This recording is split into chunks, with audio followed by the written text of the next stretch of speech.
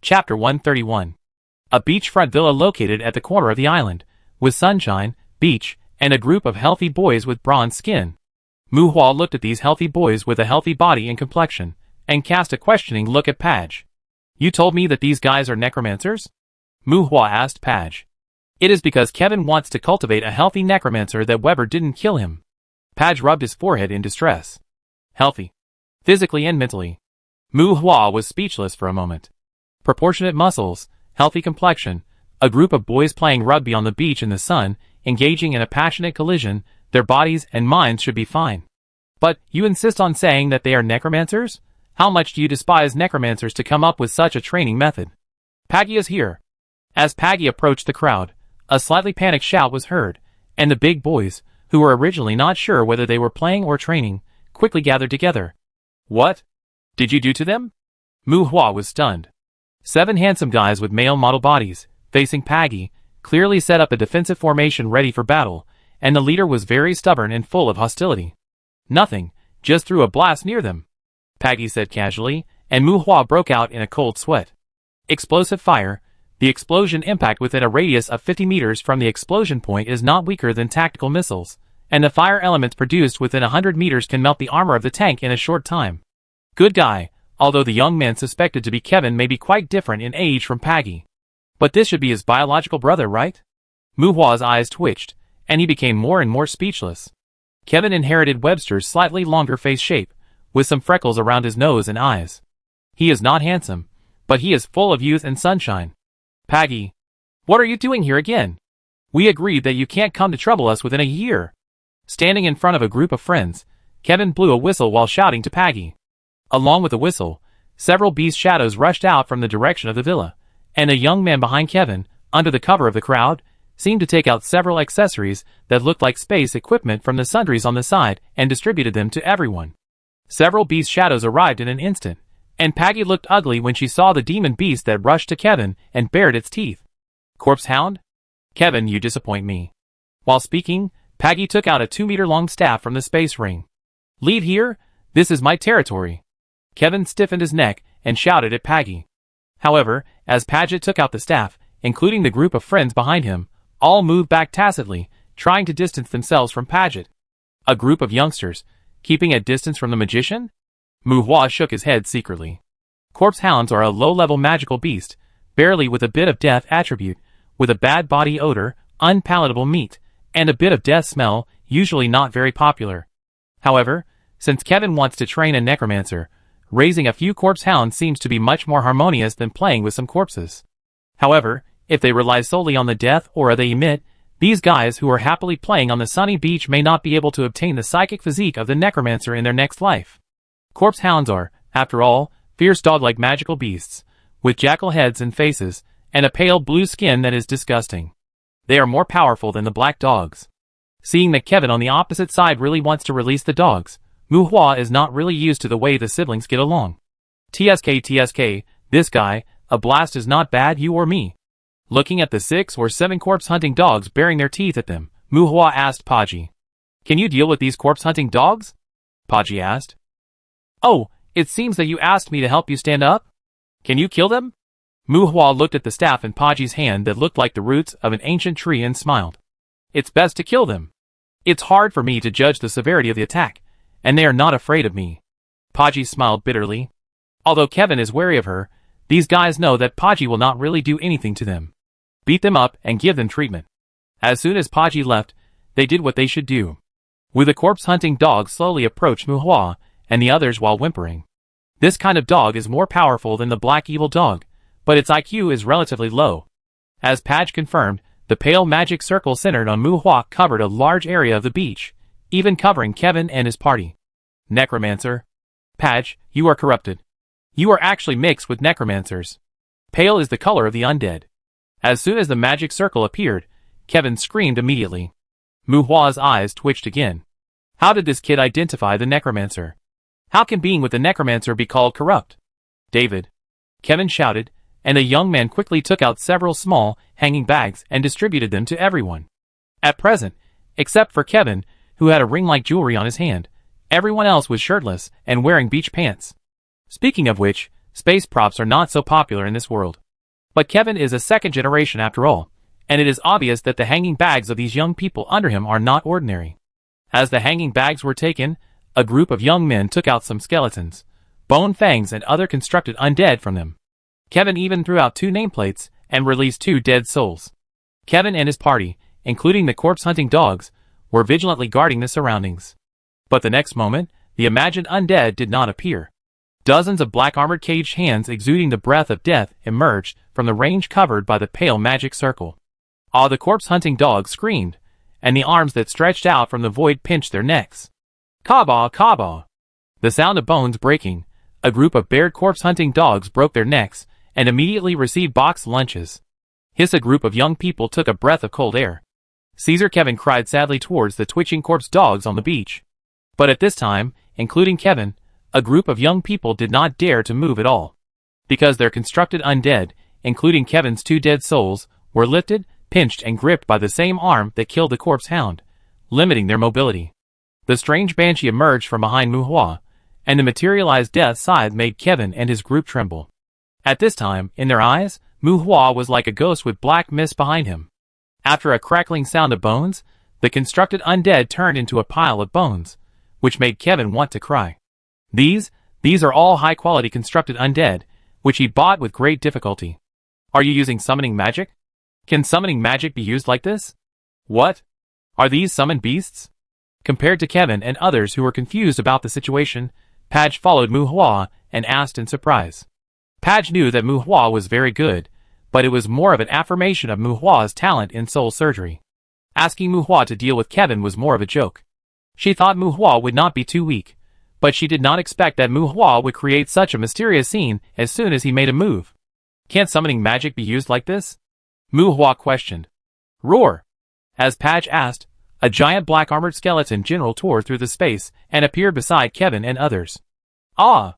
A young man who was closest to the black-armored skeleton general screamed, sat on the ground, kicked his legs frantically, moved his buttocks, and tried to stay away from the black-armored skeleton general. Ah, Kevin, save me! The panicked young man failed to escape, and his head was covered by the huge palm of the black-armored skeleton general. Everyone was terrified, because it was not just that young man. After destroying the constructed undead, all of Kevin's friends had an arm of the black-armored skeleton general on their necks. Kevin seemed to see that his friends would be like corpse hounds in the next moment, with their heads bent, tongues sticking out, and twitching on the ground. No! Stop it! Padge, make this lunatic stop! Kevin was also panicked. They often discussed the cruelty of the necromancer, and they often pondered the coldness of the necromancer. They thought that kind of temperament would be very handsome on them, but it was precisely because they pondered too much that they saw Muhua at this moment, and they felt more guilty and afraid. Brother, calm down, let's talk about reason first. Chapter 132. Hush. I'm Miss Paget, who's here to help you. Facing the panicked Kevin, Muhua put his finger up to his lips, and gave Kevin a weird smile that made him feel cold all over. Walking towards Kevin, Paget followed Muhua, but her eyes couldn't help but look at the black-armored skeleton general, who scared a group of young people into quails in surprise. At this time, Paget seemed to know Muhua for the first time. Walking to the corpses of a group of corpse-hunting dogs, the unpleasant smell made Paget frown, but Muhua smiled at Paget considerately, and with a wave of his hand, the corpse-hunting dogs on the ground turned into dust.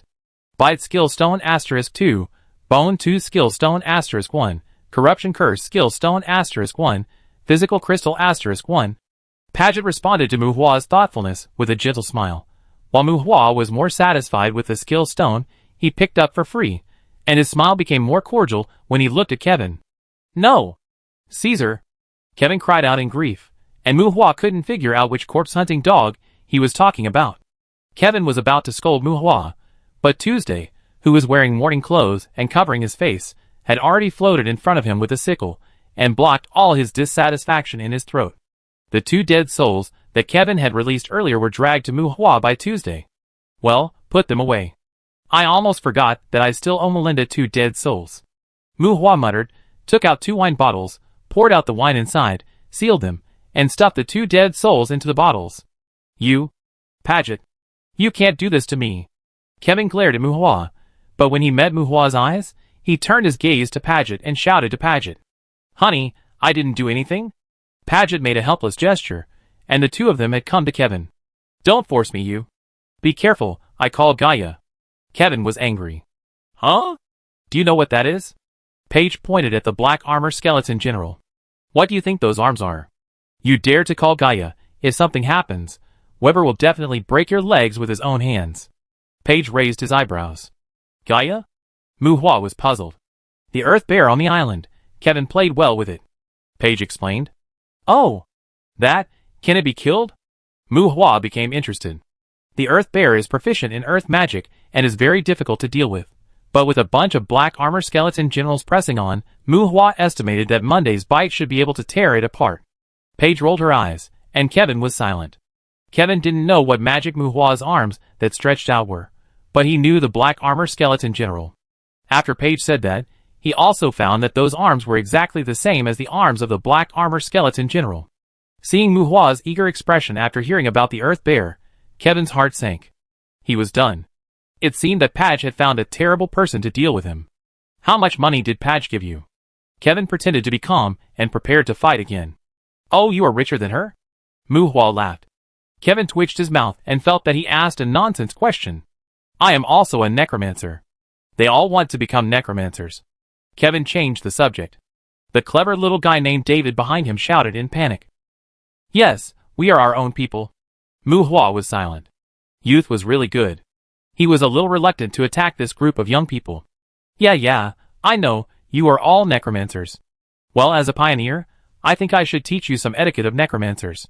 Mu Hua walked up to David and looked up and down at the handsome young man. Etiquette? David asked weakly. He always felt that what Mu Hua said was not a good thing. Yes, necromancers need to embrace death, so our greetings can make people more excited. Mu Hua said, taking out his revolver. Ka! He poured out the bullets, and put another bullet into the revolver. As Mu Hua closed the revolver of the pistol, the eyelids of the young people who were watching Mu Hua jumped. Death roulette? David asked in resistance. No, that thing is for sissies, not for us. We usually shoot 5 shots each, which is called embracing death. Mu Hua shook his head and explained. Fuck no, there is no such rule. Let me go, let me go. David struggled in fear, but the paw on his neck tightened more and more, making him suffocate. Don't worry, as a pioneer, I go first. Mu Hua had a weird smile on his face, threw up the pistol, and the pistol held by the magician's hand floated between him and David, and the muzzle slowly pointed at Mu Hua. Bang!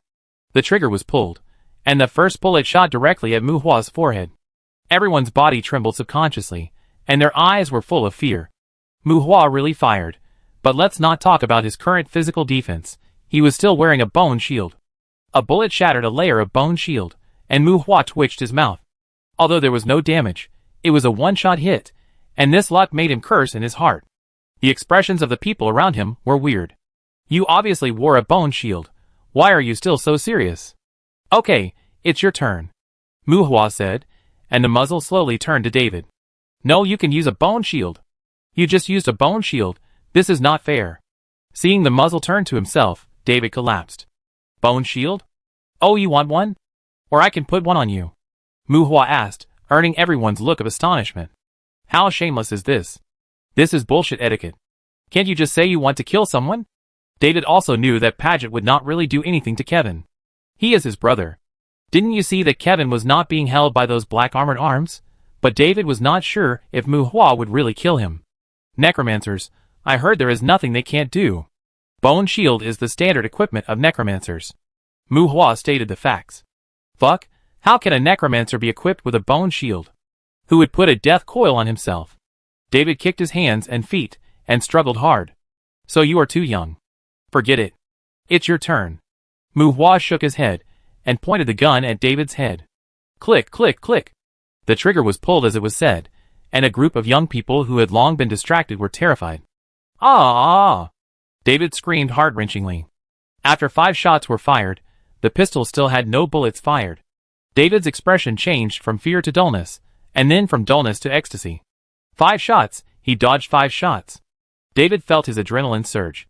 At this moment, he was the king, excited, ecstatic, but the ecstatic laughter had not yet come out. Click! The trigger was pulled again. Ah! David felt his soul tremble, and his scream broke. Everyone's fear turned into astonishment, and it seemed that they found something wrong. "Ha ha, just a little joke, a bullet hit my forehead, tut tut, young man, stay calm." Mu Hua laughed as if he had accomplished something great. "Woo, woo," David cried. It was hard to tell whether he was scared or not. Under the strange watching of the crowd, David's sobbing gradually turned into heart-wrenching crying. Everyone dared not say bastard in their hearts for a long time. "Paggy, where did you find such a bastard?"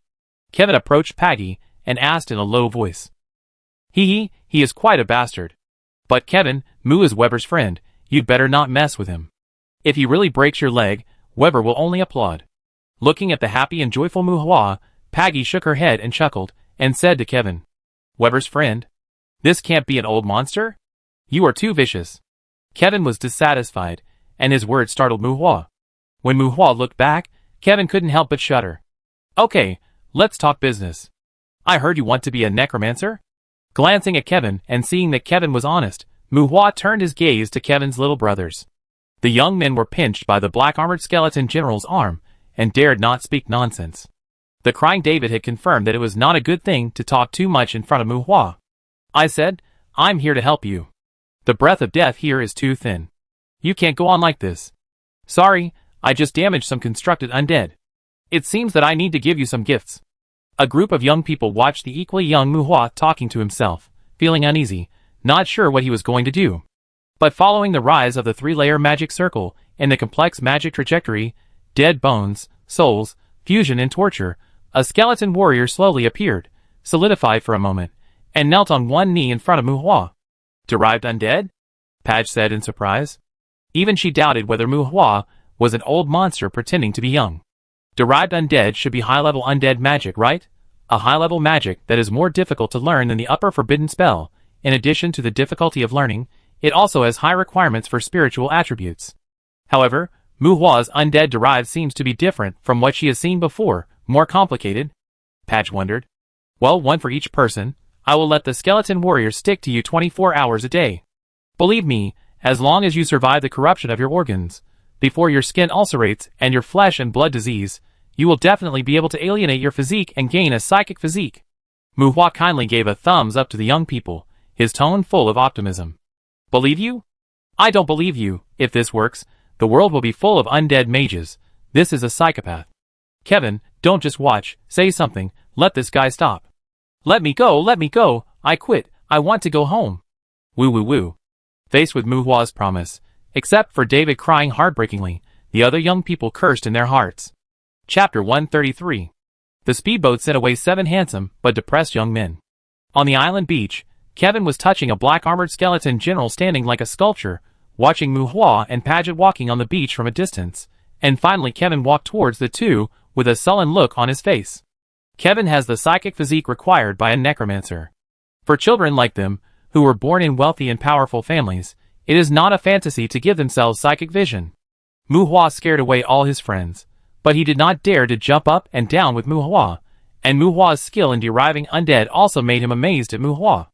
Bang, bang, bang, dozens of fireballs exploded on the sea surface, and it was Mu Hua who cast a fireball scattering into the sea. "How is it? Can this be used for enchantment?" Mu Hua asked Padgett beside him. "Inherent magic?" Padgett frowned. "It shouldn't be considered inherent magic." Mu Hua shook his head. "Conventional magic, even forbidden spells, are like standard answers summed up over countless years. Efficient, standardized, with clear learning requirements and learning process. The so-called domain magic, which is what people call inherent magic, can be understood as a more complex compound magic with personal style. It is a fusion of multiple magics, involving the nature of personal magic power, and contains the caster's personal understanding and changes to these magics. It is difficult to learn and requires many and demanding learning conditions. This also leads to the fact that even if the caster personally guides this kind of magic, others can only learn a vague one at most, and the magic consumption is often far more than the genuine one, so there is a certain exclusive name of inherent magic. At this time, Mu Hua chatted with Padgett about enchantment, demonstrated magic, and asked Padgett if this magic could be enchanted on props. "Is this already considered inherent magic? Enchanters hate this kind of magic, and your strength is a bit low, not worth it." Padgett suppressed his curiosity about Mu Hua, analyzed from the perspective of an enchanter, and shook his head. "The magic formula of your magic must be complicated." Not to mention the requirements for the enchanter himself. The engraving array consumes a lot of magic stones, and the strength requirements for the carrier are also high. According to my assessment, the consumption of materials and energy for enchanting this magic, including the magic power required for activation, is probably enough to engrave the fire meteor, and the cost effectiveness is too low. Paji explained to Muhua. Enchantment consumption? Muhua muttered in thought. When enchanters enchant equipment props, they do not need to cast this magic, they only need to complete the enchantment process of the carrier, and finally find a caster to cooperate with the magic to replicate it.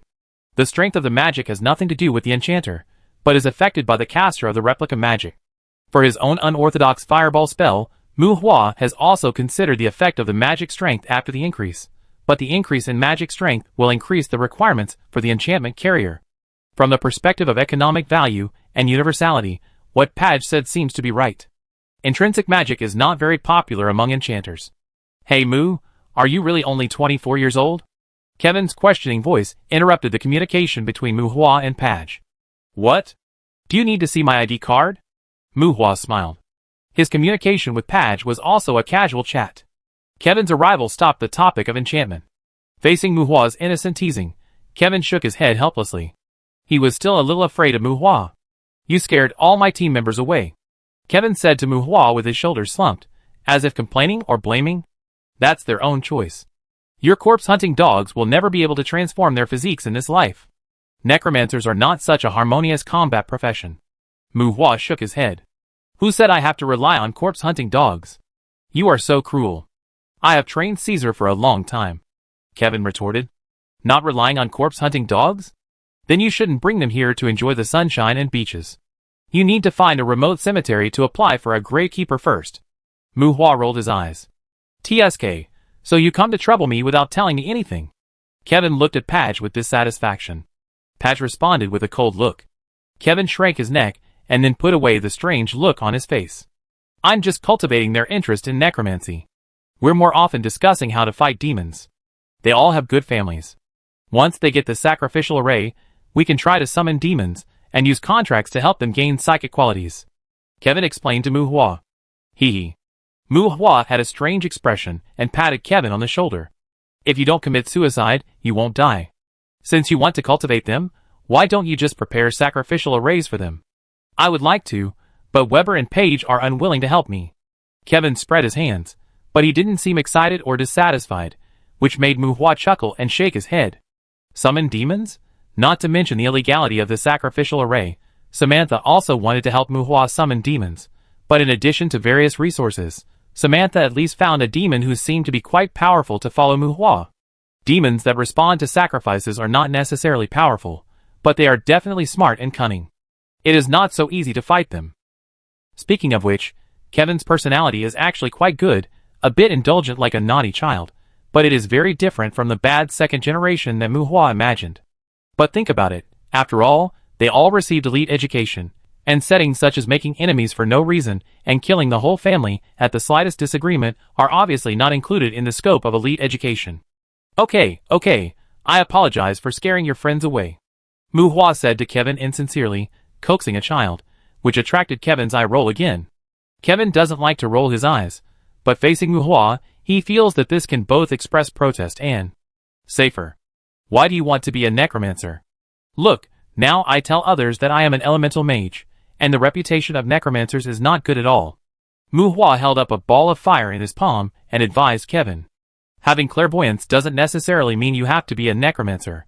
Some powerful people use demons to gain clairvoyance, which is more to make up for the defects, adapt to the breath of death, and avoid being invaded by ghosts without knowing it. Because it's cool. Legend has it that the 7th king once launched a natural disaster of the undead and flattened a planetary courtyard with his own strength. What's good about an elemental mage? You don't have enough elemental resistance, and you don't dare to cast many magics yourself. How many black-armored skeleton generals do you have? Let me see them, Kevin said, approaching Muhua. That's not enough for you to see? Muhua pointed to the black-armored skeleton general left on the beach. After the natural disaster of the undead, the courtyard was also abandoned. I heard that you are good at dealing with Warcraft. Wouldn't it be good to learn some druid secrets? Avoiding Kevin, Muhua refused the other party's request. High-level undead can easily cause death pollution to the outside world. If they gather in large numbers, the lushness will naturally be polluted into a burial ground. Mu Hua only went further and further on the road of undead magic, because the summoned beasts attached to his own skeleton summoning were too powerful. Mu Hua was obviously not very interested in Kevin's pursuit. Druids are all sissy. They themselves can't explain how to comprehend those secret arts. Mu, you scared away my friends. As compensation, please accept me as your apprentice. Mu Hua dodged, but Kevin didn't take it as an offense, but approached him again with a playful smile. Sorry, I don't have time. Besides, I'm an alchemist. Mu Hua spread his hands. You just said you were an elemental mage. Kevin muttered. Elemental mages are my hobby. What about necromancy? Also an interest. Teach me, I'm interested. You're annoying. Okay, come, take a look at this. Mu Hua waved his hand to shake off Kevin's drag, and his consciousness outlined a magic spell drawn by magic lines in front of Kevin. Kevin's face lit up, and he concentrated on watching, and his consciousness explored the spell module. Don't look at it. Podgy on the side took a quick glance and hurriedly stopped Kevin, but it seemed a little too late. Ugh! In a short moment, Kevin's healthy complexion turned pale, and he leaned over and retched. Mu, you're cheating me. Ugh! Kevin stretched out a trembling finger and pointed at Mu Hua. Hey! You said you were interested. Mu Hua retorted, holding his hands behind his head, turned around and walked away. Padge smiled bitterly, looked at Kevin kneeling on the beach and retching, then looked at Mu Hua walking away, and caught up with Mu Hua in a moment, leaving Kevin alone on the beach retching. Well, although it is safe to explore the dismantling of this spell, it has a greater impact on people's consciousness than reading a magic book. Obviously, it seems that it is too early for Kevin to use inherent magic, even if it is an unorthodox fireball spell. Chapter 134. After leaving the island, the black-armored skeleton general naturally had to take it away, but the skeleton warriors that had been derived earlier to scare young people were inconvenient to carry, so they were dismantled by Mu Hua. Skeleton undead can tolerate loneliness. They seem to be quieter than ghosts, but if you get close to them, they will almost have the intention to attack all living beings. This derived skeleton warrior is like a grenade with the safety ring pulled off. If it loses Mu Hua's restraint, it will immediately turn into a wandering vicious undead. Without the restraint of a contract, even if it follows Mu Hua, if it is not careful, it will stab the living beings that approach it like a mad dog. These skeleton warriors are not afraid of life and death on the battlefield, but in an orderly society, bringing such skeleton warriors without contracts with you is troublesome for Mu Hua and very dangerous for others. It was not good to let the skeleton warrior enter the Abyss Island in front of Padge, so Mu Hua simply dismantled it, causing Padge to sigh at the luxury of Mu Hua's necromancer. At the same time, Mu Hua also confirmed that the derived skeleton undead could also be smelted, but it was just a loss. After leaving the island, Mu Hua and Padge did not go to find Webster. The two sneaked back to the manor villa, found a room, and then began to make love. To be honest, women of Padge's age have stronger needs than Mu Hua, and Padge is also very experienced. She is a single, and the two of them can be said to have taken what they needed. Mu Hua has no burden, and Padge has a holy ring magic pattern with contraceptive effect, which also makes the two of them worry-free. Padge's attributes are very high, but her attribute is specialized in intelligence. Her physical fitness of less than 100 points makes her unable to withstand Mu Hua's wanton tossing. When Mu Hua moaned comfortably under Paddy's hard service, the panting beautiful woman was tired and angry, and kept patting Mu Hua's chest. How about I try again? Feeling the softness pressing on him, Mu Hua asked with a smirk. Well, but be gentle. Paddy's face flushed with shame, and Mu Hua was surprised. He had never seen a woman who was shy about such things since he came to Loren. The room was quiet for a while, and after a while, the strange sound that made people imagine echoed in the room. Well, as long as the model matches and you restrain yourself, even if the physical differences between men and women are large, this kind of thing can actually be played happily. Of course, strictly speaking, even if you restrain yourself, it is better for men to be strong and women to be weak, because when the physical differences are large, men are more likely to get into trouble. Don't look at women who are usually weak, but sometimes they are much crazier than men. After a fierce battle, Mu Hua left the room alone with a sense of satisfaction, but Padge had already fallen asleep lazily. Going to the beach, Mu Hua found Webster and told him about Kevin's situation, which attracted Webster's applause. Rejected the suggestion of inviting the beautiful girls to go fishing with the two old men.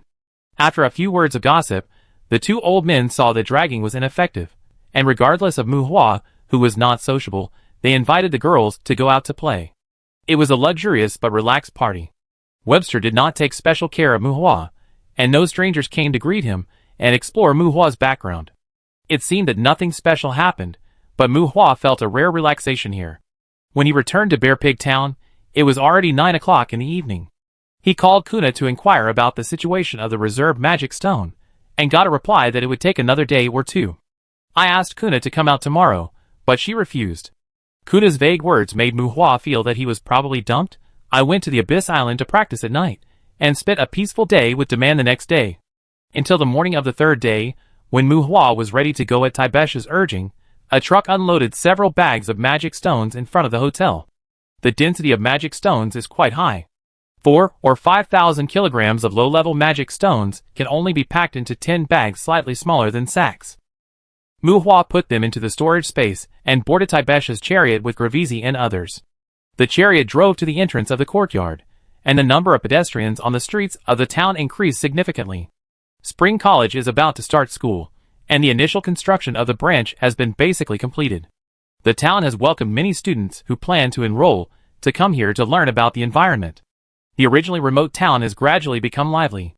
Taibesha, this car is really powerful. Let Pumpkin Pie disable the driving assistance. Believe me, my driving skills can avoid the breath of the dragon. A strong man named Mark under Gravizi turned his head and shouted into the car. Shut up, Mark, stop bragging about the dragon. This car is not an assault ship, and everyone on that assault ship except you went to see Satan. Gravizi cursed. It's okay, Gravizi.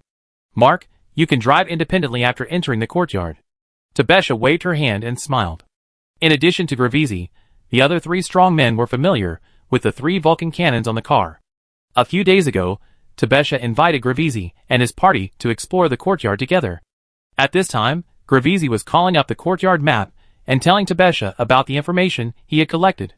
Since our mission is to attack the goblin gathering place in the B31 area, it is more appropriate to invade from the southeast route of the Stone Mountain. However, there are at least 4 goblin centurions in B31, and there are estimated to be 300 to 400 ogres in the 2 ogre caves. Except for the Vulcan cannon, our firepower can suppress non-elite bear goblins, but we may not be able to form a fire blockade when facing a goblin charge of more than 200. And there is a high possibility that there are goblin generals in B31. The Vulcan cannon needs to deal with emergencies and guard against goblin mages. If the defensive magic is not in place, I don't recommend going deep. When Gravizi analyzed, he talked about the situation of their 5-person team. For defensive magic, I have prepared 30 magic scrolls of magic barriers. In addition to the energy stand on the car, I can also hold up the fortress once. When Taibesha said, Gravizi nodded silently. As for the number of goblin groups, what about the 25 skeleton generals? Taibesha looked at Muhua with a smile. Skeleton generals? Summon beasts? Gravizi was surprised. He heard that Muhua had a dozen skeleton guards. No, it's 37 black-armored skeleton generals and summon beasts. Muhua, who seemed to be still asleep, corrected. Black-armored skeleton generals? Are you sure? This time it was Taibesha's turn to be surprised. Yeah, sure, I'm not just wasting time these days. Muhua nodded calmly. Taibesha looked at Muhua questioningly. These days? It's only been a few days? And every time she saw Muhua, she felt that Muhua was just wasting time. But if the 37 black-armored skeleton generals were related to the undead named Tuesday? Or was it that Webster? Taibesha was full of curiosity. Black-armored skeleton general? Or 37? As long as it's not the elite army led by the goblin general, we can suppress even a group of goblins with less than 300 in number.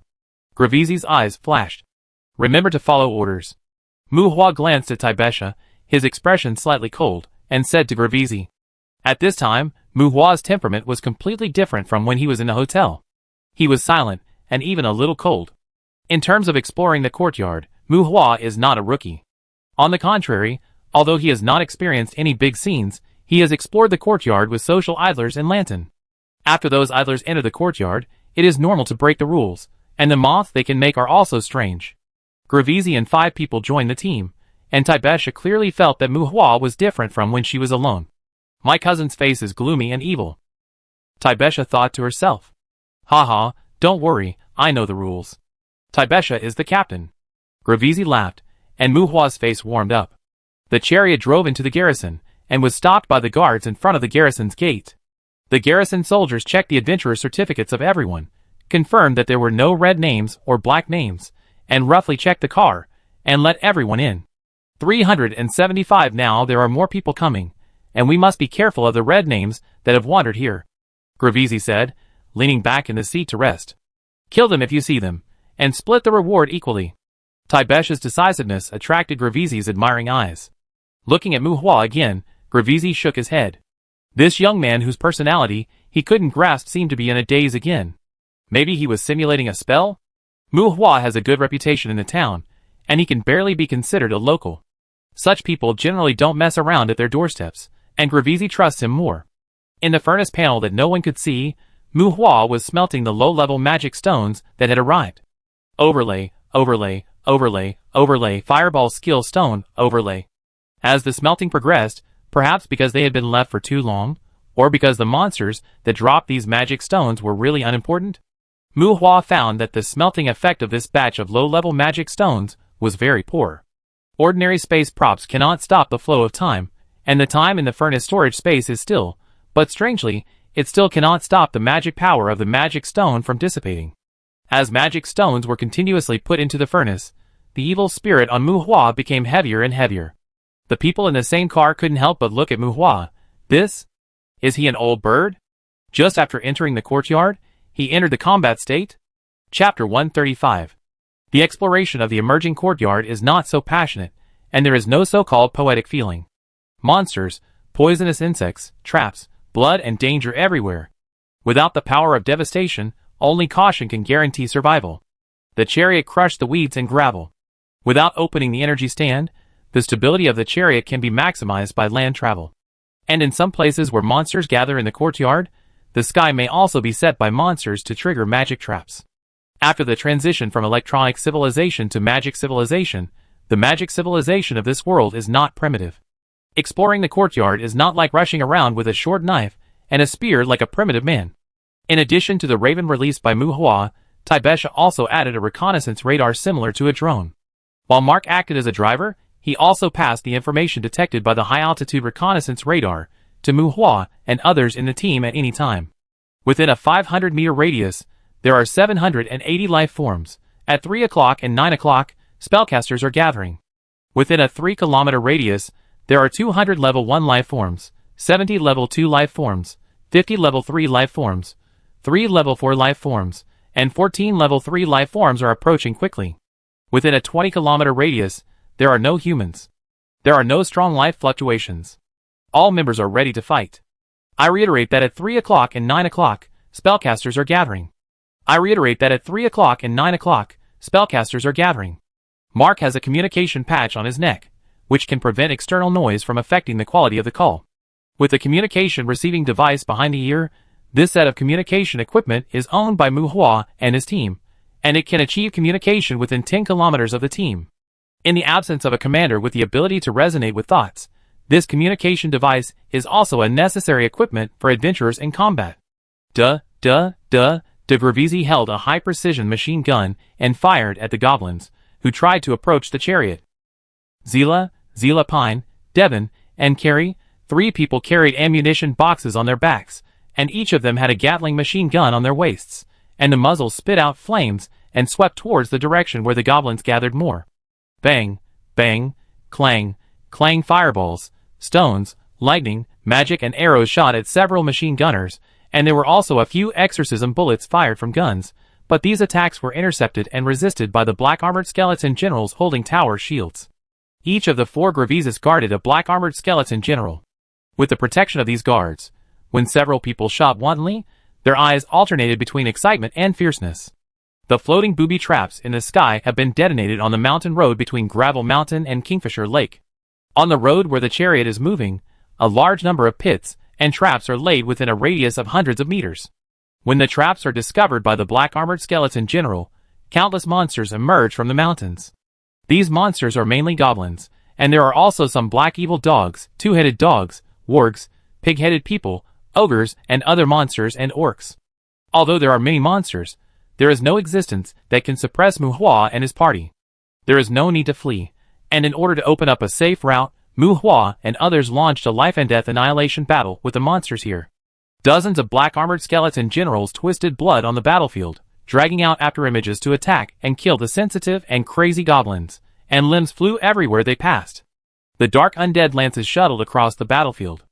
On the chaotic battlefield, the lances controlled by the hands of the wizard locked onto the dozens of goblin wizards gathered at the 3 o'clock direction. The collision of the lances and the magic barrier created void ripples. The goblin wizard screamed and commanded the monsters to collide with Mu Hua, and all kinds of attack magic were also locked onto Mu Hua. Mu Hua kept moving his feet, guarding against these goblin wizards, who would cast magic with unpredictable trajectories, such as thunder. Fireball! The gorgeous magic circle did not appear, and the fireballs that were born from the void suddenly launched a magic attack against the goblin wizards. Along the way, when there was no battle, Mu Hua was smelting magic stones. Although the quality of the smelting of this batch of magic stones was touching, the magic enhancement and hidden casting were at least refined. The combination of the two with the engraving magic allowed Mu Hua to obtain the casting characteristic called freedom. This casting feature can make Mu Hua's casting more flexible and changeable, and also realize the concealment effect of the magic circle. The group of fireballs seems to grow larger during the process of moving, which is a phenomenon caused by the accumulation of flame magic. It allows the completed fire magic to absorb the external fire elements autonomously during the attack to enhance the power. However, this effect is not obvious in fireball magic. After all, the interval between the attack and the hit of fireball magic is too short. If it is changed to fire meteor magic or some continuous flame magic, the power of magic can even be doubled. The magic system is complex, and the combination and enhancement between direct attack magic and characteristic magic will show completely different power and effect. This is one of the fundamental factors that cause the difference in strength between mages, and it is also the biggest difference between a good magician and a Kryptonian warrior carrying a bag of magic scrolls. In addition to the flame accumulation magic, Mu Hua also obtained the folding penetration integrated into the lightning arrow, and a soil and rock reinforcement skill stone that was not integrated into the gravel bomb. There are too many magic stones, and it takes a lot of time to smelt them. After smelting 2 sacks of low-level magic stones weighing thousands of pounds, Mu Hua only melted more than 400 refined secret stones. This is under the premise that Mu Hua collects the 100 refined secret stones when he sees them, and sometimes even gives up on continuing to brush skill stones. It is confirmed that the longer the magic stones dropped by monsters are stored, the worse the smelting effect. When Mu Hua confirmed this rule, he also wanted to keep some of the magic stones he bought, and prepared to replace them with the magic stones obtained when exploring the courtyard, and take the stale magic stones as trophies. Anyway, the price of these low-level magic stones is the same. As long as they are not completely turned into stones, they have no effect on the application of refining potions, enchantment, and even energy extraction, and no one will be serious about acceptance. Mu Hua had no idea whether the magic stones were leaking magic or something else. But when it came to smelting, Mu Hua just assumed that the burning source furnace was a bit picky. Bang, bang, bang.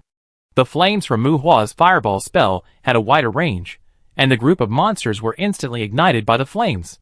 Even low-level fireball spells were magic, but they were not the same as the fireballs thrown by torches. There was no magic or resistance to resist them, and the sparks from the fireballs were like white phosphorus. The magic barrier of the goblin wizard was broken, and the black lance penetrated the heart of a goblin wizard, cut the neck of a pig-headed man, and was finally whipped away by an ogre with a stick. The lance was not whipped too far, and the spinning and flying lance was controlled by the wizard's hand again, attacking the monsters from a tricky angle again. Mu Hua, holding the soul-devouring staff, stood alone far away from Taibesha and the others, with 2 black-armored skeleton generals guarding him. He would not cast fireballs crazily, and kept his magic power at 90%. He would chew on magic fruits when he had nothing to do. He would only cast attack magic after his magic power naturally recovered to more than 90%. They still had too few people, and this was not a one-shot deal that would decide the outcome. It involved a protracted war, so Mu Hua did not even use a magic shield. He used a bone shield, and the skeleton spirits and the hands of the mage were his main means of attack. Boom, boom, boom. Under the cover of several black-armored skeleton generals, Taibesha also rushed to the position of the goblin mage at 9 o'clock. The shield blocked the magic shocks again and again, and the black-armored skeleton generals split the goblin mage's weak magic barrier. Taibesha smashed the heads of the goblin mages one by one, and then quickly retreated to the chariot position. Ha ha, It's fun. Moo, I like your skeletons. If it weren't for the boss's request for peace, I would have wanted to join you. Pine's wild laughter came to my ears. Pine, if Tabitha said so, I wouldn't stop you if you wanted to join me. Gravizi's voice came. No, I don't want to be called a traitor by my goddaughter, Pine said, and the chat-like teasing did not affect their firepower suppression of monsters. It is difficult for the second-level exorcism bullet to cause fatal damage to monsters above level 3, but that is when a single bullet is used. Machine guns, especially Gatling guns that spit flames, are not good even for armored ogres to be concentrated. The so-called firepower suppression does not necessarily mean a fatal kill, as long as the monsters cannot charge at will. Under the heavy firepower suppression, the black armored skeleton general, who ravaged the battlefield in Monday, who created chaos, became the real main output. Gravizi and his men are also very experienced in fire suppression. Gravizi, whether you want to wait for the strategy team or want your children to enter the Magic Academy, I think you should have a good relationship with Mu Hua, Taibesha said to Gravizi. Mu, are you sure that Odysseus's team will come to this courtyard? What does the Magic Academy have to do with you? Gravizi asked when he saw that several big goblins locked by the machine gun were chopped down by the black armored skeleton general, who rushed out of the chaos. Odysseus should come, and the academy or something. Don't listen to Taibesha's nonsense. But Gravizi, do you have a daughter? How come I heard that your orientation? Mu Hua was curious. Haha, the boss said that men who like men are more likely to be hired by some women. Pulling the cooling bolt on the machine gun, Kyrie, whose barrel was already red, laughed. Oh, I said. Mu Hua chuckled, but his words were interrupted by Mark's voice. Demons are entering the arena. Attention. There may be demon life fluctuations within 500 meters. Repeat. Demons. The other party may have the ability to block detection. Mark's voice was raised in his ear. Quack, quack, Shadow. Shadow, a raven, was circling at low altitude, and Mu Hua and others' eyes were fixed. Radar is not omnipotent. A complete adventure team must be equipped with reconnaissance scouts. Mu Hua's group did not have a proper scout for the time being. The radar cooperated with the raven. Mu Hua released the blind raven to prevent those who could block radar detection. Tat tat tat. Gravizi immediately fired a volley of bullets at the open space in the direction of the raven's warning. And a creature like a shadow stopped shuttling between the shadows and revealed its figure under the bullets. Shadow Demon. There is actually a demon famous for its assassination ability among this group of goblins. Shadow Demon and Claw Demon can be said to be a grassroots assassination duo among demons. Chapter 136. Shadow Demon, a demon that can shuttle in the shadows, is good at lurking and assassinating. Their assassination ability is stronger than that of Claw Demon, but the night is their home ground, because when they sneak into the shadows during the day, the shadows with more texture will appear more abrupt. 2 meters tall, thin, with a shadow like black smoke on the surface, it is impossible to see its head and face at a glance. Draw the sword. As the Shadow Demon appeared, Taibesha ordered Gravizi and others to stop shooting. Although they were positioned as machine gunners, Gravizi and others were wearing heavy armor. The monsters on the battlefield had already been killed by the black armored skeleton general. For the existence of shadow demons that can shuttle and jump in the shadows of other creatures, compared with the scattered goblins in the fire suppression field, the threat of shadow demons at this time is higher. Following Taibesha's instructions, Gravizi and the other 4 took off their machine guns. Taking out shields and hatchets, the 4 already strong men instantly became shield guards. They were good at cooperating with each other, and several of them also had close combat capabilities. It was also because they were all machine gunners. If they were replaced by regular archers, there would be many rangers who were good at close combat. They might not be good at breaking through the enemy lines, but they were usually good at using knives. The Gravizi team had high combat literacy, and the reason they came to Bear Pig Town was for the Spring Academy. They planned to enroll their children in school, and also planned to live a stable life. Originally, they were going to apply for the auxiliary team of the strategy team, but there had been no decent strategy team coming to the 375 courtyard, so they continued to accept some hired tasks. Cousin! Clear the way! The 4 people of Gravizi were on guard, and Taibesha's blood boiled, her eyes fixed on the shadow demon 100 meters away. There were many monsters fighting with the black-armored skeleton general between the two. Taibesha wanted the black-armored skeleton general to kill a piece of open space to fight with the shadow demon, to prevent the shadow demon from running around with the help of the shadows on the battlefield. Don't move. Mu Hua stopped Taibesha's intention to rush. The fighting on the battlefield was chaotic. Mu Hua locked the breath of the shadow demon and raised the staff in his hand. Bone Soul! The evil-looking mana ghost shot at the shadow demon. Stop! Human, I'm just passing by, there's no need for us to conflict. The shadow demon screamed and disappeared suddenly. At this time, everyone could clearly see that an unconventional shadow on the ground was wandering between the shadows within a dozen meters. And the white bone soul with a strange mouth was like chasing, constantly changing its position in the drifting, chasing the shadow. Defense. Tybesha's pupils contracted, and the four people of Gravizi half-crouched back to prepare. Shadow demons belong to the middle-level demons. Although their growth is relatively weak among the middle-level demons, their elusive racial talents make them both difficult and dangerous. This kind of demon is very strange, but they are not invincible, especially when they turn into shadows. Attacking that kind of shadow is more likely to cause fatal damage to them. It's just that they can move quickly in the shadows within a certain range. If you are not careful, they will drill out from under your feet, tear your tendons, and cut your throat. Shadow demons are very dangerous, especially in a chaotic battle. Their ability to disrupt the situation is very strong. Under its deliberate defense, Muhua's identification technique could not see its attributes, but the level of identification technique was too low, and it could not detect any interference. To avoid accidents, Muhua stopped Tybesha from fighting the opponent head-on. Demons are not monsters. They like to talk nonsense, and the frequency of their nonsense is inversely proportional to their size. The thinner and smaller the demons look, the more they like to talk nonsense. And the words of the demons cannot be believed. Muhua basically ignores the nonsense about passing by. Give it a chance, it will definitely cut the throats of several people without hesitation. Muhua guided the bone soul to chase the shadow demon through his mental power. The opponent found that he could not get rid of the bone soul for a while, and the shadow twisted rapidly, turned around, and shot towards Muhua. The bone soul has a tracking function. If the caster focuses on guiding, this tracking effect is stronger, and it can even avoid obstacles along the way. This shadow demon has no way to counteract the bone soul, so it can only try to kill the caster to unlock the bone soul. The shadow demon kept dodging, but Muhua was relieved. Compared with other monsters, the strength of the same race of demons will also be very different. Other monsters can be considered elite. Evaluating the combat power of demons has always been a headache for people, and those who specialize in identification are also important personnel in an adventure team. I can't see the attributes of the shadow demon, but it can be scared by a bone soul and look for the caster to fight to the death. It seems that this shadow demon is not that strong. Necromancer. Stop. I am also here to hunt goblins. We should cooperate. I can help you clear out the scum here. The roaming shadow demon shouted again. Although it was begging for mercy from Muhua, the nearby goblins ignored it, and its speed towards Muhua did not slow down at all. Die!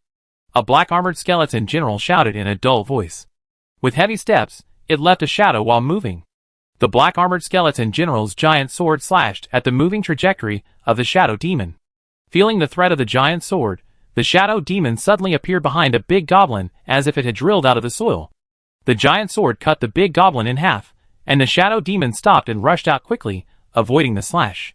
The shadow flashed and merged into the shadow of another nearby goblin again, continuing to rush towards Muhua. Between the shadows, the shadow demon shuttled and moved very quickly. Unless you use a large-scale attack method, it is difficult to lock them. Hunting them often requires prediction. The shadow demon attacked, and two nearby black-armored skeleton generals, who had killed all the monsters around them, chased with swords, and behind them was the erratic white bone soul. The white bone soul was good in every way, except that it was a little fast. This magic was really scary when it was besieged several times, but Muhua couldn't afford that kind of fighting style for the time being. Boom! The thunder shattered the dozens of goblins, who tried to besiege Tybesha, and Tybesha, who raised her warhammer, stared at the shadow rushing towards Muhua. At this time, the big goblins, ogres and goblin mages on the battlefield had basically been slaughtered by the black-armored skeleton generals. Gravizi waved his hand to fight with the remaining low-level goblins like dwarfs, but Tybesha raised her hand to stop him. Defend, wait for my cousin to get rid of the shadow demon, Tybesha said coldly. Don't you need help? The shadow demon is very troublesome, and he even asked the summoned beast to retreat. Gravizi frowned. At this time, Gravizi might be more nervous than Tybesha. If this shadow demon rushed towards him, he might have to fight to the death with the other party. I seem to know what he wants to do. What about the energy source? Even if the shadow demon should not be able to hurt him. Tybesha tightened the war hammer in her hand, brewing kinetic energy under her feet, with a little confusion in her tone. At this time, the shadow demon was glad that she didn't cause trouble for Tibesha, because it was most afraid of the range attack of Thunder Shock, especially in the shadow attack state.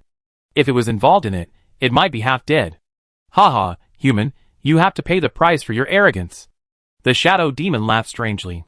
In the eyes of the shadow demon, the two black-armored skeleton generals beside Mu Hua had retreated far away, as if they didn't want it to use the shadow to move. Mu Hua was standing alone on the spot, holding a magic staff. A floating lance beside him kept adjusting its tip, as if he was trying to predict its trajectory and aim and shoot it. But besides it, there were more than a dozen crazy goblins, who saw the opportunity and pounced on Mu Hua. Although the goblins' movements were rough, they were as fast as monkeys. The shadow demon sneered in his heart. The lance kept changing its position, as if it showed Mu Hua's indecision under the siege from many sides. Flame! Gaga gaga, the shadow demon did not continue to shuttle in the shadows. Like a shadow shark jumping out of the earth, a burst of flame shot out from its hand and instantly enveloped Mu Hua's body. It was a very low-level imprint magic. Demons generally would not give up their own advantages to learn magic randomly, and the shadow demon had no talent for casting spells. With the racial advantage of demons, they could only throw some low-intensity flames. This kind of flame may be a little dangerous to ordinary people, but it does not have the ignition effect of fireball. If it burns the adventurer, it can be extinguished. Whether it is elemental resistance or blood burst, it can easily blow away this kind of flame. But this shadow demon is not going to burn Mu Hua with flames. Its real purpose is to burn the undead bone shield that may exist on the necromancer. Bone shield is not omnipotent. This magic is particularly afraid of continuous damage. When the flame reaches the body, the bone shield on Mu Hua's body breaks layer by layer quickly. Facing this kind of elemental attack, the bone shield can hardly constitute any defense. Mu Hua's summoned beast is very strong. He can also cast the Soul of Bones. The power of the mage's hand is not weak, but he is too young. At least in the eyes of the shadow demon, with Mu Hua's spellcasting ability, he should not have a very strong physique. And even if he casts the Soul of Bones with the staff, the shadow demon also believes that Mu Hua has no magic power left. Looking at Mu Hua, who seemed at a loss, the shadow demon laughed wildly in his heart. Be afraid? I like to kill immature humans. Haha, the shadow demon screamed. But the next moment, the shadow demon who was staring at Mu Hua seemed to find something wrong, and the face of the human necromancer seemed to have fine magic patterns. Bastard, I hope you can give me a shadow skill. I like your shadow. Mu Hua raised his staff slightly, with a grim smile on his face, and smashed the staff to the ground. Death ripples. The death aura spread, silent, gentle, and the death aura that eroded the soul instantly made the creatures within a dozen meters around Mu Hua stop as if the pause button was pressed. The gray waves, like microwaves, swept across the bodies of the goblin and the shadow demon. The shadow demon's strange smile stopped, and the dark green eyeballs of the goblins turned pale. Plop, plop. The goblins that besieged Mu Hua fell to the ground one by one, some turned into dust, and some died without a trace of life. Where the shadow demon's shadow was originally, a thin demon was lying on the ground. Puff! Leaving behind a dagger and a magic stone, a few demon gold coins fell in the dust scattered by the shadow demon. At this time, Mu Hua's clothes disappeared, and the purple light pattern on his naked upper body seemed to draw a mysterious pattern. Kill! Tibesha's order came out. The surprise in Gravizi's heart disappeared immediately, and their good combat skills made them hold their weapons tightly at the first time and kill the goblins scattered everywhere. Chapter 137. Goblins are crazy, firstly because of their nature, and secondly because of their individual numbers. Their arrogance will be infinitely magnified. And more importantly, some of the projected goblins enjoy this kind of madness that will not really die. There will also be losses when the projection dies. In addition to the sacrificed items, the experience level will drop to a large extent, which will cause the attribute points obtained by upgrading to be erased, and indirectly reduce their own strength. But this phenomenon of losing levels is not so strict and harsh. In other words, if there is no level, it will not continue to be deducted after the projection dies. The level of low-level monsters is generally not high, and they cannot be upgraded, and they don't feel bad about deducting it. This situation makes low-level monsters far less cautious than high-level monsters in facing the life and death of projections. Puff! The hand axe smashed a goblin's head. Are all the necromancers so fierce now? Pine, who was wearing heavy armor, held a hand axe and looked at Mu Hua, who was holding a machete and killing goblins with his bare arms, and whispered, Low-level goblins are very weak, at least in Pine's eyes. Not to mention the lowest-level goblins. Even the big goblins can be beaten to death by Pine with his bare hands. But these goblins are not without lethality, especially when they are besieged by them. The short knife and hand axe can also slash and kill Pine. Weapons are weapons, and blunt knives are also knives. They may be easy to break, but the basic point of weapons and equipment is that they are made of magic metal, and the basic characteristic of magic metal is that it erodes magic. Without considering magic, it is basic common sense that armor and shields can fight against swords, guns, axes, and other weapons, so there is no need to say more. Not to mention humans, even demons, if they don't have some special abilities, they can't completely ignore the swords and axes, and the sharp arrows on the battlefield are no less dangerous than the exorcism bullets. That's why Pine had to wear heavy armor to fight the goblins. But Mu Hua, with a pair of trousers and bare arms, didn't seem to use any defensive magic, just fighting with groups of goblins.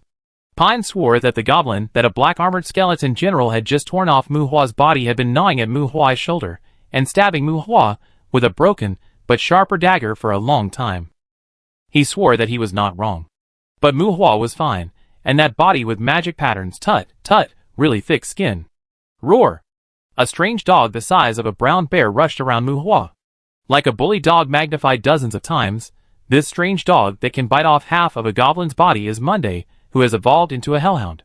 Although there is only one letter difference between the hellhound and the hellhound, the appearance of the hellhound is already like two different creatures. A larger body, a wide and flat but sturdy body, a bloody mouth that can pull the corners of the mouth to the ears, and a rough magic pattern like the color of magma on the dark red skin. The bone armor on the head seems to have melted into the skin, which also makes the hellhound's head bigger and more ferocious. There seems to be a bone spur on the back that wants to protrude from the spine, a thick neck, and two thick horns like ramming horns growing on the shoulders. In terms of the overall image, this is a monster. If someone who has no idea about the hellhound sees it, they will definitely not associate it with a dog at the first time. Boom! The hot air wave hit, and the fire ring exploded around Zhou Yi as the center. The fire ring spread, and there were many monsters within a diameter of more than 10 meters that were blown away and ignited by the fire ring. Even the black-armored skeleton generals summoned by Mu Hua nearby were affected by the fire ring. The black-armored skeleton generals roared and burst out gray-black blood, dispersing the flames that stained their bodies. Vermilion Nova, the innate magic of the hellhound, is similar to the death wave attack form cast by Mu Hua earlier. The element activity reaches the middle level, and the spread has impact force. It is a range attack magic that does not distinguish between enemies and friends. Unless you have enough affinity with the fire element like Mu Hua, you will be affected by the fire element if you are involved in it. The fire ring is very conspicuous on the battlefield. The battle has entered its end. After the number has dropped sharply, the remaining goblins have shown a tendency to escape. Everyone stayed away from the hellhounds that trampled on the Vermilion Nova, and the heat wave also stopped Taibesha and others from chasing the goblins. Is that demon really okay? Gravisi walked to Taibesha and looked at Monday next to Mu Hua with a serious expression. Goblins are not afraid of humans. Even when facing humans who can easily crush them, they will show their teeth most of the time. Goblins are the closest to demons in the orc lineage, but I don't know if it's because they have been tortured by demons in hell that they are very afraid of demons. Earlier, Mu Hua asked Monday to restrain himself because he was worried that the goblins would flee in large numbers. It was not until the goblins showed a tendency to escape that Mu Hua let Monday attack. Don't worry, Monday is my cousin's dependent, Taibesha said to Gravisi. Subordinates? That's a hellhound. How did Mu let it sign a slavery contract? Gravisi was surprised. The hellhound is a notorious fool among demons. Who knows? Taibesha spread her hands. She knew that Monday evolved from a black evil dog to a hellhound, but she didn't need to explain it to Gravisi and others. The battle was over. The remaining goblins on the battlefield died or escaped. The black-armored skeleton general was ordered to stop chasing. Mu Hua held a machete and joined Taibesha and others. Gravisi, call Mark to clear the field. I will deal with the corpses. Monday, who was a circle bigger than a brown bear, followed Mu Hua and said to Gravisi, Is it okay? Gravisi hesitated slightly, quietly moved, and avoided the rout of Monday. Go. These monsters have no effect on my level. Mu Hua waved his hand. There are still many monsters that are not dead on the battlefield. By the way, the people Mu Hua usually sees are often at levels 200 or 300. In fact, people like Taibesha, Nick, and Paj are definitely out of the ordinary. Just like Gravisi at this time, a veteran demon hunter with more than 10 or 20 years of experience, his physical fitness is close to 200, but his personal level is only 75, and Mark and others are even lower than Gravisi. This is really not that Gravisi and others have been slacking off, but the level of the monsters is also determined by others. In conventional demon hunting, high experience monsters are also accompanied by a high mortality rate.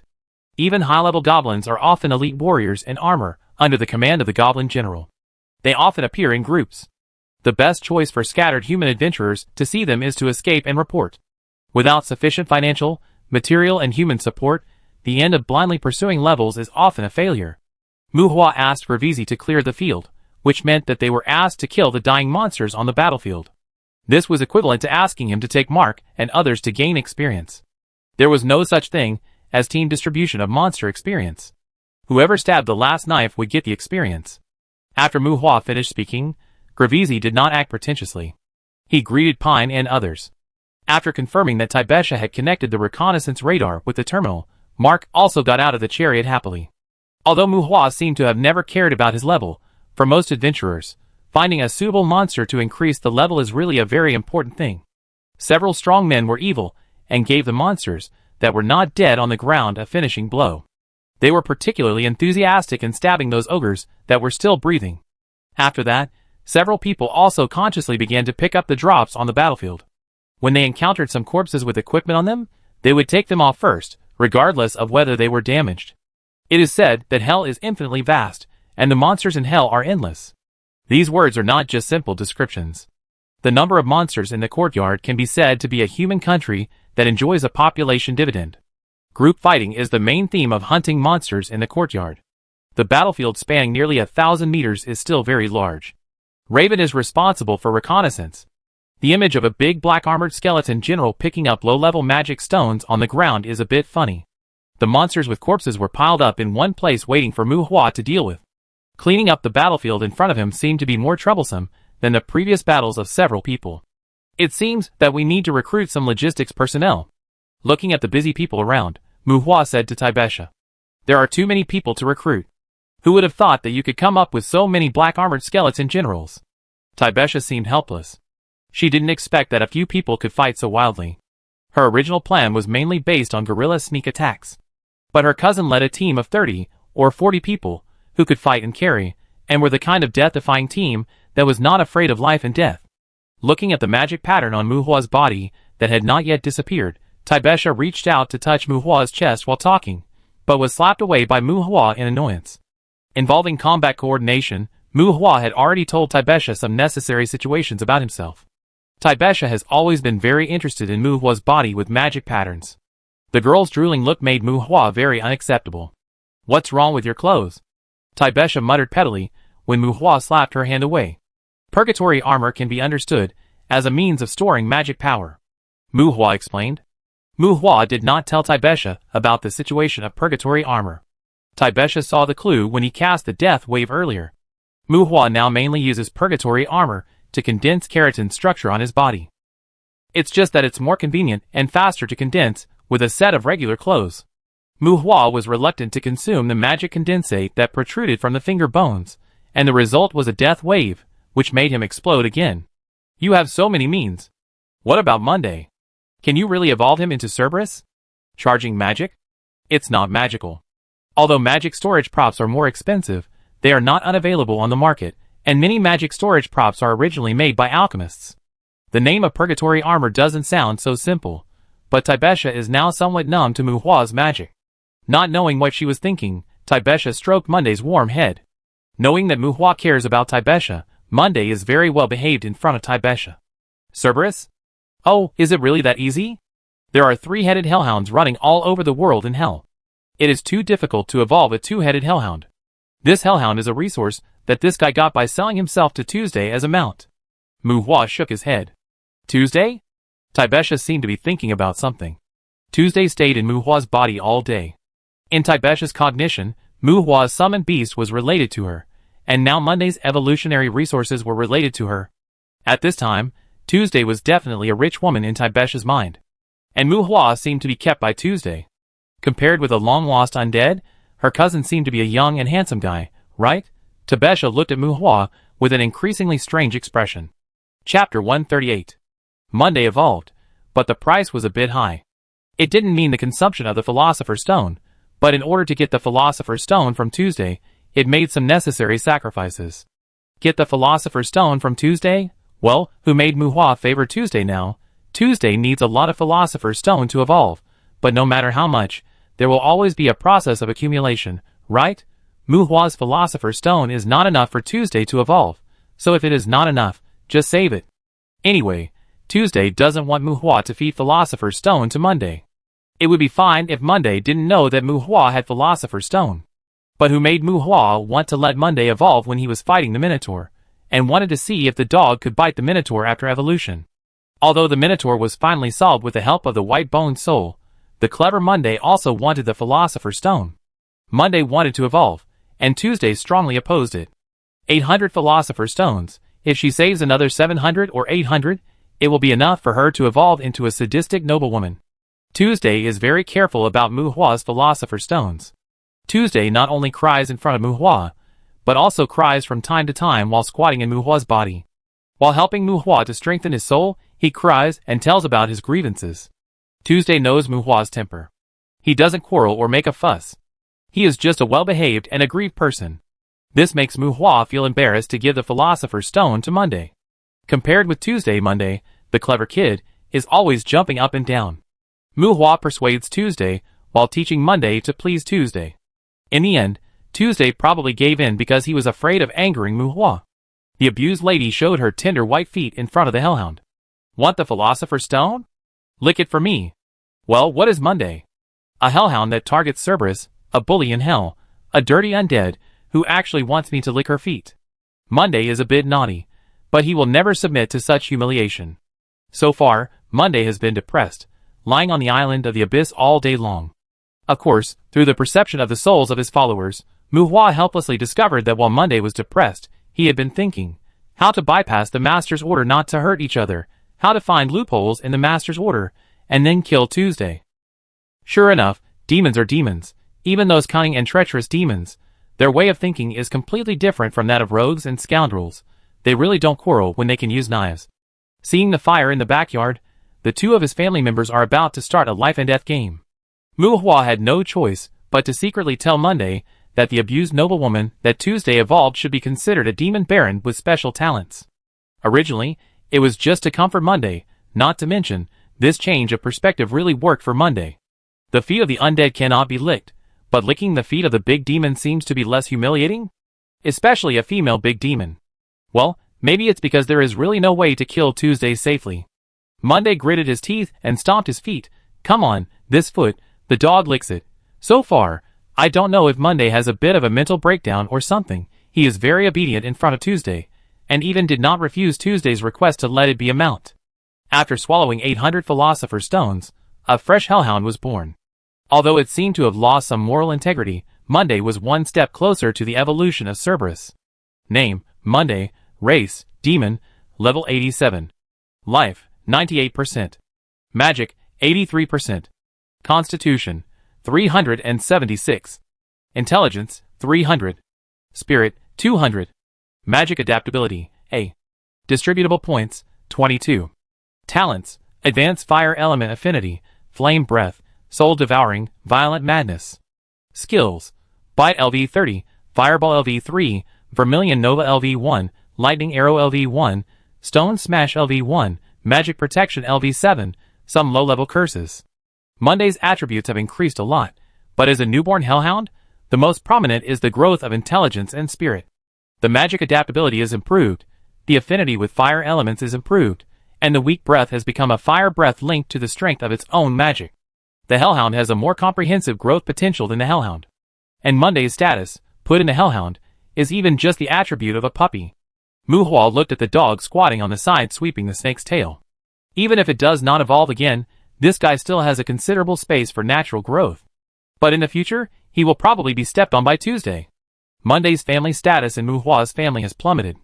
The two horns on both sides of Monday's neck, which are not sure whether they are devil horns or bone spurs, seem to turn into a head when it evolves again.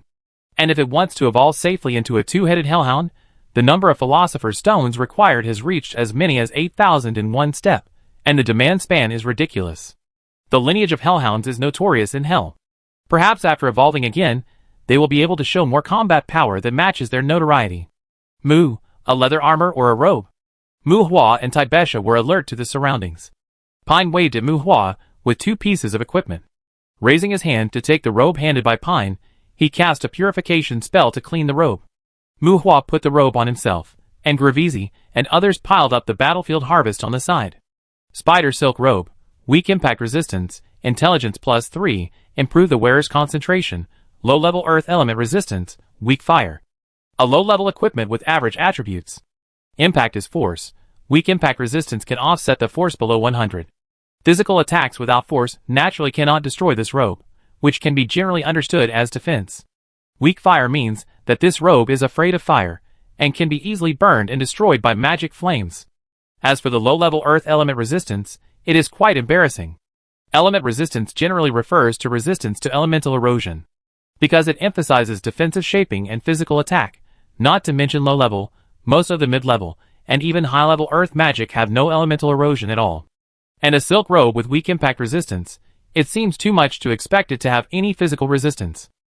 This spider silk robe is a simple covering for Mu Hua. At most, it has a refreshing effect on concentration. Hua La. Mark held a pile of metal weapons and piled them aside, while Pine used a piece of animal skin to bring back a lot of magic, and some gold and silver coins. I was worried that this trip would lose money. I knew we should have prepared level 3 exorcism bullets earlier. Mark smiled at Mu Hua. Here, a nice dagger, probably the style that the necromancer prefers. Gravizi put a bag of magic stones aside, and handed a whale harpoon of nearly 40 centimeters to Mu Hua, half-jokingly saying, "The overall black dagger came with a level 5 magic stone, which was dropped by the shadow demon earlier." Although Gravizi and Tai Besha agreed on a 20% distribution of the spoils, Mu Hua's combat power was a bit over the standard, and the dangerous shadow demon was killed by Mu Hua alone. Gravizi consciously did not include it in the shared drops. If Gravizi and others still had a cooperative attitude at the beginning, after seeing the combat power displayed by Mu Hua, they obviously put themselves in the position of helping the battle. Mu Hua took the dagger that looked like a small machete. Sulfur dagger, sturdiness 500, armor penetration 300, restrained killing intent, added fire poison, after causing bleeding damage, disrupted the casting of water magic of the injured. There is no need to say much about the rest. Solidity and armor breaking are opposites. As for sharpness? For high-quality equipment, sharpness is sharpened. The maintenance of the blade of the weapon, and the ability of the user determine their power. A direct attack weapon suitable for assassination, not very resistant to confrontation. Although the solidity is low, the characteristic of disrupting water magic casting makes it unquestionably classified as high-level equipment.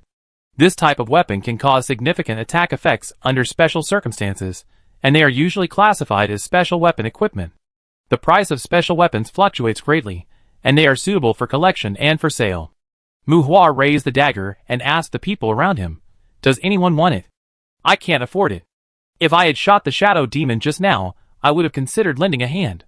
Kylie, who has a low presence among the few people, and is usually taciturn, shook his head and said. Wu Zhouyi, who was squatting on the side, grumbled in his throat as if dissatisfied. Kylie subconsciously stepped back a few steps. Except for Mu Hua and Tai Besha, Gravizi and others were obviously on guard. Zhouyi now has a deterrent effect far beyond the hellhound just from the size. The bulging muscles are like lava carvings, and the paws are 2 circles larger than the human face, which are more like tigers than dogs. The retracted nails have formed the shape of claws, which are dark and thick, like sharp hooks. This is not a big dog, but a real demon. Among demons, hellhounds are also notoriously aggressive, and Zhouyi at this time simply disdains to talk to Gravizi and others. Hee, if you want to hurt the shadow demon, you need to change to the 6th level exorcism bullet. I give it to you at half price.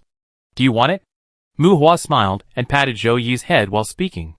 This action, which was unclear whether it was a reprimand or a compliment, made Gravizi and his men look strange, but they would not misunderstand Mu Hua's mind when they thought of the devil's arrogance. In their opinion, no matter who the squatting devil was, it was just coaxing and deceiving, and they also lacked a clear understanding of the concept of dependence. Haha, Mu, take it, he can't afford half the price, and Kylie just got divorced. Mark, who was standing by, put his arm around Kylie's neck and laughed, which attracted the other party's elbow to retaliate. Even in this world, even in Lorraine, most of the time, divorce is linked to becoming poor for men. It is not uncommon for men to get divorced when they become poor, and it is also not uncommon for divorce to become poor, but since they become poor for this reason, don't reach out for it. Mu Hua looked at Kylie, who was in a bad mood, shook his head, and put the sulfur dagger in his pocket. Chapter 139. The Hyman 375 courtyard is very large, and the Goblin Kingdom in it also covers a large area. Even the B31 area in the Goblin Kingdom, which covers an area of 30,000 to 40,000 square kilometers, is not very intuitive to say, but you have to know that the land area of countries such as New Zealand and Denmark in the previous life is no more than that. In a relatively primitive natural environment, the B31 area brings people a vastness far beyond the observation data. The exploration mission is not to go straight to the destination, nor is it a simple matter of fighting with monsters and then finishing the work. Mu Hua and others who entered the B31 area are like a drop in the ocean. Just like the area of a small country, it is impossible to complete the exploration in a short time. If we put aside the threat of monsters to the human world, in fact, human adventurers are more like a group of colonists. Exploring the courtyard is more or less the nature of developing a colony for humans. Of course, if humans do not come to the courtyard to cause trouble, monsters will almost certainly leave the courtyard to cause trouble for humans. So the colonization can only be regarded as a description. Find a route suitable for land travel in the area. Clear the monsters near the route. Mark the safe route. Mark the possible magic traps on the land and in the sky on the safe route. Combined with the video recording and evidence collection, these are basically the main contents of the exploration mission that Taibesha accepted. The reward for the exploration mission in the B31 area is calculated based on the kilometers of the effective route. The ultimate goal of the mission is to plan a ground-safe route that passes through the B31 area. Human exploration of the courtyard is not a child's play, and it is far from being as simple as fighting and killing. In essence, it involves resource acquisition, money, land occupation, population reproduction, and other aspects of development to ensure that humans can continue to fight against monsters. It was almost dusk. In a day of bumps and bruises, 7 battles with hundreds of monsters broke out between Mu Hua and his team. After all, it was the Goblin Kingdom, and the monsters encountered in these battles were mainly goblins of all levels. There was no danger in the battle, but after going around in circles, Mu Hua and his team's exploration efficiency in the B31 area was not high. On the originally planned route, they encountered a two-tailed scorpion, and when they changed the route, they encountered a nest of armored horned pigs. Monsters usually define their own living areas. For those monsters with more ferocious temperaments, entering their territory will be attacked by them. Both the two-tailed scorpion and the armored horned pig are very aggressive monsters, and they can run and fight, and their personalities are also cunning. Mu Hua and his team could not kill them for a while, so they had to change the exploration route twice after necessary marking. As a result, after a day of Raven reconnaissance and radar scanning, Mu Hua and his party only found a safe route of more than 40 kilometers in the B31 area. There was no way. Although the two-tailed scorpion and the armored horned pig were level 4 or 5 monsters, Mu Hua could try to fight the ogre cave, but he didn't dare to compete with these two monsters easily, especially when Gravizi and his companions were traveling together. The two-tailed scorpion is a giant scorpion with a body length of more than 7 meters. Their own attack mode is relatively simple, with claws and tail stings. If you are in a head-on battle, you have to be careful. Even Mu Hua, who is not good at physical skills, can deal with it. But the two-tailed scorpion is good at earth magic, and not only has a strong ability to drill into the ground, but these guys also have a lot of poisonous bee colonies. The stings of these poisonous bees can ignore defensive magic and can be ejected from the body. Although these stings are not fatal, they will make people feel miserable. It can be said to be a harmonious attack that makes other creatures unable to die even if they want to. Originally, Mu Hua actually wanted to use the skeleton undead to fight the two-tailed scorpion, but the two-tailed scorpion was very cunning and burrowed into the ground as soon as it saw the black-armored skeleton general. None of them had a way to restrain the two-tailed scorpion from burrowing into the ground. Taibesha directly noted the existence of the two-tailed scorpion on the map and changed the route in the chariot. The armored horned pig is also large in size. The shoulder height of an adult can reach 4 meters. The surface of the body has a mixed skin of sand, rock and plant fiber. The thickness of the skin can reach 40 centimeters. The armored horned pig is huge, with short legs and a low chassis. The attack method is like a wild boar. It is strong, has high defense and strong vitality. These guys will run around when they encounter strong enemies, and they will rush around fiercely. They are group-living monsters. Because there are too many of them, Mu Hua and others also lack the means to kill them quickly.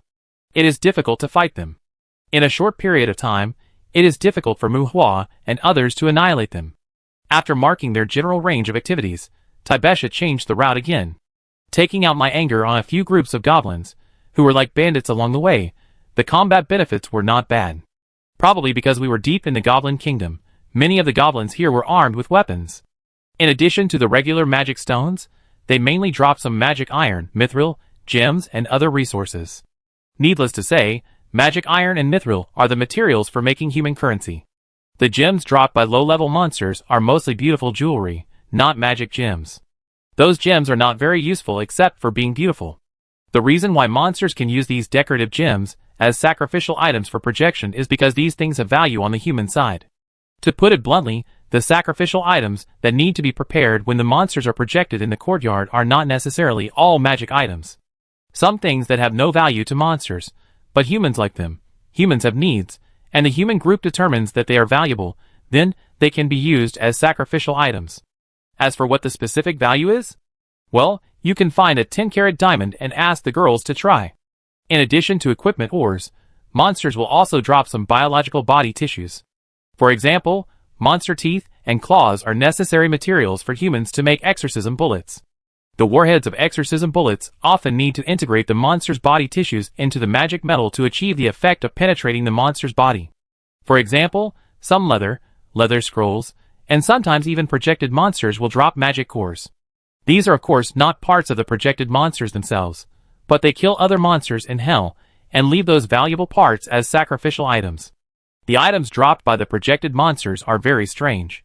Most of the magic cores and monster body tissues used by humans to make magic items are not directly taken from the monsters that descended from the main body, but are sacrifices dropped by the projected monsters with higher combat power in the courtyard. The very discordant rules show the chaos and cruelty of hell. Boss, today's harvest is not small. The chariot covered with branches was hidden behind a rock. Gravisi and his men were lying on the roof of the chariot. Mark said to Gravisi. The goblin camp appeared again on the scheduled route, but this time it was not like the scattered goblins earlier. Raven discovered during the reconnaissance that this goblin camp had built fortifications similar to city walls. Gravisi and his men stayed here, while Mu Hua and Taibesha went to the camp to investigate the specific situation. A lot. If we deal with everything, we can probably get 40 to 50 million credit points. Gravisi calculated. It's only one day, we can share 8 million, and the most important thing is that there is no consumption. Devon sighed. This brother and sister are really amazing. 40 black armored skeleton generals. I think they won't lose money if they are equipped with some high-level ammunition, and they may make more money. Boss, Taibesha seems to want to invite us to join the group. Do you want to consider it? Take advantage of the current seniority. The strategy group has many people and complicated things, and it may not make more money than now. Kylie said on the side. After a day, Gravisi's small group had a much better understanding of Mu Hua and Taibesha, and some of them also had some small ideas. However, Gravisi did not think too much about Kylie's suggestion, and shook his head and disagreed. It's okay to cooperate on a few missions, but it's not appropriate to join them. I'm afraid we can't keep up with their pace. Besides, the strategy team is safer after all, Gravisi said. That's why they have to be senior. With their talents, it's only a matter of time before they recruit people. No matter how strong they can't withstand high-intensity battles without sufficient personnel. Kylie retorted. Hee, Kylie, forget it. Listen to the boss. We are not from the same world as them, Mark said with a smile, and Kylie and others were puzzled. I don't care about Mu Hua and Taibesha's combat power. The key is that they have a good family background. Maybe they are nobles. Huh? What's wrong with nobles? This is the courtyard, the world of adventurers. Mu Hua and Taibesha are both adventurers. Carrie frowned, and although Pine and Devon didn't say anything, their expressions also showed agreement. No, you don't understand. I have seen many young ladies and young masters from powerful families. They have a happy life and are very romantic. Mark changed his posture and lay on the roof of the car on his back. This time, even Gravisi was a little confused. He didn't know what Mark was talking about. Why did he talk about happiness and romance? Those powerful people in the human world are not like the nobles in the courtyard kingdom. They only need to talk to get endless wealth. They also have more time to think about socializing, life, human nature, and other messy things. Mark said, with a little sarcasm on the corner of his mouth. Although there are coke and beer in the carriage, I also saw tea from the Principality of Jurajak. That stuff, all our gains today, I'm afraid we can't even exchange for 2 taels. I'm afraid only the powerful people among the Unju will buy this kind of luxury that has no use except for the taste. Hey Mark, what do you want to say? Is it a problem that the captain is rich? Pine was confused and a little impatient. No, it's not a problem of money, but the brains of the powerful people in the Unju are all problematic.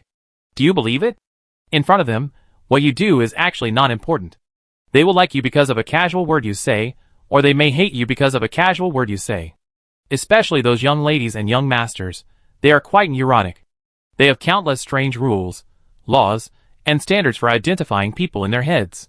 So I say they are very romantic, a group of neurotics, who don't have to worry about life and are full of romanticism.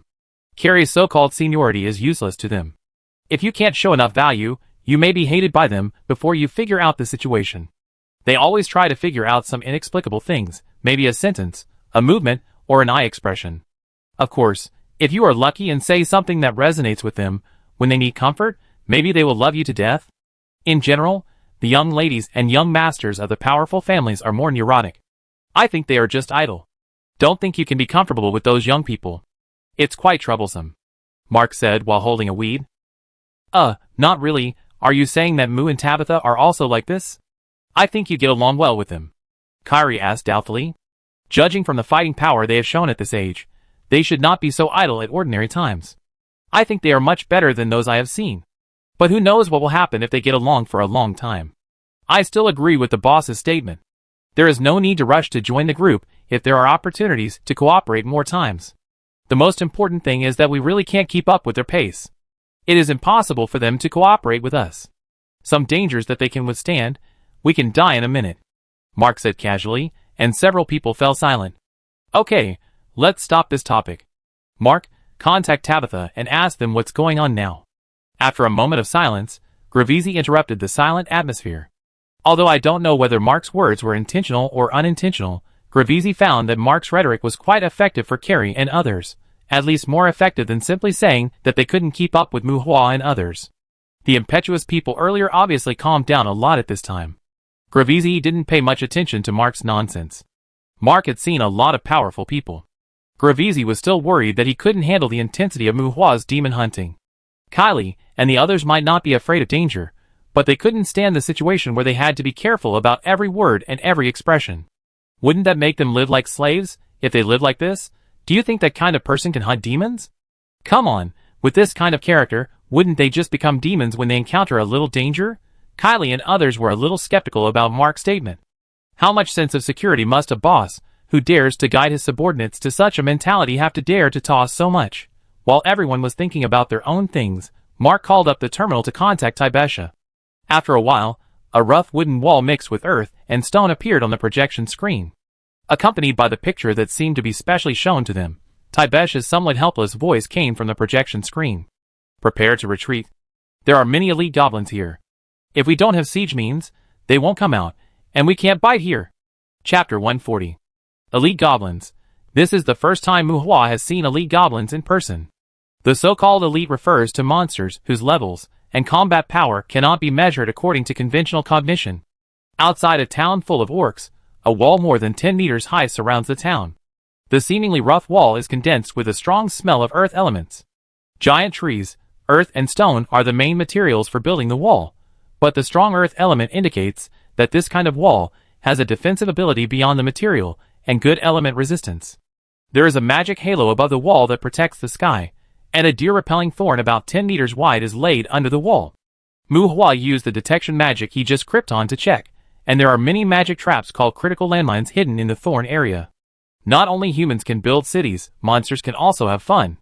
Magic scrolls, crossbows, torches. It is impossible for monsters to only drop magic items for humans and not use them themselves. Next to the Goblin Kingdom is the Mechanical Forest, where there are machine guns and artillery, and maybe demons driving magic mechas. Of course, just like humans, demons play with those things, and after a few battles, they are also poor and want to sell their pants. Although the goblin town in front of him is small, it has all the necessary city defense measures. Mu Hua and Taibesha stood in the open space 100 meters away from the city wall. 40 black armored skeleton generals stood in front of them. Zhou Yi shook his snake tail and paced beside Mu Hua like a lion and tiger. 40 skeleton undead. Mu Hua's skeleton summoning has been upgraded to LV40. It's not that he doesn't want to upgrade again, but the skeleton summoning is stuck at the level again. LV40 skeleton summoning actually requires summoning skeleton horse as a prerequisite skill to continue to upgrade. Although there is a skill stone for summoning skeleton horse, Mu Hua's spiritual attribute is 193 at this time. If he wants to use that skill stone, it will probably take Tuesday more than 2 days. However, facing the city wall in front of him, even if he can really summon a Death Knight, it will probably be difficult to get an advantage. Mu Hua is not anxious or frustrated about this. In addition to the conspicuous crossbow and stone-throwing equipment, there are naturally monsters on the city wall. The short goblins have daggers on their waists and hold longbows. Just looking at the city wall in front of Mu Hua in the direction of the city gate, there are probably more than 200 goblin archers. The archery skills of low-level goblins are not that strong, but the arrows of bows and arrows are basically the same as the exorcism bullets of human guns. Even though these goblins don't have bow and arrow combat skills, no one can tell what materials their arrows are made of, not to mention that the arrows themselves can be made and sharpened according to the specifications of the equipment. If you make arrows with the fangs and bone spurs of high-level monsters, even if they are shot by low-level goblins, the penetration of the arrows can still easily turn medium and high-level monsters into hedgehogs within the range. In addition to these low-level goblins, there are more than 100 big goblins, all equipped with turquoise jade leather armor, holding assassin machetes, like hatchets in their hands. Jade armor and assassins are both quite mature standard equipment in Hell. Although it is only low-level equipment, this armor is enough for the big goblin to charge on the battlefield with level 4 or 5 exorcist bullets.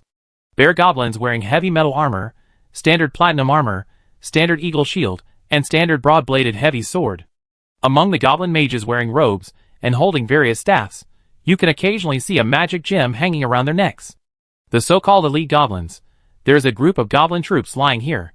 Compared with the earlier bandits, the goblins here are just like the difference between regular soldiers and farmers.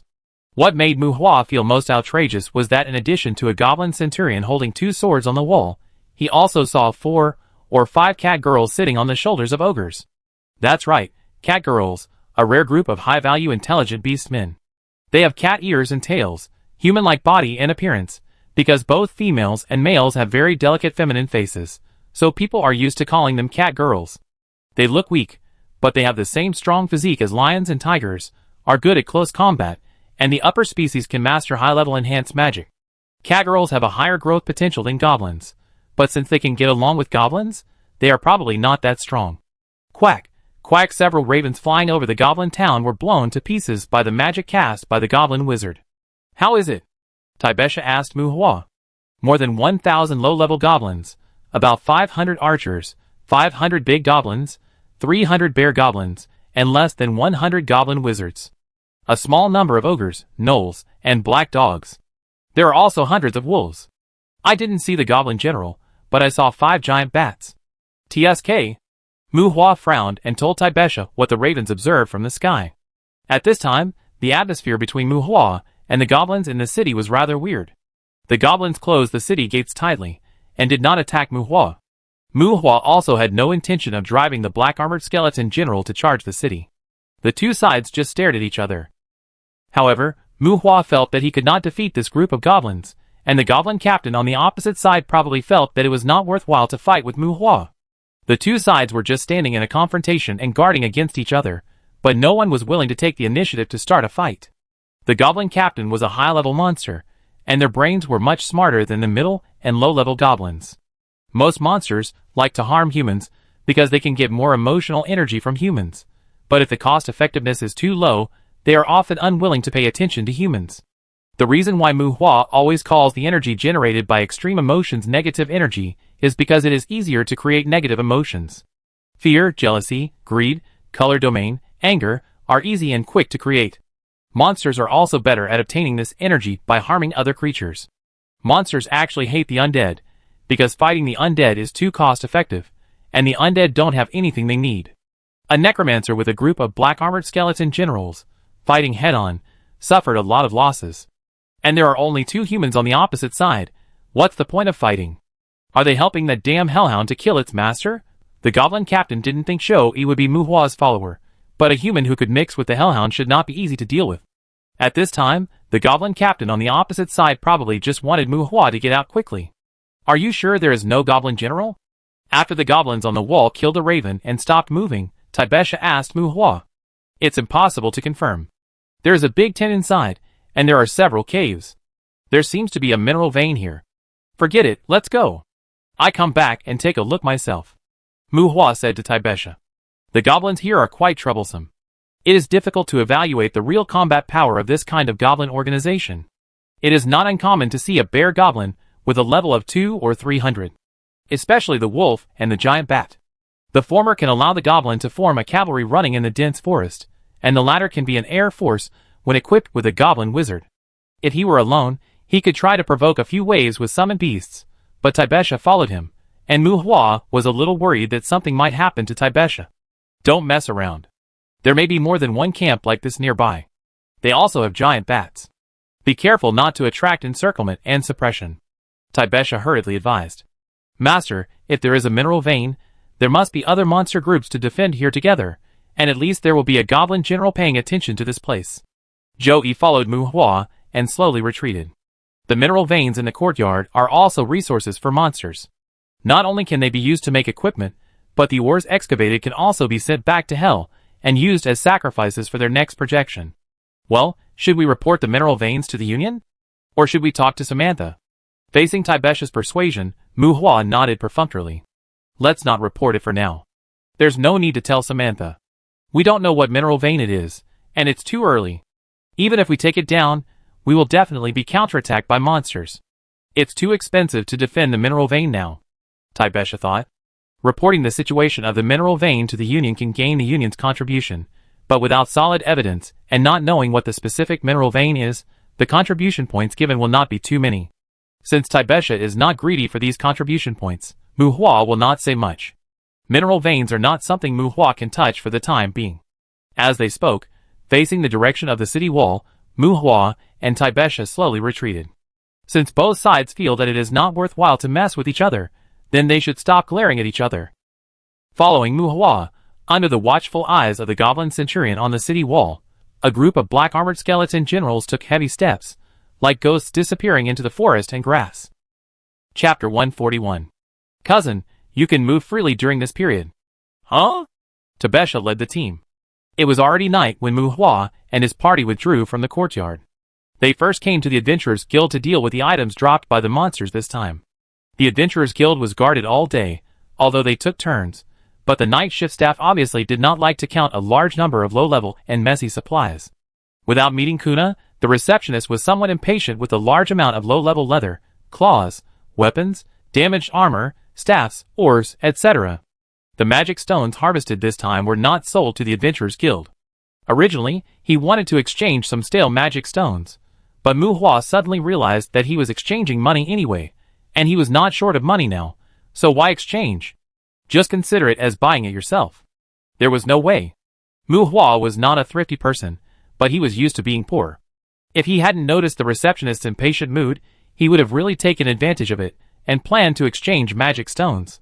There was no professional broker in the team responsible for buying and selling, and adventurers usually threw the sundries, with no special features directly to the Adventurers Guild. Magic scrolls were usually kept for personal use, and gemstones were generally not sold to the Adventurers Guild. Those beautiful jewels were easy to sell in the jewelry store of the Anjus, and the price was a little higher than that of the Adventurers Guild. Selling the spoils, Mu Hua got a sulfur dagger, submitted the task progress, and then split the money with Gravizi and others. Exploration tasks are public continuous tasks, but there are no indicators that must be completed. Although the progress of today's mission was not very good, Gravici and his companions were still very satisfied with the nearly 100 demon gold coins they received in the end. All that needed to be done was done, and after being silent for a long time, Taibesha suddenly said to Mu Hua, "You are free to do what you want." Mu Hua looked at Taibesha in astonishment, and then turned his doubtful gaze to Gravizi and the others. Although he knew that Taibesha seemed to prefer large objects, he wouldn't be kicked out of the group just for these devil muscle men, right? Since eating the Minotaur, my muscles are pretty nice. Hey Moo, don't look at me like that, it has nothing to do with me. Feeling uncomfortable with Mu Hua's scrutinizing eyes, Gravisi half raised his hands to indicate that it had nothing to do with him. Mu Hua, what are you thinking about? I just feel that there is no need to team up with you for the time being. Seeing Mu Hua's weird eyes sweeping between her and Gravisi and the others, Taibesha slapped Mu Hua in annoyance. No need. Mu Hua asked after they walked out of the Adventurers Guild and got on the chariot. Yeah, with the group of summoned beasts you brought, if we encounter a battle, I won't have any chance to fight those who can win. If I can't win, I can only follow you. Why do we need to form a team? Taibesha said unhappily. Huh? You want to go into the courtyard alone? I promised Samantha to take care of you. Mu Hua frowned. Hey! Samantha told me to take care of you. Taibesha retorted, then smiled bitterly and waved her hand. Okay, I won't explore the courtyard alone. I plan to recruit some team members first. At least they should be able to cooperate with you to a certain extent. The chariot slowly drove onto the streets of the town. After listening to Taibesha's explanation, the car fell into silence. Indeed, Mu Hua's group of black-armored skeleton generals were nagging, and Taibesha and others teaming up with Mu Hua didn't really play a big role, but made Mu Hua a little restrained. Taibesha's martial arts are good, and with the flexible use of combat skills, it is no problem for her to defeat a black-armored skeleton general. But being able to defeat one does not mean being able to defeat a group. Not to mention a group, even if there are 3 or 5 black-armored skeleton generals, Taibesha will still have to run away. In Taibesha's view, Mu Hua, who is with a group of black-armored skeleton generals, has no place for her at all. Without sufficient combat personnel, there is no cooperation between her and Mu Hua. Originally, she wanted to take Mu Hua to fly, but now she feels that she is going to be led by Mu Hua. Taibesha's little stubbornness in her heart is a little bit uncontrollable. Taibesha has her own ideas, but Mu Hua doesn't care much about it, as long as she doesn't go into the undeveloped courtyard like 375 alone. The weekly team exploration has no effect on Mu Hua, but since Taibesha lets him move freely, Mu Hua is also happy and relaxed. Due to many years of life experience, Mu Hua was actually an unorganized and undisciplined thorn. Passing by the town tavern, Gravisi and his friends were going to have a drink. Declining the invitations of several people, Mu Hua and Taibesha returned to the hotel. Returning to the room, they washed up, and Taitu prepared food and drinks for them in the living room. How are you going to recruit team members? Short-term ones are okay, but it's not so easy to find a suitable one for permanent members. Mu Hua asked Taibesha while cutting a steak on the dining table in the living room. How are Gravisi and his friends? Taibesha stuffed a large piece of steak into her mouth, seemingly chewing it slowly, but she swallowed it into her stomach after chewing it twice. Although she was slender and charming, Taibesha's physique still had a great demand for food. Things like salad and fruit plates are side dishes for her. Meat and nutritional supplements are her staple food. You are planning to recruit a few people with families when the team is just being established? Not good. First find a few people of the same age who can get along with you to form a team. Mu Hua shook his head. A star of misfortune?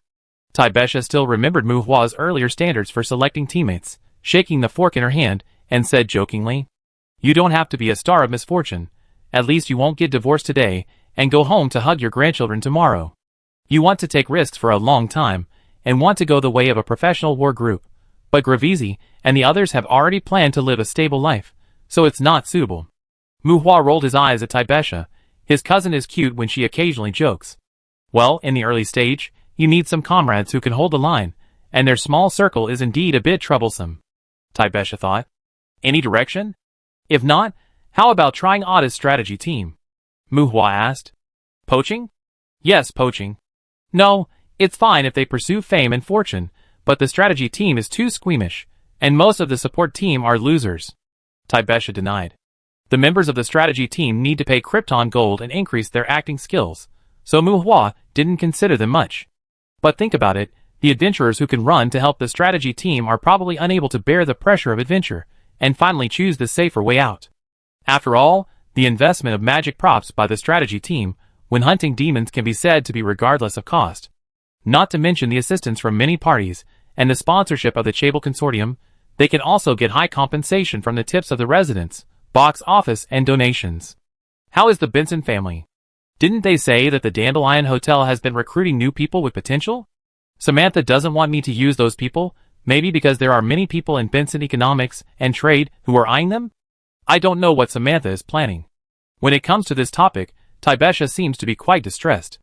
Oh, then let it go. Muhua chuckled. These are all he could think of. If none of them work, he could only slowly meet them by himself. Let it go. I plan to go to spring to apply for a day's school. Huh? Go to the college to poach people? Muhua was surprised. What are you poaching? Students of the combat department will eventually become adventurers, right?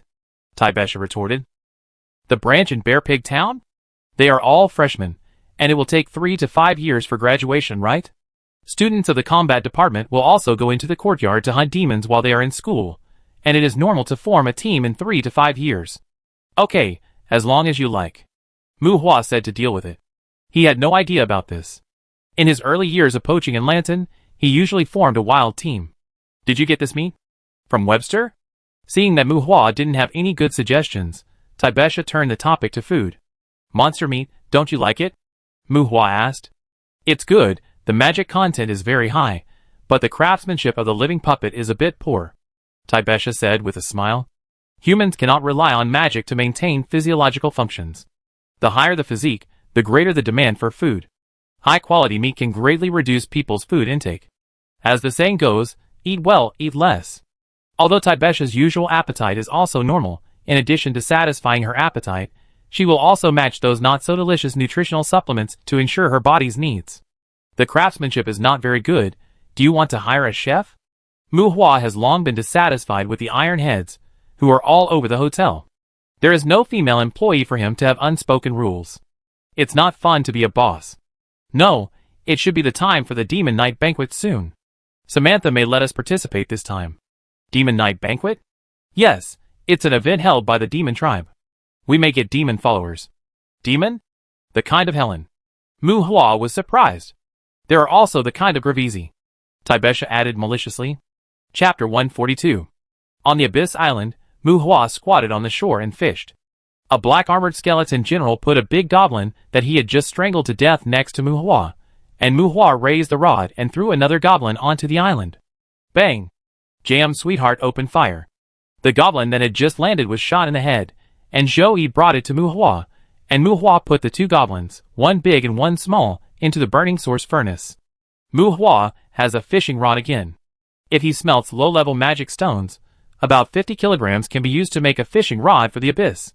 Well, a single low-level magic stone has little effect on the progress of fishing the abyss. Muhua now counts low-level magic stones by kilogram, and he is too lazy to count them. Not in the mood to refine medicine, not in the mood to endure. In addition to fishing, Muhua is waiting for the growth of spiritual attributes. Nearly 4,000 kilograms of magic stones were melted, and a large number of experienced gems and low-level skill stones were obtained. At the same time, these magic stones also allowed Muhua to save more than 300 refining secret stones. Resisting the urge to madly improve the skill level, Muhua planned to prioritize the improvement of skeleton summoning. Unsure of what the needs of skeleton summoning would be, Muhua could only wait for Tuesday to snuggle up to his soul and tickle him, and wait for the tortured Anu to quickly tickle his spiritual attribute to 200. The soul continued to transmit unbearable throbbing. Although it was not very comfortable, it was a pleasure compared to the pain of tearing the soul with ordinary ghosts. The long-term throbbing was unbearable, and the intervals would occasionally produce a brief sense of emptiness. That was the growth of the soul, and the feeling of the increase in spiritual attributes. Master, it should be almost done. Tuesday drilled out of Muhua's body. Waiting for several days, in fact, it doesn't need to be said on Tuesday. Whether it is the ethereal sublimation in the soul, or the attribute panel that Muhua has been paying attention to, these have made Muhua realize that his spiritual attributes have finally reached the standard. Summon Skeleton Warhorse Skill Stone, let's go. As the summoning of Skeleton Warhorse is integrated into the skeleton summoning, the level of skeleton summoning has become LV41 under Muhua's gaze. Yes! Clenching fists and stamping feet, Muhua's face flushed with excitement when he sensed the appearance of the Death Knight in the summoning space. No hurry, continue. Skeleton Summoning LV41 plus Skeleton Transformation plus Riding plus Summoning Skeleton Warhorse. If you want to upgrade the level again, at least 800 refined secret stones are needed for each level. 800 refined secret stones upgrade the first level of skeleton summoning. Skeleton summoning that absorbs other skills must take into account the absorbed skills to improve the training level. This requirement has saved too many hundred refined secret stones compared to the normal upgrade of 4 skills. There is nothing wrong with it. It's very simple. LV42, LV43, LV44. 7,200 refinement secret stones were invested, and the skeleton summoning was upgraded to LV50. Another 100 refinement secret stone was invested. Very good, the training level has increased. This means that there is no prerequisite for the level 50. 9. The skeleton summoning after LV50 becomes the undead summoning, and 900 refinement secret stones are required to complete a level upgrade. 100 refinement secret stones were invested, and with the appearance of skeleton summoning LV51, the upper level undead that appeared again in the summoning space made Muhua jump up excitedly. Ha! Ha ha dear, I love you so much. Mom. Jumping and laughing, Muhua hugged Tuesday and kissed her hard on the face. Tuesday doesn't blush. She doesn't have many real emotions at this stage, but she still smiles when she feels Muhua's excitement. Congratulations, Master. Tuesday smiled at Muhua. Isn't it just a skeleton warhorse? The interaction between Muhua and Tuesday made Monday feel a little jealous, and he grumbled with disdain. You know nothing, dog. I find you a female you can ride in a few days. Tell me, what do you want besides humans? Muhua said happily after symbolically kicking Monday. But before Monday could answer, Muhua embraced Tuesday, turned around like a princess, put Tuesday down, and ran to the side. Woo, it doesn't matter what kind of female it is, as long as you don't take a follower. Monday muttered, but unfortunately Muhua didn't hear it at all. Headless Knight. Also known as the Horror Knight, a high-level undead in the true sense. A large number of 100 refined secret stones were stored, and the skeleton summoning was upgraded to LV51. The Death Knight summoned a beast, but the Death Knight was not even summoned by Muhua to show his face.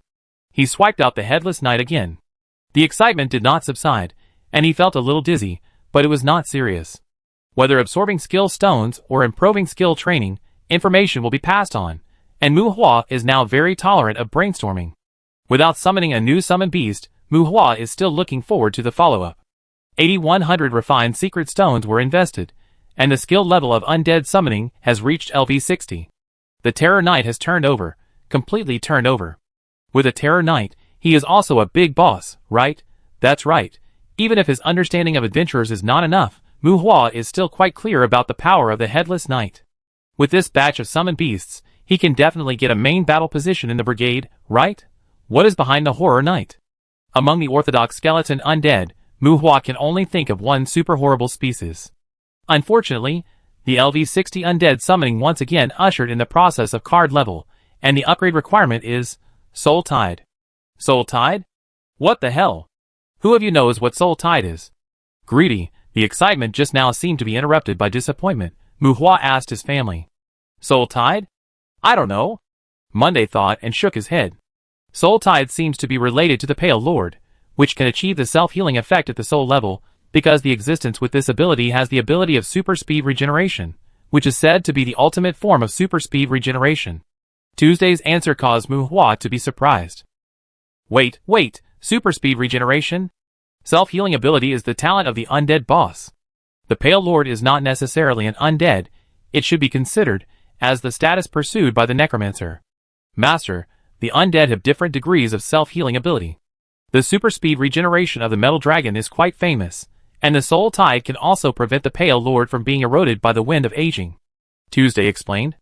The undead can heal themselves, and high-level undead have strong regeneration ability. Muhua knows these, but he thinks that it is the deep application of the undead to the breath of death. For example, if you get a half-crippled skeleton warrior and bury it for a year or two, it will repair itself. As for the Metal Dragon, Muhua has no idea. According to Tuesday, is the self-healing ability quite suitable for the undead? Muhua involuntarily looked at the healing skill in his skill bar. Can this thing practice super speed regeneration? Woo-woof, Terror Knight. Master. Headless Knight. Muhua was still thinking about the problem of Soul Tide, and Monday's somewhat terrified cry came. Well, how do you know? Muhua was surprised. He hadn't summoned the Headless Knight yet, had he? Fishing rod. There's a Horror Knight on the fishing rod. Monday screamed. He felt that his master might have been infected with Tuesday's corpse poison and kissed the dead spirits for no reason, and he couldn't figure out the situation. Oh! He looked up and saw that, as expected, in the direction pointed by Monday, a skeleton warrior was wearing a headless armor on his fishing rod. Full-covering metal knight armor, with no head on the neck.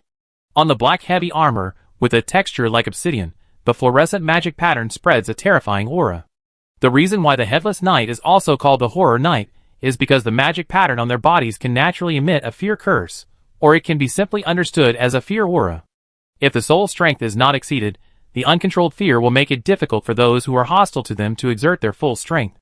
When they burst into blood and enter the combat state, creatures with too low soul strength will even collapse and lose their spirits because of looking directly at them. This kind of fear has little to do with the Dullahan's combat power. It is similar to charm, and is a strange kind of mental interference. Some people use this kind of mental interference magic to temper their mental stability. It is said that the Dullahan's fear aura is very effective in tempering mental stability. That's right, the magic patterns on their bodies.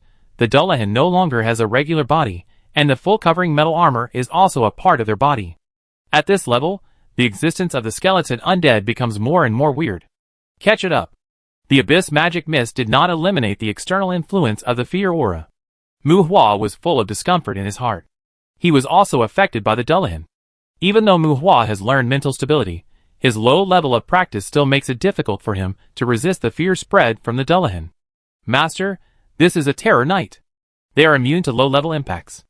Zhou Yi tried to stop Mu Hua, but the next moment, the dog raised its tail and screamed, "Aw!" Terror knights are very scary. They can ignore physical attacks below 150 strength.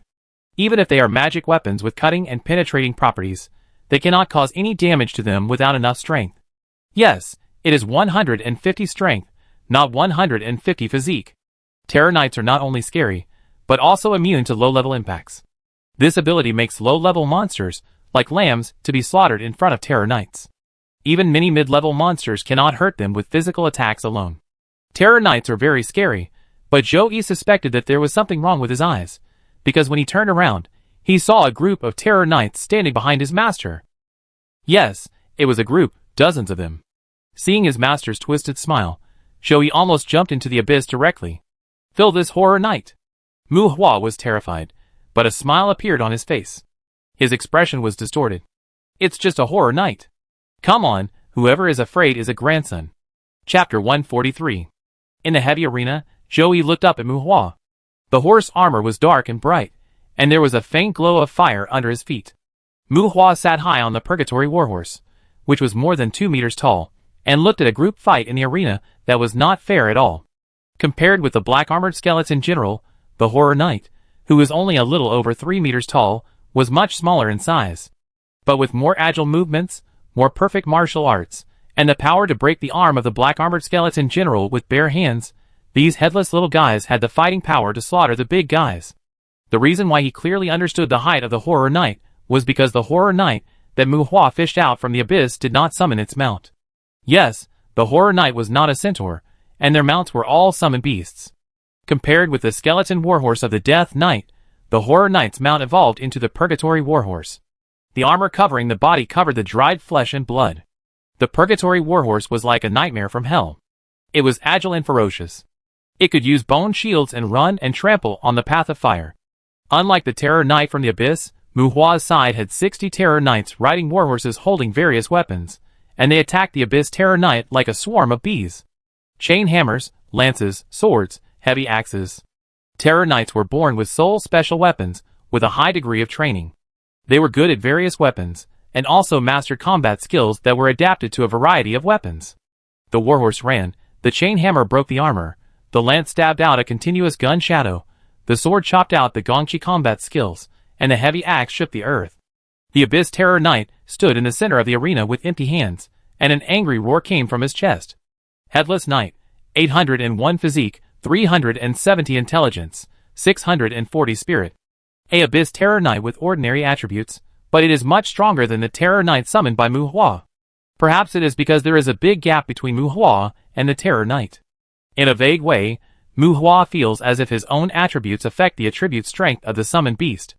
Native Terror Knights, who are naturally strong, do not need to be equipped with powerful equipment at all. They can also grow up gradually, and have combat power across the life level. Even with the gain brought by the summoning level, the attributes of the Terror Knight in Mu Hua's hands are much worse. Headless Knight, 620 physique, 300 intelligence, 600 spirit, skills, bone shield, bone spear, regeneration, soul special weapon, purgatory warhorse summoning. Talents, lethal, low-level impact immunity, endless martial arts. Magic adaptability, D. In this world, monsters, even undead creatures, are not dead. In addition to their innate strong attributes, monsters can be trained and grown just like humans. The Horror Knight is not an undead that excels in attributes. The physical fitness of a newborn Horror Knight is about 500, which is the original attribute of Mu Hua's summoned beast. The reason why the physical fitness of the Headless Knight summoned by Mu Hua reaches 620 is that the undead summoning increases the physical fitness by 2 points per level. The undead summoning reaching level 60 increases the physical fitness of all Mu Hua's skeleton undead by 120 points. The physical fitness of the Horror Knight summoned beast comes from the summoning skill level gain, but the attribute of the Abyss Horror Knight is grown by himself. The growth weakness of summoned beasts compared to normal creatures is clearly revealed here. The two can be generally regarded as the difference between soldiers and generals. But facing a situation of 1 against 60, Mu Hua also gave some of his own Terror Riders a secondary power blessing, a 10% power gain, and the Abyss Terror Rider's higher physical fitness of 100 points also seemed quite weak at this time. Ah! As if roaring from the soul, the Abyss Terror Rider flew towards a summoned Terror Rider, as if trying to pull the other party off the warhorse. Puff, puff, puff, a rider rushed out from the side, and 3 spears were shot out from the lance. The thorn lance stabbed the waist and abdomen of the Abyss Terror Rider fiercely, interrupting its attack intention, and the Abyss Terror Rider's body flew out uncontrollably. Cracked armor. Another rider rushed out, and when the Abyss Terror Rider adjusted his body, a summoned Terror Rider swung a flail and hit his chest. Nothing. Cracks appeared in the armor, and with the hitting of the flail, the Abyss Terror Rider was poured to the ground fiercely. The 60 summoned Terror Riders advanced and retreated in a measured manner, as if they were comrades who had cooperated for many years. The war horses with their feet on fire ran out clusters of flame hoof prints in the arena. The Abyss Terror Riders stood up again, and when the cracks on the armor slowly recovered, they were greeted by the orderly killing and slashing of the summoned Terror Riders. No, the dull blows, the explosions of combat skills, and the heavy noises echoed in the arena. Zhou Yi, who was beside Mu Hua, tucked his tail between his legs. Master, you are not a reincarnated person, right? That's not right. Reincarnation cannot bring summoned beasts. Where did these Terror Riders come from? Zhou Yi looked at the cavalry that was trampling the Abyss Terror Riders in the arena, and asked Mu Hua weakly. In this world, reincarnated people are not rare, just like Odysseus, who will definitely become a reincarnated person after his death. However, whether he will be reincarnated as a human is not certain. Having become a hellhound and evolved, Monday was originally planning to show off his skills in front of Mu Hua, strive to get promoted as soon as possible, and regain his position as the #1 dependent in Mu Hua's heart. But my master pulled out 60 Terror Knights in a blink of an eye. Fuck, is it me who evolved, or you? How can the hellhound survive? Will it change its career to become a pet dog in the future? Otherwise, go learn the art of transformation first. Monday was tangled in his heart. It should be there. Mu Hua glanced at Monday and said casually. But, how did you summon a purgatory warhorse? Monday asked doubtfully. Purgatory warhorses are not easy to get in hell. Dog, you have too many questions. From Monday's soul, it can be felt that it is talking nonsense. Mu Hua was too lazy to answer. Huh, stupid dog, the master can even force the signing of a slavery contract. Isn't this very common?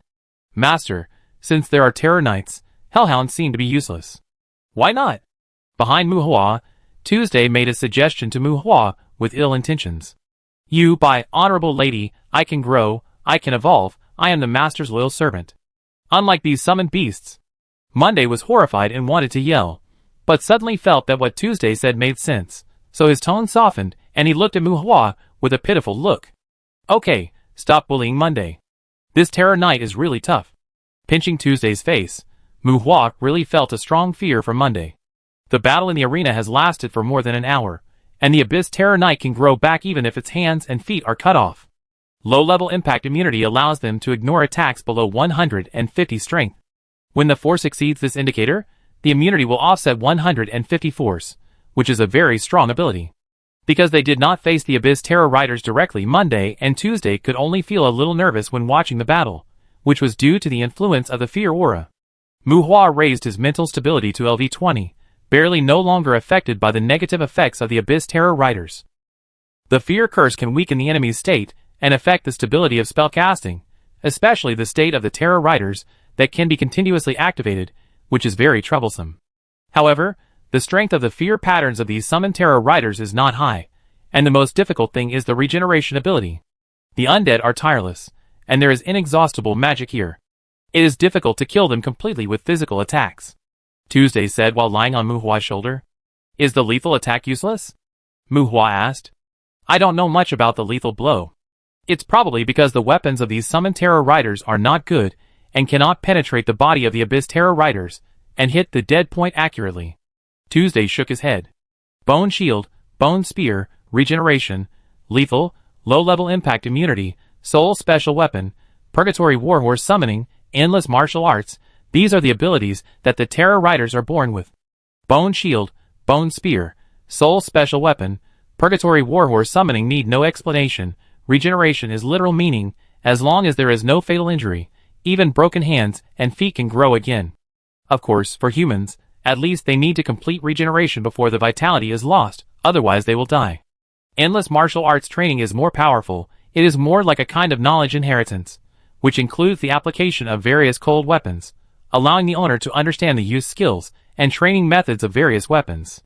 Study in actual combat, with the most suitable transportation method for oneself. If the personal attributes meet the standards, it can also guide the owner to master the combat skills. The only regret is that it is limited to intermediate combat skills, and its main impact is still in the fighting skills. This skill will not bring any improvement to people in essence. It is more about helping people grow rapidly in actual combat. This is a very complete and powerful fighting talent. But the most exaggerated ability of the Terror Knight is the lethal. The lethal blow destroys the dead point, where the body and soul of the creature meet to achieve the effect of one-hit kill. It is called a blow, but it is actually an observation ability. It allows the Terror Knight to observe the enemy's fatal vitals, but whether it can effectively attack the vitals depends on its own ability. In Mu Hua's view, this thing is simply a weakened version of the Death Eye, but even if it is weakened, it is also the nemesis of regeneration, even super speed regeneration. It can fight, it can withstand resistance, and it can kill. The nickname of Terror Knight is not given to them by humans. Although the innate attributes of Terror Knights are not outstanding among high-level monsters, their combat capabilities are just like their names. Monsters with far superior physiques usually don't want to be entangled by them. In addition to the fact that the growth can only be improved step by step, the Terror Knight can be said to be a more perfect fighting machine than the Demon Dragon to a certain extent. Bone Spear, kill it! Mu Hua, who was tired of beating the Abyss Terror Knight, and basically confirmed the combat ability of the Terror Knight, shouted from afar. Buzz! 60 summoned Terror Knights stopped their war horses, and 60 soul bone spears gathered in their hands. With a projection, 60 bone spears covered the Abyss Terror Knight. At this moment, the Abyss Terror Knight showed extraordinary physical skills to block and dodge, but under the dense coverage attack, half of the bone spears still penetrated its body in the end. It was like a peerless master facing the coverage attack of the crossbow battle formation, helpless and desolate. The flexible body became stiff. Regardless of whether the bone spear attacking the soul destroyed its dead point, under the concentrated fire of dozens of bone spears, the soul of the Abyss Terror Knight had already died. When the bone spears dispersed into light and shadow, the heavy armor knelt down, and it was as if a headless knight statue appeared in the arena. Chapter 144. After 60 Terror Knights and 60 Purgatory War Horses killed the Abyss Terror Knights, these undead summoned by Mu Hua lined up and stood quietly in the arena, as if waiting for Mu Hua's inspection. There are many strange places on the Abyss Island. You can plant trees, vegetables, and build fortifications here. When digging normally, the land on the island is like soft sand. The Battle of the Terror Knights should have produced huge destructive power, but at this time, the land on the island is as tough as steel. The ground of the Abyss Island has a very strong defense, but this defense seems to be only for destruction with attack intentions. When Mu Hua wants to carry out construction on the island, the land on the island will always maintain a soft soil layer of more than 10 centimeters. But in the battle, whether it is flying slashing, huge force collision, or even ground-breaking and shock-type combat skills, no pits more than 2 centimeters deep can be left on the ground and walls of the arena. The armor of the Horror Knight is very handsome, but it's a pity that the armor is the body of the Horror Knight. The Horror Knight has many weapons, but those weapons are all soul-specific weapons. So, the Horror Knight is actually very poor, and the corpses of the undead are also quite poor. If Mu Hua hadn't summoned a bunch of Horror Knights, this kind of monster might be the one that Mu Hua was least willing to catch. While it's still hot, throw the Abyss Horror Knight into the burning source furnace. Low-level impact immunity skill stone *1, physical crystal *2, 100 refining secret stone *5, soul fragment *13, bone ashes *600, soul dust *500, philosopher's stone *28. So the Horror Knight is very poor, because it's an undead, and even smelting is poor. It was also thanks to Mu Hua that he managed to create a 60-to-1 situation, otherwise these two physical crystals would definitely make Mu Hua curse. Skill stones. The effect of low-level impact immunity can be achieved with the help of some high-level armor, but what Mu Hua wants most is lethal. That ability allows the Terror Knight to find a dead point on a creature that can be fatal with one blow. At the junction of the body and the soul, the location of the dead point of each creature is different, and will change at any time. However, even for creatures with strong vitality, the location of this dead point will be their most fatal. Although external defense can also protect the dead point, lethal is definitely a powerful ability of the must-kill level. Even if there is no lethal, Mu Hua also wants the infinite martial arts. Mu Hua is a bit of a rookie in close combat. Martial arts and martial arts are different from magic. They have comprehensive requirements for body coordination, muscle memory, blood and chi circulation, and even reaction, dynamic vision, etc. Infinite martial arts can give Mu Hua the most suitable guidance and allow him to quickly master combat skills. Strictly speaking, for Mu Hua at this stage, the value of infinite martial arts is much higher than that of death. Death is more like a pretentious ability when attacking and bullying weak enemies, while infinite martial arts can make Mu Hua grow quickly and allow him to rely on his skills to fight enemies with attributes that exceed his. Death did not come out, and infinite martial arts did not come out. Well, Mu Hua thought about Bone Spear, and even thought about Abyss Terror Knight giving him Bone Shield Skill Stone. But he just didn't expect that low-level impact immunity would come out. The so-called impact can be simply understood as strength. No matter how sharp the weapon is, it is inseparable from the application of strength to cause damage. Low-level impact immunity can prevent forces below 150 points from affecting Mu Hua. While ignoring the impact of force, swords and guns with insufficient strength naturally cannot hurt Mu Hua. This thing belongs to talent, and it is also a very valuable ability. But Mu Hua now has the flesh and blood characteristics of Minotaur. Although Mu Hua's body now has no physical immunity effect, its strong defense is not worse than low-level impact immunity. It's a bit embarrassing, but it can be regarded as a supplement to its own defense. However, with a strong body, low-level impact immunity, and affinity with intermediate elements of water and fire, after the alchemist and the necromancer, Mu Hua feels that he seems to be developing in the direction of a meat shield. Sure enough, the necromancer still needs to put on a bone shield to go berserk. After more than 300 refining secret stones, the undead summoning and mental stabilization are consumed. There are still 140 to 50 pieces left. Rubbing his hands, opening the attribute panel, Mu Hua is ready to add points. Name, Mu Hua. Race, human. Level, 175. Life, 99%. Magic, 91%.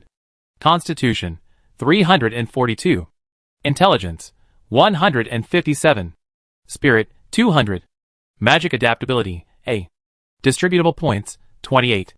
Talents, Burning Furnace, low-level shock immunity, intermediate water element affinity, intermediate fire element affinity, Raging Blood.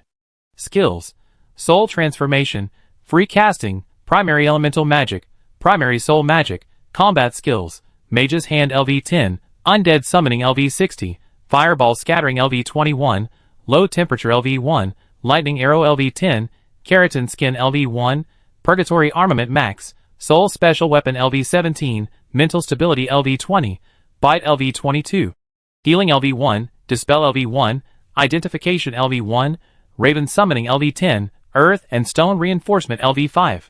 After spending 2 tons of low-level magic stones, Mu Hua's personal attributes did not change much, but his skills changed dramatically.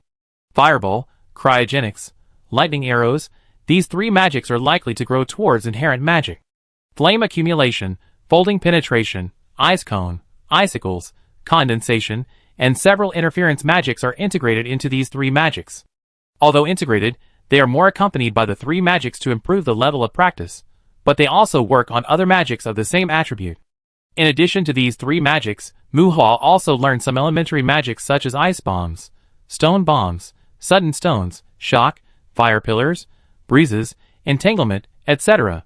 Perhaps because of the sufficient number of low-level magics, these elemental magics that can improve the level of practice are included in the general outline of elementary elemental magic.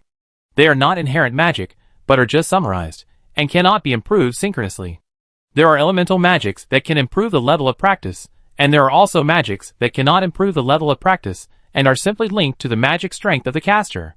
Skills like fire rope, electric shock, dust, ice crystal, etc., including a healing skill stone that is adapted from divine arts and consumes a lot of mana, are all absorbed by free casting, and even the skill mark has not been formed, but Muhua can understand and cast them.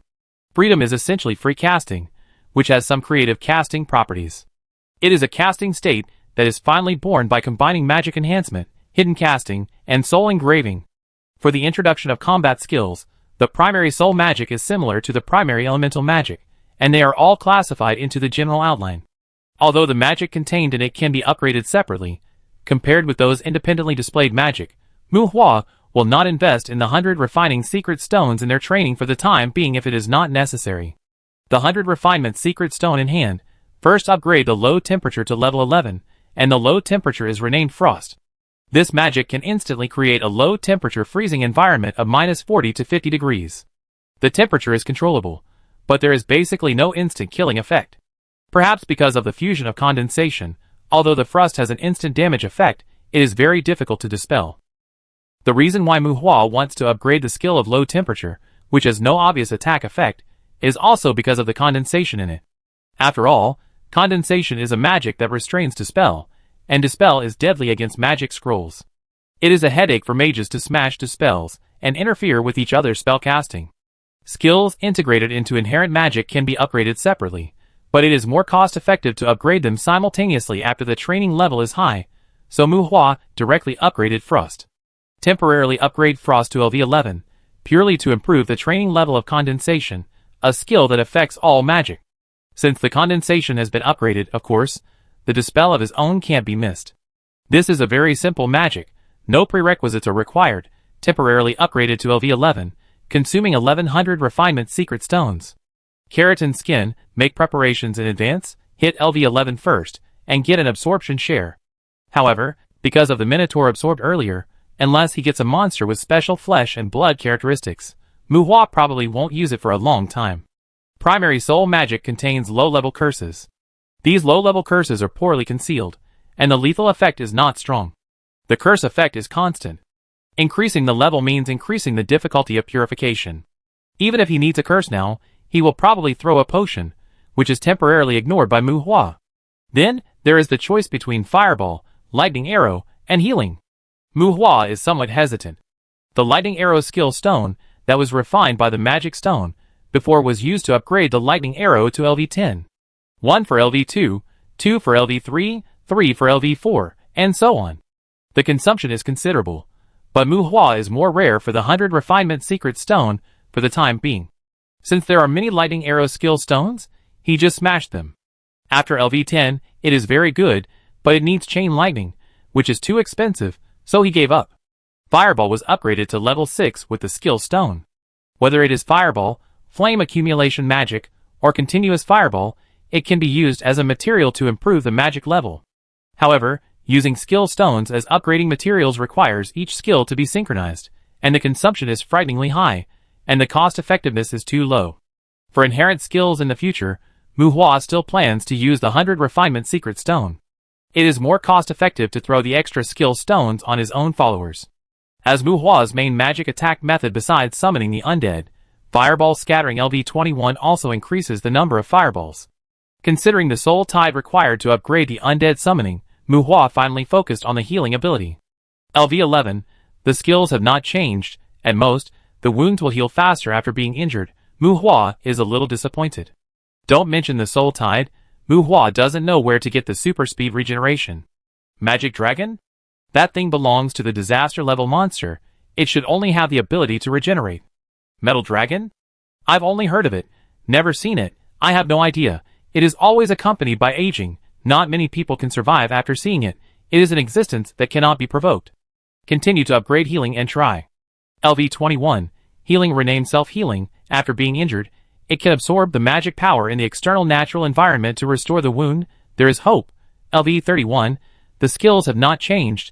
There are about 60 pieces of Balian secret stones left. LV41, self-healing renamed regeneration. Autonomously absorb external energy to repair the injuries of its own flesh and bones, and achieve limb regeneration effect. Very good, limb regeneration is not important. What is important is external energy. This thing is no longer limited to its own magic power. Although there are only 20 or so hundred refining secret stones left in my hand, with regeneration, how far can I get super speed regeneration? Regeneration reaches LV47, and the remaining 100 refining secret stone will be enough for the rest of the year. Muhua enthusiastically gave his 2 followers several status magic skill stones of fire accumulation, and also gave them the extra primary magic skill stones in his hand. The efficiency of these things in improving the training level is too low. Since there is a surplus, he doesn't feel bad about adding some spellcasting methods to his followers. Undead summoning and fireball are Muhua's main offensive methods now. From the perspective of a mage, he seems to be a low-level spellcaster. I was just thinking about the problem of my increasing tankiness. Now I have another regeneration.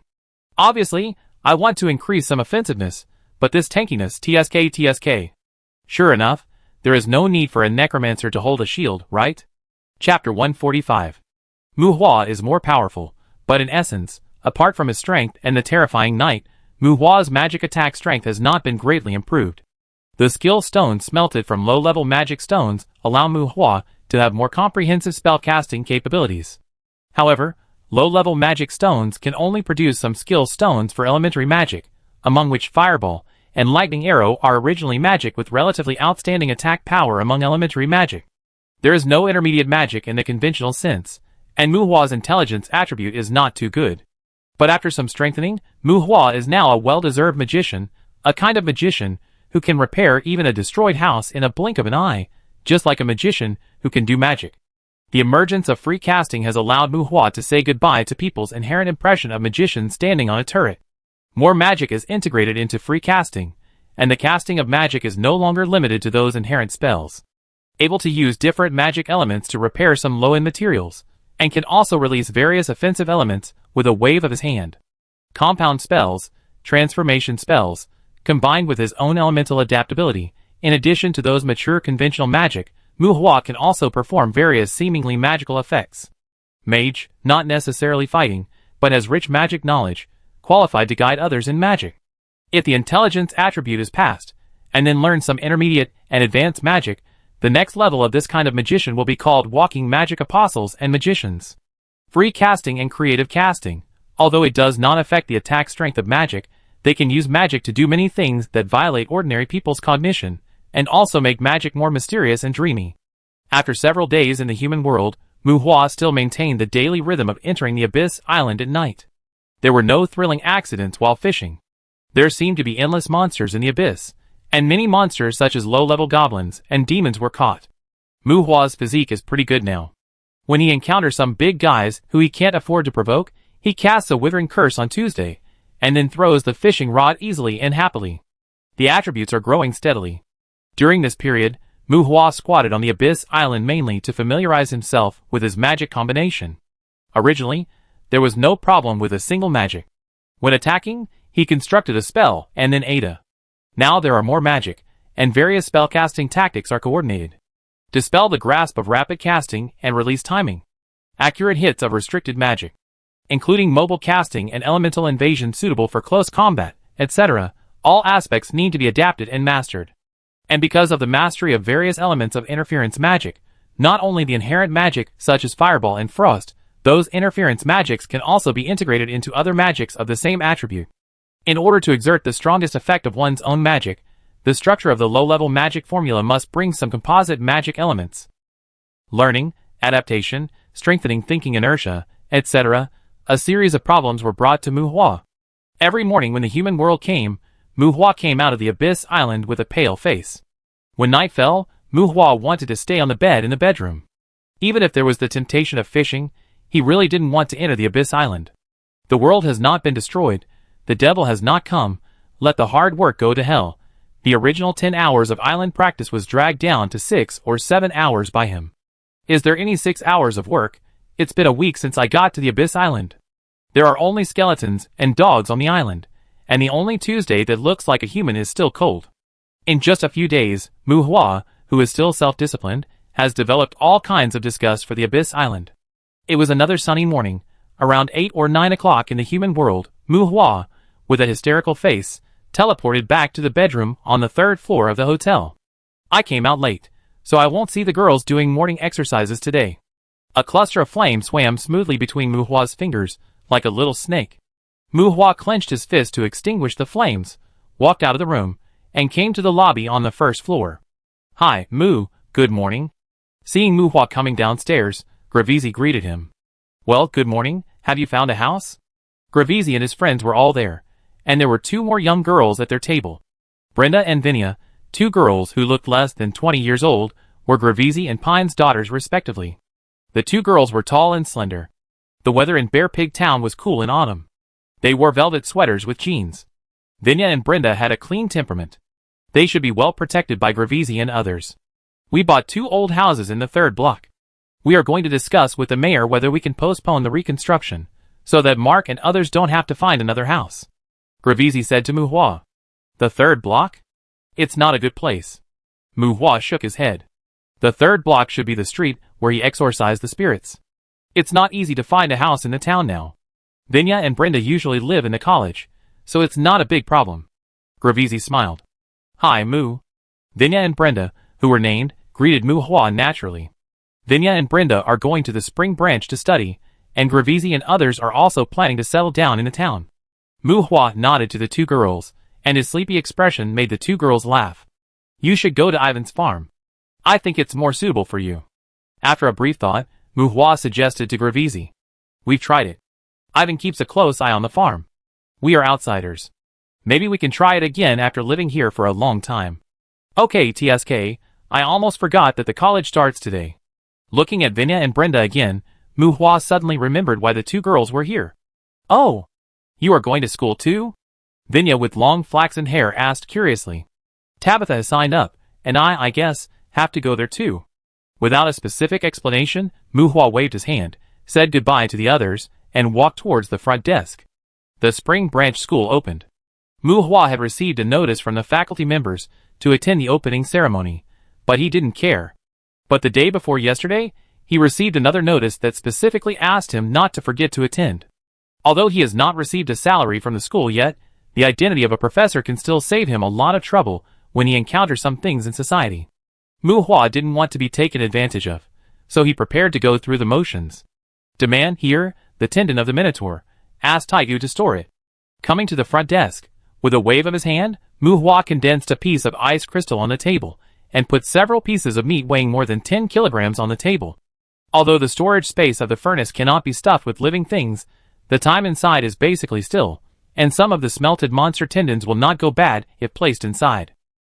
At this time, Mu Hua gave these pieces of meat to Demand, but it was for the living puppet to use when preparing meals for him and Taibesha. Boss, you went into the courtyard at night again? I think you should rest more. Demand poked the steak with his finger, called an iron head to move the steak to the cold storage, and said to Mu Hua, Oh, believe me, I have maintained enough rest time. Mu Hua smiled bitterly. There is absolutely nothing wrong with his rest time, but now he closes his eyes, and his mind is full of spinning spell structures. And this Minotaur was not killed in the courtyard, but fished out from the abyss. Demand habitually handed Mu Hua a straw, and Mu Hua took out a coconut in his hand. A gust of fragrant wind blew around him, and he saw Irene, who had checked in earlier, came to the counter. Oh! What, Mu, are you still in charge of purchasing? Demand magic fruit. Irene pointed at Taitu, who was carrying the steaks, and said with a teasing tone, and Demand handed her an apple. Mu Hua held the straw inserted into the coconut, and looked at Irene. Since Demand was kicked out of the room by her, this beautiful strategist has not been very happy with Mu Hua. Where is Taibesha? Ignoring Irene, Mu Hua asked Demand. She went to the academy. Oh, let's go. I'm going to attend the opening ceremony. Holding the coconut, I turned around and prepared to leave.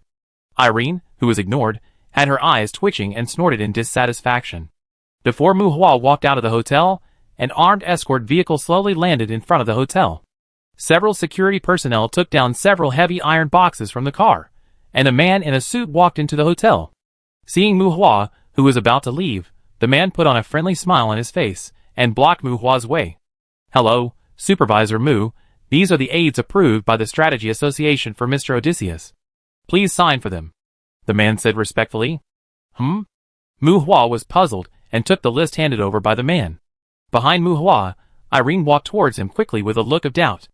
"Eye of the Observer *200, Guardian Magic Scroll of the Distant Seventh World *1, Severing Magic Scroll *40, Forbidden Sky Barrier *40, Dragon Power *2, Extreme Destruction Fire *1, 10,000 Thunders Destroying Strike *1, Infinite Barrier *1, Unfallen Fortress *100, Magic Barrier *2500, Whalefall *100, Extinction Arrow *300, Instant Teleport *. Looking at the list, Mu Hua mumbled the beginning, and cold sweat broke out on his forehead.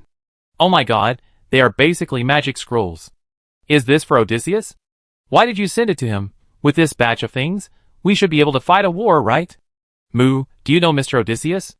Are you the Chief Inspector of Strategy?" Irene's voice, which had an unknown amount of sugar added, asked Mu Hua. "No, I'm a professor of Sprinkle." Mu Hua took 2 steps away, and the girl pressed her chest against him. Gravisi also came to watch the fun. There were so many people, so he had to pay attention to his image. Chapter 146. The Spring Branch School opened, and Mu Hua was asked to attend. He encountered a small accident when he went out in the morning. Webster sent him a batch of super exaggerated magic scrolls. And a beautiful young lady, who was a strategy player, seemed to want to invite him back to her room to review his lessons. He called Webster, and the other party said that his so-called identity as the Inspector General had been confirmed.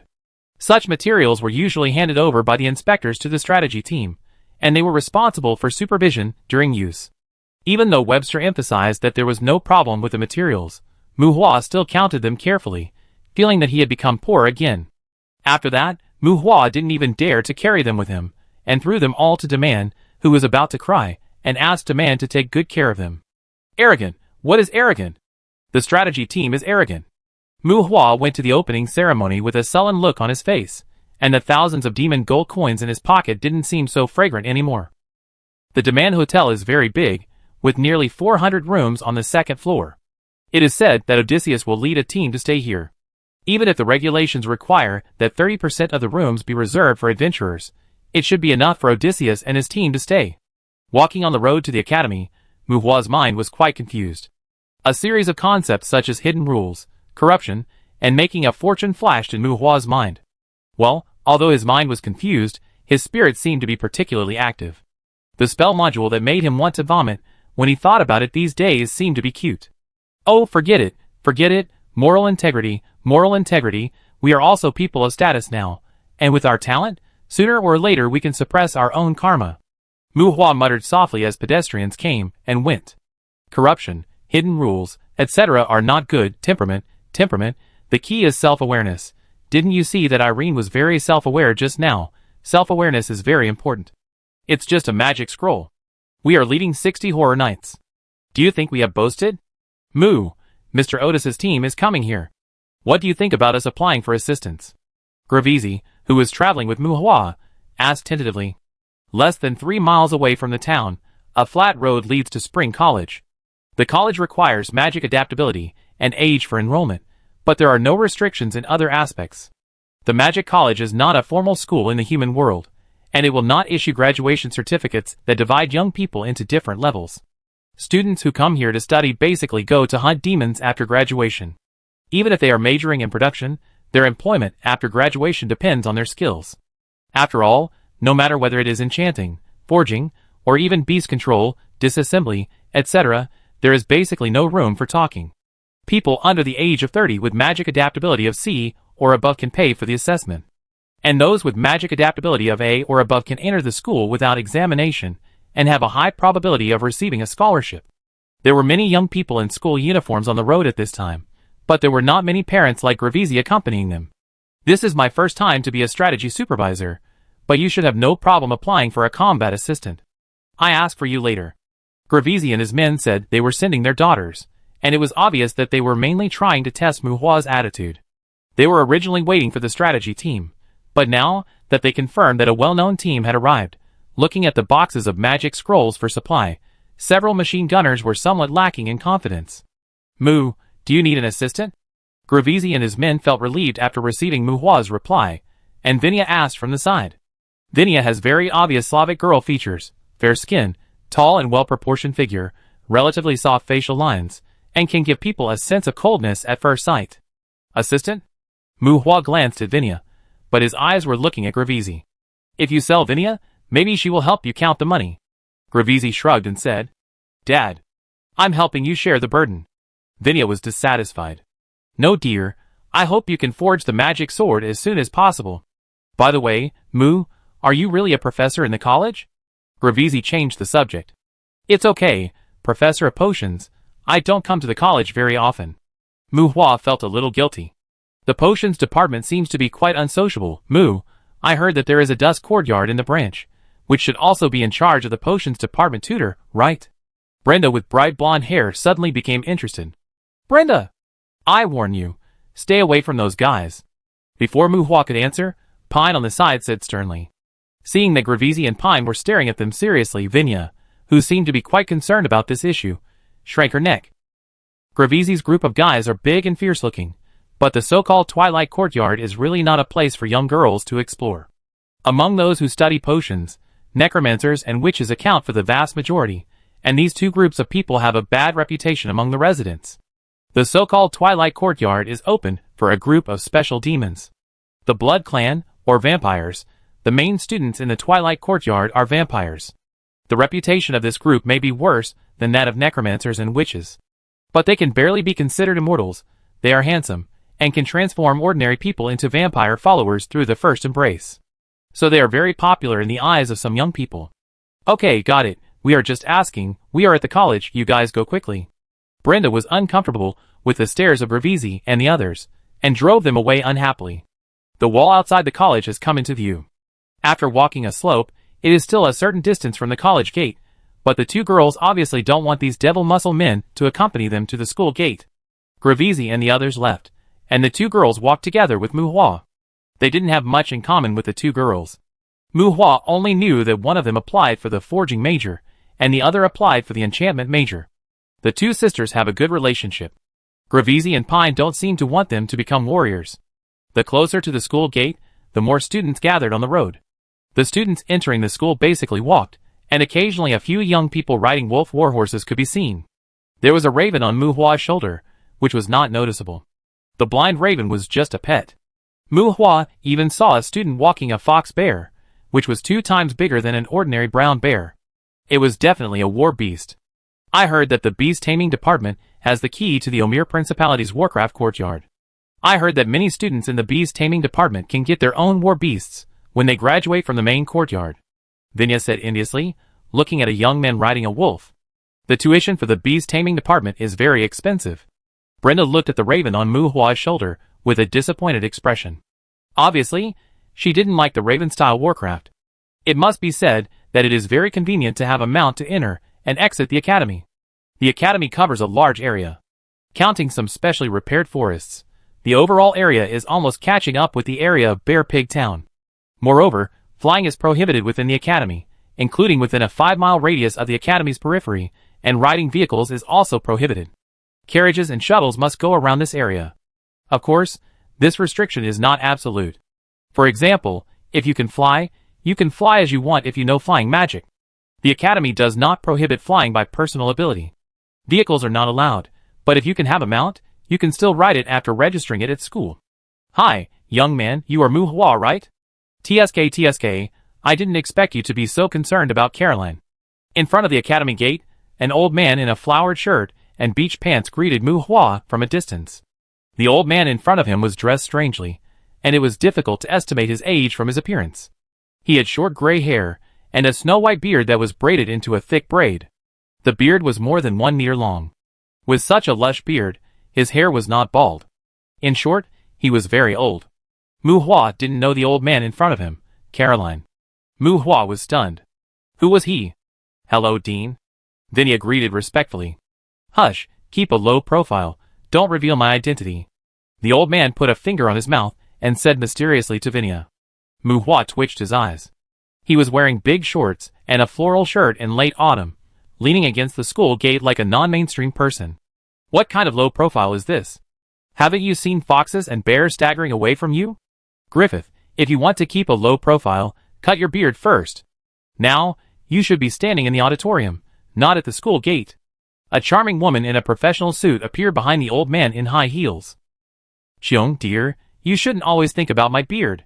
The old man named Griffith said in a flattering tone. Hi, Mu, you're here. The woman named Cheung smiled brightly when she saw Mu Hua.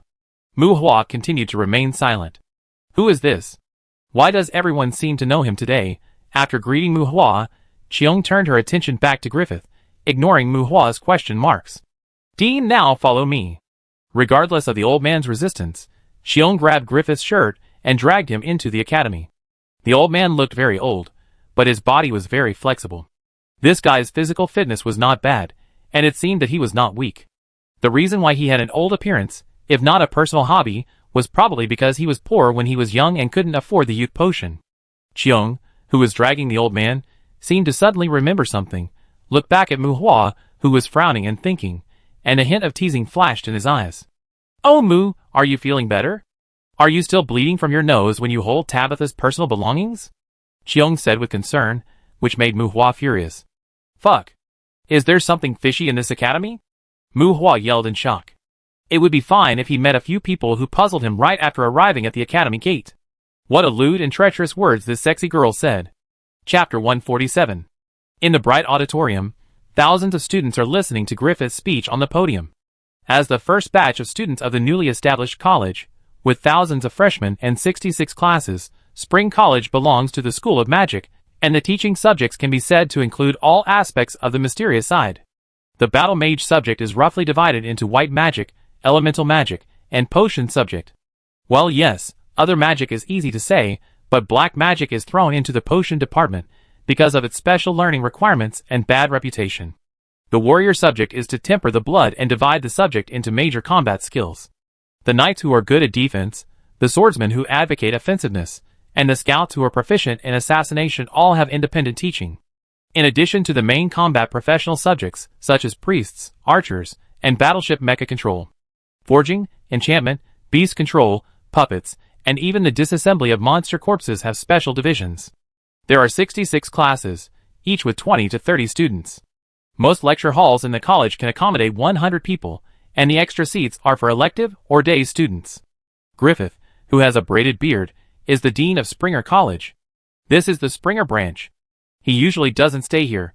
The branch is managed by the dean, Caroline.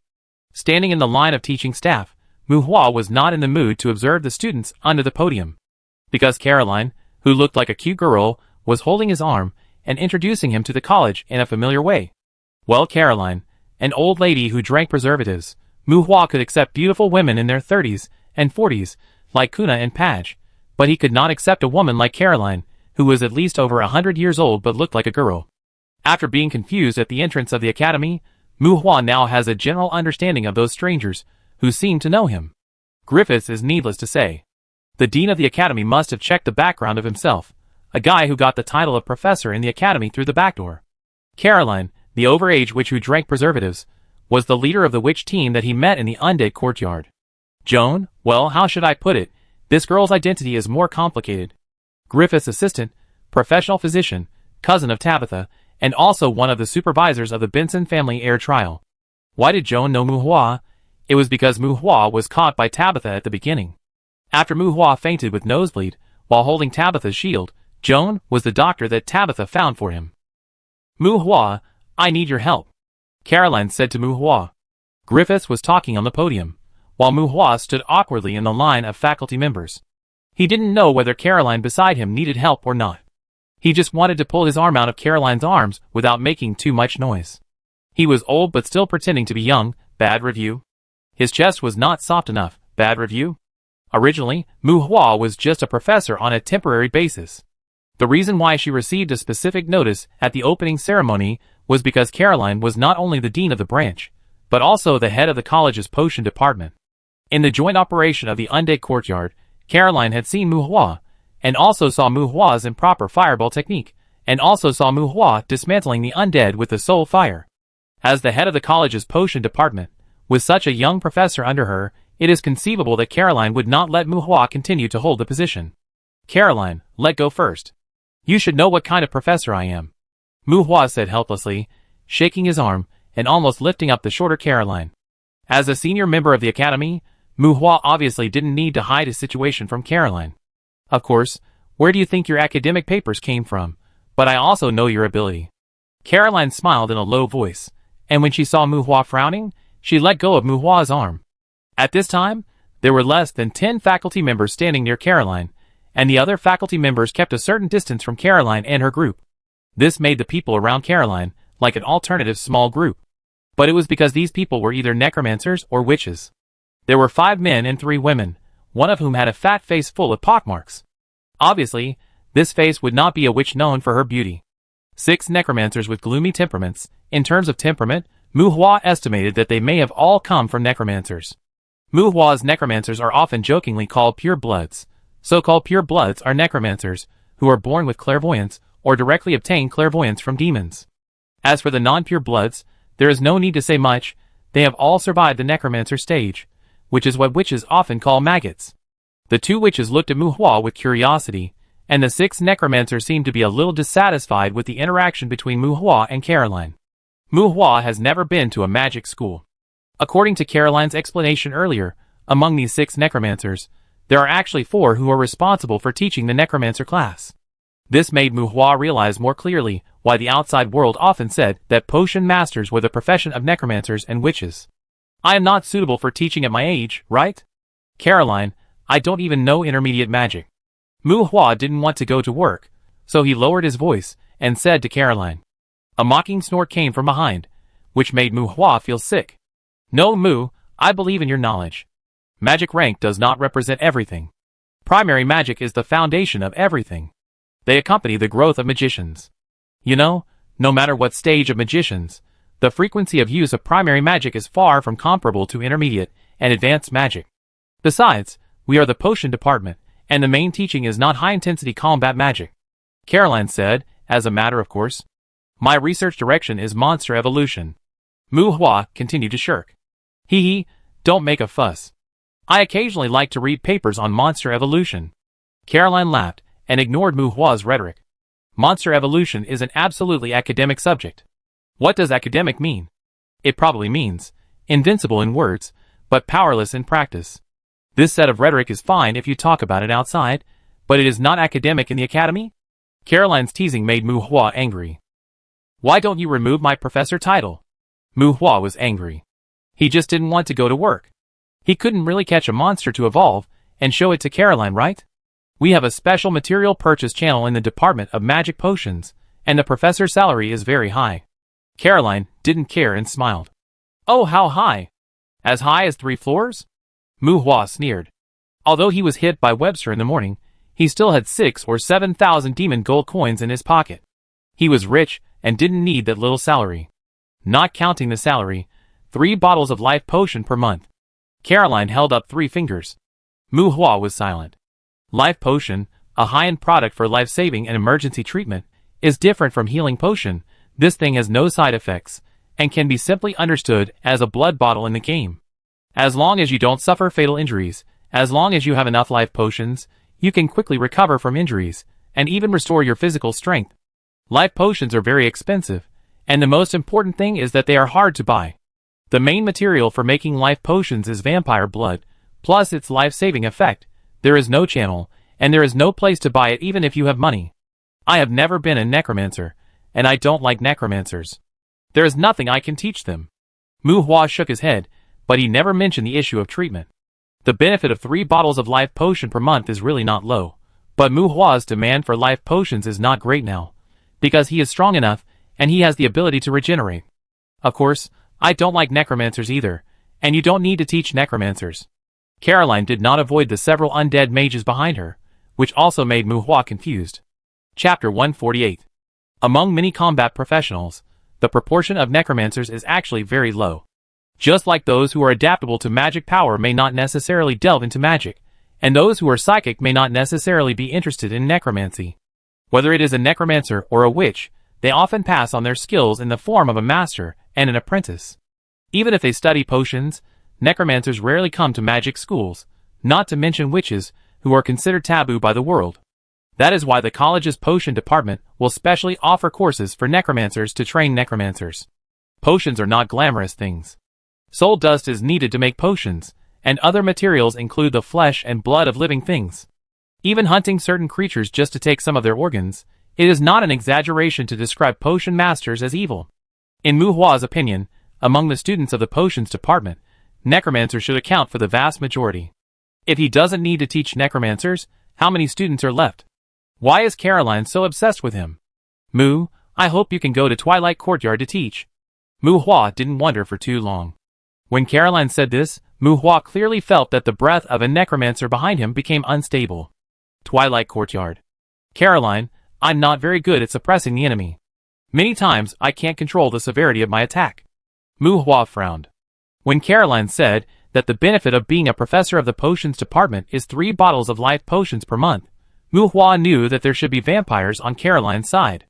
Mu Hua is no longer the newbie when he first came to Loren. The difference between the time axis of the Abyss Island and the outside world allows him to have more time to learn all kinds of information without delaying his practice. The Dusk Courtyard is mainly a school for vampires who are trying to integrate into the human world, or it can be seen as a stepping stone for them to contact the human world. Vampires are essentially a group of demons, and teaching them is not as comfortable as teaching human students. It doesn't matter, those children are not so easy to kill, Caroline said indifferently. Vampires are not easy to kill. Mu Hua glanced at Caroline, who seemed to be more worried about him being at a disadvantage. Although his current magic power is not very good, do you think my fist is fake, or what? This punch of mine can make the Terror Knight vomit. Originally, Vic was in charge of the affairs of the Dusk Courtyard, but he was too close to the Blood Clan. If you blindly favor the Blood Clan, it will inevitably provoke the werewolves in the courtyard to act excessively. So I want you and Vic to be in charge of the students of the Dusk Courtyard together, Caroline explained, not knowing Mu Hua's thoughts. Dean of the branch. Caroline finished her words, but she saw a necromancer behind her speak in dissatisfaction, but was interrupted by Caroline before she finished her words. Shut up, the dean is speaking, Vic, pay attention to your influence. Caroline scolded coldly. Mu Hua was stunned. He seemed to have a wrong perception of Caroline. This old lady who drank the youth potion looked so unreasonable. Vic looked like a middle-aged man with pits on his face. He was choked and his face turned red, but he didn't dare to refute Caroline. As if he didn't dare to talk back to Caroline, Vic stared at Mu Hua with resentful eyes. Mu Hua smiled at Vic in a rather restrained way. Disappointed, this guy has the same name as the illegitimate child. Mu Hua thought he had met the real owner who could be killed. In fact, Mu Hua was quite embarrassed, because he and Caroline had been whispering for a long time, and it seemed that they didn't notice any impact. You actually put werewolves and vampires together. Although he felt embarrassed, Mu Hua was not interested in considering Vic's feelings. He was not an illegitimate child. After a smile, Mu Hua ignored Vic and asked Caroline. We are at college. Caroline answered, as a matter of course. Mu Hua was speechless. How can this be called teaching without distinction? The werewolves and vampires in the human world are all demons. They are different from normal demons. Their roots are the hybrids of hell werewolves and witches. Both are the tribes created by the hell werewolves. To put it bluntly, their ancestors are all from the same family, but vampires are mutants. Whether it is vampires or werewolves, even in the large group of demons, they are definitely rare beings at the level of rare beasts. The spring branch was just established, and it was impossible to find a group of vampires and werewolves to enroll right away. This dusk branch was probably brought by Caroline from the main branch. Vampires and werewolves are special groups among the demons. Werewolves take wolfsbane, and vampires eat human blood. They do not need to sign a slavery contract with people, and they have their own ways to control their own demonic nature. However, the two can be said to be born from the same roots, but it also proves that why not be too anxious to fight each other. Unlike the quarrels between the necromancer and the witch, which are like mutual comfort, a large part of the werewolves and vampires have a hostile relationship like mortal enemies. Strictly speaking, This aspect is actually somewhat suspected of being a werewolf, looking for trouble. You want me to help the werewolves of the Dusk Branch fight vampires? To be honest, I don't like werewolves. Mu Hua had no control over the teaching purpose of the academy, but the work assigned to him by Caroline made him feel troublesome. Who told you to strike? It's just that when they have conflicts, let the Earth Clan get some fair treatment. Are you going to teach? Caroline rolled her eyes. Fair treatment?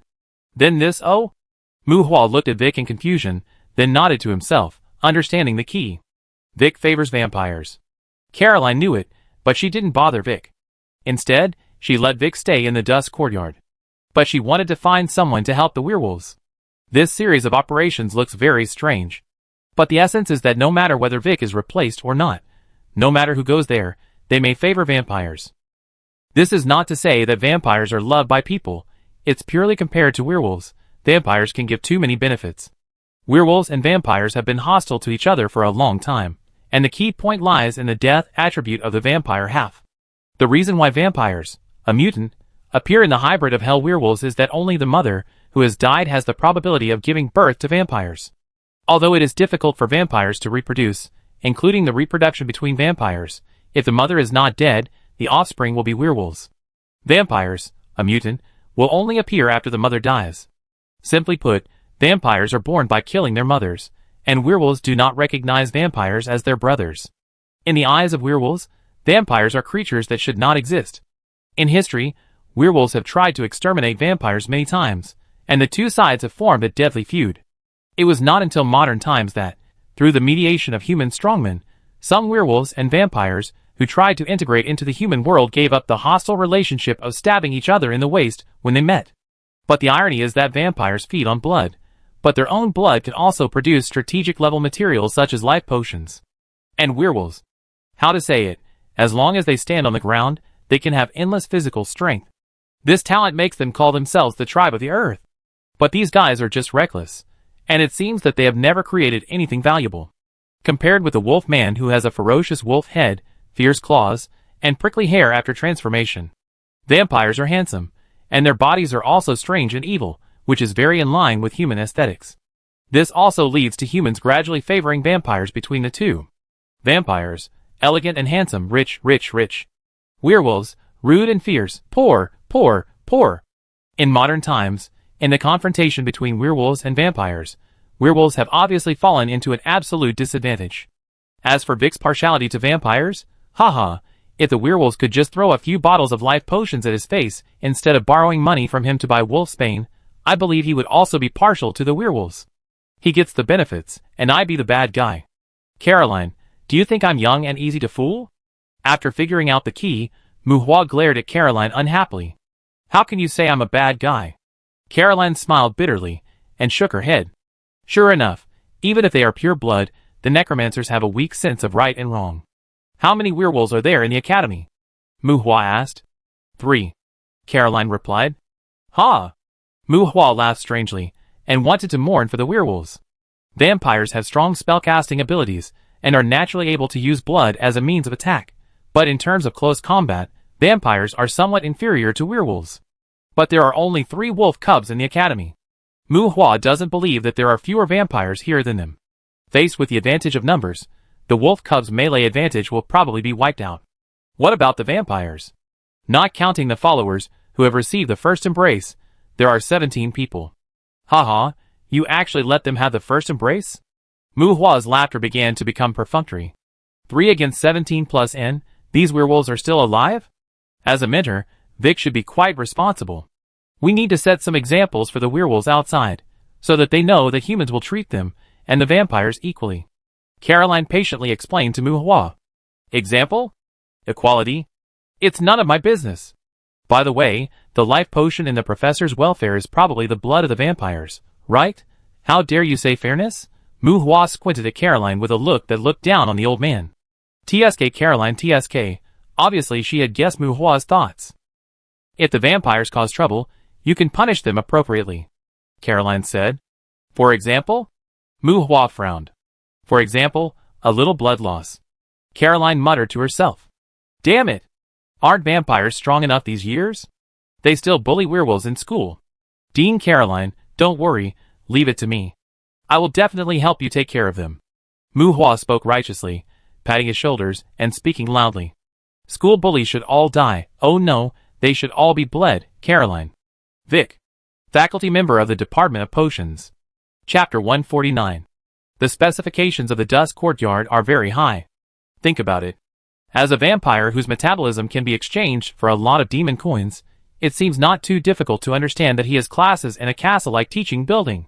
Following Vic through a cobblestone path in the dense forest, the environment here is similar to that of the Demand Hotel, but the area of the surrounding forest is larger than that of the Demand Hotel, and the environment is more quiet.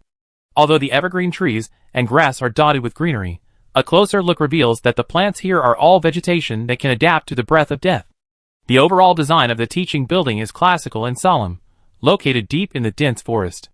In addition to a cobblestone path leading directly to the teaching building, there are also some lost demons who like to play pranks hidden in the surrounding dense forest. The appearance of these lost demons is somewhat similar to fox badgers, because vampires have a certain ability to charm, and they lack resistance to the blood of the opposite sex. The various designs of the location of the Dusk Courtyard are more to prevent students who are seeking death from approaching here at will. In fact, Twilight Academy does not only teach potions, nor is it a class specially prepared for vampires. The original purpose of Twilight Academy is to enroll all demons. However, not to mention that demons have their own heritage, most demons are in the demon kingdom of Alan. Before finding their masters, they are basically in a state of seclusion. Vampires and werewolves are two special groups of demons. They do not belong to the Alan Islands. Because they want to integrate into the human world with a relatively normal identity, the two seem to have become representatives of demons in major magic academies. As for Twilight Academy and the Sprinkle Branch, it is obvious that vampires are the mainstream here. Compared with werewolves, they are absolutely the stronger party. Hi, Vic. Two young men leading horses greeted Vic in a familiar and natural manner. In addition to the teaching building, the building area hidden in the dense forest also has student dormitories, stables, training grounds, and even a small church. The young men and women walking horses in front of him were both outstanding in appearance. Vic nodded at them without greeting them in return.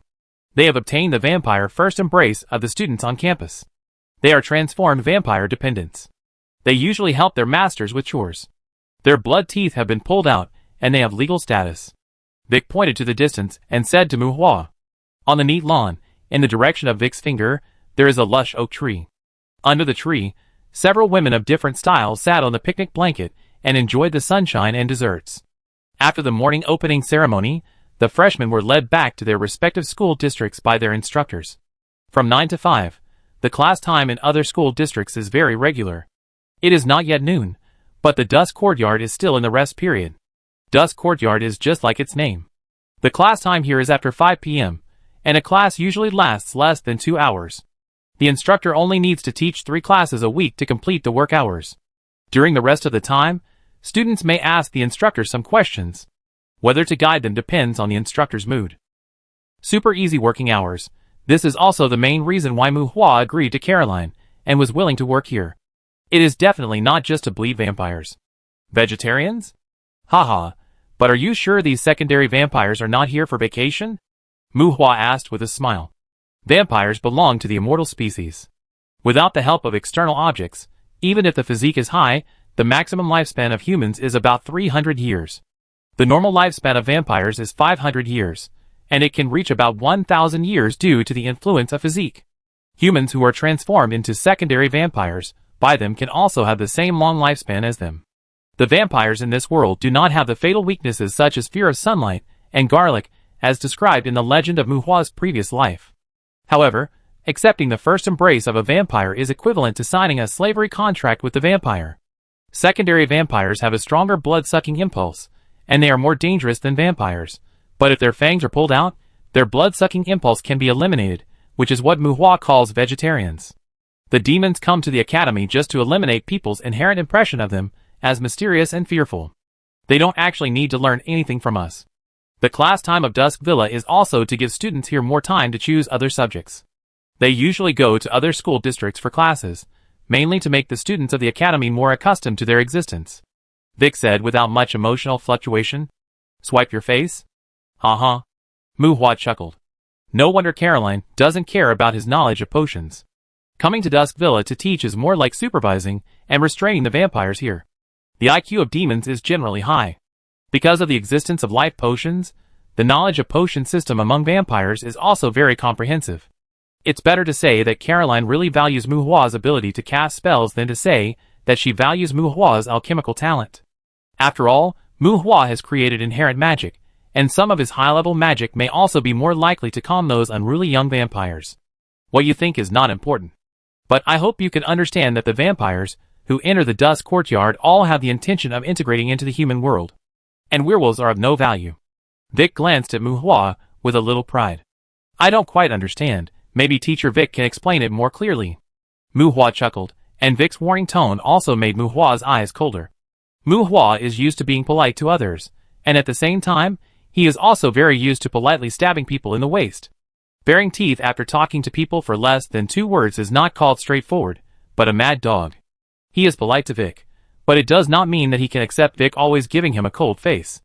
Vic is a very standard necromancer, gloomy, self-centered, unruly, realistic, and Mu Hua cannot confirm whether he is extreme or not. But this kind of person must not be given too much good face. It is a routine operation for them to push their noses and faces. Blindly expressing goodwill to them will only make the other party worse. Werewolves are more aggressive than vampires. Teacher Mu Hua, sometimes we shouldn't take minor frictions between students too seriously, as this may bring unexpected benefits. Vic stopped and turned to look at Mu Hua. Teacher Vic, you should call me Professor. Mu Hua glanced at Vic arrogantly, and walked towards the teaching building without stopping. The arrival of the two attracted the attention of some students downstairs. The castle, which covers an area not smaller than that of the Demand Hotel, has very few students. There are less than 20 students who can be considered vampires in the true sense, and they should have been waiting in the classroom. As for the secondary vampires outside the teaching building, who were like nobles enjoying life, Mu Hua had basically no interest in them. Although these secondary vampires transformed from humans have also become immortal species, their blood has no medicinal value. Haha, Professor Mu Hua? Mu Hua's arrogance attracted Vic's mocking laughter. Professor, I think I must remind you that some students here may be more than twice your age. I'm looking forward to your self-introduction. Vic said leisurely behind Mu Hua, but the faint death aura on his body showed that he was not calm. Death breath? Mu Hua looked back at Vic.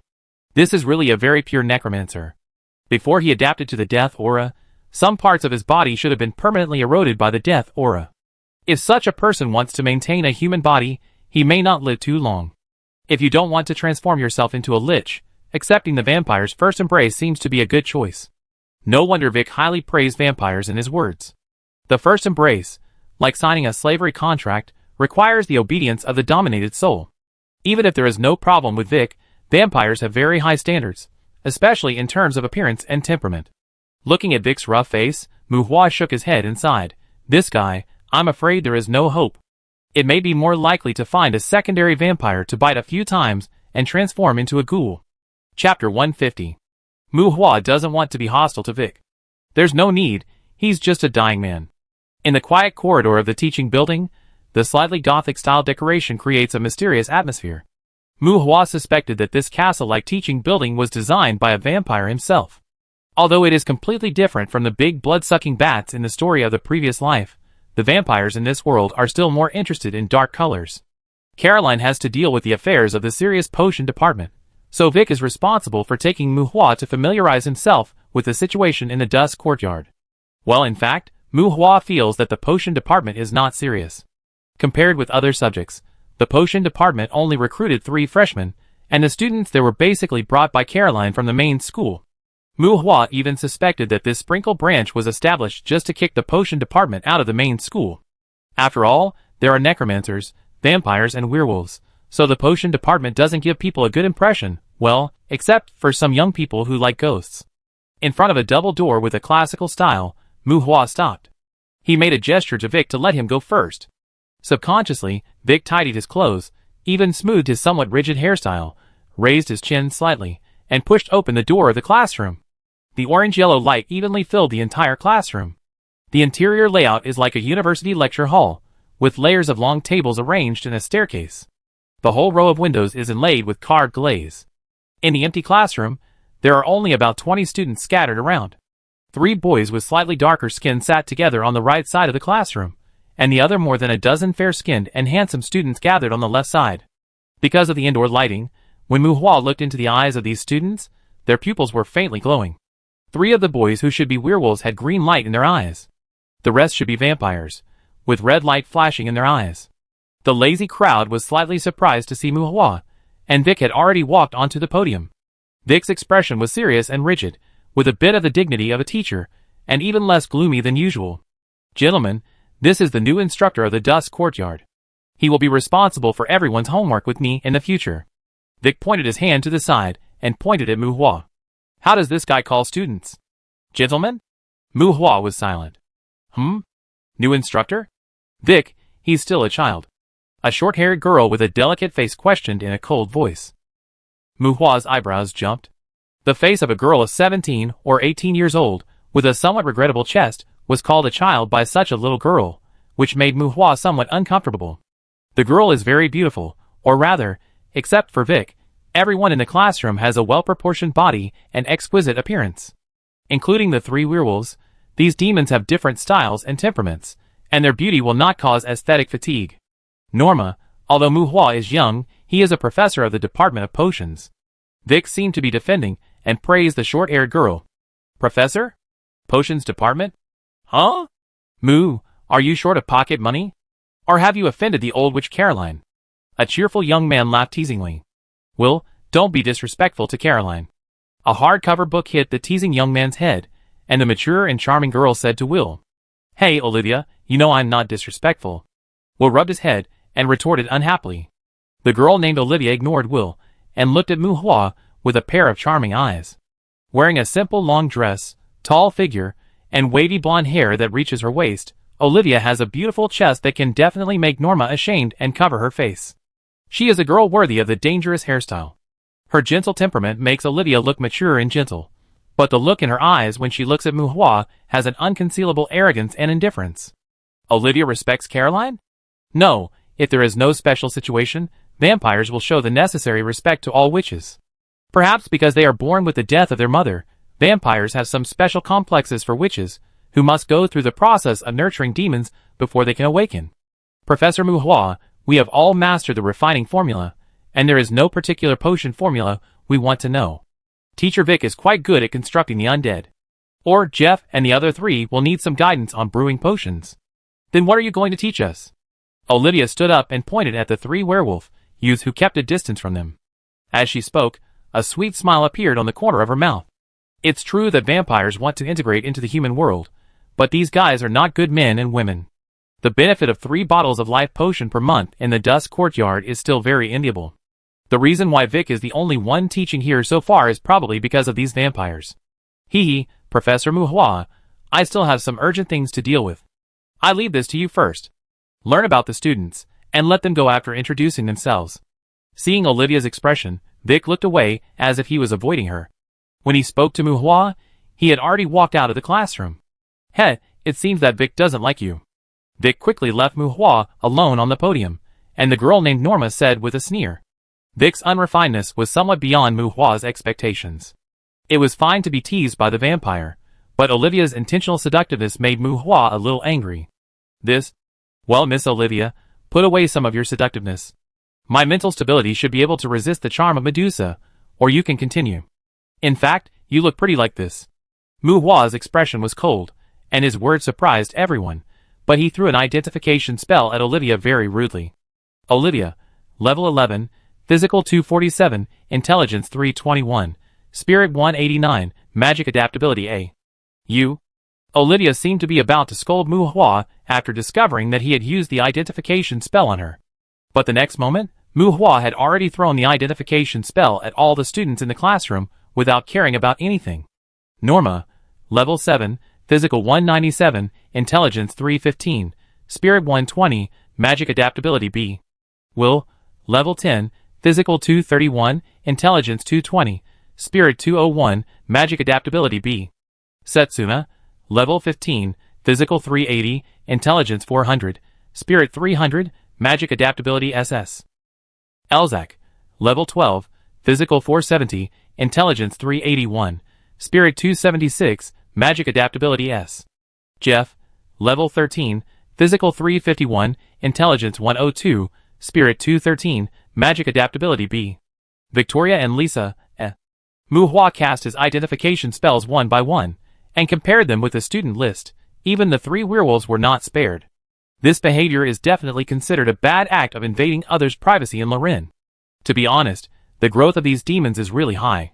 They are obviously suppressing their experience level, but many of them have attributes that exceed Mu Hua. The 3 werewolves did not comment on Mu Hua's behavior, but just frowned slightly. But a group of vampires exploded instantly, and several vampires, who didn't pay much attention to Mu Hua, also focused their attention on Mu Hua. You? Presumptuous. A sturdy brown-haired young man slammed the table. As the young man scolded, many vampires also had magic fluctuations on their bodies. But it was as if the air waves swept past the ears. The heavy breath of death, with Mu Hua as the center, instantly filled the entire classroom.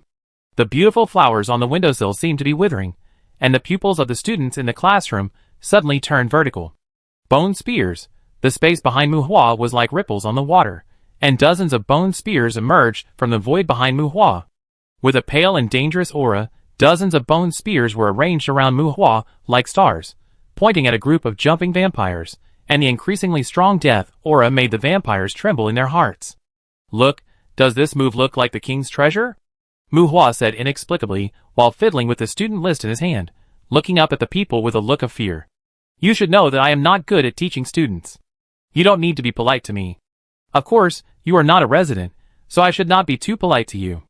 The bone spear slowly stretched out from the void like a ghost in the dark, and Mu Hua's eyes swept over the people. Teacher, I think there are some misunderstandings between us. The young man named Elzak stood up, and when he looked at Mu Hua, taboos were brewing in his vertical pupils. Elzak, a vampire with S-level magic adaptability, was mature and calm. He seemed to have a high status among the vampires. I don't care what misunderstandings you have. I also know why you came to the academy. I came here to serve just to maintain the unity of the Dusk Courtyard, Mu Hua said calmly, looking at the 3 werewolf youths. These 3 handsome guys looked like they were watching the fun and didn't mind the trouble. Their originally handsome and cold appearance inexplicably gave Mu Hua a sense of stupidity. You? Yes, I'm talking about you. Are you forming a small group? Go sit over there. Mu Hua pointed at Jeff and the other 2, and then pointed at the seats where the vampires gathered. Jeff and the other 3. Vampires. I don't care about other things. Today is the first day we met. I just want to emphasize one point. I don't like to look around in class. And Dusk Courtyard is a whole. Don't let me see any disunity. Mu Hua waved his hand, and the bone spear in the void slowly dissipated. The 3 werewolves looked at the vampires, and the vampires looked at the werewolves. The guy on the podium is called Mu Hua, right? He is going to cause trouble. Then who, it's you, the one who just slammed the table. You are responsible for purifying the dead air in the classroom. Comparing the photo on the list to confirm the real student, Mu Hua turned around and left the classroom that seemed to have turned into a haunted house when he gave the order. Mu Hua couldn't afford the bone spear again, but the Dullahan could. Chapter 151. Being mixed blood is a very normal situation for demons. The mixed blood offspring of demons, and most races have lower growth potential than pure-blooded demons. But demons are a special exception. It is hard to say whether it is because humans are too simple. The potential of demons after awakening is determined by the purity of their demon blood. Demons with high blood purity can even reach the level of demons. And mutants like vampires have spellcasting abilities that were not possessed by the werewolves of hell. After a unique meeting with a group of vampires, Mu Hua left the Dusk Courtyard, secretly thanking himself for improving the level of mental stability. The charm of vampires is very strange. In addition to their good looks, they seem to have a special attraction to people with complicated minds. The vampires in the Dusk Courtyard really scared Mu Hua, especially their generally high magic adaptability. Mu Hua even saw an SS-level superstandard one for the first time. Demons do have talents and potential far beyond humans, but that transcendence is more reflected in physical growth. No matter how special vampires are, they are still demons. The magic adaptability of vampires is also high or low. The magic adaptability of pure demons has a high racial tendency, but even so, the magic adaptability of the same demons is also somewhat random. The reason why the demons people see seem to have a high magic adaptability. That is simply because the living environment in hell is cruel enough, and most of those with low magic adaptability have been killed early. The vampires in the Dusk Academy are obviously special among the vampires. Their appearance, temperament, strength, and even their experience level that they deliberately suppressed, as if they wanted to explode in order to win the award from the Goddess of Justice. Muhua really didn't know where Spring College got such a group of monsters from. Fortunately, he is not weak now, and potential is nothing. The class time of the Dusk Academy has not yet arrived, but other departments of the Academy are basically taking open classes at this time. Perhaps, as Vic said, the class schedule of the Dusk Academy is to allow the vampires and werewolves to choose to participate in the courses of other subjects, so that the young students in the Academy can gradually adapt to their existence. The opening of the branch school called on many faculty members of the main academy to participate, and they came not just to stand on the stage. Those tutors and professors almost all devoted themselves to the open classes after the opening ceremony, and these open classes are also to attract more students to elect related majors. In simple terms, they recruit people and grab students so that they can get more shares for their departments from the resources allocated by the college in the future. Of course, there are no open classes in the Dusk Courtyard. It is a taboo place in the college. People are allowed to leave but not enter. At this time, Mu Hua was also choosing his favorite major. Anyway, he had a lot of time. As a professor of the Department of Potions, no one would chase him away if he audited the course. Cousin, do you like war puppets too? The puppet manufacturing department has the largest arena in the college, located in the valley between two mountains. A bunker-like viewing platform was dug out from the middle of the mountain.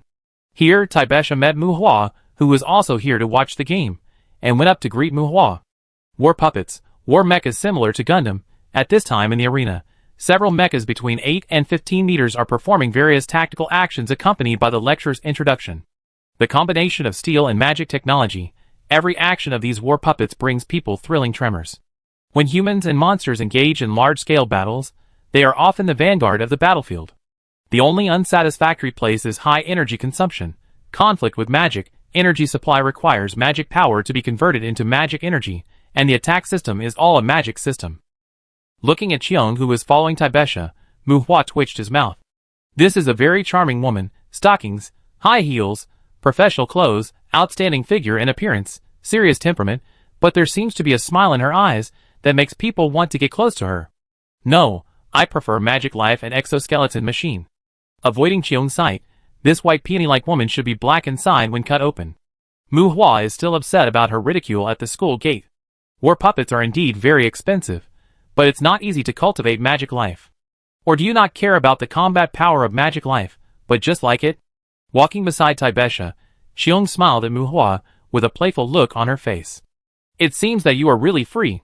I think you should urge the other trial participants. The trial of the successor of the Benson family is really a joke. This woman has bad intentions, and Mu Hua changed the subject. It's troublesome to explain magic life in full, but war puppets are easier to understand. This is a group of mechas that carry heavy firepower guns and cannons, have a strong power system, and can release energy attacks that simulate magic. The reason why magic and magic are clearly distinguished is not because of the so-called steel machinery, but because magic and magic conflict. Just like pouring water into a car's fuel tank, pure magic power cannot be the energy source of magic tools, and it will also damage the delicate magic components inside. In addition to close combat, the other means of attack of magic mechas are achieved by consuming materials and converting magic energy.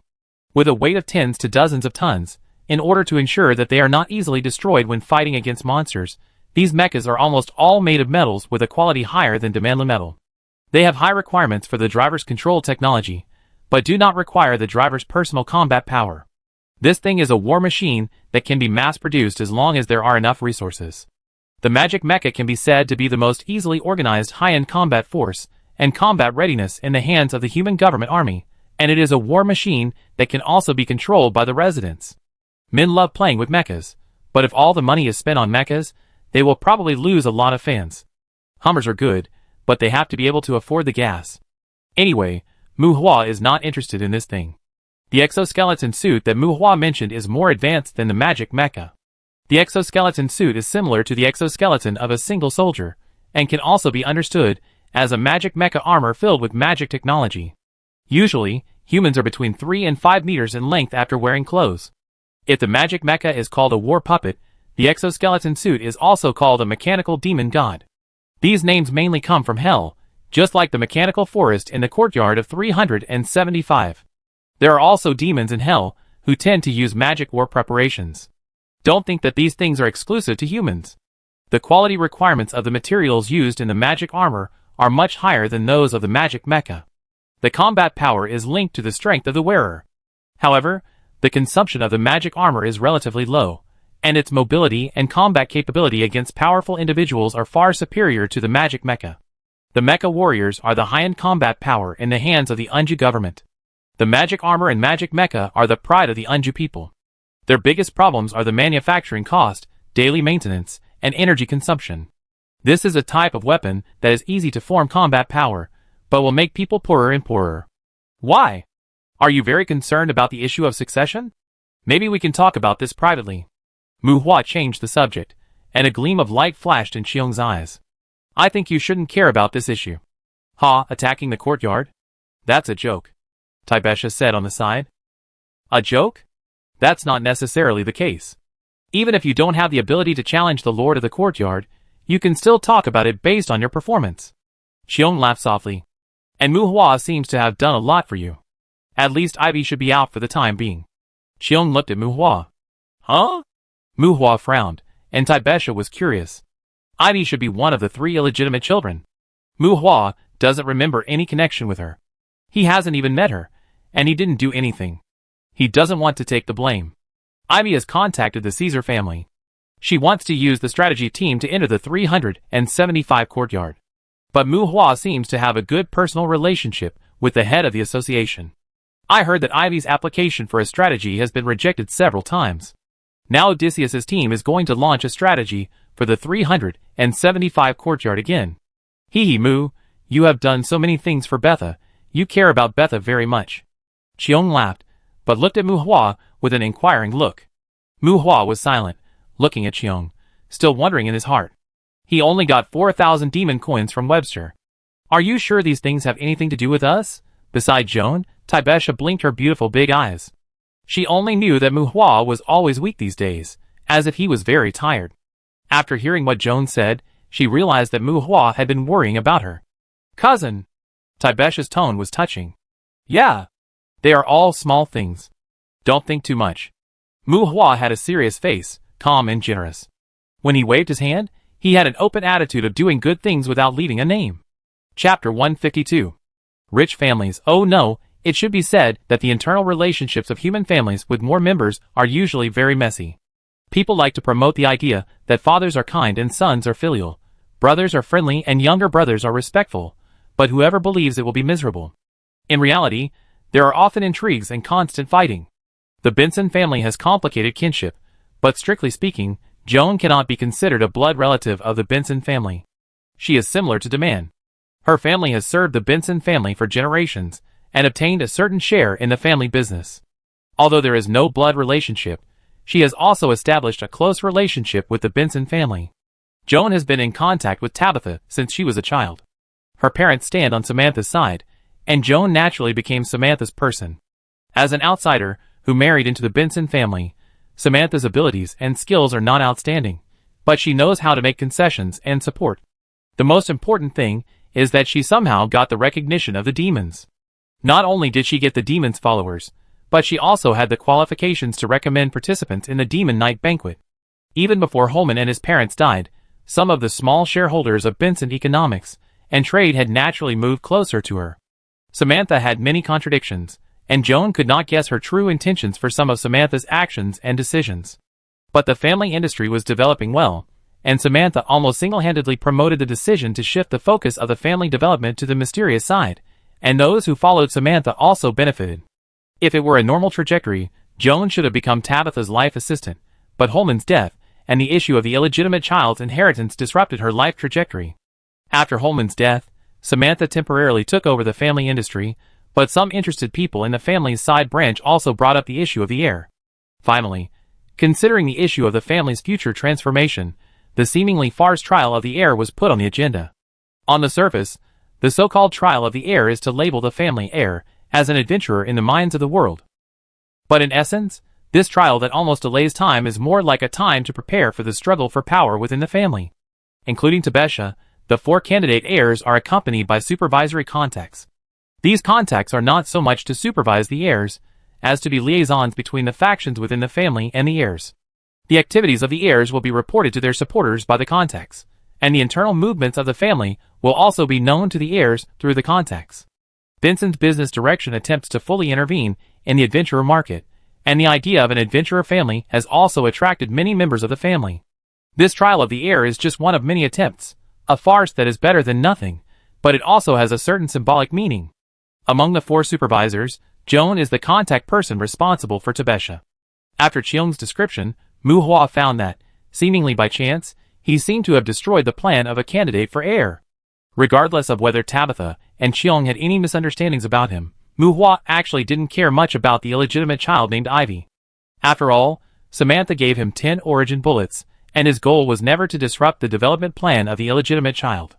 As for illegitimate children, especially those who want to fight for the family property, only dead illegitimate children are good illegitimate children.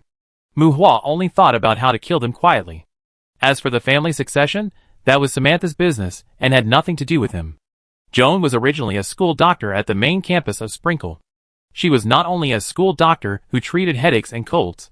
She transplanted limbs for students with missing arms and legs, transplanted organs for students with organ failure, replaced body parts with magic prostheses for some students, and even performed magic core transplants. Well, don't think it's exaggerated.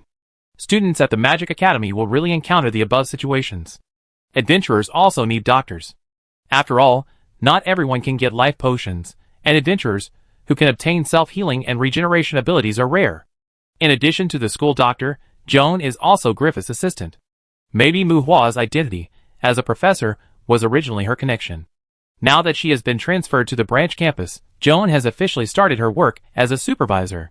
She is very familiar with Tabitha, but Mu Hua, who suddenly appeared, is very different from what she originally imagined. A young man born in Lanton, who has never enjoyed family warmth since childhood, and has been struggling in the lower class of society since childhood. How did he become a combat force that made Tabitha feel ashamed? How did he make Caroline admire him so much? How did he become the mentor of Dusk Villa?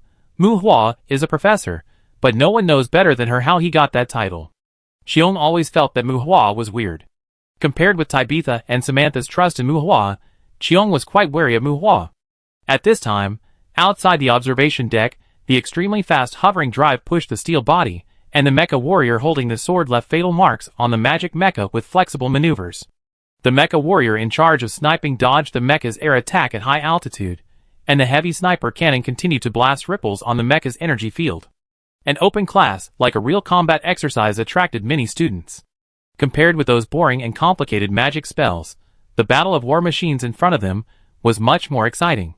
These things are really shameless. Looking at the bombardment that was as powerful as the mid-level magic, Mu Hua muttered softly. Maybe they will think that the magician is shameless. If their exercise was replaced with a real combat, the energy consumed alone would probably be enough for the magician to use high-level magic to clean the ground. If the machine body was damaged, it would be a pity. Tabesha was not surprised. The army of the human government is not without the ability to overturn those courtyard masters. The main problem is that they can't afford the car. If there are 2 cars, the economic system of a kingdom will probably collapse. After all, adventurers are still environmentally friendly and cost-effective. Don't necromancers have constructed undead? Compared with magic war preparations, they are cost-effective. And your summoned beasts? When it comes to cheating, summoned beasts are much more than magic mechas. You don't study constructed undead well, but you still want to study mechas? Xiong asked on the side. No, I'm only interested in magic life. It's a temporary interest, and maybe one day I won't be interested anymore. Mu Hua said casually.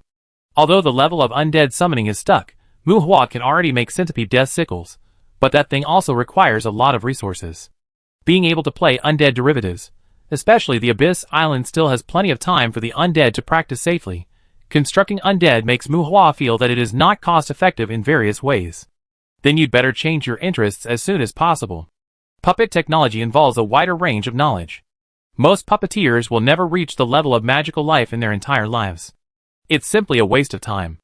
Xiong shook his head and advised with a pessimistic look.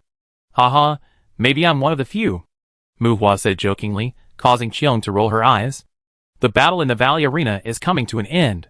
2 mecha warriors completely defeated 5 magic mechas.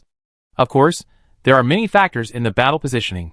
Mu Hua originally came here just to see the beautiful magic life lady, but the level of this academy was too low, so he was just watching some mecha battles. Compared with those students with shining eyes, Mu Hua shook his head and prepared to leave.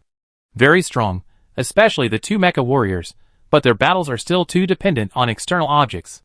They are intimidating, but their logistics and financial requirements are extremely demanding.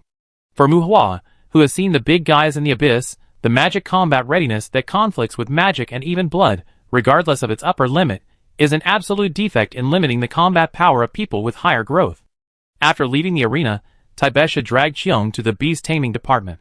Mu Hua looked at the sky and prepared to go back to the Dusk Courtyard to familiarize himself with the facilities there. Mu Hua, the other people in the Dusk Courtyard don't matter, but there is a girl named Shauna you should pay attention to. Qiong reminded Mu Hua when the three of them separated. Shauna? The one with double S level magic adaptability? Mu Hua had some impression of the melancholy vampire. Such a high magic adaptability? Taibesha was surprised, and even Qiong showed a surprised expression. Obviously, Qiong didn't know the attributes of Shauna. That girl has a problem. Most of the secondary vampires in the Dusk Courtyard are her followers. She has only been in the academy for a year, and she has already accepted 3 followers in the academy, both men and women. Qiong hinted. Biting students? The school doesn't care? Mu Hua frowned. The academy has tried its best to stop it, but there is no forced behavior. Those students even caused a suicide crisis, and the school can't do anything. Qiong shook his head. Mu Hua, are you really going to teach at Twilight Courtyard? It is said that the vampires are quite weird. Taibesha seemed worried. I am not interested in that moment. In fact, Olivia's is better. It has a bit of a good family flavor. Mu Hua smiled and waved his hands, leaving the 2 women to curse behind him. Weird. Mu Hua said that he just mixed some life potions. At most he wanted to help the vampires promote metabolism. Shallow charm, deep love, his youth has long been fed to the dogs, and now he has a stable spirit. Compared with the vampire, it is hard to say who is more weird. Chapter 153. Twilight Courtyard is a special area in the academy, where students from other disciplines are not allowed to enter and leave at will. Even if you want to learn about the relevant knowledge and attack characteristics of black magic, you have to go to the normal potion teaching area to take black magic electives. However, for young students, Twilight Courtyard is also a very tempting and mysterious school district. The cold werewolves and handsome vampires have great appeal to some young people. When Mu Hua returned to Twilight Courtyard, several groups of students in the Outer Woods had already issued calls for help under the teasing of the lost monsters. The academy did not allocate too many manpower to Twilight Courtyard. After all, vampires are too special. Not to mention the charm of vampires, and the temptation of immortal species, it is not uncommon for even some elderly and steady elders to have a desire. In fact, the chores of Twilight Courtyard are basically handled by the secondary vampires here, and students trapped in the forest will be sent out of the forest by those secondary vampires who have pulled out their fangs. Of course, the process of criticism and deduction of credits is inevitable, and those with serious circumstances will be expelled. Mu Hua, how can you threaten students with magic? Vic's accusation came from behind. At this time, Mu Hua was checking the animals raised in the stable. There were not only horny horses and earth-splitting goats in the stable, but also giant bats and a Wolf demon wolf that was much larger than the Wurg. These should all be riding beasts tamed by vampires, and they are usually taken care of by those secondary vampires. Vic, don't bother me, I don't want to bother you. Looking back at Vic, who was trying to act furious, Mu Hua said boringly. That's right, Mu Hua didn't want to cause trouble to Vic. No matter what the reason was, Vic was the only mentor who lived in the Dusk Courtyard. Mu Hua wanted to enjoy the benefits here easily, and Vic's presence was indispensable. Who would bother people who work for no reason? Are you sick? Mu Hua, I don't care how many connections you have outside, but this is the Dusk Courtyard. When you come here, you need to abide by the rules here. Mu Hua's attitude annoyed Vic, and his expression became gloomy again. 2 strong middle-aged men leaned against a big tree nearby, watching Mu Hua and Vic curiously. They looked more than 30 years old. Although they were responsible for taking care of the stables, these 2 secondary vampires also cleaned themselves up. They were dressed like cowboys, and had a very good temperament. If the 2 of them went to bars and nightclubs, they would probably attract screams from some young women. What else? Facing Vic's threatening warning, Mu Hua asked coldly. In Mu Hua's opinion, Vic is similar to him. Rather than being a mentor of the Dusk Courtyard, he is more like a supervisor of vampires and werewolves. Mu Hua has no control over what this guy wants to do, but if he wants to prove something by making trouble for him, Mu Hua doesn't mind temporarily putting away his love for him. Is working great? Well, people who work are really great, especially when they carry the burden for us. Mu Hua suppressed his temper and put away the mentality of punching him out. Otherwise, those life potions are not so easy to get. Vic sneered, and his body was filled with magic fluctuations mixed with death. Life potion? Mu Hua suddenly realized that Caroline still didn't explain it to him clearly. The so-called 3 bottles of life potion per month were probably Vic's quota. Did he take advantage of Vic?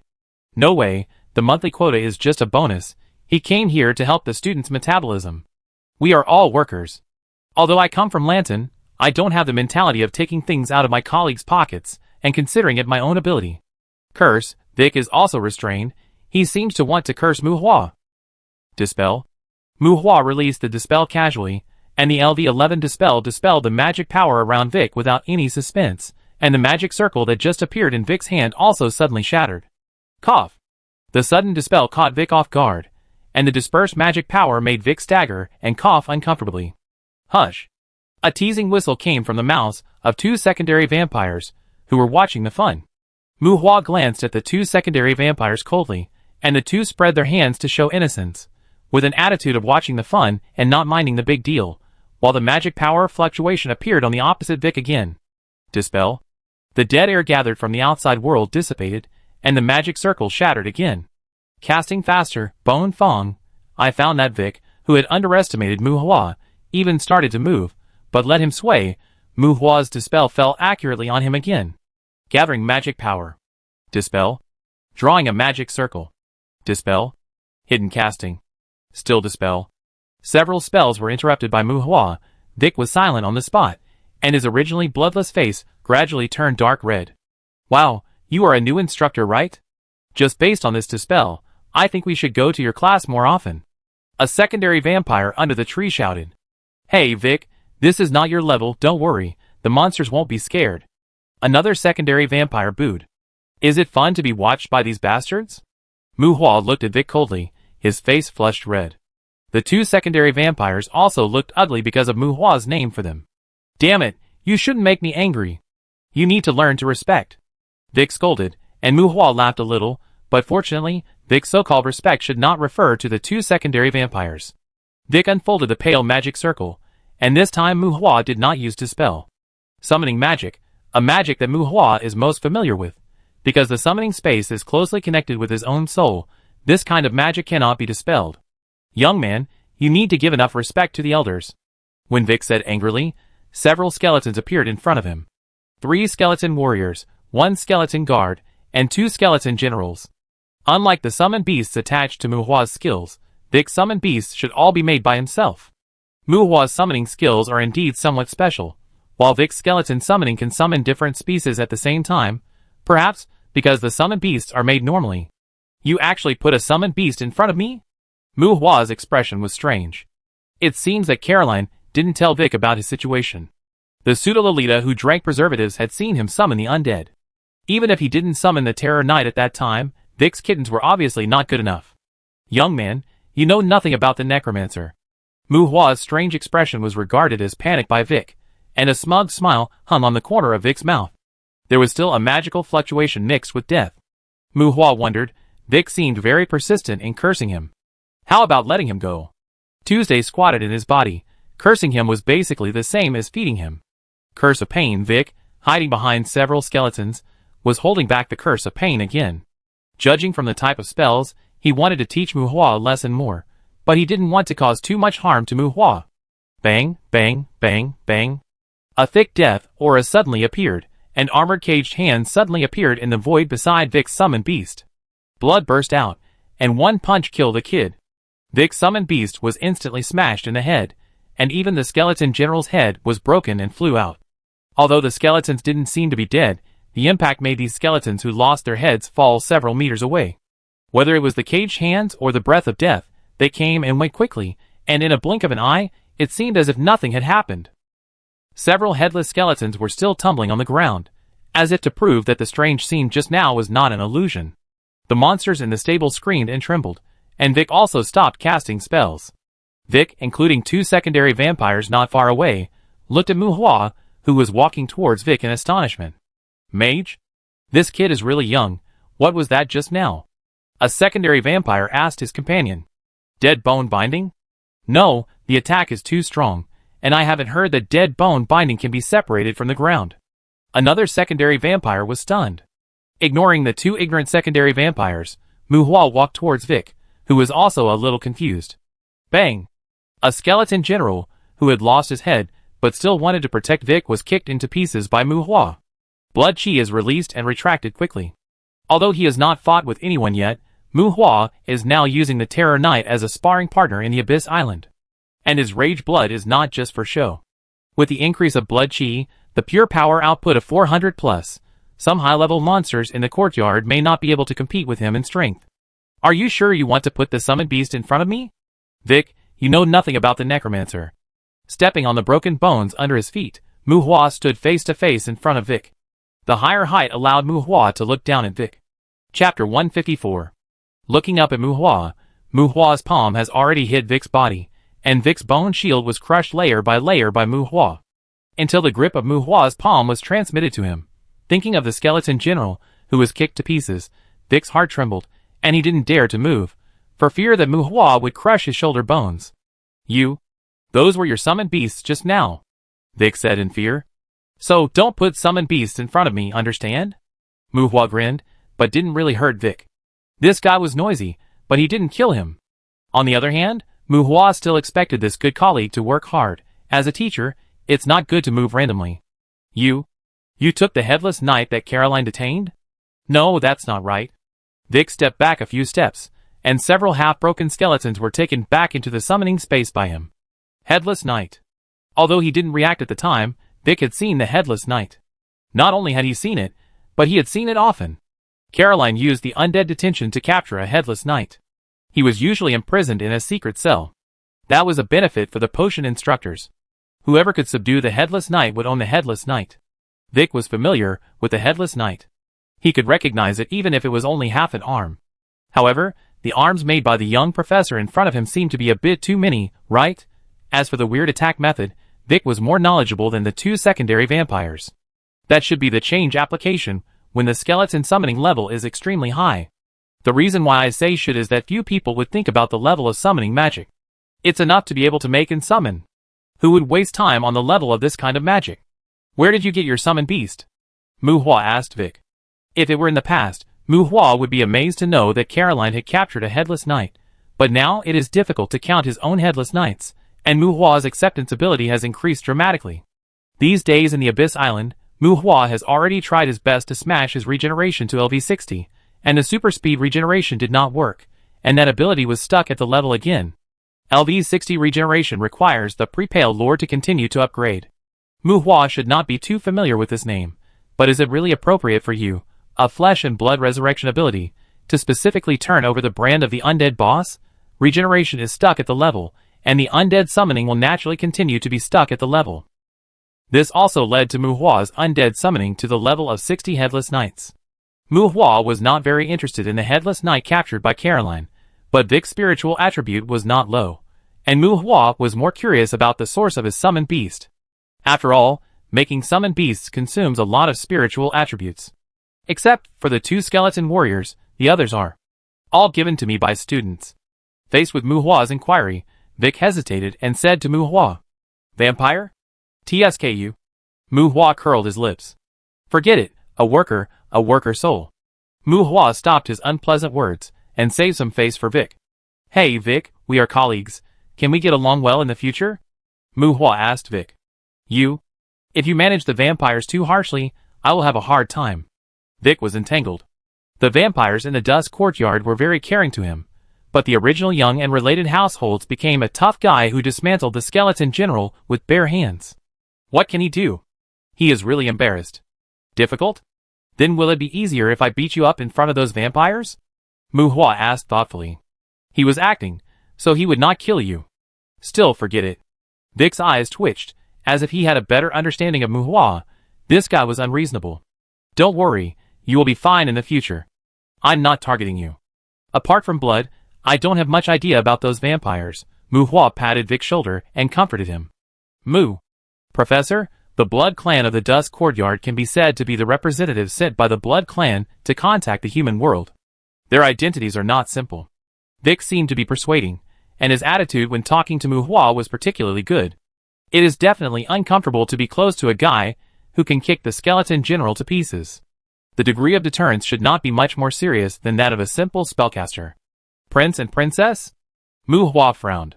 He had some guesses when he checked the attributes of those vampires. Yes, and they are particularly respectful to Elzak and Setsuna. In fact, these vampires in the other courtyard are basically controlled by Elzak. Vic explained, and Muhua remained silent. Prince and Princess are a kind of adjective. Vampires have strong and weak talents, but some of them are regarded as nobles and generally have strong personal talents. Vampires generally respect witches very much, but most witches have a very contradictory attitude towards vampires. After all, the birth of every vampire means that a witch died because of them. The nobility of vampires does not lie in family inheritance, but the mothers who gave birth to them all have a common identity quasi-witch. As if they inherited the qualifications that a quasi-witch should have, this type of vampire generally has a high talent.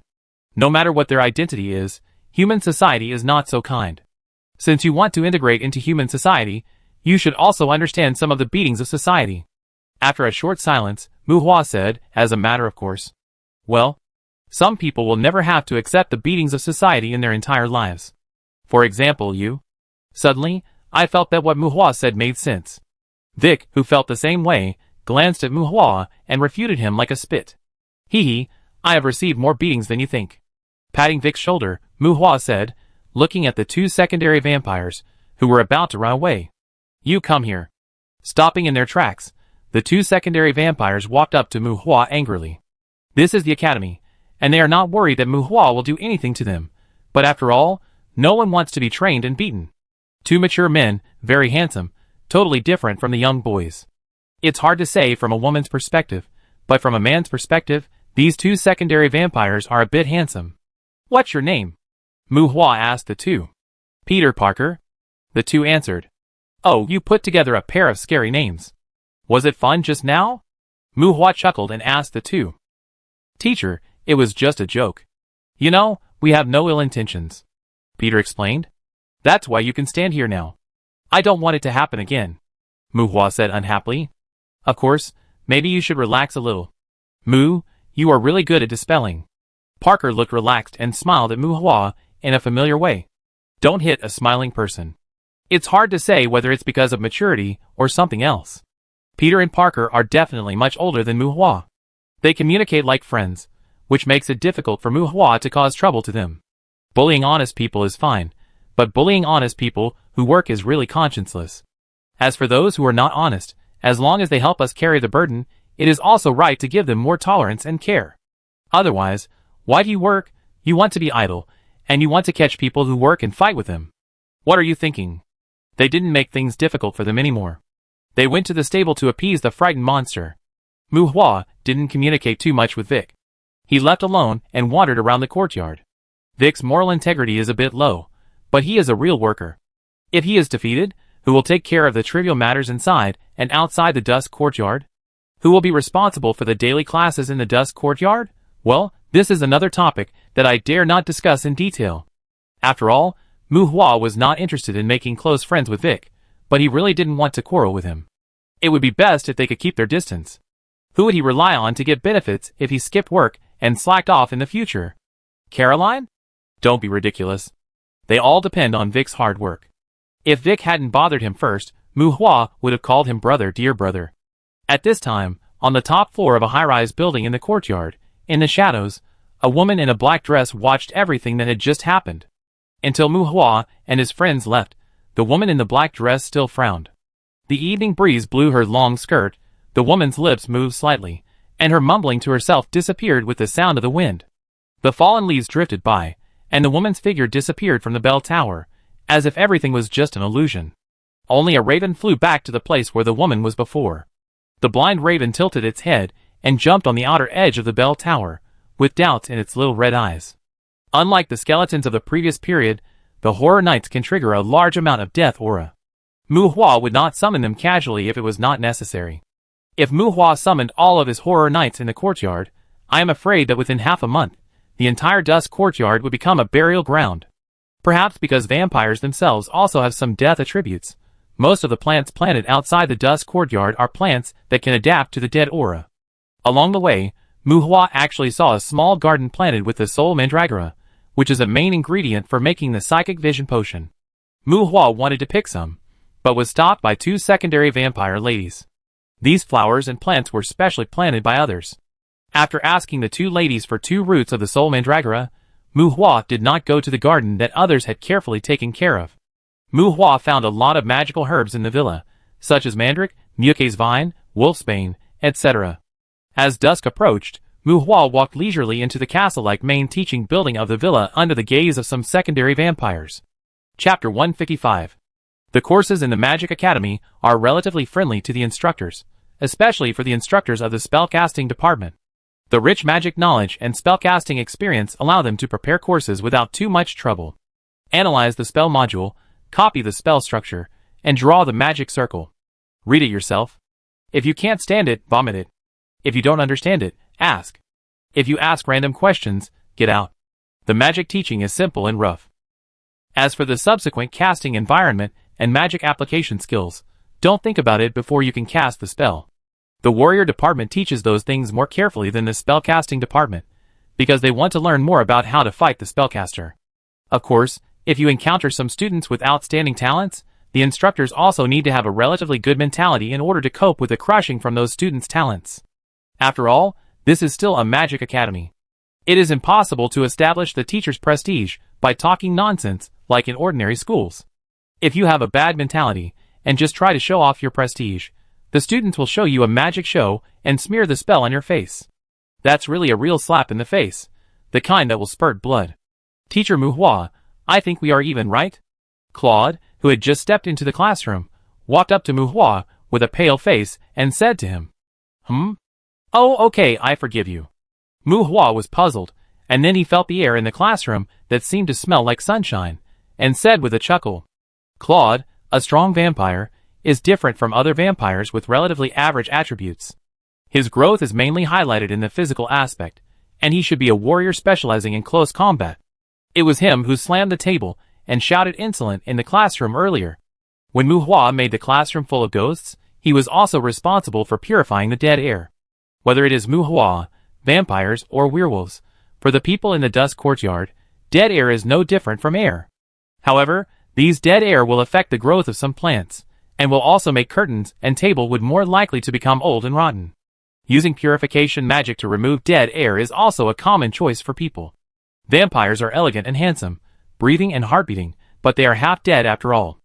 Although purification magic will not have the weakening effect on vampires, as it does on undead, it will not make them too comfortable. It is not difficult to see from Claude's face, at this time, that the process of purifying the dead air in the classroom is not pleasant for him. As Mu Hua entered the classroom, a group of vampires, led by Elzac, performed a noble etiquette for Mu Hua, as if to express their recognition of Mu Hua. And Jeff and the 3 werewolves also stood up, clenched their right fists in front of their chests, and bowed slightly to Mu Hua symbolically. It seems that this is considered as an approval of me as a mentor? Mu Hua asked everyone as he walked onto the podium.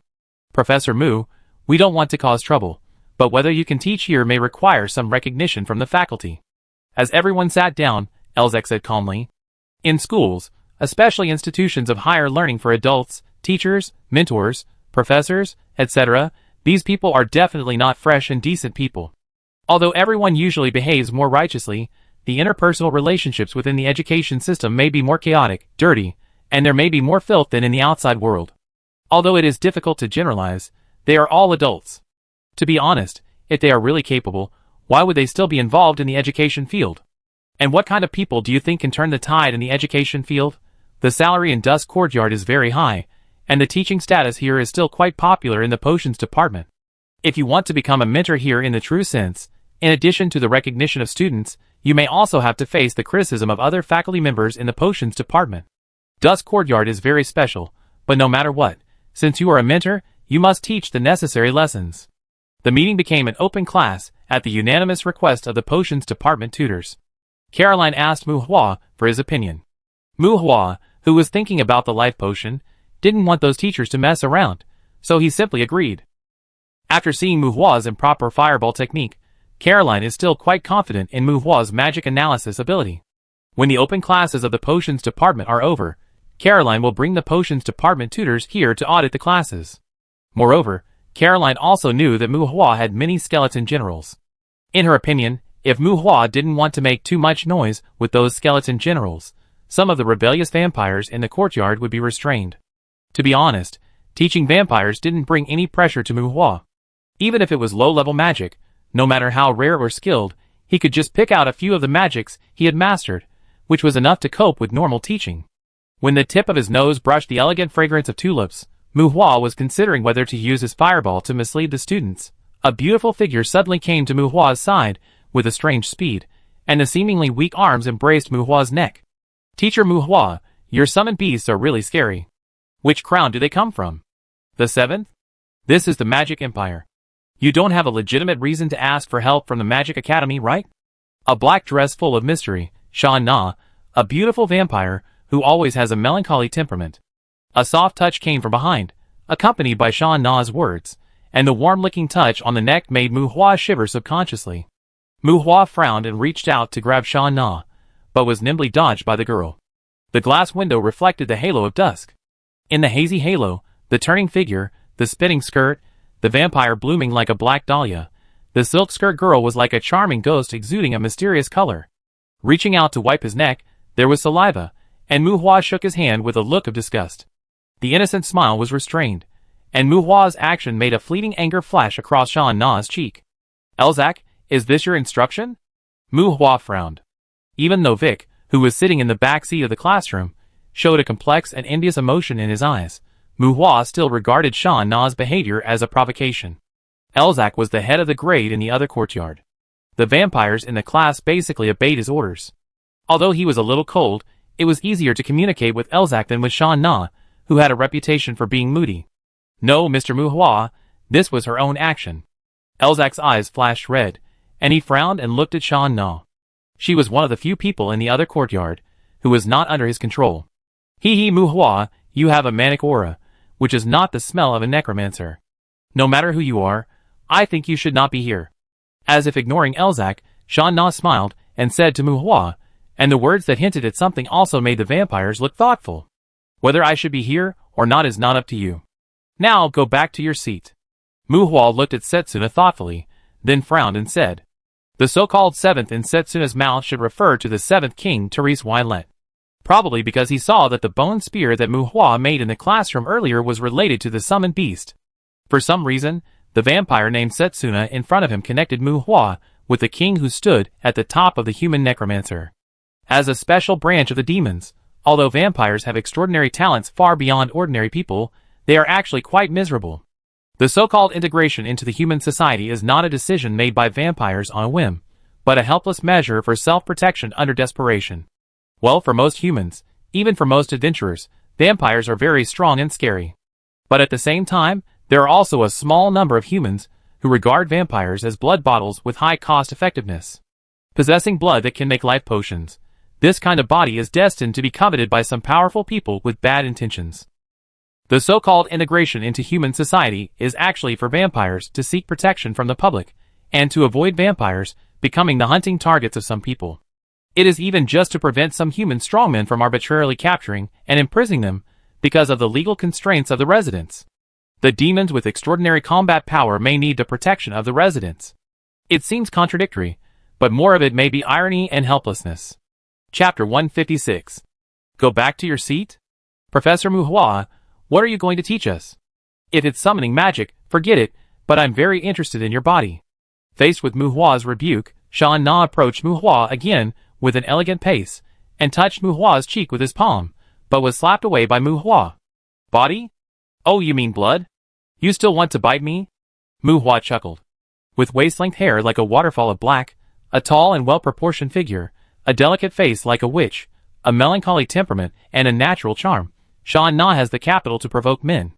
However, In order to allow his own Dullahan to show the ability to spread fear at any time, Mu Hua raised his mental stability to LV20 early. In Mu Hua's eyes, Sha Na's charm ability, which is further enhanced by body shape and movement, is more like a dancer in a nightclub. Although he didn't hate dancers, this style didn't really appeal to him. Of course, if you don't mind, I'm actually very picky. I think I can compensate you with 2 bottles of life potion. Setsuna pursed her red lips and licked the corner of her mouth with the tip of her tongue. Setsuna, stop making trouble. Elzac's voice came. Compared to Elzac's frowning dissatisfaction, facing the interaction between Mu Hua and Setsuna, the other vampires in the classroom were all very interested in watching the show, and their red eyes showed that they were still excited to a certain extent. In the classroom at dusk, a group of handsome men and beautiful women with red light flashing in their eyes. In the weird atmosphere, the 3 werewolves showed a little anxiety, and Mu Hua gradually had an evil smile on his lips. It seems that I don't need to treat you as ordinary students at all. It's fair, I like fairness too. Is that right, Sha Na? Then, let's make a bet.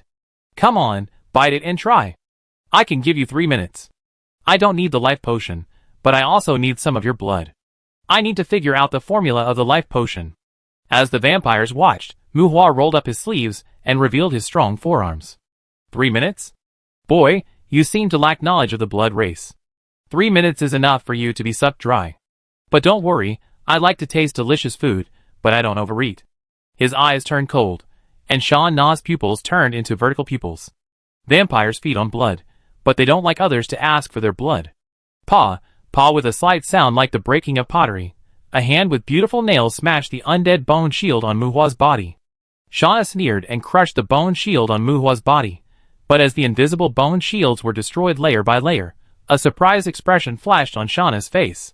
Dozens of undead bone shields. The undead bone shield of the young man in front of him is higher than Vic. Except for Shauna, others did not know the specific situation of the bone shield. Seeing that Shauna really attacked Mu Hua, some vampires exclaimed, some cheered, and the noise of deliberately suppressed voices sounded in the classroom. Ha, he doesn't want to use the bone shield to resist the fangs of the Blood Clan? TSK, why don't you do anything else? But you have to provoke Lord Shauna. Elzac, is this okay? Hey, Olivia, this kid asked for it. Shut up, Will, Caroline may come later.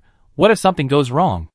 Amidst the noisy discussions, sharp canine fangs protruded from the lips of Shauna, and without giving Mu Hua time to retract his arm, Shauna leaned over and bit Mu Hua's wrist. The vampires were waiting for Mu Hua to make a fool of himself, but after a moment, Shauna, who was facing them from behind, still buried his head in Mu Hua's wrist, but the playful expression on Mu Hua's face became more and more serious. The magic pattern emitting magical light appeared on Mu Hua's arm, and Shauna's body seemed to tremble. The vampires seemed to realize that something was wrong with Shauna. The next moment, Mu Hua deliberately raised his arm suddenly, and the mysterious and elegant vampire princess was now hanging on Mu Hua's arm in a very awkward posture. The vampire's lips kissed and bit Mu Hua's wrist tightly, but the arm that had spread the magic pattern was not hurt at all. Mu Hua even shook his arms a few times with a very bad taste. In a black dress, Sherna swayed her soft and graceful figure along with the swing of Mu Hua's arms, like a big cat hanging on Mu Hua's arms. The vampires were stunned and silent. Herping skin? Elzac guessed in surprise. Ah! Sherna screamed. Without checking for a moment, the strange shaking of her body made her feel extremely humiliated. While screaming, Sherna's face was full of anger. Her originally delicate face became ferocious because of the fangs in her mouth. Sherna flashed and climbed to Mu Hua's back again, biting Mu Hua's neck. Crunch, crunch. The vampires seemed to hear the sound of leather rubbing. Mu Hua's face was indifferent, but the vampire's fangs could not penetrate Mu Hua's skin at all. The physical strength of the Minotaur is not much inferior to that of the dragon. Although Mu Hua's physique cannot reach that level for the time being, don't forget that the Minotaur's skin has defensive properties in addition to toughness. Even if it is a magical substance, the sharpness alone cannot damage Mu Hua's skin tissue. The sharpness combined with sufficient strength can bring enough armor-breaking effect to physically damage Mu Hua's skin. Moreover, Mu Hua also krypton a low-level impact immunity skill stone. Because of that talent, Mu Hua even worried about how to play happily with the big sisters in the future. Now a vampire actually wants to bite him. Maybe you can try my bite? Mu Hua grinned and lowered his head to Shan Na's ear. In Shan Na's peripheral vision, Mu Hua's jaw opened and closed. The man in front of him seemed to be brewing the roar of a beast in his throat, and his white teeth exuded a dangerous breath. No! Shauna retreated quickly to avoid Mu Hua's big mouth that seemed to be about to chew her neck. Damn! Biting? The attack method of wild animals. A human actually learned to bite? Isn't this a pervert? Shauna's body is very flexible and fast, but unfortunately she is too close to Mu Hua, and was caught by Mu Hua this time. Of course, Mu Hua couldn't really bite her, and Shauna, who was pinched by Mu Hua on the shoulder, had a new understanding of Mu Hua. This guy is so strong, she couldn't get rid of Mu Hua's palm. Mu Hua's palm was like a welded iron clamp, and his palm was on her shoulder. The more she struggled, the more her shoulder hurt. Shauna's forehead was sweating coldly, and she felt that her shoulder bone would be crushed by Mu Hua at any time. Well, although Mu Hua has recently used his own Terror Knight as a sparring partner, the time is too short after all, and Mu Hua's melee ability has only advanced from the original chicken to the straightforward. But the blood of rage makes Mu Hua's strength become very exaggerated. The 400+ physical fitness can easily allow him to exert nearly 20 tons of force, and this kind of strength can even allow him to wrestle with some high-level monsters. Bite? You bite too now? Is it my turn? Taking Setsuna into his arms, and putting his arm on Setsuna's shoulders, Mu Hua looked like he was molesting a weak girl, which made the vampire's eyelids jump. Although they are both teachers at the Magic Academy, Mu Hua and Vic are completely different. Is this the difference between a professor and a minor? But damn, what do you mean by taking out such a big kettle? Dong! Mu Hua put a plastic cup with a capacity of at least 4,000 cc on the desk, half hugged and half embraced Sha Na, and half dragged the vampire girl to the desk. Well, do you want to put it yourself, or do you want me to help you? Do you want a bloody curse? Mu Hua asked Sha Na. Looking at Mu Hua, whose magic pattern on his neck gradually faded, and looking at the container that was not sure whether it was a cup or a kettle, the sensitive vampire felt a very manic breath from Mu Hua. The manic breath hidden in the flesh and blood, coupled with a gentle and amiable face with a hint of expectation. The young man in front of him made Sha Na's heart tremble, and a rare sense of uneasiness appeared in his heart. No! It's too big. Impossible. You're dreaming! Shauna shouted in panic, staring at the shaking plastic cup. Chapter 157. A strange scene happened in the classroom of the Dusk Courtyard. At least it was strange in the eyes of Caroline and a group of potion teachers. Moment, a vampire princess, stood on the podium with a wronged look on her face, letting the blood on her wrist flow into a larger beaker. When they appeared in front of the classroom door, the young man named Mu Hua, as if he was worried that his toys would be snatched away by them, hurriedly put away the beaker full of vampire blood, and also slapped a larger plastic pot beside it far away. Among the vampires in the courtyard, Moment can be said to be the most mysterious one. She rarely contacts students from other departments of the college, and even rarely appears in the classroom of the potion department. But the potion department teachers have some impression of her. Most of the blood clans in the courtyard are in awe of her. She is elegant, cold, arrogant, charming, and even crazy, but no one has ever seen her aggrieved. Because she is the only one who transforms college students into secondary vampires. Even though the two students' actions were somewhat voluntary and spontaneous like those of crazy fans. But the academy still considered Setsuna to be a dangerous person who needs special attention. This Mu Hua actually bled a vampire on the first day of arriving at Twilight Courtyard, and the blood he bled was Setsuna's. A group of instructors, including Caroline, Griffith, and Joan, who came here for unknown reasons, all looked at Mu Hua standing on the podium with strange expressions. Caroline, are you sure he can stay here safely? Although I don't want any instructor to become a vampire's dependent, I don't want any negative incidents of professors being killed to happen in Twilight Courtyard. Griffith looked at Mu Hua fiddling with a mind-mimicking instrument on the podium, and asked Caroline. Well, I'm not sure either. I didn't expect him to really bleed the vampires, and for a moment. Caroline smiled bitterly, and shook her head. Haha, Dean of the Branch, at least, for the time being, these vampires don't seem to be manic. A necromancer in a gray cloak laughed, but the gloating in his tone could not be hidden at all. Vampires can eat normal food to survive, but people still evaluate them as feeding on blood. The fundamental reason is that the blood of powerful creatures can promote their growth. Just like Mu Hua, after obtaining the flesh and blood characteristics of the Minotaur, he can improve his own attributes by eating some high-quality flesh and blood. Vampires have a high natural growth rate, but meat is useless to them. They can only improve themselves by taking in the blood of powerful creatures. And human blood is of no help to the improvement of vampires' strength, but they cannot get rid of the need for human blood, because they must ingest human blood to maintain their humanity. And human blood can give vampires spiritual satisfaction and pleasure. Vampires are not allowed to bite people casually. Even if they accept their existence, humans allow them to buy and consume human blood, but it is still illegal to suck blood directly from humans without the other party's consent. This law is a constraint on vampires. Violators may even be hunted down by the vampire clan, but there are exceptions. For example, a human who seeks vampire blood is not protected by this law. Vampires sucking human blood is an act of persecution. Humans draining vampires' blood is also an act of persecution. Regardless of whether the two parties are voluntary or spontaneous, as long as they have drained each other's blood, at least the law will no longer interfere with the mutual harm between the two parties. Of course, although this kind of mutual harm is still limited to not endangering life and not restricting personal freedom. But a human ran to the dust courtyard, which is full of vampires, and you drained their blood. TSK.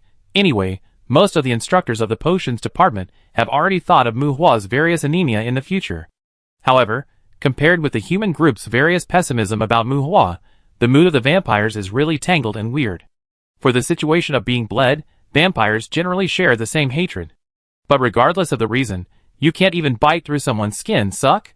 What's the point of sucking?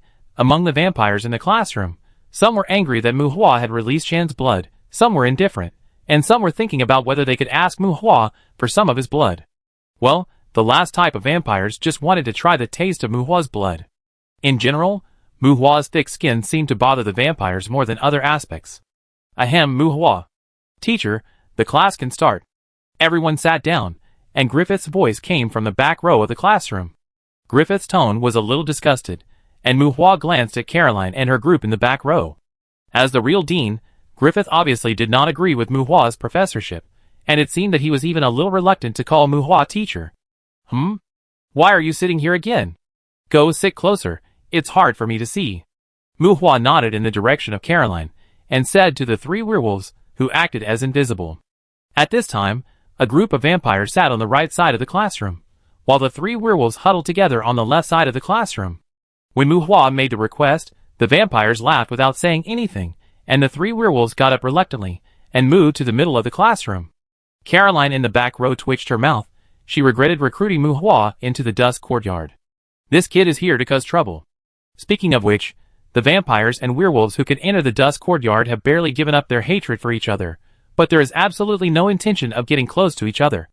Vampires have a strong need for self-protection in trying to integrate into human society, while werewolves are more to prevent vampires from unilaterally expanding their influence in human society. Although the two sides will not fight each other, they still trip each other up and cause trouble from time to time. Both sides also like to find ways to prove how rubbish the other side is in front of students from other departments. Putting the two sides together, especially throwing the werewolves, who are more outnumbered, into the pile of vampires, it is better not to be suspected of adding fuel to the fire. Well, you have probably been in school longer than many instructors, so we won't say any more nonsense.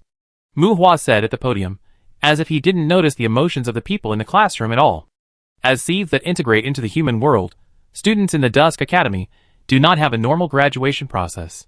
Mu Hua doesn't even know how many years his class has stayed in the academy. Since teaching here can really get the blood of the vampires, in order to guide them for a long time, it seems that we have to come up with something decent to teach them. As he spoke, Mu Hua turned on the instrument next to him that looked like a globe. Buzz. As the instrument was turned on, the podium was stretched out into a wide virtual space. There was nothing but wasteland, earth slopes, and low mountains.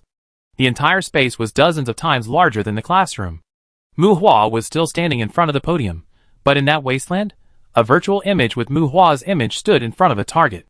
This space was like a virtual magic display venue. 3 magics, you can choose one of the 3 magics. I plan to use this magic to get by in the academy. Whether I will demonstrate other magics in the future depends on my mood.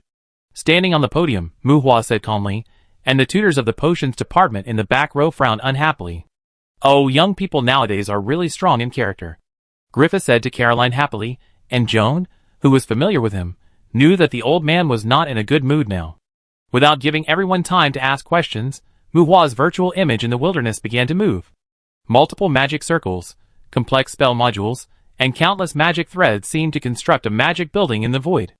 This was the display effect brought by the magic analysis instrument. Under the intentional operation of the operator, it disassembled the original magic circle into various units and displayed it, which was clearer and more durable than the simple idea. Along with a dazzling spell module formation in the void, dozens of emerging fireballs suddenly attacked the target in the distance. Boom! Boom!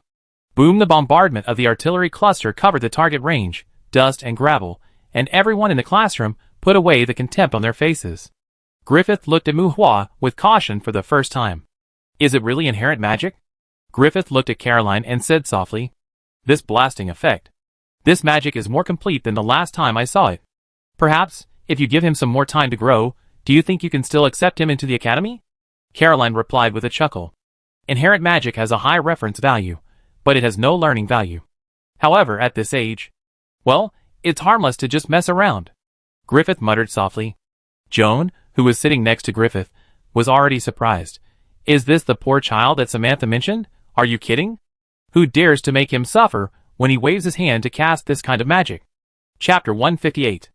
Undead Summoning and Regeneration Card Level, the most obvious skill for Muhua to improve his bite. Because he got the talent of Rage Blood, unlike Monday, Muhua's bite skill has no upgrade limit. However, that skill still requires biting, which is a bit vulgar attack method, so Muhua did not spend 100 refinement secret stones on this skill. It is because it can improve 2 points of physical fitness per level. After getting the bite skill stone, Muhua will use those skill stones to improve the training of bite. Since he will not improve bite, after the regeneration card level, Muhua concentrated all the 100 refinement secret stones obtained from smelting the abyss monsters on Fireball. With the investment of various related skill stones, the LV40 Fireball absorbed the explosion flame and reached LV41. If the Fireball technique used to scare people with a number of fireballs, now the attack mode that used to hit people with fireballs has a rocket-like explosion effect. Even if it does not incorporate intermediate magic, if it involves teaching, it is no exaggeration to say that this increasingly unorthodox fireball technique is enough for academic magicians to study for a lifetime. Well, it is not an exaggeration. Of course, the saying of a lifetime is only related to research. Inherent magic is not universal. It is a kind of magic that combines the properties of personal magic. Just like Muhua's fireball technique, Muhua's performance is called inherent magic. Even if others learn it completely, it is at most called compound magic. Because its demon language structure, mana filling method, spell model, spell module, etc. are all tailored for Muhua based on the properties of Muhua's magic. If other people cast this magic, the most important casting time and mana consumption are fundamentally different from Muhua's. When Muhua casts this magic, the mana consumption is basically equivalent to that of a bursting flame. If someone else were to cast it, the minimum consumption would probably be more than 40 fireballs, and its casting time would be enough for all mages to vomit 3 liters of blood. So, inherent magic is basically equivalent to personal exclusive magic, and there is no need to learn it. But if someone is willing to disassemble and demonstrate it in detail, it will have a strong reference value for creating their own inherent magic.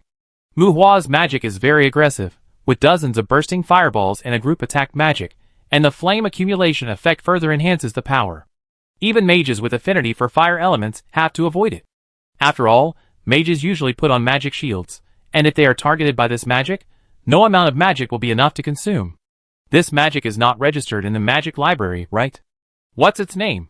After the magic demonstration, Griffith couldn't help but interrupt Muhua's teaching and asked again. Unorthodox fireball spell. Muhua spread his hands and said casually, "Wild mages disdain magic libraries, which are things played by the academic school." Muhua's name, which is more unorthodox than the spell itself, made everyone's eyebrows jump. Obviously, this guy has the title of professor, and he is completely a wild mage. The corners of the mouth of the Sita, who was bled by Muhua earlier, twitched, and the other vampires in the classroom looked at Elzak with strange expressions. The wildness of wild mages does not mean that they have poor inheritance and weak strength. The evaluation of wild mages by the academy is usually barbaric, violent, and ruthless. They hang around in the courtyard, and their magic research is completely aimed at killing and arson. As the saying goes, you eat more salt than rice. Many powerful wild mages have killed more monsters in their lifetime than they have seen living people. The word demon also has the word demon. Is it really appropriate to let such a wild mage, who may start a killing spree at the slightest disagreement, enter the dusk courtyard? Looking at the pale face of the moment, looking at their wrists, touching their necks, the vampires felt uneasy. Ahem, this improper fireball technique is more suitable for students of the combat spellcasting department to study. Is Mr. Muhua interested in teaching in the elemental department? Griffith twitched his mouth and asked with a dry cough, and it seemed more natural to call Mu Hua Mr. Mu Hua frowned. He came to the academy just to get some vampire blood. Does the old dean really think he wants to devote himself to education? Looking at his own students again, there seems to be some expectation in their eyes, including 3 werewolves. The second magic. Without replying to Griffith, Mu Hua directly demonstrated the second magic. It was also a virtual image, but this time, there was an extra body of a Baroque Balrog in the virtual training ground. There was no explosion effect of the fireball spell, and the magic circle formed a temple of sacrifice. In the illusion of the ritual, the skin of the virtual caster was stained with the unique magic pattern of the Balrog. Keratin skin. If you get a Balrog corpse, this magic can help the werewolf get rid of its weak fire defect to a large extent. Moreover, keratin skin is quite compatible with black magic. After all, as long as you don't throw corpse explosions randomly, it is easier to get a complete corpse with undead magic. Mu Hua introduced. Mu Hua did not analyze this magic, nor did he erase the long transformation process in the middle. He only demonstrated the form of the magic circle, and the result after completion. As Mu Hua explained, the students became interested. Not to mention the 3 werewolves with blue eyes. The situation of hugging Mu Hua and not knowing how to bite him just now was seen by a group of vampires. At this time, Griffith had a toothache, and he coughed pretentiously to try to attract Mu Hua's attention. Professor Mu Hua, keratin skin is suitable for everyone. The difficulty of learning this magic is a bit high, and the corpse of a demon at the level of Baroque Flame Demon is not easy to obtain. Even if the right medium is hard to find, the value of this magic is still there. The Magic Academy is not a kindergarten, not to mention the Dusk Courtyard. Is the difficulty of learning a problem? Mu Hua questioned, and Griffith's title for him seemed to have risen to the level of professor. Well, the value of this magic is indeed difficult to assess. However, among the contribution awards of our Sprinkle Alumni Association, there is a magic book on keratinized skin. Griffith was a little embarrassed. Learning this kind of individual secret art requires not only talent, but also the opportunity of understanding to a large extent. Moreover, the success rate of this secret art is also affected by many external factors. Random use may cause serious damage to the body. It is not suitable as a regular teaching content. The embarrassment disappeared, and Griffith's expression gradually became serious. Everyone in the classroom seemed to have expectations in their eyes, but Griffith and Caroline's expressions were all kinds of hesitant to speak.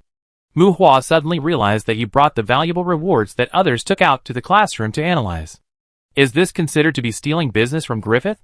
TSK Mu Hua stopped talking about keratinized skin with a disgusted sound. Keratinized skin is definitely difficult to learn, but if it wasn't difficult, Mu Hua wouldn't have used it as a textbook to get by. As for the external factors when casting spells, it's nothing more than the integrity of the medium and the magic environment. According to the strength of the monster, make a few more magic gathering arrays, and pile more magic cores in the energy conversion array. However, since the head of the academy feels it's not appropriate, it's meaningless to talk about it. As a worker, you still have to see your identity clearly. Don't think that Mu Hua seems to have casually applied keratinized skin to himself on the Abyss Island. To be honest, this magic is somewhat suspected of being avoided by poor people. What if someone really learns it and gets into trouble with this magic? Will he be blamed? Mu Hua cooperated and stopped talking about keratinized skin, and Griffith breathed a sigh of relief. Although he also treasured the volumes of keratin skin magic books in his collection, he was actually worried about the impact of the failure of this secret spell. After all, some people were really skinned by this magic. Joan, is the Benson family sick? Is it necessary to spend so much effort to make such a little monster a professor? Griffith muttered to Joan beside him in a low voice. Maybe it's because he doesn't know intermediate magic? Joan's head was full of question marks, and she really couldn't figure out what Samantha was thinking. Bullshit intermediate magic. How old is he? He has played all the secrets. If you had brought him to me earlier, I could have given him a department head, Griffith complained.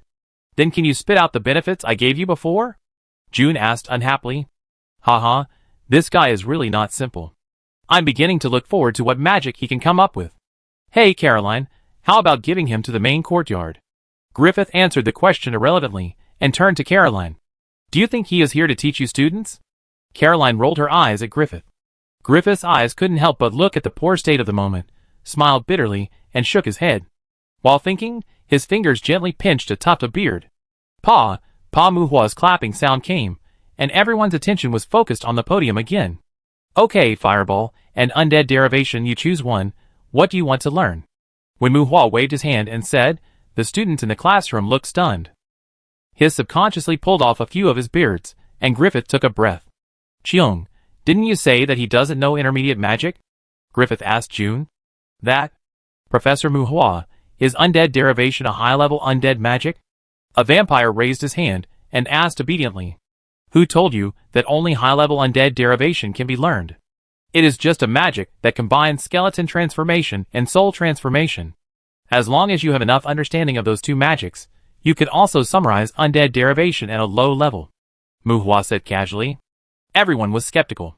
Of course, Muhua would definitely not tell everyone that the so-called summary is not that simple. He was not sure whether these people could learn this undead derivation before they could learn high-level undead magic. But the academic school does not want the result. Learning more styles is more important, isn't it? Chapter 159.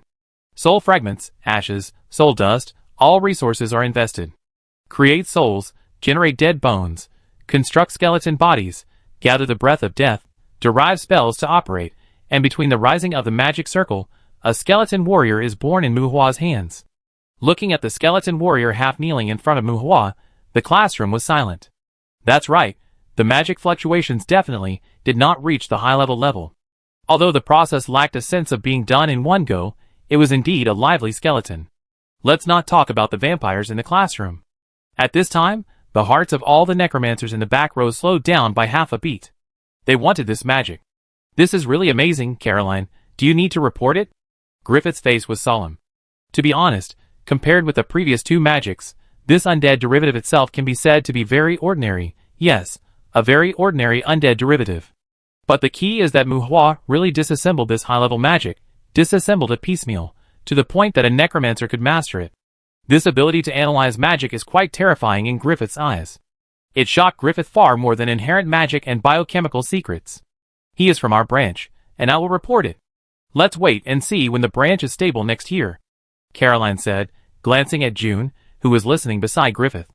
In June's impression, Sprinkle College can be said to be Griffith's one-man show, and Caroline, a veteran witch, also has a high status among the witches in the hall. It was the first time she heard Griffith mention the topic of reporting. She thought she could learn about some of Sprinkle's external relations, but unfortunately the two of them stopped talking after one sentence. The instructors of the potion department are either necromancers or witches, and at this time, no one is jealous of Muhua's quota of life potions.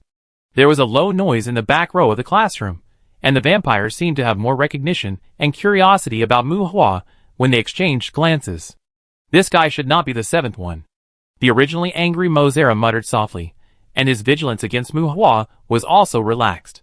The king is a very terrifying existence for vampires, especially the seventh, who commands countless undead, because life potions also have a therapeutic effect on undead. While the special blood brings wealth to the vampire lineage, it also makes them never dare to relax their guard against the strong. As for Muhua, he is young enough and has extraordinary potential. If this kind of person is a subordinate of the king, it is not too much to keep him by his side and cultivate him carefully. There is no need to put him in a magic school for settlers to toss. It seems that everyone has made a choice. From now on, my course will focus on the derivation of the undead. So do you have any questions? After proving the authenticity of the derivation of the undead, Muhua asked everyone. I want to learn keratinized skin. Werewolf Jeff complained in a voice loud enough for Griffith and others in the back seat to hear. Ha, you think too much. With the werewolf's beast-like brain, you will never learn keratinized skin in your lifetime. Vampire will tease sarcastically. Shut up, Will, your brain is not much better than that of a beast. Norma kicked Will's calf and scolded him. Will was dissatisfied and wanted to retort, but he suddenly found that the companions around him looked at him with love.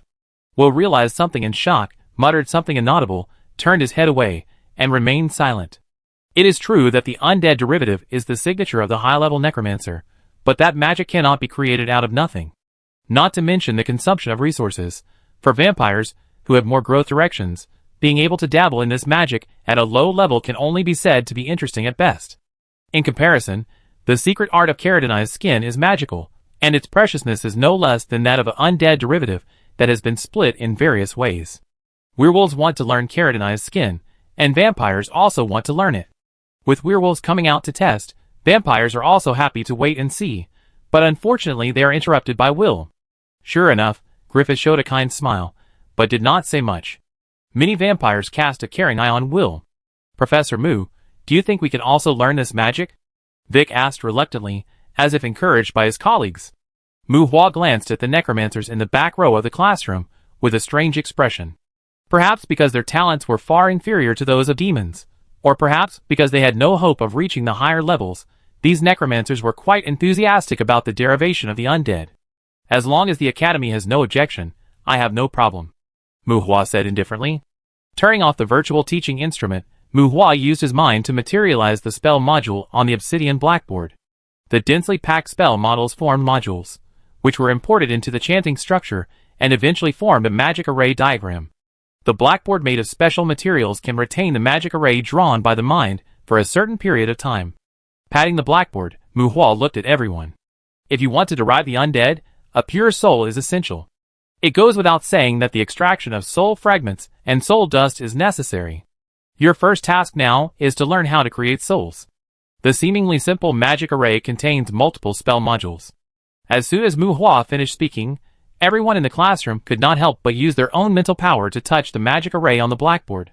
In fact, this kind of analytical array is not much different from a magic book. It's just that a magic teacher can repeatedly depict this analytical array to help students learn a certain magic, and this array will not cause harmful impact to learners like a magic book. As everyone explored, the classroom fell into silence, and the murmur of the demon language indicated that someone was trying to interpret the chanting content. The so-called magic chanting involves magic filling, which includes capacity, nodes, strength, element inclusion, etc. The importance of the chanting guidance of the demon language to casting is even greater than the construction of the spell model. Some people are simulating the ritual model, and some are interpreting the demon language. As time goes by, everyone's face seems to be getting worse and worse. Ugh! With the first dry retching sound. Ugh! Ugh! Ugh! As if it was a chain reaction of retching sounds, most people in the classroom looked dazed, pale, and leaned over to retch. Griffith and Caroline looked gloomy. Facing the bleak crowd in the classroom, they looked at Moo Hua, who seemed fine, with black lines on their foreheads. You let them learn this? Griffith rubbed his temple, and asked Moo Hua unhappily. Is it bad? Moo Hua looked at Griffith. Seeing a group of people retching, Moo Hua felt relieved. He was really afraid that they would learn it right away. After all, he planned to let these people learn this section for a year or so. Okay, that's great. Soul creation. I served an old man for 12 years to learn this magic, Caroline said with a wry smile, stopping Griffith, who wanted to chat with Moo Hua. Because of professional issues, Griffith didn't understand this magic very well, and looked at Caroline in surprise. Is it really soul creation? Griffith asked. Well, independent soul creation, with this magic alone, he can go to Darryl Group to get an independent laboratory. Caroline sighed. Oh, then teach it. Anyway, you won't die, you will get used to vomiting. Griffith patted June, who was vomiting the most miserably beside him, and muttered softly. Caroline seemed to have a very complicated feeling about this magic. The proper undead derivation is a whole technique. Although she saw Moo Hua derive the skeleton warrior, Caroline didn't expect Moo Hua to really pick out the soul creation separately. Feeling that Moo Hua actually taught this magic, Caroline and Griffith looked at Moo Hua on the podium with a little respect. The next moment, the two were stunned because Moo Hua was quickly erasing the magic circle on the blackboard. Well, Moo Hua only knew that the undead derivative was very famous, and was the signature magic of the necromancer. Since it was a signature, it would not be too precious. Like keratinized skin, that thing has absolute requirements for the medium. In Moo Hua's opinion, these are all high-end but troublesome magic. Anyway, it is difficult to learn and there is no place to learn, so he took out these magics and prepared to fool the students. Moo Hua didn't understand other things, but Darryl Moo Hua had heard of it. After all, when he came to Loren, the starship he took belonged to Darryl Airlines. What did Caroline say? With this soul creation, Darryl Group will give him a laboratory? He just came to the academy to get a salary. There is no need to work so hard, right? Cough. Moo Hua wiped the magic circle on the blackboard and coughed dryly. Well, I think everyone is not used to this magic. How about we learn something else? When Moo Hua said this, the retching in the classroom gradually subsided. Crunch, crunch, the grinding sound of teeth became louder and louder. Chapter 160. Law. The warhorse stood and groaned. Under the setting sun, the majestic purgatory warhorse raised its flaming front hooves. The fierce roar of the horse caused countless birds in the trees and forests to flee. The peaceful atmosphere of the courtyard at dusk was broken by the ominous warhorse. Mu Hua on the warhorse shook the reins condensed with death, and the warhorse that proclaimed death stepped onto the path to leave the courtyard. The crisp hoof sound indicated that it would inevitably cause some disturbances in the college. In the classroom of the main building of the courtyard, through the window, a group of people looked at Mu Hua riding out on horseback, with different expressions. Mrs. Caroline, how did you recruit him to the other courtyard? Mr. Mu Hua may not be able to become the main combatant of the brigade, but I believe that without the help of equipment and props, many brigade main combatants may not be able to beat him. Elzak looked at Mu Hua, who was going away downstairs, and asked Caroline. Miss Caroline. Caroline emphasized. Yes, Miss Caroline. Elzak shook his head and chuckled. I just think he is a very potential demon hunter. As for the other courtyard, I promised him that if you make mistakes, he can punish you appropriately. Caroline turned her head to the side, not looking at Elzak's handsome face. Punishment? For example, bleeding? Setsuna pointed his finger at the corner of his mouth and moved closer to Caroline, with a playful expression, but no feeling of anger. Okay, I admit, I was negligent. I didn't expect him to dare to do this. It's all because you targeted Jeff and the others. Don't refute me. The reputation of werewolves in the main courtyard is almost equal to that of wild beasts. Don't fool me with the issue of whether to fight or not. Caroline spread her hands first, then said dissatisfiedly. Jeff leaned against the window and sneered on his cool expression. Caroline saw this expression and raised her hand to pinch Jeff's cheek. Can you not always have this expression? If you go out like this, you will be beaten to death. Caroline said helplessly, pinching Jeff's cheek until it was deformed. Jeff bent his waist and dared not resist. This time it was the vampire's turn to sneer. Griffith, Vic, and others were also at the window. They just pretended not to see the interaction between Caroline and the demon. Werewolves and vampires are not easy to get along with. The reason why Caroline can get along with them casually is that her identity as a witch accounts for a large proportion. Werewolves respect witches, and vampires have an almost paranoid tolerance for witches. After years of getting along, Caroline has no ill will towards them, which also leads to the fact that even Griffith, the dean of the school, has a lower status in the dusk courtyard than Caroline. Dean, although he has a good magical attainment, this Mu Hua is very dangerous, and should not be allowed to stay in the branch. Vic said at this time. Vic, you are too jealous. Elzak seemed dissatisfied and glanced at Vic coldly. This Mu Hua is the type who is soft and not hard. You should pay attention to your attitude towards him in the future. He should be a good mentor. Elzak said to the vampires around him. You didn't do that to me. Seeing that Elzak didn't even mention the bloodletting, Vic grumbled in dissatisfaction. Teacher Vic, you are a demander to us, and he is a giver to us. Soul creation is very valuable. Since he has agreed to teach, we need to respect him. We will try to avoid being punished by him. Werewolves, huh? Beasts don't know how to get along with people. Elzak raised his chin slightly, and looked at Jeff and the other two with pride. Although it was unlikely that he would take action, Jeff and the other two's hair moved without wind at this time. The three werewolves' eyes glowed with blue light, and the vampires turned into vertical pupils with red eyes, and stared at them. Under the light of dusk, the atmosphere in the classroom was evil and permeable. Vic couldn't help shrinking his neck and retreating a few steps away from both sides. Okay, stop making trouble, Elzak. You are not much better when it comes to getting along with people. Caroline waved her hand to interrupt the werewolves and vampires, who wanted to kill each other with their eyes. Elzak, if you want to be accepted by the residents, you have to change the way you speak. Unless you want to mix in the aristocratic circle, it's best to pay attention to the feelings of the people around you, even those you don't like. Caroline advised Elzak. Although they can maintain their humanity, werewolves and vampires have some problems in their personalities. This also leads to their acceptance among the settlers even lower than that of the Allen demons, who are called the servants. Nobles? Nobles cannot protect vampires, and they may covet vampires more. Vampires need the masses who can challenge the nobles, not the nobles. Of course, some slave countries are excluded. Okay, ma'am, I will pay attention. Elzak thought and nodded. Miss Caroline. Caroline corrected dissatisfiedly. Well, okay, Miss Caroline. Elzak's almost doting attitude made Caroline feel like an old grandmother being coaxed. My dear, maybe you should accept a first embrace, so that you don't have to worry about the age issue anymore. Setsuna said while holding Caroline. No, Setsuna, I might consider it when I'm about to die, but that would only be Elzak and the others, at least they are all handsome guys. Caroline pushed Setsuna's pretty face away. Because of Mu Hua's sudden departure, everyone in the classroom discussed their own topics. After a while, Caroline and Griffith left. Facing Mu Hua's magic that was intended to fool people, everyone really didn't have the heart to find fault. As the Mount of the Horror Knight, the Purgatory Warhorse has a more majestic physique than the Nightmare. Nearly 7 o'clock in the evening, the students of the Spring Branch finished the activities of the first day of school.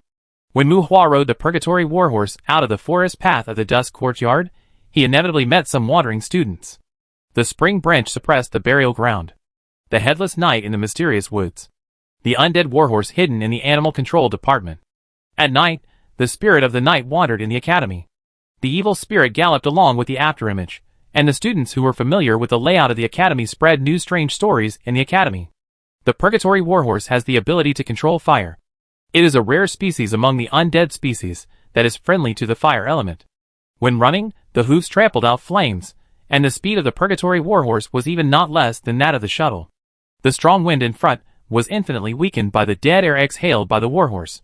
Running out of Bear Pig Town, Mu Hua rode his horse on the road leading to Heyman City. Earlier in class, Mu Hua received a call from Paggy, and the young master of the Webster family seemed to be making trouble again. Kevin didn't know what was wrong with him. He refused to go to school and insisted on going to the cemetery to be a gravekeeper. It is said that Webster had drawn his sword. Padge could not persuade him, so she had no choice but to seek help from Mu Hua, hoping that Mu Hua could persuade Kevin. After all, it seems that only Mu Hua had mentioned the topic of gravekeeper to Kevin. Facing Padge, who was slightly complaining in her grievance, Mu Hua was really looking forward to seeing Kevin again, and Webster had already cut some parts from him. There were many vehicles coming and going on the flat and spacious road. These days, flying cars are rampant, but the speed limit of flying is higher and stricter than driving on the road, so some vehicles still choose to drive on the road. It was not too abrupt for Mu Hua to ride a horse. Mounts such as wolf, horn-knee horse, earth-breaking argali, and even saber-toothed beasts and ground dragons can be seen on the riding animal galloping path divided by the road. Different from the conventional cognition in the previous life, in this world, unless the altitude reaches a certain level, the sky seems to be the only route for ordinary people. The beast riding path on the road is wider than the lane. Except for a few gorgeous carriages, most of them are adventurers riding war beasts on the road. Riding a horse is not abrupt, but the specifications of Mu Hua's mount are somewhat excessive. Although the aggressiveness is not outstanding, the Purgatory Warhorse is a high-level undead after all. The beasts that met the Purgatory Warhorse along the way dodged and evaded very consciously. The argali was anxious, the wolf tucked its tail between its legs, and even the rude ground dragon would slow down vigilantly when seeing the Purgatory Warhorse. It was also thanks to the fact that these monsters have a certain degree of wisdom. They are familiar with human society, and know that the Purgatory Warhorse driven by humans will not cause trouble to them in broad daylight. Moreover, as mounted beasts trained from war beasts, they dare to charge and fight against high-level monsters as long as the riders are with them. The mounted beasts they meet on the road are not so vigilant that they are not panicked. At the checkpoints within the city, the inspection of war beasts is much stricter than that of vehicles. When showing his identity, Mu Hua did not even show his adventurer's certificate. His identity, as a professor at Spring College, allowed him to be easily released. The guards did not even tell him to carefully control the Purgatory Warhorse. For the first time, Mu Hua enjoyed the benefits of the professor's identity. It's not that he didn't know it before, but he didn't dare to use it because he was guilty. In his original cognition, the Magic Academy was still very sacred, and the Spring Branch was built from scratch in a short period of time. Those magics that can be said to have directly launched an academy also made Mu Hua dare not underestimate this academy. But is it probably because of distance that beauty is created? After contacting some people in the academy, Mu Hua could not feel anything majestic, profound, shocking, etc. from them at all. Everyone seemed to be just like that. Now, soul creation is being taught, and Mu Hua is justified in using his professorship. Today's lecture made Mu Hua truly realize that his upgraded magic seems to be more than just for teaching. Even if it is just low-level magic, at least it seems pretty impressive in the academic school. Chapter 161. Trample the warhorses walked in Webster's manner. The death breath exuded by the Purgatory Warhorses was purified by the fire elements deliberately emitted from their bodies before leaving their bodies. Although they belong to high-level undead, the Purgatory Warhorses are more concentrated with fire elements. Their special constitution prevents them from creating a dead air pollution wherever they go. However, Ordinary people riding on them will inevitably be contaminated with death, which greatly reduces their riding effectiveness. In late autumn, the sky has darkened, but the front of Webster's villa is brightly lit. Weber, you are despicable. You actually use the power of dragon. Let me go if you have the guts. Kevin's shouting voice came from the direction of the villa. Dragon power? Mu Hua had a toothache. Do all rich families beat their children like this? Dragon power is a very complex strengthening magic, although the strengthening intensity of this magic varies depending on the medium. But this is a magic that requires a medium to cast the spell. As a medium, dragon blood requires at least a flying dragon-level dragon beast. This magic can allow the person receiving the enhancement to gain the power of a dragon beast in a short period of time. Of course, unless there is a being like Mu Hua who has the blood of rage, otherwise, a sufficiently high-grade protection magic is indispensable. This is not a strengthening magic for ordinary creatures at all. Dragon power potions and pseudo-dragon potions are more perfect than it. These things can definitely be classified as strategic materials without any water. Webster, you should have called me earlier. You only need a magic scroll of dragon power. I am very happy to help you break his legs. I think you can save a protection magic. Mu Hua teased from a distance. Kevin was hung on an iron rack in front of the villa. Webster's hair was a little messy. He stood in front of Kevin with a whip in his hand. There was blood on Kevin's mouth, but from his spirit, he should have received enough treatment. Mu Hua even suspected that he had drunk a life potion. And from the few whip marks on Kevin's body, it was not difficult to see that although Webster was aggressive, he did not hit him hard. Mu, you are here. Did Patch notify you? Ha, Purgatory Warhorse, I have to say, you scared me. Looking up at Mu Hua on the horse, Webster looked exhausted. Huh? If he wants to live in the cemetery, let him go. What's the matter? Mu Hua frowned. Not only was Webster's mood obviously wrong, but there were also many security personnel in front of the villa, each armed with live ammunition, and it didn't look like they were just beating the child. Mu Hua saw Melinda, whom he had not seen for a long time, in the crowd. The temple which seemed to be arguing with Paget. It was not until she saw the Purgatory Warhorse that Mu Hua was riding that Melinda showed a look of surprise. What are you doing? Are you going to sacrifice Kevin to heaven? Multi-purpose terrain vehicles were coming and going to the villa, and large boxes with a strong smell of gun oil were unloaded from the vehicles. Mu Hua took the warhorse, asked Webster for the whip, and poked Kevin's hanging body twice with the whip. If possible, I really want to sacrifice this bastard to heaven. Webster shook his head and took 2 steps closer, his expression solemn. Mu, I'm sorry, Paget shouldn't have contacted you. Something unexpected happened. Just now, Annie saw a ghost. Mu Hua's pupils contracted. And Webster's youngest daughter. Unless you are born with psychic powers, there are only 2 ways to gain psychic vision under normal circumstances. In addition to death, infection, and contracted demons, being able to see ghosts is basically equivalent to a sign of witch awakening. Do you need my help? Mu Hua frowned. Witch awakening is more troublesome than contracted demons, and the bad key of deep contact with demons is almost irreversible. Although he sympathized with the girl to some extent, Mu Hua did not like the way Paige called him, which made him feel inexplicably used. No, I can handle this kind of thing, but I don't want outsiders to know about Anne's affairs. I hope you keep it secret. Webster shook his head, and Mu Hua's brows relaxed. Self-mocking in his heart, Mu Hua found that he was indeed a little arrogant, and he actually suspected that Webster was playing tricks on him at the first time. He did use special means to cure Webster's magic exhaustion, but Webster actually didn't know his strength. Not to mention Webster, even Tabitha didn't know his current specific situation. Mu Hua was a little arrogant because he had a group of terrifying knights, including explosive mass fireballs, but these were only completed recently. Webster sent him a bunch of scary magic scrolls this morning. It's troublesome for a witch to awaken, but for Webster, how to prevent others from knowing that his daughter is a witch is probably more troublesome than killing a few demons who want to ride on his daughter. Judging from the situation, Kevin's demonic behavior and Webster's angry pulling out of his old father's sword should be true, and Patch asked him for help just to let him persuade Kevin. And signs of witch awakening should be an emergency during the time he rushed to Haman. Think about it carefully, after all, Melinda seems to be arguing with Padge about witches, so it doesn't take too long for the incident to happen. Don't worry, at least no one will know about this from me. What are you going to do about it? If you want to deal with demons, I should be able to provide you with some help. How about a team of cute little ones riding hell horses? After figuring out the key, Mu Hua laughed at himself and asked Webster.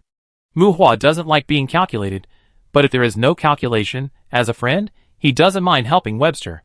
Well, this can probably be understood as hypocritical. A team? Hell horses? Webster was surprised. Yes, a team of cute little ones, summon beasts, 60 riders. If you need them. Muhua smiled. Fuck. Mu, you are probably the biggest surprise I have ever encountered in my life. No one will treat those terrifying beings as cute. Well, although I feel that everything can be arranged properly, I think it would be better if you were by my side.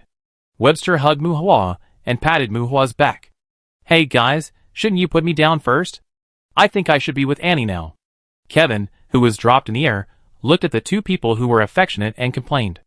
I can't see that you are worried about Annie. Kevin, you didn't attend the opening ceremony today. As a mentor of the spring branch, I think you should be left hanging for a while. Looking at the embarrassed Kevin, Muhua said with disdain. Earlier, Muhua heard him talk about escaping from Paget's clutches, and said he was going to register at the branch. It's just a witch awakening, what's there to worry about? I will find the best psychiatrist for Annie afterwards. But Mu, are you a mentor at Springer College? Kevin answered as a matter of course, as if he was more curious about Muhua's identity as a mentor. Yes, Dusk Villa. Muhua and Webster glanced at Kevin, and when the two turned around, Muhua said casually, Hey! Hey, don't go, Weber, you don't really want to keep me hanging here, do you? Hey, Kevin shouted in panic at the two people who turned around and left. The chains with the nature of forbidden magic jingled. The prison chains, taken from the body tissue of the prison demon, are very efficient restraint items, and Kevin's struggle is useless. What's going on over there? Ignoring Kevin, Muhua pointed to Melinda's location and asked Webster. Melinda wants to summon some temple witches to help. Damn it, Annie will only become a necromancer. I will never allow anyone to give her the identity of a witch, Webster said with disdain. What about now? What are you going to do? I don't know much about the process of witch awakening, Muhua asked. Annie has been placed in the broken sky barrier. I need to make more preparations. I will make those bastards who want to touch Annie pay a sufficient price, Webster said viciously. Witch awakening is almost irreversible. The broken sky barrier can prevent the demons in hell from responding to the call from the witch. But Annie can't live in the broken sky barrier for her whole life. Make adequate preparations. Leave the barrier, wait for the demon to be attracted by Annie, and come to the world, then kill the demon, extract semen, and refine blood essence. Then use artificial insemination to let Annie conceive, and then use the same blood essence to devour the pregnant demon fetus. At that time, Annie will probably complete the witch awakening and become a new witch. It's quite vulgar, but this is already a very harmonious process. But even with the guidance of the witch's awakening, the demons who can actively respond to the witch's call and come to the world will not be easy to deal with. Ordinary people can't afford this process. Most of the time, those awakened witches are usually ravaged by demons. Being able to let the demons return to hell on their own is already a very good result. Chapter 162. The witch awakening is very strange. The demons, who are famous for their selfishness, are willing to risk their lives and sacrifice their own blood to help the witch awaken. The demons came from afar to have sex with the witches, but they did not do so to breed demons. They seemed to come simply to create witches. My lord, the demons are not here to create witches. Legend has it that the black witches, who usurped the power of the master in hell, may have been witches. What those demons really want is the birth of the black witch.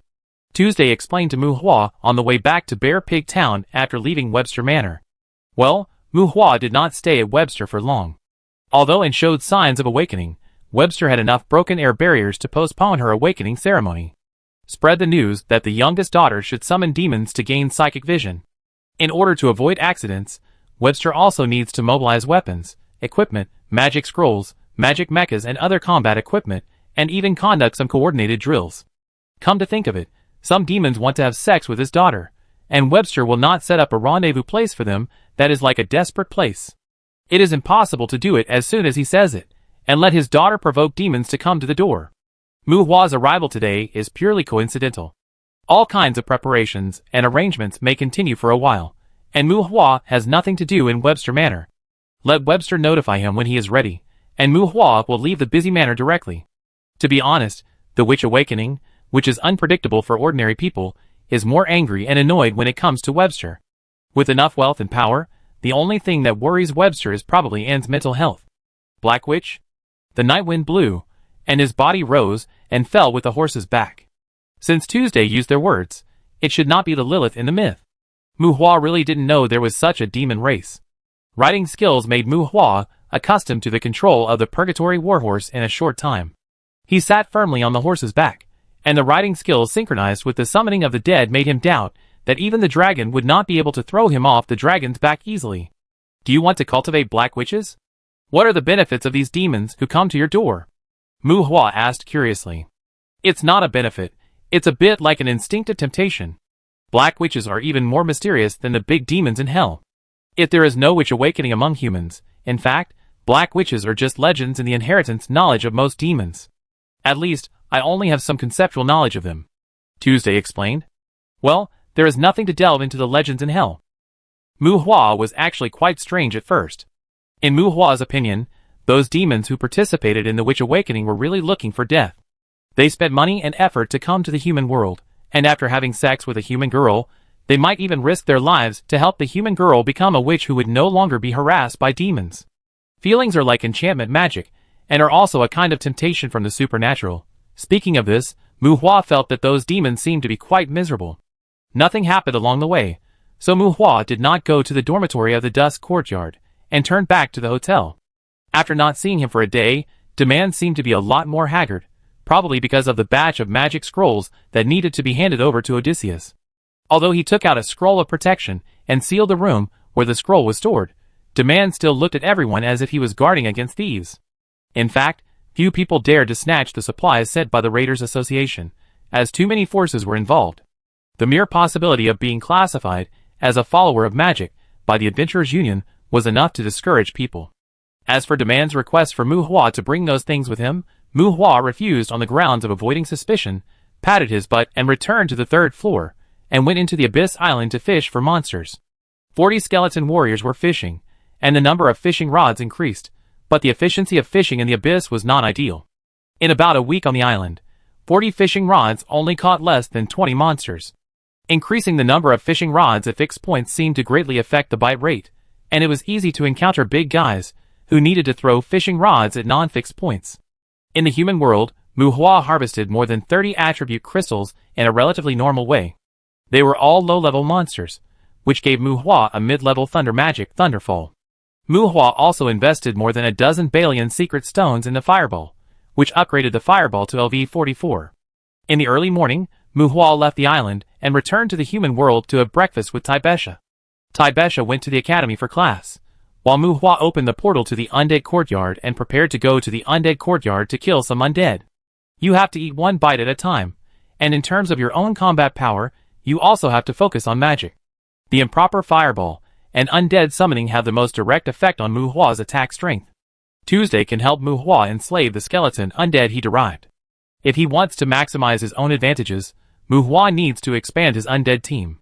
Unlike summoned beasts, undead followers can be cultivated.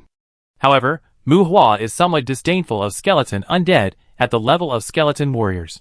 Whether it is the derivation of undead or the construction of undead, they involve stronger individuals, and their demand for materials such as ashes and soul fragments is very high. Mu Hua needs to hoard some resources and get more decent skeleton undead. He wants to push the Goblin Fortress over there in B31. He is still quite envious of the equipment on those Goblin elites. The main theme of the Undead Courtyard is still desolate. Mu Hua's teleportation point is not set at the entrance city. In a hidden valley in the Dead Sea Basin, the gathering of horror knights makes the place filled with a stronger breath of death. 60 horror knights are not a small number. When 60 knights gather in a line, the visual effect produced is far beyond Mu Hua's earlier imagination. This was the first time that Mu Hua summoned all the dead horror knights in the outside world. The light in the courtyard, which seemed to be always pale, was stained with a wisp of gray fog. Iron hooves trampled the earth, and a team of cavalry rushed out of the valley, with a roar amid the barking of hellhounds, spreading the breath of fear in this Dead Sea Basin. Fuck. Is there a demon tide breaking out? Damn, how could there be horror knights here? Someone, damn, demon hunter, don't rush to our side. Courage blessing, no, give me a courage blessing. Don't shout, it's not an enemy, doesn't the scroll cost money? Use purification first, he will pass immediately. Shit, can your purification resist the horror knight? Don't look at them, just don't look at them, that's the halo effect. Damn it, give me a blessing first, I'm about to pee. Damn it! Get ready for complaints. Why don't you let them hide their magic patterns? The cavalry was running, and the purgatory horses stepped out of the flame path. The undead they met along the way were defeated at once, and the crushing combat power made Mu Hua happy physically and mentally. The Death Basin is the area where low and medium level monsters are located. There are basically no elite monsters here. It's the best to have some half-baked death knights. With a black robe covering his body, Mu Hua rushed into the Death Basin recklessly. And some human adventurers who discovered the cavalry along the way were affected by the fear magic pattern of the Headless Knight. It was inevitable that they were in chaos because of this fierce cavalry. There was also a lot of rebuke for Mu Hua's carelessness. The undead have no fear emotions, and most magic involving emotional mental interference has no effect on the undead. The Headless Knights were not skeletons that could be thrown into the human world at will, because the fear patterns on their bodies would interfere with the spirit of living beings, and if they could not resist, they would weaken the combat power of humans. An adventure group of about 20 people, cloaks, staffs, a team composed of necromancers as the main combat force. They controlled hundreds of skeletons composed of skeleton warriors and skeleton guards. This adventure group, which was originally observing a gathering place of undead, looked at the dust on the horizon in astonishment. Under their gaze, a team of fear knights, running wantonly, rudely crashed into the gathering place of undead they had planned for a long time. Boom! Boom! Boom! Dozens of fireballs exploded in the sea of bones with tail flames. I saw a human riding on a purgatory warhorse, waving a machete in his hand, and casting magic that the adventurers could not recognize. Damn, it's fine that the magic guys don't recognize it, but what's the point of holding a machete for this kind of magic attack that's like a grenade washing the ground? At least get a staff, okay? A total of 764 undead, 2 liches, 11 skeleton generals, 220 skeleton guards, 420 skeleton warriors, 73 dead souls, 38 corpse hunting dogs. The bone-clawed demon hunters had already carefully investigated the number of undead in this undead gathering place. But they haven't decided on a sneak attack strategy yet. After the explosion, dozens of horror knights rushed into the skeletons like bandits. Broken bones flew, the chi was raging, the hellhounds exploded into a flaming star, and a human knight with a machete on his shoulder looked at the horror knight raging in the distance. The bone-clawed demon hunters stared at each other blankly. What should we do? Someone was at a loss. The boss is fighting for materials? Tell him, how about leaving the 2 liches to us? One person suggested. Before he finished speaking, he saw dozens of bone spears split into 2 groups on the battlefield in the distance, with a whistling sound that broke through the air, and 2 arrogant liches were instantly pierced into hedgehogs by the bone spears. Dozens of horror riders were rampant in the sea of bones like steamrollers, and hellhounds devoured the screaming ghosts who wanted to escape. The sword-wielding knight, who was suspected to be the commander, seemed to have discovered them. Demon hunting. The young man's voice was heard, and the young man raised his arms in the direction of the Bone Claw team and shouted loudly, very enthusiastically. Pa! Turning his face away and ignoring, a group of necromancers spit in succession. Hunting, hunting, go eat shit. Go, I can't afford to offend you. The person who was suspected to be the leader cursed angrily, lowered his voice, and called on his team members to leave the battlefield where they had been squatting for a whole week. Chapter 163. Necromancers are not exclusive to humans. There are actually many monsters that specialize in soul magic. However, apart from demons, most monsters also need to go through the process of death infection before they can gain the ability of spiritual vision. And the lich itself is not an orthodox undead.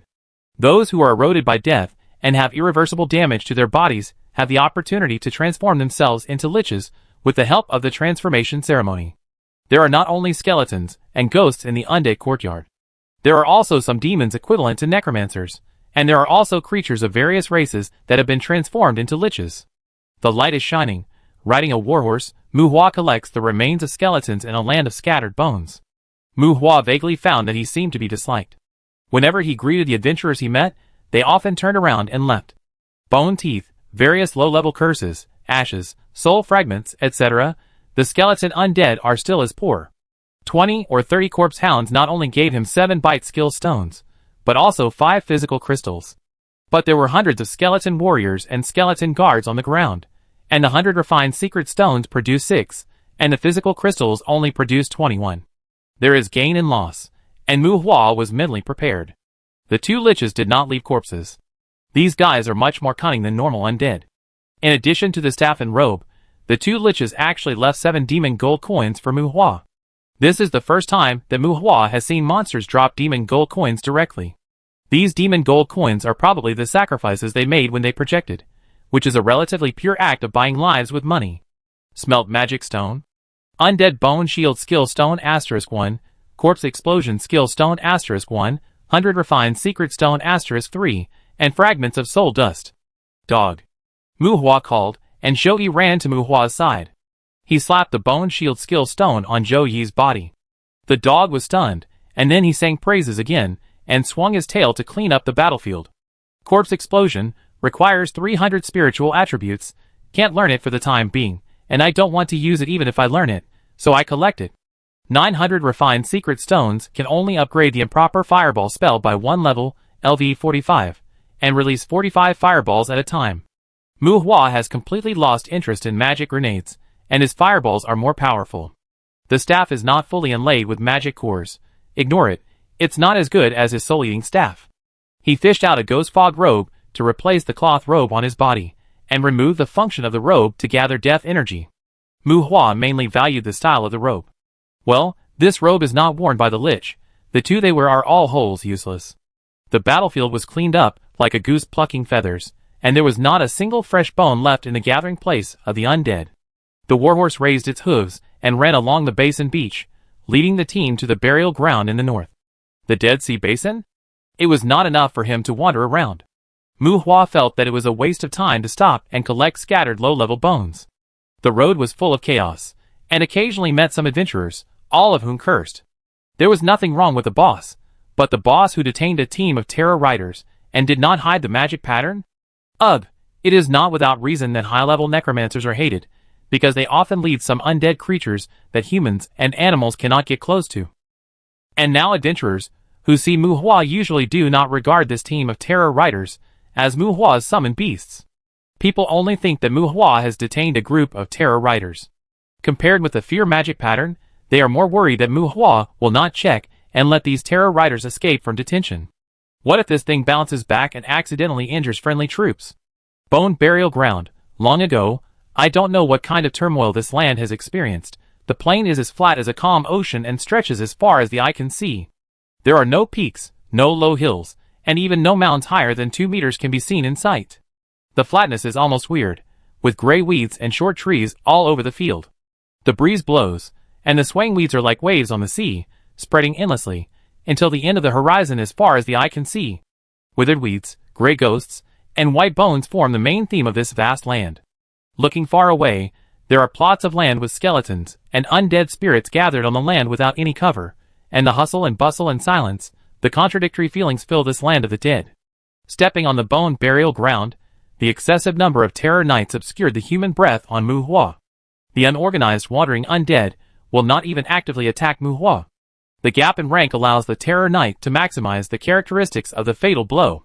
While riding, the terrifying riders wielding heavy swords and lances crushed groups of dead bones. 50, 70, 60. Ash piled up one by one, and Mu Hua was not in a hurry to provoke those large gathering places of the undead.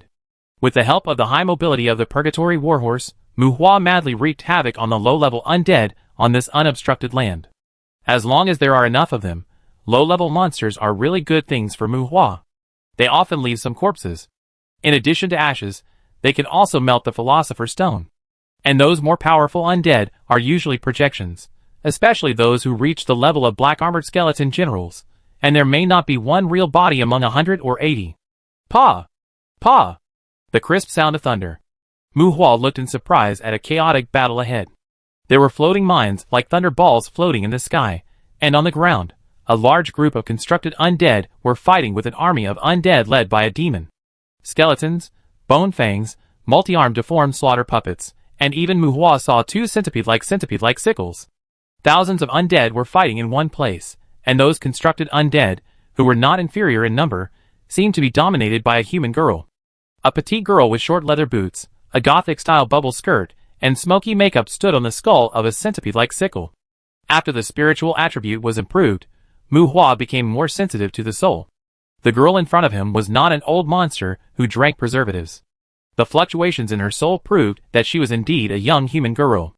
Get out of here! Hellhound, this is my hunting ground. A huge roar resounded through the wilderness. The monster, which looked like a bean worm with half of its body raised, was fat, bloated, and huge. Its size was comparable to that of Tibesh's muscle car, and it roared at Monday.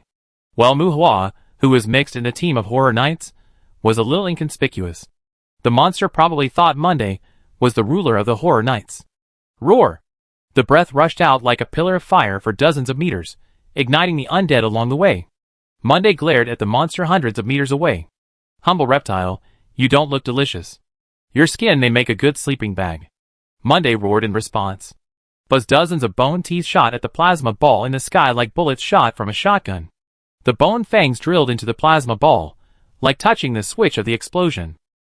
By little dense lightning flashed a lightning net in the sky. Bone fangs, with the improvement of training level, can shoot multiple bone fangs when casting, which is very pure physical damage, but each level can increase the number of bone fangs generated by 2. The fangs condensed by death and magic power are fragile and easy to disperse. The pure physical damage effect and the attack power that is simply linked to the soul strength all lead to the fact that the attack strength of this magic is bound to be not very high. However, this magic consumes less mana, but it is very useful in clearing miscellaneous soldiers and removing magic traps. Muhua did not deliberately improve the training level of this magic. The reason why he raised his hand at this time was a piece of bone fang, which was completely due to the training level of multiple bone fang skill stones. Muhua really got a lot of bone fang skill stones from the undead. The detonated plasma ball in the sky was the trap magic called floating booby trap. These floating booby traps block the air in the chaotic battle area to a large extent. Do you need help? Muhua rode out and asked the girl whose expression could not be seen clearly on the centipede death sickle from a distance. Muhua had good eyesight, but he could not see the girl's expression clearly. The smoky makeup was too thick, and no one knew whether she was crying or laughing. Are you here to catch me? The girl asked with a resolute voice. Hey girl, this should be the first time we meet. I don't have any special hobbies. How about I leave? Muhua was stunned and raised his adventurer bracelet. At this time, the monster on the opposite side of the battlefield also saw Muhua's figure. Ha ha. A human, stupid hellhound, you are actually enslaved by a human? Ha ha, obey me. I will help you kill this human. The monster laughed loudly, and as he spoke, the magic circle enveloped a group of terrifying knights. Disperse. Undead imprisonment. The monster roared excitedly. The warhorse pawed its hooves. Muhua was silent. The monster was stunned, and the dark round eyes on his face seemed to widen a little. Chapter 164. In terms of active aggression, the undead are actually a relatively safe monster. The undead have few needs, and are very quiet. As long as you keep a sufficient distance from them, they rarely take the initiative to cause trouble to other creatures. In the undead courtyard, the real danger is not the orthodox undead. The lich with a twisted mentality, and the demons that dominate the undead are the more dangerous existences. Vivian felt that she was very unlucky. She had been soaking in the Dead Sea Basin day and night for a long time, and finally gathered a group of standard constructed undead. I wanted to use this group of constructed undead to collect some materials for making corpse demons in the burial ground, but as soon as I arrived at the burial ground, I was calculated by a demon. The terrain of the burial ground is very flat, but there are also many hidden caves on the seemingly unobstructed land. The undead don't actually like to bury themselves underground. Usually, there are more cunning rulers behind those undead lurking underground. The intermittent harassment of the moderately powerful skeleton undead made Vivian ignore the first retreat. And the very smooth undead detention also consumed most of her magic power. Everything was fine at first, but when the ugly monsters drilled out from the ground, the more powerful souls, and the more skilled undead detention made Vivian instantly lose the undead army that excited her. In the absence of mental confinement of the undead, the class suppression of the undead detention was fully reflected at this moment. Even if she gave up the constructed undead in her hand, the sky with magic traps made Vivian lose the way to escape. The monster, however, did not kill her immediately. Instead, it kept putting pressure on her like playing with its prey, and enjoyed her struggling. Born in a family of necromancers, Vivian seemed to be surrounded by undead creatures all the time since she could remember. In her pale life, Vivian was not afraid of death. The last corpse explosion in her life might make the insidious monster pay a price. Of course, the most important thing was to let herself throw herself into the corpse explosion, At least, she would not be turned into a lich or corpse demon by the monster, and she would not have to endure its torture full of evil taste. Vivian was ready to face death calmly, but a cavalry team that suddenly came changed the situation. The necromancer who controls dozens of terror knights. After confirming Mu Hua's human identity, Vivian's first reaction was to feel funny. This made her death less lonely? This madman imprisoned a group of terror knights. Are you sure you can imprison the souls of the terror knights? It's okay to let the terror knights go, but he actually brought a demon with him. Good guy. Although she was besieged, Vivian felt that this human named Mu Hua should die more miserably than herself. There are many strange things in the undead courtyard. The necromancers and witches are sometimes really good at courting death. But Mu Hua's ruthless person still makes Vivian feel relieved.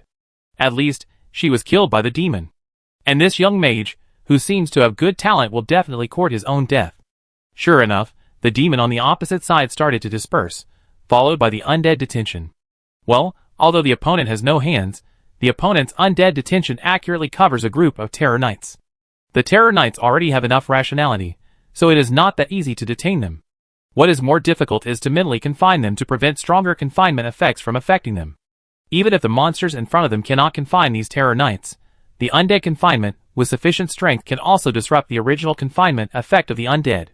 Without the mental confinement, like a safety lock, when a group of terror knights with enough wisdom break free from the confinement, one side is the human who confined them, and the other side is the demon who helped them to release the confinement. It is almost a matter of not considering which side to attack. Vivian has already begun to prepare for the corpse explosion, and is ready to order the centipede death sickle to chew her into meat paste. After a moment of waiting, Vivian was a little stunned. The imagined rebellion did not happen, but the young man named Mu Hua raised the sword in his hand and pointed at the demon in the distance. Tear it up! The fire suddenly appeared, and under Vivian's suspicious gaze, the fireballs covering the sky above her head smashed into the demons behind the battlefield with a whistling sound.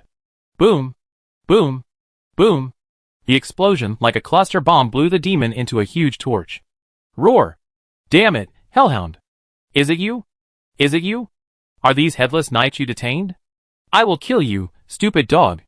The demon roared angrily in the firelight. Bark, bark, bark, bark, master. This guy is as stupid as he looks. Zhou Yi laughed strangely beside Mu Hua. At this time, dozens of terror riders were emitting black flame like blood, with several terror riders holding dragon spears as the vanguard, and the violent aura enveloped the purgatory warhorse. Cavalry assault, knight sudden attack skills, and a group of horror riders with explosive skills rushed into the chaotic sea of bones. Broken bones flew everywhere, whether it was the skeleton undead or the constructed undead. All the existences that blocked the horror riders' charge route were dispersed and shattered by the cavalry. The black-armored skeleton general holding a shield flew backwards, like a cannonball, and smashed to the back. The evasive Death Knight avoided the attack of the vanguard, but was knocked off the horse by the horror riders on the flank. 10 horror riders guarded Mu Hua, and Zhou Yi wandered in front of Mu Hua's warhorse. The skeleton undead that approached Mu Hua in the chaos was inevitably turned into a pile of bones under Zhou Yi's collision and biting. Bone wall. Boom! The white bone wall that rose from the ground had the momentum of a landslide. The heavy and terrifying white bone wall blocked the path between the horror riders and the demons. The improper fireball technique did not cause any real damage to the demon. The magic shield on the demon blocked the fireball attack, but the large amount of magic power consumed still made the demon extremely angry. Fortress collapse. A hoarse, low, emotionless voice came from the body of the Terror Knight. Boom, boom! The 2 Terror Knights' war horses accelerated again, and the war horses stood up, and the raised war hammers smashed the bone wall fiercely. The thick bone wall collapsed with a roar. Crack was enough to cause the bone wall to collapse with a loud bang. Fortress collapse, as its name suggests, this combat skill was created for the city defense level combat skill, the Unfallen Fortress. Compared with the city defense simulated by the Unfallen Fortress, the fortress collapse is specially designed for destroying the city. The bone wall collapsed, and the white bones constructed by magic power scattered into the light that polluted the earth. The demon behind the bone wall appeared in Mu Hua's sight again. The demon of the monster species. The demon in front of him has no conventional hands and feet, and has a body structure like a beanworm. The dozens of deformed tentacles under his body make it move like a bulky chariot. I saw that the demon was wrapped with visible green wind light, and the high-level magic wind acceleration was an auxiliary magic that greatly increased its own movement speed with the help of wind power. Because of this magic, The bulky chariot seemed to have added high-energy fuel, and the movement speed of the demon suddenly increased. However, seeing the escape posture of this demon, Mu Hua secretly breathed a sigh of relief. At least it did not master the flying magic. The demon seemed to want to escape, but unfortunately the rushing terror rider forced it to stop its wriggling body, and it let out a shrill scream. While the summoning array was unfolded, it called on the skeletons and undead in the chaos to cover it. The demons of the monster species are generally deformed. They are somewhat similar to the unspeakable in the stories of the previous life. Because of their deformed bodies, they are inconvenient to move. Therefore, even if they do not practice necromancy, monsters generally make some summoned beasts to protect them. Bone Soul. The summoned beast of this monster has no special features. It is just a group of skeletons of the 4 Death Knights. But when the summoned beast appeared, 4 or 5 bone souls rushed out of the monster, who half of the body was raised, and the monster's mouth, like a mouthpart, suddenly opened into a black hole, and countless ghosts poured out of the monster's mouth.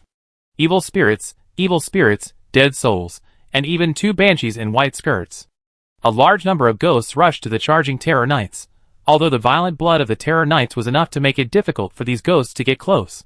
But under the harassment of these ghosts, 5 bone souls also bit the 5 Terror Knights. Roar! The Terror Knights roared, and 2 Terror Knights crushed the bone souls that tried to drill into their bodies. Mu Hua's pupils contracted. The bone souls released by this monster were stronger than the bone souls on his soul-eating staff. The other 3 Terror Knights failed to counteract the bone souls that drilled into their bodies. In just a few breaths, the 3 Terror Knights had their souls torn apart by the bone souls and fell off their horses. The Terror Knights are still Terror Knights, but as summoned beasts, with constant attributes and imperfect ability systems, they can't avoid the fate of miscellaneous soldiers. It wants to escape back to the cave. Should we retreat first? The Terror Knight, who fell off his horse, made the girl with smoky makeup feel nervous, and reminded Mu Hua anxiously. The girl had already discovered that the attributes of Mu Hua's Terror Knights were low. But unlike the girl, the bloated monster was also trembling when he saw the Terror Knight die. The sensitive monster looked more carefully than the girl. Those dead Terror Riders did not drop any items, and it did not gain any level experience. No! Human! Stop! I am willing to pay enough compensation. The monster screamed, damn it, this might be a group of summoned beasts. Chapter 165. Don't believe it. The demon begged for mercy inexplicably, and the smoky girl, who had not yet figured out the situation, screamed to remind him. Looking at Mu Hua, the girl seemed a little embarrassed in Mu Hua's inexplicable gaze. Can the words of the demon be believed? Obviously not, especially since the demon in the courtyard is likely to be a projection. Corpse explosion. The monster that was just suggesting compensation triggered a corpse explosion the next moment. Fortunately, the skeleton undead in the earlier melee had retreated a distance to cover the demons, and the corpse explosion of the demons was more to stop the advance of the Terror Riders. Boom, boom, the chain explosion ignited the fierceness of the battlefield. Defense? The smoky girl screamed, more like reminding Mu Hua. The centipede death sickle, under the girl's feet, was entangled like a strange snake, and the backbone armor protected the girl firmly in it. The sharp sickle-like limbs wrapped the girl, and the centipede death sickle turned into a bone fortress, and it was as terrifying as a torture instrument about to be executed. Corpse explosion is like a magic trap that needs a medium. The undispersed soul of the corpse is its fuse. Its power mainly depends on the breath of death, and the fire element that the corpse can absorb. This also makes the corpse explosion of undead creatures more powerful than most flesh and blood creatures of the same level. Mu Hua ignored the flying bones, while Zhou Yi hid behind the centipede of the smoky girl. The battlefield was in chaos, and the shrapnel-like bones caused the bone shield on Mu Hua's body to break layer by layer. Ignoring the bone shield that was broken almost instantly, Mu Hua let the broken bones hit his body, staring at the monster in the distance, with a strong anger on his body. Ha ha, master, look, there is no monster to support it. This monster must have harmed all the demons around it long ago. After the corpse explosion, Zhou Yi looked around and said with a gloating look, "This damn bastard." Zhou Yi's teasing did not get a response from Mu Hua, but Mu Hua was full of anger and scolded the monster. Corpse explosion. Mu Hua was not afraid of the corpse explosion caused by this level of corpses. He was very strong now. But after the corpse explosion, his dead bones? His magic stone magic core? His soul fragments? All gone, all gone. A corpse explosion made Mu Hua feel like he had lost 100 million. Ignoring the ghosts rushing towards him in the smoke and dust, Ignoring the surging magic fluctuations on the monster, Muhua jumped up and down after throwing out a piece of bone teeth. Bone teeth. Like the bone teeth condensed body of the flower of death blooming in the air, free casting makes Muhua's magic more variable. The dense bone teeth made the misty ghost scream shrilly. The two banshees held up a magic barrier to block the bone teeth that were wantonly harvesting ghosts, and also temporarily slowed down the ghost's attack. The attack strength of the bone teeth was not high, but it was effective against ghosts. Ghosts as spiritual bodies were extremely vulnerable, but they were also very deadly when facing the attacks of souls. You can still consider leaving now. The monster had a strong smell of fire elements, and Muhua said to the smoky girl with a cold face. What about you? When the girl asked, she saw that Muhua had no intention of retreating, and she bit her lower lip with a complicated expression. My name is Vivian. Let me make it clear first. If there is any danger, I will run away. The dozens of bone fangs that were originally guarding beside her ran towards the ruined battlefield after the corpse explosion. Vivian left behind a centipede death sickle that she used as a mount, and another centipede death sickle also rushed towards the monster. It was a little surprising. This girl named Vivian could be said to be the richest necromancer Muhua had ever seen. Unexpectedly, this girl seemed to be quite loyal. The worm-like monster did not leave the two of them too much time to exchange pleasantries. The sky was already descending with oppressive heat. Meteorite fall. 3 meteorites fell from the sky. The flame meteors with a diameter of more than 10 meters were an advanced version of meteorite magic, which integrated the compound magic of earth and fire. The meteorite fall performed by this monster already had the prototype of a meteor shower. 3 torch stones burning with flames, one hit Muhua, and the other 2 overlapped and hit the place where the Terror Riders gathered. Damn it, run! When the meteorite appeared, Vivian no longer cared about being stubborn. When she shouted at Muhua, she had already driven the centipede death sickle under her feet to flee. The whistling that broke through the air brought with it scorching air pressure. Although there were only 3 meteorites, any one of them that landed was enough to involve a range of hundreds of meters in a high-pressure explosion. Ha ha, humble human, Grantawan will give you a scorching death. Some crazy shouts. The monsters in the distance twisted their bodies and shouted towards Muhua while fleeing. Smash them. Muhua shouted in a low voice. The Fortress of No Fall. 2 horror knights near Muhua supported the defensive combat skills, and the shadow of the city covered a large area with Muhua as the center. Accumulate and cut. The blood and energy condensed into weapons, and a group of horror knights gathered their strength and concentration as if they were standing still, judging the distance of the meteorite, and suddenly rushed towards the fire meteorite in the sky, regardless of life and death, and crashed into the meteorite with their bodies and weapons. Damn it! Run, the Fortress of No Fall can't stop the erosion of elements. The annoyed shout came from Vivian's mouth, and the centipede death sickle had fled back dozens of meters, like a strange snake. At this time, Vivian felt that Muhua was a fool. A group of terror riders, who can put down the Fortress of No Fall is indeed very scary. The Fortress of No Fall has the physical defense capability of city defense level, but this thing cannot defend against elemental attacks.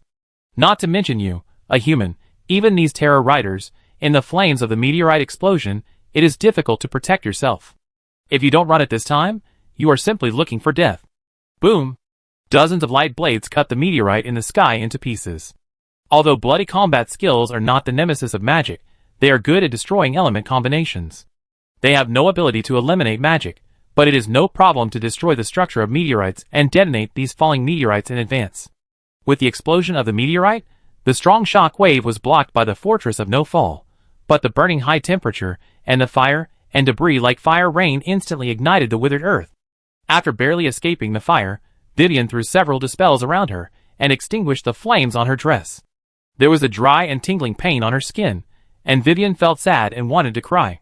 Well, the young man was probably dead, but Vivian was not emotional enough to cry for a young man she had just met. Even if the young man's starting point was to help her, Vivian said that she still couldn't feel sad for a fool. But under the flames of the meteorite, her constructed undead was all ruined. That was her family property. It was all over. Except for the half-broken centipede death sickle under her seat, everything was gone. Vivian felt distressed and wanted to cry. She took out a shuttle from the space props. She felt uncomfortable and wanted to cry, but she had to find a safe place to cry. The space handbag opened a black hole-like entrance, and the centipede death sickle drilled into it. Vivian rode on the shuttle, looked back and saw a horror rider falling from the warhorse, and couldn't help sighing and shaking her head. As expected, the undead were afraid of fire, and these obviously malnourished terror riders could not withstand such a strong flame, so her constructed undead was doomed. Vivian saw the figure of the hellhound among the anxious purgatory warhorses. Vivian was not surprised that the hellhound was still alive and kicking. The unfallen fortress blocked the impact of the explosion, and both the hellhound and the purgatory warhorse had enough affinity with the fire element. Perhaps the biggest beneficiary of this battle was the hellhound. At least it was free from the shackles of the servant contract. Alas, way inside again. This hellhound was freed, and I don't know if it will mix with the demon just now. The hot air waves, like the elemental tide, spread far away. Resisting the thirst signal transmitted by the body, Vivian put on the bone shield again and stopped looking at the scorching land. Buzz! Start the shuttle, and while the demon didn't arrange the floating mines again, Vivian was ready to leave quickly. Suddenly, a refreshing coolness came from behind, and Vivian looked back in surprise. Huh? White mist like water vapor rose, and after the high-temperature steam, a large area of ice crystals condensed among the scorched weeds. Law, the horses neighed. Vivian rubbed her eyes. Yes, it was not an illusion. 100 meters away, she seemed to see the terrifying knights in formation again. Tear it up for me. A voice seemed to be mixed with anger and misery. The common language, the voice of the young man? Roar! The roar of the undead, the galloping of the cavalry, seemed to have the terrified neigh of the devil. Fuck. Summoned beast? Vivian turned the car around and rushed in the direction of Muhua. After confirming that Muhua was riding on the purgatory warhorse alive and well, Vivian couldn't help but exclaimed. You also have spiritual powers? Looking back at Vivian, who was surprised, Muhua nodded in surprise. What do you mean by some? Are there really any spiritual powers in this world? Damn, little girl, the way you cheat is a bit unrefined. Chapter 166. Demons roared, war riders galloped. Dozens of horror knights surrounded the war monsters, and the magic shield blocked the horror riders' attacks again and again, the swarm like bone teeth, and the bombarding fireballs.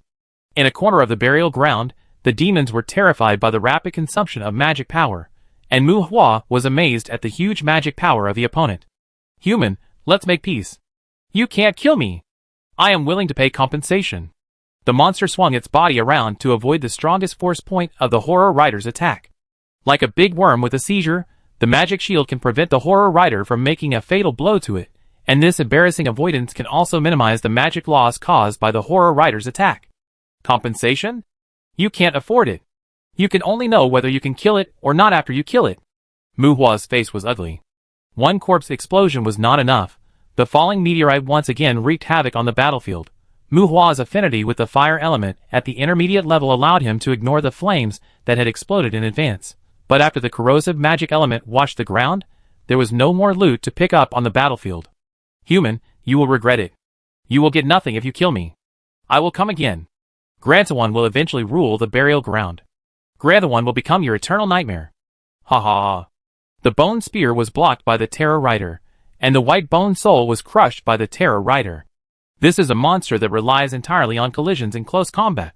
It has great strength, but its body is bulky. And its magic is obviously not perfect yet. It has a lot of strong attack magic, but its defense is weak, it can't fly, and its subordinates are not strong enough. Its clamor is somewhat unconvincing to Muhua.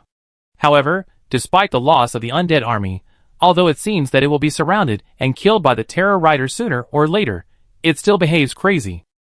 I hope you can offer more good things next time. Looking at the monster in front of him coldly, Muhua said calmly. Will he rule the burial ground in the end? This guy is not even a demon general. Who is he trying to fool? Humans can pay for Krypton gold, and monsters can also pay for Krypton gold. The Krypton gold projection of monsters is the most troublesome thing for humans, and those monsters that descended in their original form, if not thrown in by other demons, are most likely too poor to offer sacrifices. Hurry up and die, bastard. You'd better not try to anger the master, otherwise we will keep looking for you, and we will make you lose everything. Bastards like you will never be able to cross the boundaries of the Lord, and everything in the courtyard is meaningless to you. Monday yelled at the monster. Crack! A thunderbolt struck Muhua's body, and a layer of the bone shield was broken. This thunder magic, which is famous for its attack strength, has a strong lethal ability, but poor continuous erosion, and is somewhat powerless against the bone shield. Only you have no right to say anything about me. A hellhound that wags its tail and begs for mercy from humans. The monster roared angrily, as if Monday had hit a sore spot. Mu Hua stared blankly at his dog, then at the monster with a strange shape. He was now 8 feet away from the monster.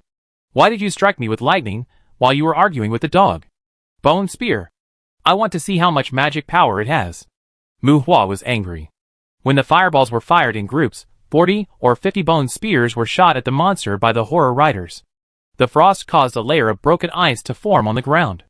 As the monster struggled, the splashing mud made the area around the monster muddy.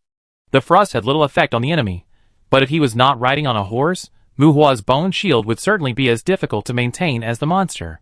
The broken ice condensed by this wide area magic was very effective in destroying the bone shield. The monster's desperate resistance made Mu Hua miss the abyss monster even more. This monster, which was only level 7 at most, actually gave him the feeling of fighting against the Minotaur. Puff! A wound appeared. Just one wound indicated that the magic power of this monster was finally exhausted. Puff, puff, puff. With the appearance of the first wound, purple blood splashed all over the monster, and the weapon of the Terror Rider tore huge wounds on the monster. The monster familiar with the Terror Rider knew that the fatal attack was imminent. I will be back. Grantawan will be back. Human, you may like Grantawan's relics, haha, I hope you like it. With a sad and angry roar, the monster in the pool of blood stared at Mu Hua with a pair of dark eyes, as if to imprint Mu Hua's figure in his heart. Puff the fat body fell down, and a large object fell to the ground in the dust. Don't worry, demons like this, because it allows them to gain emotional energy from you. The shuttle floated around Mu Hua, and Vivian didn't dare to get close to Mu Hua until the monster died. Oh, you know a lot. Mu Hua chuckled and rode his horse close to the items dropped by the monster. Because Mu Hua cast frost magic, the large-scale low temperature dissipated the heat brought by the meteorite. The alternation of high temperature and cold caused the slightly crystallized land to be covered with dry cracks. As Mu Hua cancelled the frost spell, the chill in the air gradually warmed up. The Horror Knight and the Hellhound looked at Mu Hua's back with a complicated expression. Finally, they drove the shuttle and slowly followed Mu Hua. The Headless Horror Knight made way. Vivian also had a high mental stability. Mu Hua was also very curious about this girl, who was not affected by the fear magic pattern. But for the time being, his attention was attracted by the monster's drop. A magic stone that could be held in one hand. A strange weapon that was 7 meters long. After getting off his horse, Mu Hua walked to the weapon and reached out to hold the long handle that was standing upright on the ground. The hammer, which was like a battering ram, suddenly shrank to 3 meters in length. The 2-meter-long thick handle was carved with reverse scales, and a relief of a fire demon appeared on the handle. The huge hammer head, which was 1 meter thick, was like a huge anvil. The exaggerated hammer head was like the head of a barren demon, a demon with a human body and a goat head. The huge war hammer shaped like a demon's head had a cone-like face, which was regarded as the tail of the hammer. The thick demon horns were coiled beside the oval back of the head. On both sides of the oval hammer face, the demon horns had ridged bone protrusions, which were regarded as the hammer face. Bone Dragon Breaker. Toughness 2000, Armor Break 900, Intelligence Gain 100, Spirit Gain 200. Features: Constant Spell Destruction, Double Inanimate Impact, Charging, Fortress Collapse 10/10, Red Moon Dark Body 5/5, Advanced Strength Enhancement 1/1. Use Requirement: Strength 500. Fuck. Mu Hua cursed. This should be considered a top-level weapon. Vivian had a strange expression. A warhammer that is adjusted to the user's body shape and is taller than Mu Hua. The exquisite craftsmanship on the rough hammer undoubtedly indicates that this is a top-level equipment. This is a top-quality weapon that is completely incompatible with the strength of the monster. I don't know how it got it. But top-level is top-level, and you can see that this hammer will not be light. What would a necromancer think after getting such a warhammer? Vivian said that if she were in his place, she would also be like, fuck. Mu Hua pulled the handle of the hammer, but it didn't move. It was a very strange hammer. No wonder the monster was so proud when it died. As far as the warhammer is concerned, it is really a good hammer. It is strong enough and has super high attribute gains. It not only doubles the impact, but also can break up magic. The so-called spell destruction is definitely the nemesis of defensive magic. But the problem is that with a hammer, you don't increase physical strength, but you increase intelligence and spirit. Okay, that's fine, but the strength requirement of 500? This kind of strength requirement is not that complicated. It is simply enough to swing it. By the way, it is not certain whether a person with a physical strength of 1000 has 500 regular strength. After all, this thing is a melee weapon. You can't expect to carry it on the battlefield with explosive power, right? Is it heavy? In fact, you can let the Terror Knight carry it first. Demons have bad tempers, and they often use some unsuitable things as sacrificial objects, Vivian said on the side. Roar! A Terror Knight stepped forward and roared. Well, the hammer rubbed against the ground. Vivian was silent. Sure enough, Muhua's Terror Knights were malnourished, and that demon was really a pit. How heavy is this hammer? Seeing Muhua dragging the hammer handle himself again, Vivian shook her head and asked. It takes 500 strength. Muhua grabbed the hammer handle, and the next moment, the advanced strength enhancement swept across Muhua's body. Stop! Are you crazy? Vivian exclaimed. She knew this magic circle. This thing increases its own strength in proportion. If it exceeds the body's tolerance range, it will cause big problems. But before she finished her words, Vivian's pupils contracted, and she saw that the hammer head seemed to be bigger than her body, and was lifted up by Muhua. Whoosh, whoosh, the strange whistle brought wind pressure. Vivian's eyes widened, and she saw Muhua holding the hammer in one hand, and waving it a few times as if nothing had happened. Boom! The hammer was placed on the ground, and the heavy weight seemed to make the nearby ground tremble slightly. Hee, what the monster said just now was right, I like this thing. Muhua smiled, and showed Vivian a mouthful of white teeth. His extreme strength is not fake. If he can't lift it with 400 physical strength, can't he just add strength enhancement? Although he needs to rely on strengthening magic for the time being, when he eats up his physical strength to 500, the extreme strength will be converted into 500 strength, which is definitely a good hammer. Muhua is not kidding, he likes this hammer. At this moment, Vivian looked at Muhua's white teeth and shuddered subconsciously. She said hack in her heart but couldn't say it out loud for a long time. Chapter 167. The burial ground is vast, and this is not a wrong word. It is almost equivalent to the area of a province. It is a paradise for the undead. Here, adventurers with insufficient strength will even retreat and evacuate under the constant harassment of ghosts. It is another battlefield of bones. Vivian hides far away at the edge of the battlefield, sitting beside the hideous jaw of the giant skull of the centipede Death Sickle, knocking her feet, watching the cavalry raging on the battlefield. You are looking for death, others don't look for trouble, but you do. The rude rebuke, the fear cavalry opened the way, and Muhua was seen waving a giant war hammer, crossing the battlefield and heading straight for the spellcasting group at the back of the battlefield. He ignored all the knife and axe chopping. With his own defense and low-level impact immunity, the skeleton undead below the skeleton general could not cause any damage to Muhua, the kind of damage that would scratch his oily skin. With low-level impact immunity, physical attacks basically did not cause any problems. The blood-sucking tactics of group battles can only delay the pace and consume physical strength, but the damage is completely meaningless. Bone spears and bone souls will be intercepted and dispersed by the accompanying horror knights.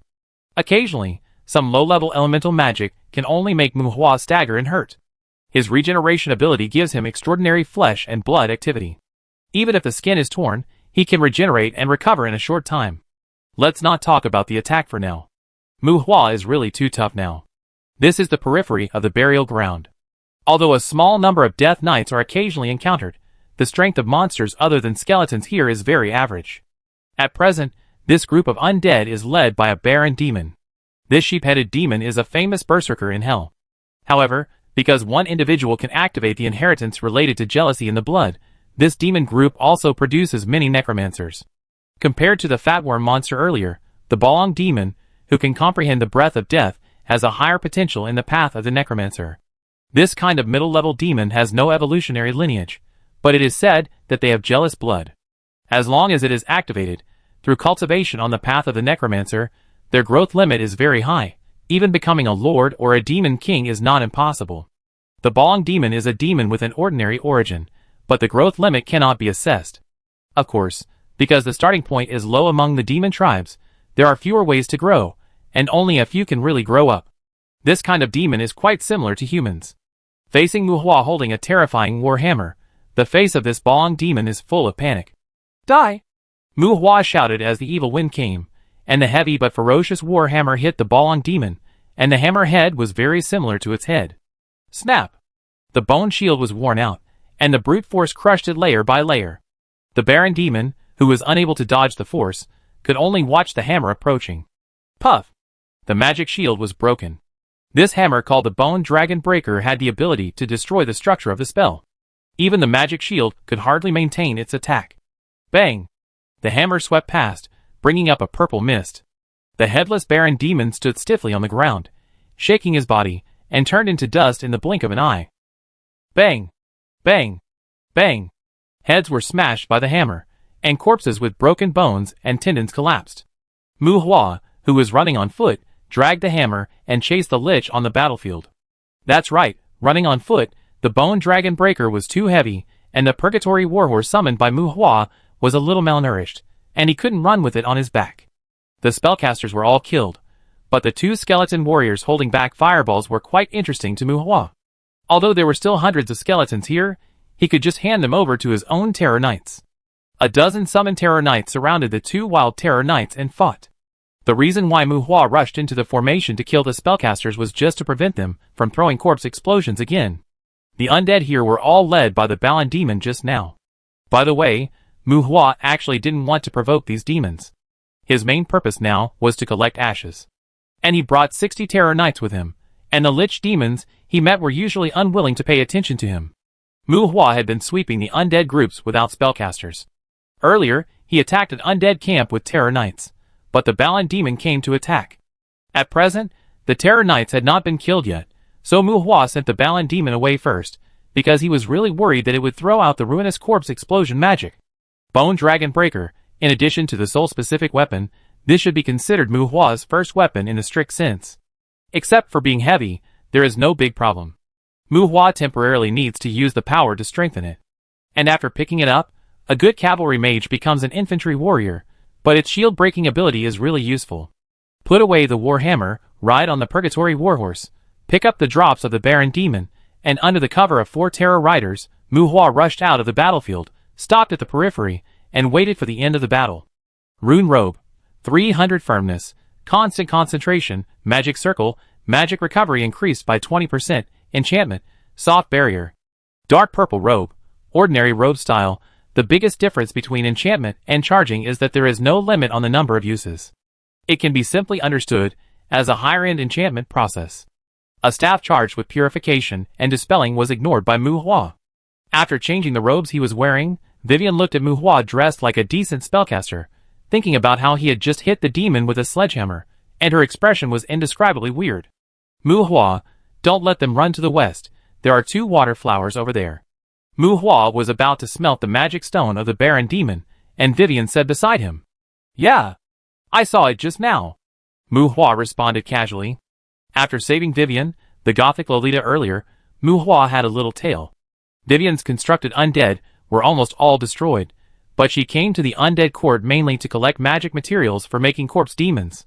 Following Mu Hua did not require her to fight, and Mu Hua had no intention of driving her away, which did not conflict with her original purpose. Mu Hua was in a daze as usual, and Vivian didn't say much. The magic stones dropped by the Baron Demon were probably at level 6 or 7, but Mu Hua was smelting magic stones. Death Breath Skill Stone *1, 100 Refinement Secret Stone *7, Soul Dust *42. The magic stone smelting is completely incomparable to the complete corpse. Another Death Breath appeared, which surprised Mu Hua a little. The magic stone dropped by the insect-shaped monster earlier gave him one. Because the effect of this magic is very practical, Mu Hua did not use the newly released Death Breath Skill Stone as a material to improve the skill training. Instead, he invested 700 Refinement Secret Stones in Death Breath, and the Death Breath in the skill column reached LV11. Death Breath LV11. Convert the Breath of Death into pure magic power, and the magic power recovery efficiency is increased by 55%. Because it has the effect of gathering death energy, it has a certain attraction to undead creatures. This is a special ability of the Necromancer. It is not difficult to see from the literal explanation that if you don't have a psychic physique, learning this magic is undoubtedly tantamount to suicide. Some Necromancers have extraordinary magic power. In battle, their spellcasting seems to have a certain overflow than their actual magic value, and the key is probably this ability. For humans, this is a very rare ability. It does not belong to the conventional sense of magic, and it is almost impossible to learn. It can only be obtained through perception. There is no need to say much about the value of increasing the speed of magic recovery. What Mu Hua cares about most is that it is said that after this ability is deeply practiced, it should be transformed into a talent he has been looking for, the Pale Lord. This made Mu Hua think directly of the situation of the skill at the maximum level. Anyway, the magic recovery effect is very practical. Even if the legend is false, it is not a loss to smash this skill. Strictly speaking, the most terrifying thing about this ability is not the magic recovery, but the attraction of the undead. People who have this ability are like having an affinity with the undead. Undead like the breath of death. If Mu Hua activates this ability, the undead creatures will regard him as one of their own kind. The so-called Pale Lords are often beings that command thousands of undead. Although possessing the breath of death cannot make undead creatures surrender, it is easier to communicate with them, and the chance of conquering them is also greater. The most important thing is that this ability affects his regeneration skill. Now the regeneration skill card level is a prerequisite for the Pale Lord, and regeneration may affect the upgrade of the undead summoning. When I first got the Death Breath skill stone, it really made Mu Hua excited. Now that I have obtained another one, Mu Hua suddenly feels that this ability seems to be quite cheap in front of his own precious furnace. However, no matter what, my own followers can learn it. Even if I don't consider the potential of this ability, the magic recovery effect is very practical, so I have to equip my own followers first. Chapter 168. Clearing, killing, on the battlefield of the undead, there is no heroic blood and flesh flying everywhere, but only endless absurdity. The 10-meter-long centipede sickle moved its giant sickle-like legs and wandered on the battlefield. The battle was basically over. Mu Hua was already cleaning up the battlefield, while the two enemy horror knights in the distance were still fighting and resisting. Mu Hua sprinkled pieces of soul fire on the battlefield. After the dust settled, the skeletons of the undead, who were not completely dead, were left on the battlefield. Even if they were scattered, they could be seen at a glance. Ka! The centipede sickle raised one leg and pierced the skull of a skeleton guard. The leg hooked up the skeleton and gathered the skeleton guard with only half of his body into a pile of bones. These were all skeletons of the undead, who were not completely dead. It was troublesome to kill them. At this time, Vivian was also helping Mu Hua to gather them together, so that they could be set on fire after being gathered. The girl sat on the hideous skull of the centipede death sickle. Every flicker of the soul fire between the corpses seemed to indicate that Mu Hua had made new gains. Ashes, soul fragments, soul dust, these are treasures regarded as strategic materials by the necromancers. Even though she didn't know that Mu Hua could melt ashes directly, Vivian was envious. But Mu Hua was completely eating alone. The girl shook her delicate legs, pouted, and muttered secretly. Collect, collect, collect, collect everything. Refining materials will tire you to death. If the girl knew that Mu Hua didn't need to refine at all, she didn't know what her mentality would be.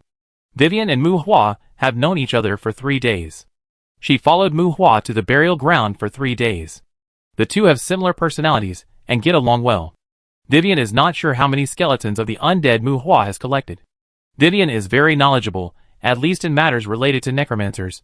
Vivian is very professional. She can even confirm through perception that Mu Hua has mastered the breath of death. But thinking about Mu Hua's sledgehammer and his improper fireball technique, Vivian can hardly give Mu Hua the evaluation of a freak. A genius necromancer who is not doing his job properly. Mu Hua, I'm going to collect the flowers of the water. Vivian shouted to Mu Hua. Be careful. Mu Hua, who was accompanied by the horror knight, waved his hand. In the distance, swords flashed in shadows, and air explosions were thrown out during the collision.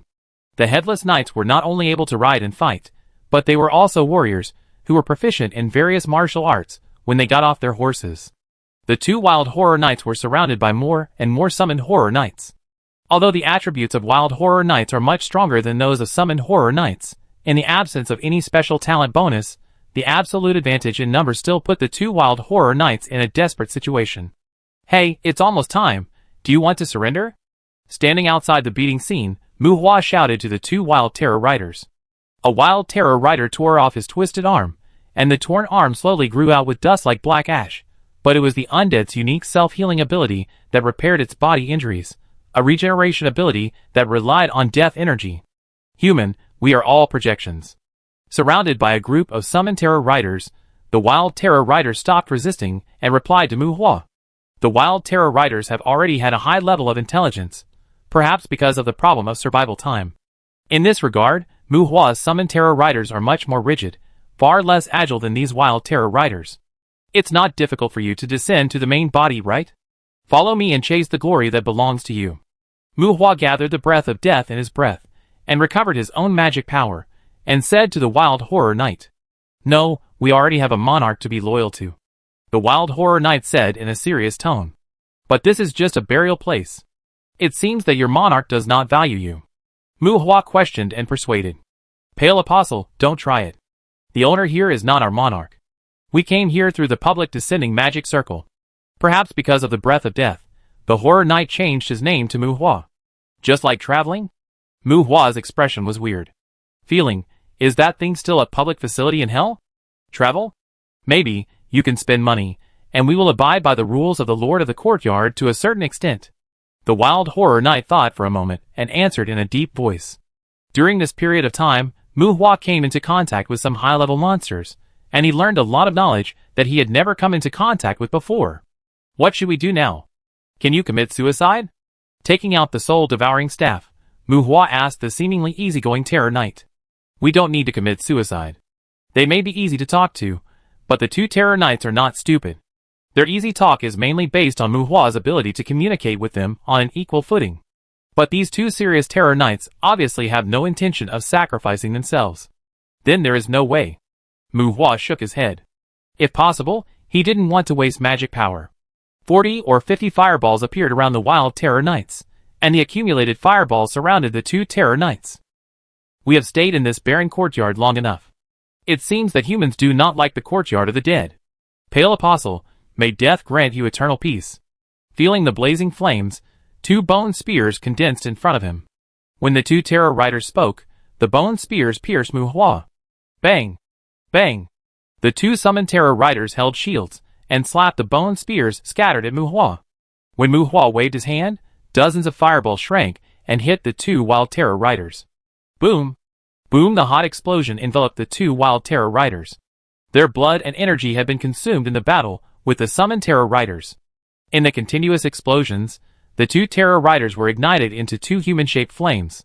The undead are much better than demons. Although they are not very reasonable, most of the undead do not have the bad habit of being mean. The lines they say when killing people are quite artistic. Mu Hua was somewhat uncomfortable with the rhythm of talking like acquaintances, and killing each other during the communication, but he was absolutely skillful when he started to fight. The damage of elemental magic is absolute. As long as there is no countermeasure, even low-level magic can also be quite lethal. Terror Riders are very tanky, but unfortunately they have no elemental resistance. The summoned Terror Riders resisted the Wild Terror Riders, who tried to rush towards Mu Hua. There was not enough blood to disperse the magic flames, and the repair of the body by the dead air could not stop the continuous erosion of the elements. In a moment, the two Wild Terror Riders dissipated into dust. Ding ding dang dang, a golden light flashed. The two magic stones were regular drops, but in addition to the magic stones, the two Terror Riders actually dropped a bunch of demon gold coins for Mu Hua. Hee, these two brothers are really honest people. Mu Hua laughed in surprise. The style of the demon gold coins is slightly different from that of human society. The size and thickness are larger than ordinary demon gold coins. If the demon gold coins in human society are coins, the demon gold coins dropped by these two Terror Riders are like chips. This is the original style of demon gold coins in hell, and its value is higher than the demon gold coins made by humans. There are more than 600 demon chips in total. After exchanging, there are probably nearly 1,000 demon gold coins. The things dropped by these high-level monsters are completely different from those of low-level monsters. Mu Hua happily put away a pile of demon gold coins, and threw two magic stones into the furnace. 100 Refining Secret Stones *11, Bone Spear Skill Stone *1, Bone Wall Skill Stone *1.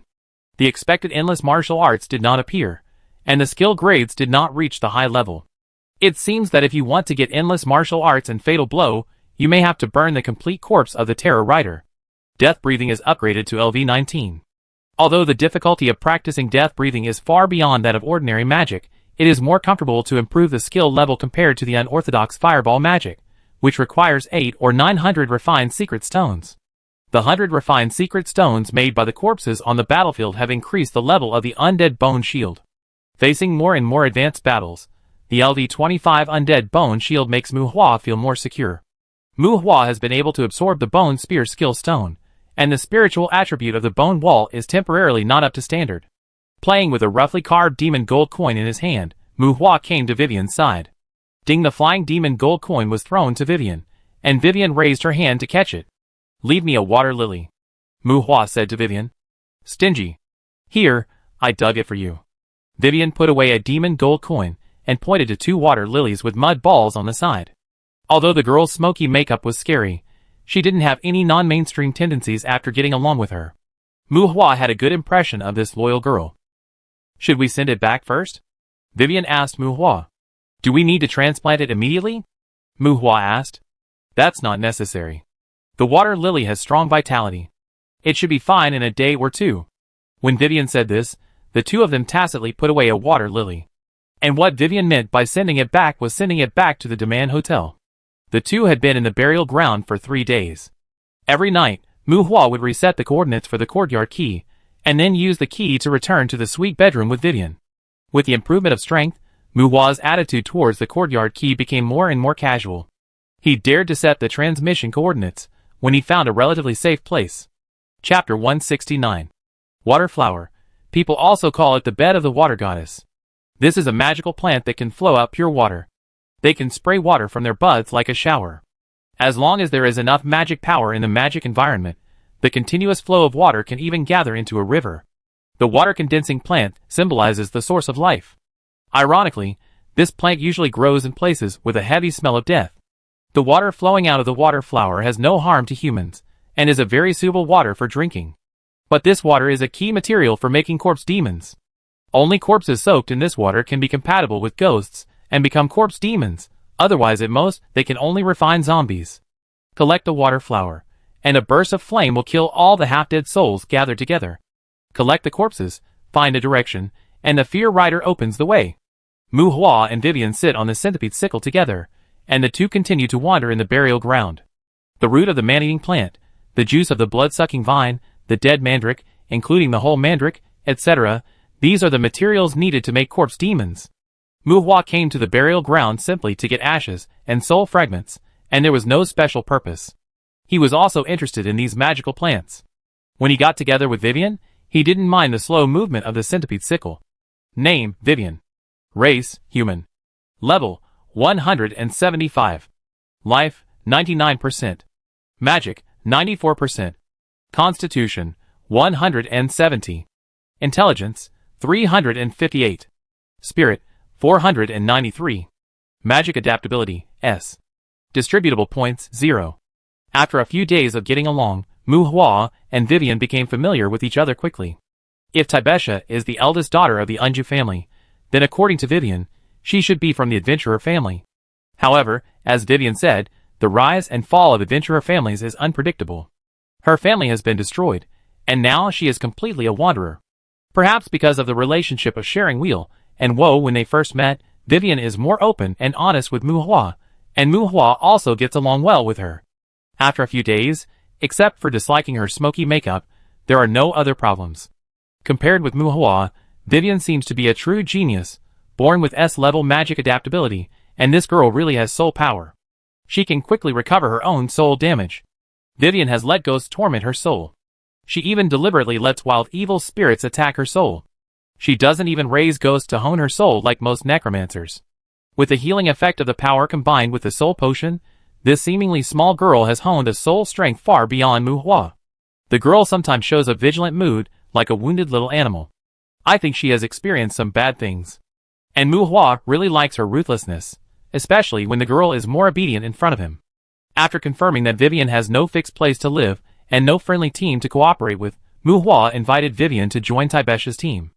A girl younger than most students in the academy, alone, a professional demon hunter? It's hard to say what the mentality is, but Mu Hua feels that it would be better to let her get together with Taibesha first. Dandelion Adventure Group? You didn't even get the Demon Hunter certification? Are all adventure groups now so competitive? Checking the information entered by the Adventurers Guild, Wei Weian was speechless about the adventure group with only 2 people. Monster Hunter? Is it necessary? We are all demon hunters, so it's enough to enter the courtyard, Mu Hua said indifferently.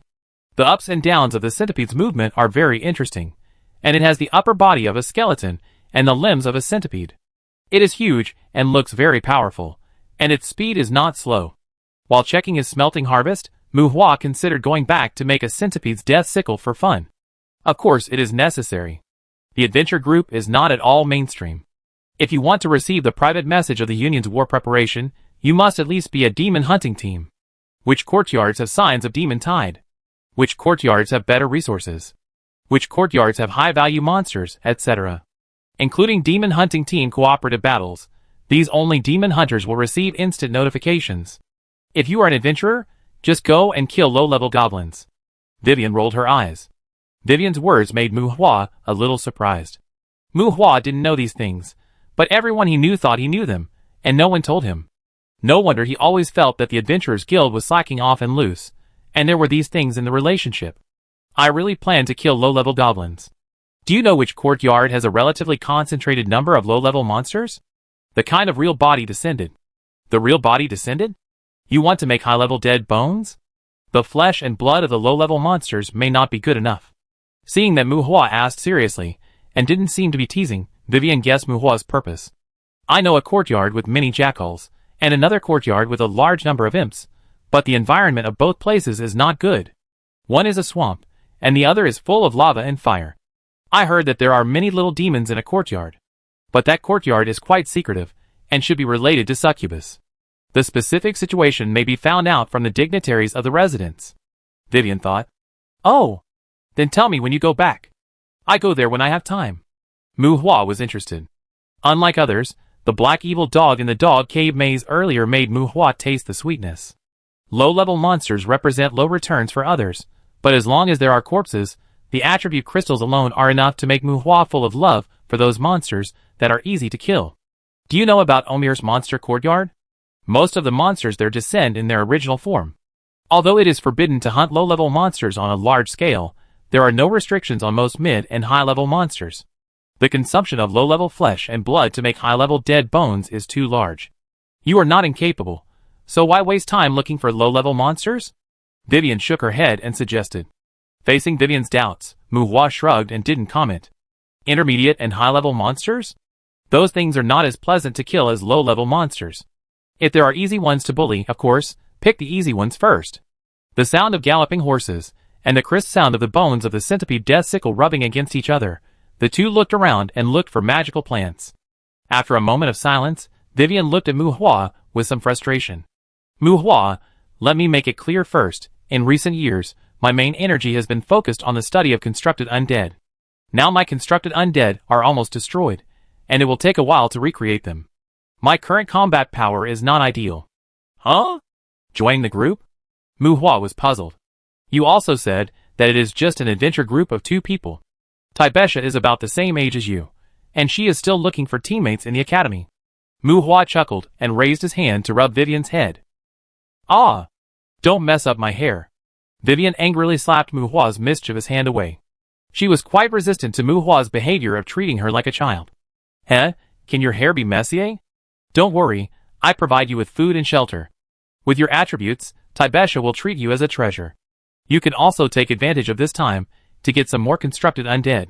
Mu Hua smiled, not paying attention to Vivian's resistance. Vivian's talent is good, but no matter how good it is, she is still old. She is not like Mu Hua who can spend money on skill stones. In addition to tossing her soul, Vivian's main research is skeleton transformation. She has a spiritual attribute of 4 or 500 and has not even learned a bone spear. However, these are not problems in Mu Hua's view. Not learning does not mean that you can't learn. Moreover, if you really want to find someone with perfect strength, whether Taibesha can suppress him is secondary. There is no reason for her to mess with you. You said that? Oh, I should reflect on myself and take this opportunity to learn more damage magic. Now, can you tell me how you contracted these horror nights? Vivian sighed. The loss of the constructed undead really made her very depressed. Undead derivation? It's easier to talk to the undead you derive yourself, and then transform them into summoned beasts. Mu Hua said nonsense. You can derive undead? Besides, this is a headless night. Are the rich people in the human world so rich? Vivian questioned. She also learned some of Mu Hua's situation these days. Derived horror knights? This thing is not a skeleton warrior. The various resources required are exaggerated. I have my own way. Mu Hua looked indifferent. As for undead derivation? Do you want to learn? If you want to learn, I will teach you. It just so happens that I also need to teach students. You? Teach students? Well, wait, let me make a phone call. Maybe I can save some money. While chatting, Mu Hua called Caroline. Hello. Mu Hua. You haven't been to the college for 3 days. I hope you don't default on your classes. Caroline's slightly dissatisfied voice came. Haha, don't worry, I like those students. Mu Hua smiled. You don't like students, but the blood of those students. Caroline bluntly accused a professor who bled students and disappeared on the first day of school. Okay, I think there is a misunderstanding between us. I just have some urgent matters these 2 days. Caroline, I want to recruit a teaching assistant. Is there a problem? Mu Hua felt that it was not appropriate to talk about the slightly sensitive topic. Teaching assistant? As long as you come to class, it's up to you. But you need to ensure his safety yourself. Caroline said. Safety? Vivian was puzzled and muttered softly. Yeah, it's okay, just a group of vampires. Mu Hua said softly. Vivian could even withstand the fear pattern of the Dullahan, so the charm of the vampire should have no effect on her. Mu, where are you? Why do I hear a girl's voice? Are you sure you want an assistant? Caroline asked. The courtyard of the dead, of course it's an assistant, a poor girl who just lost a large number of constructed undead. Regarding the treatment of the assistant. Damn, dragon. Mu Hua. What dragon? You went to the city of the dead? Mu.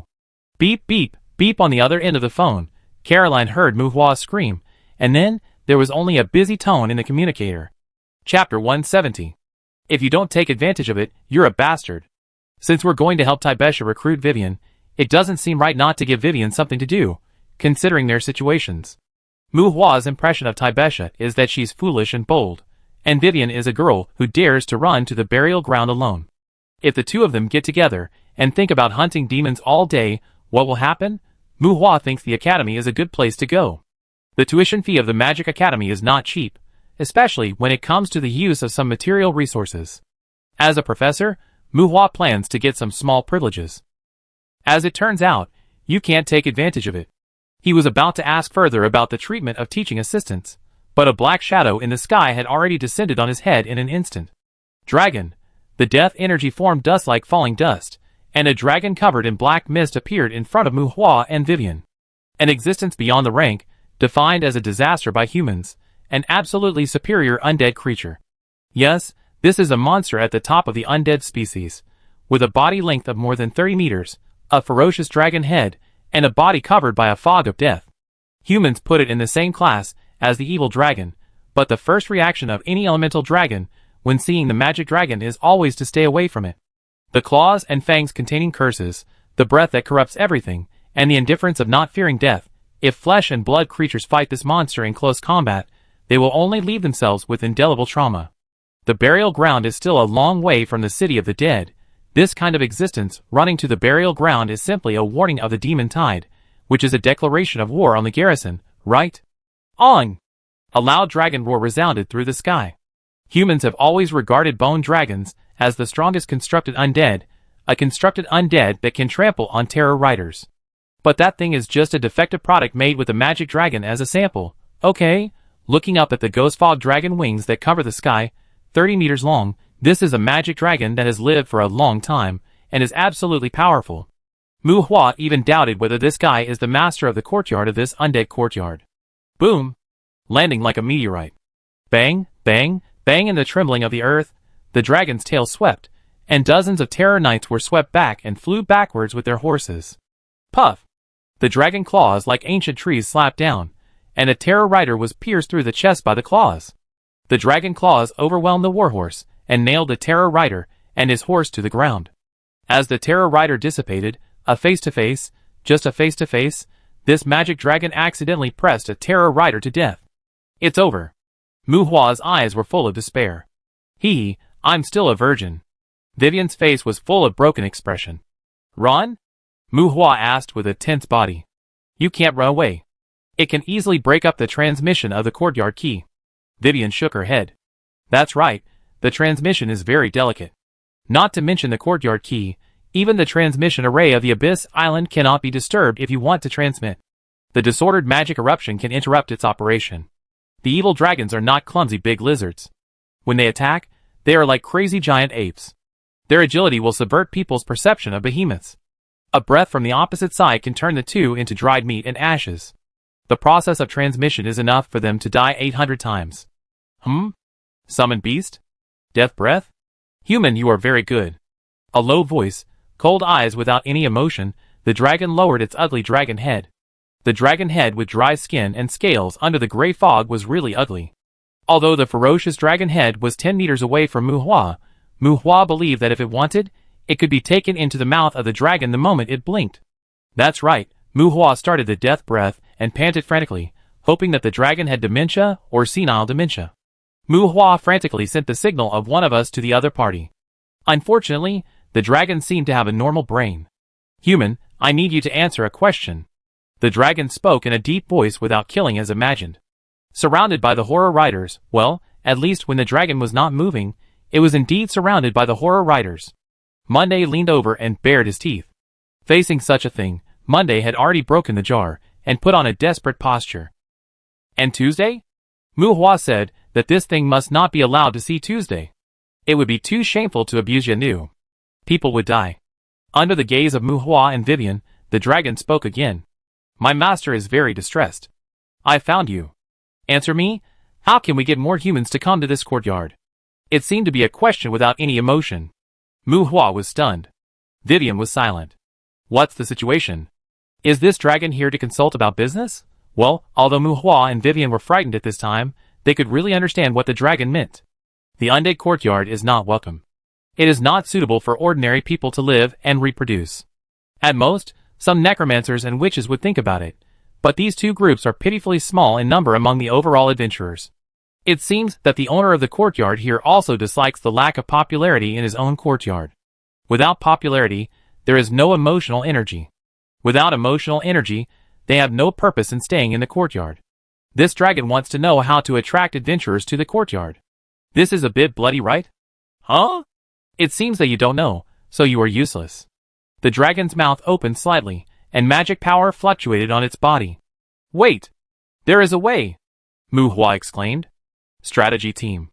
Find the strategy team to do publicity. Vivian screamed almost at the same time. Roar! Vivian's words seemed to anger the dragon, and the dragon roared to vibrate the eardrum. Brave? Damn brave. Since they came, there are fewer and fewer people in the courtyard. The dragon roared. Muhua glared at Vivian, who was talking nonsense. Vivian. Let the strategy team do publicity for the undead courtyard. What to promote? The undead courtyard is good, the whole world is full of the breath of death, and you will be given a pile of bones if you kill the skeletons and undead.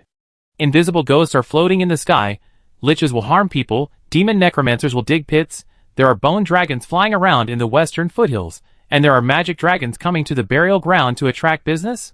Oh my god, just like this magic dragon said, it would be fine if you don't promote it, but now you promote it, hee. Isn't it that fewer and fewer people are coming? The magic dragon raised its claws, as if it would feel more comfortable if it killed Muhua and the other two, of course, if it felt comfortable. Wait! Treasure chest. You can put a treasure chest. Muhua shouted. Huh? The magic dragon stopped and spoke hesitantly. Yes, it's a treasure chest. You can put some treasures in the courtyard, treasures that can be picked up without hunting demons. Believe me, humans like gambling, like surprises, like getting something for nothing, and humans like treasures. You can put a treasure chest. Muhua shouted loudly. It's okay that the undead are stubborn, but the lord of the courtyard here is probably a demon. Is he crazy after hanging out with the undead for a long time? Want to attract people? Why not invest a little money? Treasure chest? This seems good. The dragon pondered. You can spread some treasure chests in the courtyard, and we will take the news out. Can we leave? Muhua asked weakly, and ordered the horror knights to be ready to break out at any time. As a high-level undead, the horror knights also have the potential to be superclass. Although this potential is basically nonsense when applied to summon beasts, the horror knights are tough. If they burst out collectively, they can at least delay the dragon, right? However, Muhua is too close to the dragon now. Besides, this dragon is not like those psychopaths in the abyss. If there is a conflict, Muhua will inevitably become its primary target of attack. He was frantically thinking about how to get out. Thinking of the abyss, Mu Hua suddenly had a flash of inspiration in his mind. Well, your suggestion is very good, but the master probably doesn't want humans to know that I appeared in the burial ground. The magic dragon agreed with Mu Hua's treasure chest, but it seemed that he was not ready to let Mu Hua leave. Human, you are very good. You have comprehended the breath of death. Join us. The master will give you power and wealth. You have the qualifications to get along with us on an equal footing. The magic dragon persuaded. It's over. Vivian moved closer to Mu Hua. Follow the demon. Mu Hua touched his silver bracelet and looked down at Vivian. The magic dragon said clearly, follow them, or die. Follow or not? Mu Hua asked Vivian. You decide for yourself. Don't worry about me. I listen to you. Vivian said hesitantly. No, don't listen to me. I just want you to encourage me. Otherwise, do it. Mu Hua was entangled. Just do it. I accompany you. Vivian rolled her eyes and grabbed Mu Hua's robe with a complicated expression. This is indeed a loyal girl. If she can go back alive, Mu Hua is willing to raise her as a daughter. After taking a deep look at Vivian and feeling Vivian's body trembling, Mu Hua's eyes flashed with determination. That, Mr. Dragon, we don't want to die. Mu Hua looked at the dragon. Atmarin, you can call me Atmarin. Life will eventually return to eternal silence. So I suggest that you become the master's dependent. I don't have to kill you, and you will also get eternal life. Well, of course, you can also take this female with you. The dragon seemed impatient. Good guy, eternal life. Is this not only about being a demon follower, but also about becoming a lich? Mu Hua gritted his teeth secretly. Well, I may need your care in the future, Lord Atmarin. Since we are meeting for the first time, I think I should give you a gift. His body seemed to be limp, and he seemed to have given up resistance. As Mu Hua said respectfully, he took out a bottle of crystal potion, covered it with his fingers, and quickly shook it in front of the dragon. Under the vast light, the potion in the bottle reflected a lively halo. As Mu Hua shook, the liquid potion was filled with mysterious mist. The dragon was puzzled, and lowered its head slightly. Mu Hua's fingers blocked the potion bottle, so it couldn't see clearly what it was. Come on, sir, open your mouth, you will like it. Mu Hua had a humble smile on his face, and threw the potion to the dragon. The communication with Mu Hua was harmonious. Mu Hua threw it suddenly again. The magic dragon Atmarin subconsciously opened his mouth to catch the potion. Compared with the huge dragon head, the potion thrown by Mu Hua was like gravel. Crack, the magic dragon had 3 rows of dense teeth in its mouth, the front row of fangs, and the back 2 rows were sharp molars that were tightly ground. Atmarin chewed it indifferently. Potion? Is there any potion in the world that can work on magic dragons? As a magic dragon, Atmarin did not like Mu Hua's humble appearance. Atmarin hesitated between mocking and slapping him to death, and hesitated about how to deal with Mu Hua. Chapter 171. Although she couldn't say that she had experienced many hardships, Vivian still felt that her life was a failure. Vivian didn't want to die, but when she met a dragon, it was not a question of whether she wanted to die or not. It was better to have someone accompany her than to face it alone, no matter who accompanied whom. But when Mu Hua decided to surrender to the monster, the contract had not been signed yet, and Mu Hua's humble look made Vivian feel that her life was a failure. When Mu Hua threw an unknown potion to the dragon, his humble expression became more intense. The man who was originally quite steady blinked his eyes, and acted cute, as if waiting for the dragon's praise. Dog, go first. Vivian saw Mu Hua said to his demon followers in a very gentle tone. The hellhound, which was originally baring its teeth and ready to fight to the death, slowly retreated. 5 meters, 10 meters, 20 meters, Mu Hua's cheeks were a little stiff with a smile. The dragon, who could not feel any emotion, hung his head and stood stiffly, ignoring the dog. In the silence of the burial ground, Mu Hua breathed slowly and quietly, his eyes fixed on the dragon's mouth and nose. He was afraid that the dragon would suddenly rise, and he seemed to be more afraid that something more terrible would come out of the dragon's mouth and nose. The purple magic pattern spread upward from Mu Hua's neck. Vivian, who was originally full of disgust, suddenly found that the atmosphere around seemed to have changed. Mu Hua was very quiet, and the dragon was also very quiet. Compared with the magic pattern on Mu Hua's face, after swallowing Mu Hua's potion, the death fog on the dragon's body seemed to gradually fade. Lord Atmarin? Lord Atmarin? Mu Hua called softly, as if testing, with the tenderness of lovers in his voice. The dragon was still calm, as quiet as a sculpture, but the death fog on its body was getting thinner and thinner, so thin that one could see the dragon's body hidden under the fog. The dragon's body was thick and dry, like a petrified ancient tree. The rough skin with fallen dragon scales had no life luster. The withered tendons outlined deep grooves on the body, making the muscles on the whole dragon's body clearly organized. Vivian's waist tightened, and in this weird atmosphere, Vivian was embraced by Mu Hua. "Ah!" Vivian exclaimed subconsciously, and found herself being clamped by Mu Hua's waist with one hand. The purgatory horse was summoned, and the agile purgatory horse appeared on the back of the centipede death sickle. "Lord Othmarin?" Another gentle inquiry. "Give it to me, kill it!" The gentle inquiry suddenly turned into a nervous shout, and Mu Hua's shout made Vivian shudder subconsciously. After climbing onto the horse, the surrounding scenery quickly flew away. Vivian was dazed, and was held in Mu Hua's arms face to face, and the two embraced in a very ambiguous posture. Vivian felt the bumps and ups and downs of the warhorse running. "Kill!" The low shout of killing, way in sight just happened to see the stationary dragon, and at this time, the terrifying night surrounding the dragon suddenly launched an attack on the dragon. "Ah? Mu Hua, you!" Vivian was panicked. "Damn it, I've been tossing for so long, not to be a follower of the devil." A very vulgar curse. The purgatory warhorse fled frantically, crossing 100 meters in an instant, and continued to distance itself from the dragon without stopping. Bang! Bang! Bang! With dull sounds, dragon spears, giant swords, battle axes, a group of terrifying knights used all kinds of heavy weapons to chop at the body of the dragon. Even riding war horses, the terror knights still looked insignificant, because they were facing a demon dragon that was tens of meters tall and over 30 meters long. It was just like a group of ordinary people standing at the foot of a building, and these terror knights, like a group of thugs who smashed and demolished buildings, attacked the demon dragon. Ong! The attack of the terror knights was like turning on a switch. The demon dragon, whose body mist had dissipated, raised its head and roared. Boom! Boom! The dragon claws slapped, and the dragon tail swept across, and dozens of terror knights were splashed and scattered in the attack. In a blink of an eye, the demon dragon seemed to be in a frenzy, ignoring the fleeing Mu Hua, hammering with its head and sweeping with its tail, jumping, smashing and slapping, and the demon dragon suddenly began to counterattack the terror knights around it. Mu Hua, what did you do? What did you feed the dragon?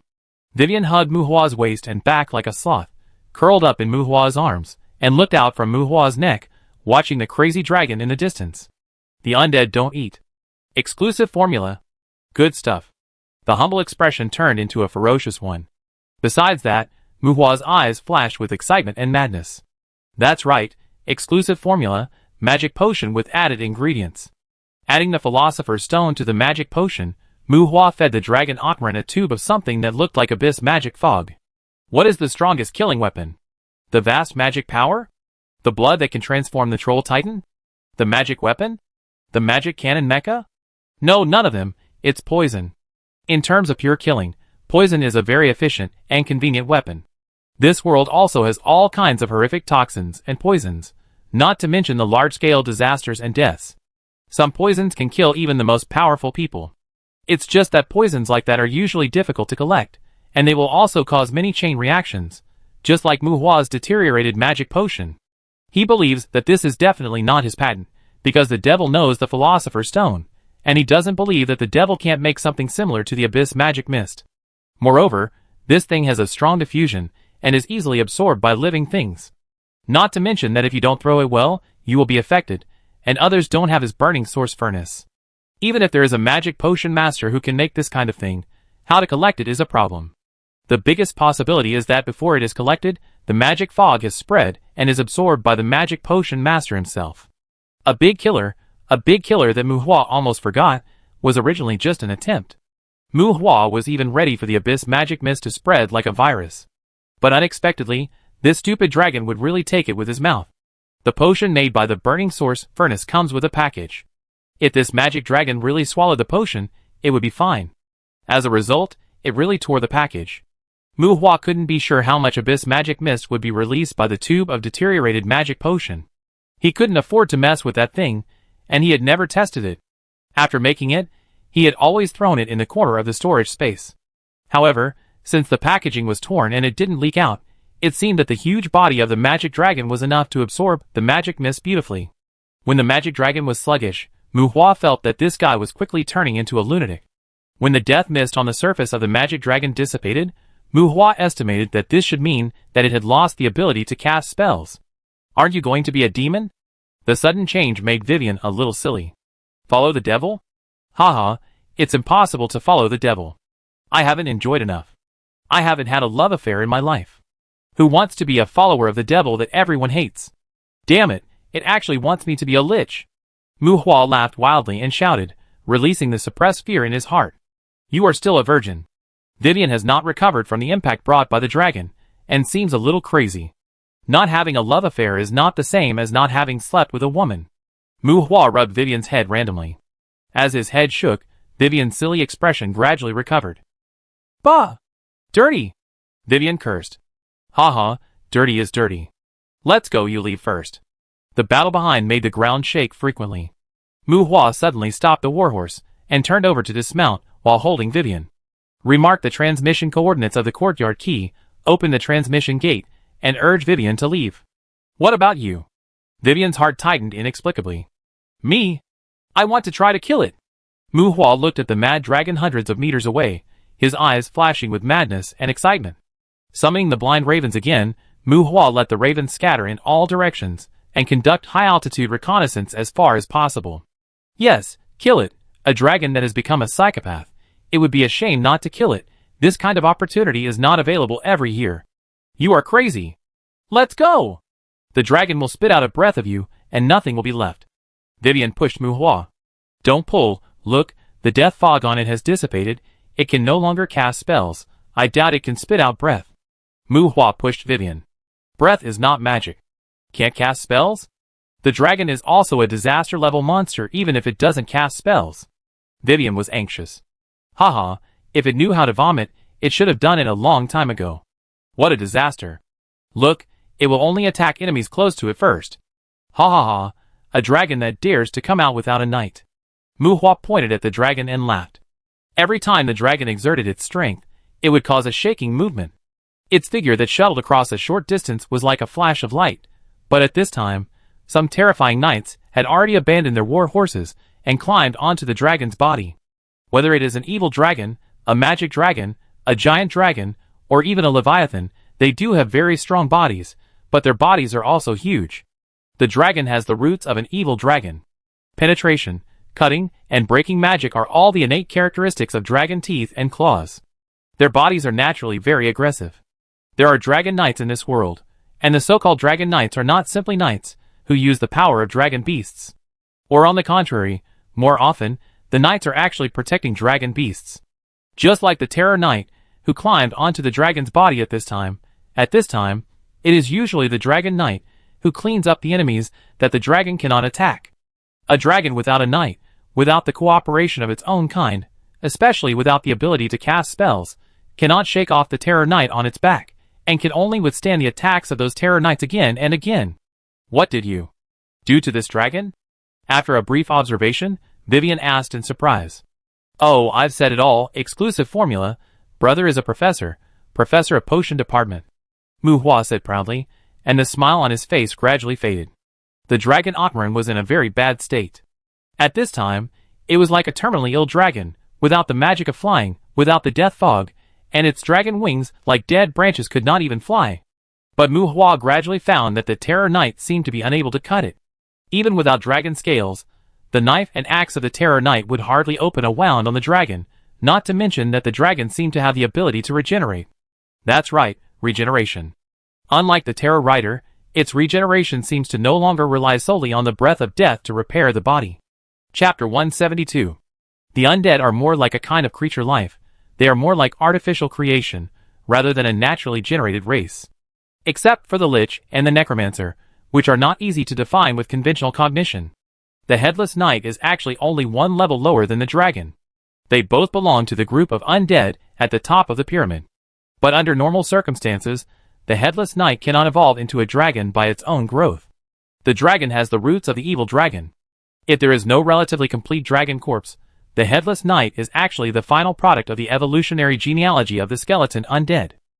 The sharp sword and the razor are of no significance to the huge dragon.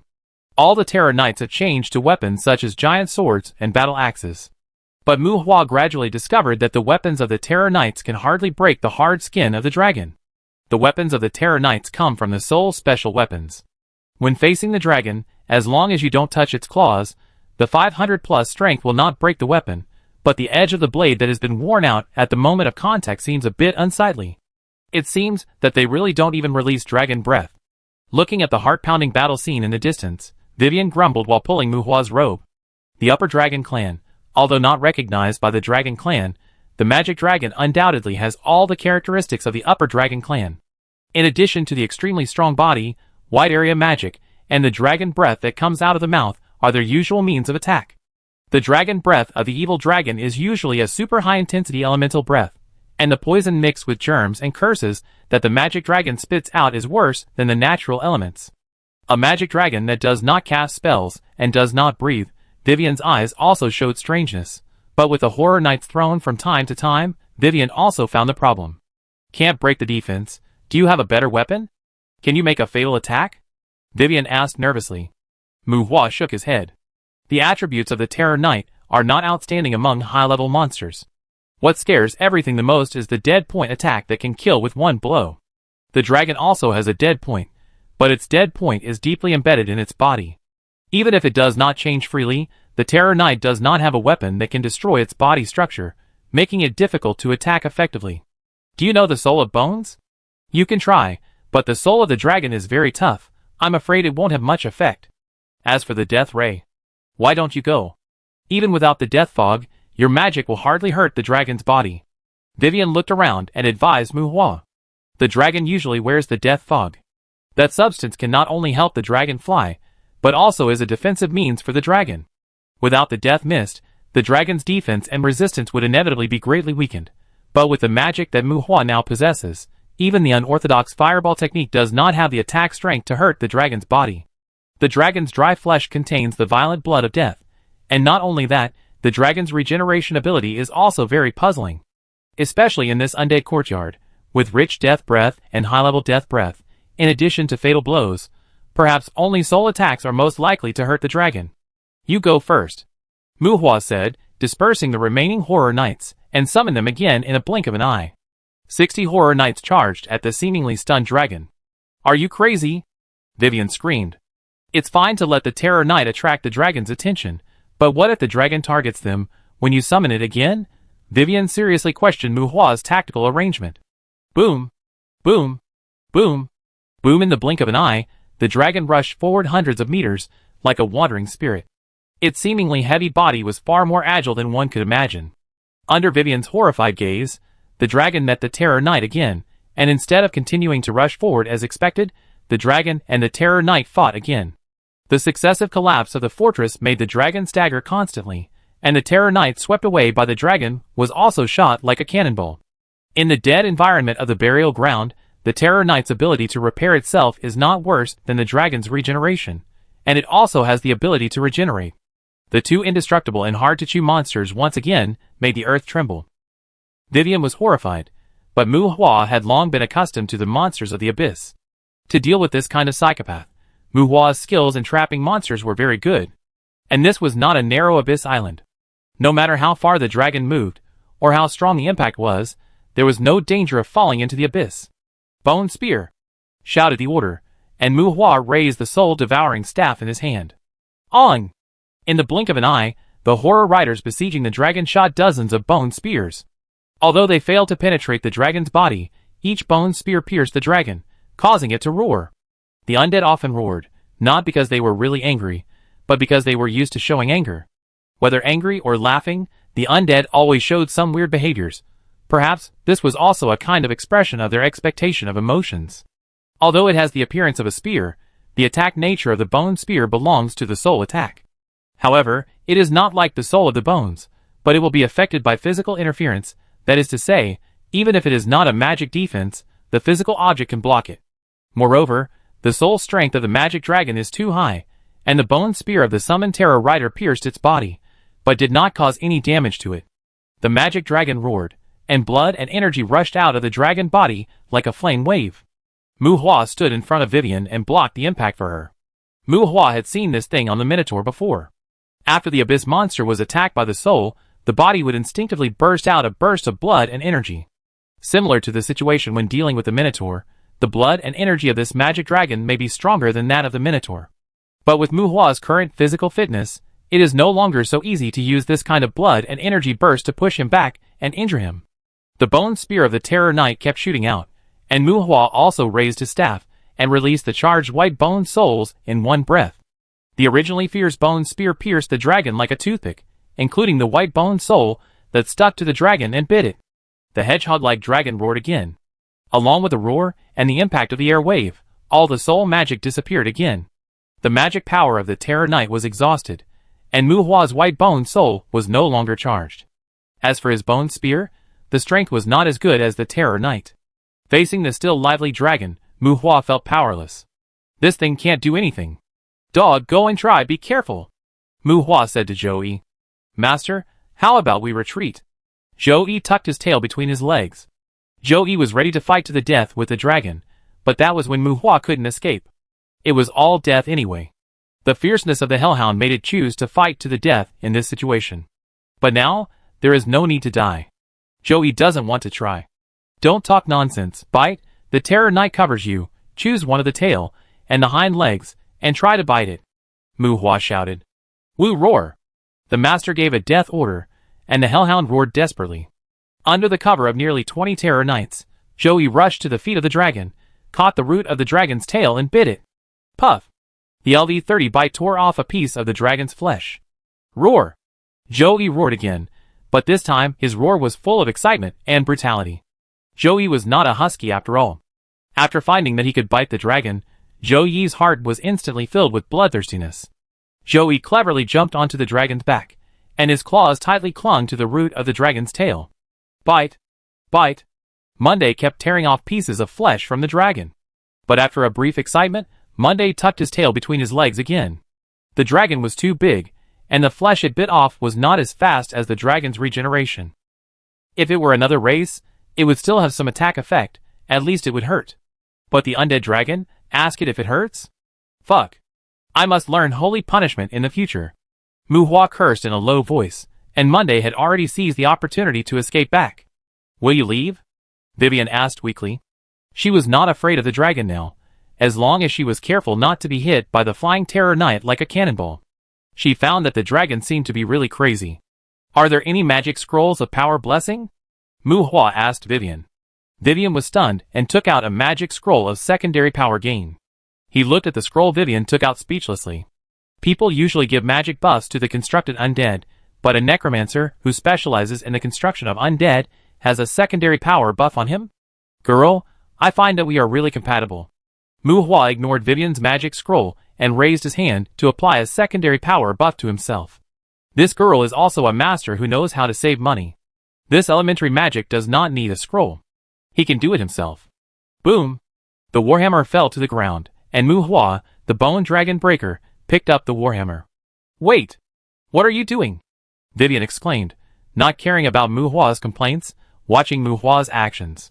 The magic pattern on his face flashed with a magic halo.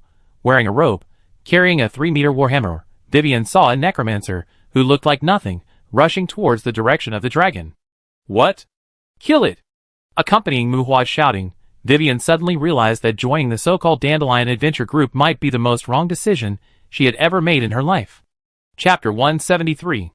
Low-level magic stones are quite powerful when smelted, cheap and affordable.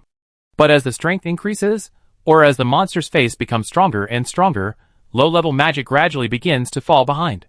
Intelligence attributes can increase the strength of magic to a certain extent, but it is difficult to form a qualitative change. In fact, low-level magic is stronger than medium and high-level magic in terms of practicality and flexibility, but the attack strength that affects the killing is there, and Mu Hua has to focus more on the intermediate magic stones. Intermediate magic stones are quite expensive and have no special uses. The price is generally between 5 and 30 demon gold coins, and they often produce some low-level skill stones. But for higher-level magic, intermediate magic stones should be opened. The improper fireball technique is useful, but Mu Hua's current flame still cannot melt any magic metal. Just like the dragon in front of him, let alone the explosive fire technique, even if he is given a meteorite technique, he doesn't need to charge with a hammer, and he can smash it with a fire meteorite. But it doesn't matter if there is none. After repeatedly confirming that the dragon has indeed turned into a demented beast, Mu Hua dared to confront the dragon with a hammer. This dragon is so rare. Not to mention the drops from its sacrifice, at least it is a level 9 magic stone, and it may even produce magic crystals. The market price of a level 9 magic stone is 2,000 demon gold coins. How could Mu Hua bear to let it go crazy alone in the courtyard? Of course, Mu Hua became fierce, but not fierce. He had long observed that the dragon was powerless to deal with the horror knight climbing on its body. To be honest, under the effect of the blood of rage, Mu Hua's current strength is much higher than that of the horror knight. 10% increase in secondary strength, 500 plus pure strength, and most importantly, he also has regeneration, and with the protection of the horror knight, he dares to try to hit the dragon's tail with a hammer. Akmarin, level 577, Constitution 1320, Intelligence 1734, Spirit 2999, Magic Adaptability B. I never thought of fighting with the big guys in the courtyard. The big guys I met in the abyss can generally be judged by race and body shape whether they can be provoked. Mu Hua never upgraded the identification skill until he really needed to carry a sledgehammer to fight a dragon. Only then did he smash 400 refined secret stones for the identification skill and barely see the dragon's attributes. Between the dragon claws and the dragon tail, dozens of headless knights entangled with Akmarin in a foot battle, and many of them were cut in half by the dragon claws. When Mu Hua tried to attack Akmarin, 10 terror knights left the battle, summoned war horses, and served as Mu Hua's guards. As he rushed forward with big strides, Vivian at the back vaguely saw a pair of big feet exposed under Mu Hua's robe. A pair of big feet without shoes? Vivian was not sure whether it was because the hammer was too heavy that Mu Hua's shoes were crushed or something else. But a necromancer wearing a robe and fighting the dragon barefoot still made Vivian look like she had seen a ghost. Bang! The 2 terror knights were overturned by the dragon's tail that swept across. Bang! With a muffled collision, the dragon's tail blocked by the 2 terror knights collided fiercely with Mu Hua's war hammer. The huge force almost made Mu Hua stagger, and the blood in his body boiled like a pump, but his arms, which were slightly numb and painful, made Mu Hua look happy. I can hold on. As long as I can hold on, there's no problem. The war riders guarded Mu Hua on both sides. After the dragon's tail passed, the dragon's head reached towards Mu Hua like a reflex. At the right leg of the dragon, several fear riders burst out with their energy, and thunder and lightning struck together. As the earth trembled, the dragon's right leg, like a fortress, was attacked, and its body tilted slightly. Bang! The warhammer hit his face, or rather, Mu Hua took the opportunity to speed up. When his body rushed forward, the warhammer hit Akmarin's exposed fangs hard. The huge dragon's fangs were like giant swords. Mu Hua's hammer, which burst out with all his strength, failed to break the dragon's fangs. However, following the dragon's tilted posture, this hammer also swung the dragon's head away. Boom! Boom! Boom! The dragon staggered, and its heavy steps trampled footprints on the ground. Monster! Vivian muttered in a daze in the distance. What did she see? She saw a necromancer slap the dragon with a sledgehammer. The most important thing is that he pushed the dragon back several steps. Although the dragon is not known for its strength, it is compared with the evil dragon. After all, it is a top dragon beast. Wei Weiyan seriously suspected that Mu Hua had chosen the wrong profession. On! The dragon roared. As an undead, the dragon itself did not have any anger. The roar at this time was a habit, and also a precursor to accumulating power. Boom! Boom! Boom! The huge dragon foot trampled and kicked, trying to crush the rats running around under it. The horror knights near Akmarin's hind legs fell to the ground, and 2 horror knights were pierced by the dragon's claws like guillotines. After continuous trampling and crushing, and a brief chaos, the 2 horror knights disappeared in a ray of light. Who? The dragon leaped up, and the dragon that lost its ability to fly leaped high, with its bone wings supporting it like a demon. The seemingly clumsy dragon body jumped like a fox, leaping dozens of meters high, and fell like a boar. Akmarin was like a meteorite that had descended to the world, smashing hard into the chaotic battlefield. Accumulating strength, facing the falling dragon, dozens of terror riders stood still and gathered strength. They were ready to fight to the death. Mu Hua was less than 50 meters away from the dragon, but in the dragon's frenzied attack, these 50 meters seemed like a natural moat, making it difficult for Mu Hua to advance. The fortress collapsed. Facing the falling dragon, dozens of terror riders did not dodge, let go of their defense, and smashed the dragon with heavy weapons in their hands. Boom! The strong force collision caused a shock wave-like air wave. No, it should be a shock wave-like air wave. The dragon's body cracked, withered flesh splattered everywhere, and the dried flesh splattered like flying knives, breaking the undead bone shield on Muhua's body, and cutting a lot of holes on Muhua's robe. TSK, this rune robe that Muhua likes is useless. On! The unwilling roar, the impact of the fortress's collapse interrupted the dragon's attack, and the dragon's body was unstable, like a huge rock sliding down the hillside, and it fell to the ground with a bang. The fear horse accelerated, and Muhua's steps became faster, quickly approaching the dragon. But the dragon waved its claws like a beast, and when it stood up, a dragon claw just swept towards Muhua. Warcraft, especially the irrational Warcraft, their attacks are often difficult to predict. And at the level of the dragon, the struggle and resistance may turn into a fatal attack. The dragon claw swept away several terror riders again, and the sickle-like claws swept towards Muhua. Even though several terror riders resisted with their bodies, the front end of the claws still swept across Muhua's body. Puff! The robe broke, and along with the broken pieces of cloth, a flash of blood burst out from Muhua's body. Muhua! Vivian screamed and wailed, and saw a hideous wound that occupied the entire back appeared on Muhua's back. However, the next moment, Vivian was a little surprised again. When did he take off all his clothes? Fuck! Muhua screamed and cursed, and his feet were slightly slow. The curse on the dragon claw was swallowed by Tuesday in the first time. Muhua put on another undead bone shield for himself. At this time, Muhua had no clothes to cover his body, and his butt was bare. Only the magic pattern and the blood on his back acted as a strange color. Well, just now, he threw 9 white bone souls in one breath, and Muhua's clothes had already exploded. Originally, there was still a robe to cover his body, and now it was clean and innocent. When he ran, the little brother did not forget to shake him to cheer him up. Fear turned into astonishment.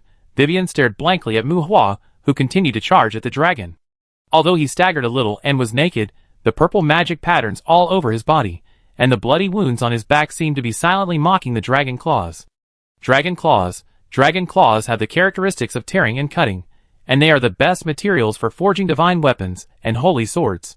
The sharp claws of the dragon, should they be cursed? Vivian couldn't recognize the magic patterns of the Minotaur, but she had already discovered that Muhua's extremely strong body actually had the ability to heal itself. Is that magic pattern keratin skin? Compared to humans, this guy is definitely more like a monster. What kind of monster did I meet? Looking at Muhua in surprise, Vivian muttered in a daze. Perhaps the surprise Muhua brought her was greater than her fear of the dragon. Vivian even subconsciously took a few more glances at Muhua's swinging little brother. Soft, and swinging with a sense of rhythm. Very good, this thing is swinging outside. At least it can prove that Muhua is not a humanoid demon. After all, the demon's thing seems to be able to shrink. Vivian's head is a little confused, and she doesn't know what she is thinking in her little head. Chapter 174. What to do when facing a dragon that cannot be chewed? Find the dead point and chisel it. Muhua finally climbed onto the body of the dragon Akmarin, followed by 5 horror knights. In order to prevent Akmarin from focusing his attention on Muhua, the other horror knights did their best to attract the dragon's attack, regardless of the consumption of blood and energy.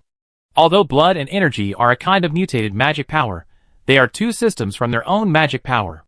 The magic power of the horror knights had long been consumed in bone spear attacks. The summoned beasts can be resurrected after death, but the energy consumed by themselves must be restored naturally.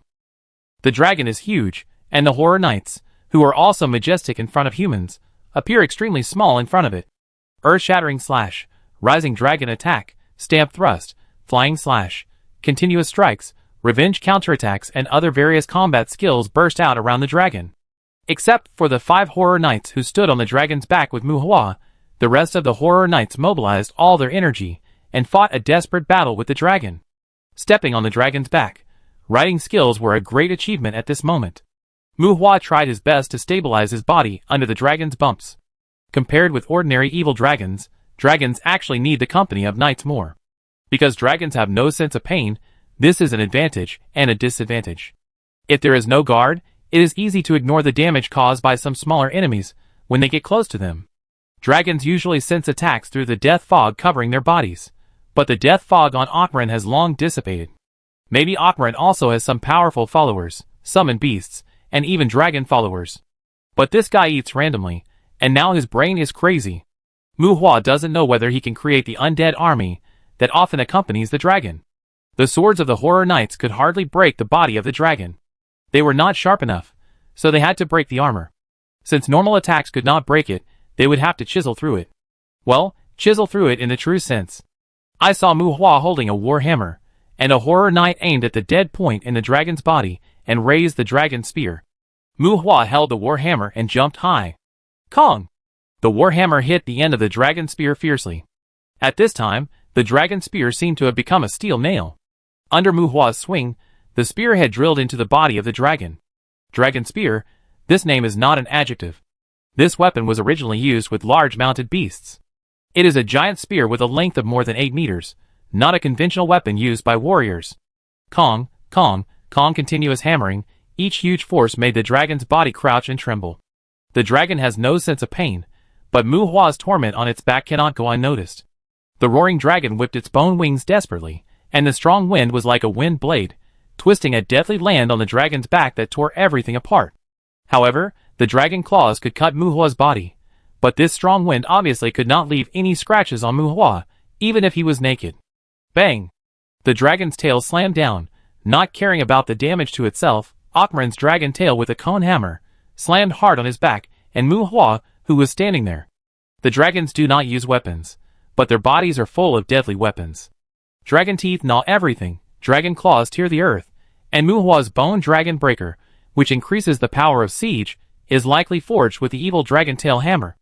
Akmarin's dragon tail can cause destructive power beyond its own power to inanimate objects. Seeing the tail hammer coming, Mu Hua dodged, but his eyes were full of excitement. Come on! Mu Hua shouted. Bang! The dragon spear that pierced the dragon's body was hit by the tail hammer. Puff! The huge force penetrated the dragon spear into the dragon's body. On the body was invaded by foreign objects, and Akmarin let out a deafening dragon roar. It felt the approach of death, although it usually represented death itself. The tail hammer was swung away, but the next moment. Bang! Mu Hua's war hammer hit the end of the dragon spear's handle again. At this time, the dragon spear had a 5-meter gun body inserted into the dragon's body. Bang! Bang! Bang! As if he had transformed into a strong man who could split the mountain, Mu Hua seized the opportunity and hammered the nails like a convulsion. Ong! Akmarin shook his body like a mad bull. 2 terror riders held the dragon spear with one hand and held Mu Hua with the other to prevent Mu Hua from being thrown off Akmarin's body. Mu Hua did not specifically strengthen his riding skills, but with the integration of the undead summoning, his riding skills were basically equivalent to LV60. As the time on the dragon's back got longer, as if his riding skills were activated, Mu Hua seemed to be more and more adapted to the dragon's bumps. Dragon Rider? Ha! At this time, the dragon spear was no longer as high as it was before, and Mu Hua could hammer it without jumping. Bang! Bang! Bang! Another series of swings and smashes. The dragon spear sank into the body of the dragon inch by inch. The tip of the dragon spear pointed directly at the dead point in the body of the dragon. When Mu Hua continued to swing and smash, a terror rider raised his hand and held the handle of the spear. The terror rider's body burst with chi, and Mu Hua concentrated and stopped attacking. Strike the wind and stab. The fear rider, unable to shake the lance, used his fighting skills and attacked with his chi. The dragon lance suddenly shot out a section of chi in the body of the demon dragon, and the violent chi pierced the dead point without deviation. Ong! The dragon screamed. The fatal blow of the terror knight finally acted on the dragon. The world seemed to be still. The dragon turned from extremely active to extremely quiet in an instant, and Mu Hua, who was standing on the dragon, could not help but stagger 2 steps. The still dragon was like a terrifying statue, and its body like a city wall stood in a corner of this burial ground. Boom! The stiffly erected dragon tail fell to the ground. Vivian, who was watching the battle from a distance, held her breath. The dragon, the terror knight, and Mu Hua standing on the back of the dragon, panting, Vivian's heart was filled with ripples of expectation. Boom! The hind legs knelt down, and the front chest hit the ground. Bang! The ferocious dragon head of the dragon fell to the ground powerlessly. Dead? Really dead? Mu Hua really killed this dragon. Excitement and confusion alternated in Vivian's heart. The dragon crouched on the ground, and the death and pressure still filled this empty chaotic land. Mu Hua was nervously paying attention to the dragon's movements. The undead were not like demons, so the dragon should not have so many dramas, and it should not be pretending to be dead. What will this dragon drop? Expectations emerged in Mu Hua's mind. Artifact? Holy sword? Forbidden spell scroll? The body tissue of a powerful monster? Magic crystal? Magic essence? Countless demon gold coins? In the silent burial ground, Mu Hua, standing on the body of the dragon, waited for nothing. And the only thing he waited for was the crazy improvement of his personal level. Fuck. Mu Hua cursed. That's right, Mu Hua was scared, not because of the level increase of 30 or 40 levels, but this is a real dragon descending. The soul strength of the dragon is too high, and he can't tell whether this dragon is the real body or a projection. Fuck. Run! Mu Hua shouted at Vivian subconsciously. He stuffed the dragon's body into the storage space without caring about anything, put away the warhammer, and rushed towards Vivian at a sprint speed without even bothering to summon the warhorse. The dragon was dead, even if the dead dragon would spread a strong breath of death, but it would no longer be a threat to the necromancer. The dragon Atmarin was indeed not a threat, but the problem was that my buddy seemed to have killed a dragon with an owner, killed its followers, and killed an oversized dragon follower. Seeing a naked man rushing towards her like crazy, Vivian was a little flustered. But in a blink of an eye, the girl seemed to have thought of something. That dragon, it seems that there is no item dropped? Ah! Quick, quick, let's run! Vivian screamed. There is nothing wrong with killing a dragon, but the problem is that this dragon seems to have an owner. When the follower dies, its owner will definitely feel it. If it was a projection, maybe everyone could still have fun, but this is a real body. Mu Hua rushed to Wei Weiyan, hugged Wei Weiyan in his arms, opened the portal, and kicked Zhou Yi into the portal.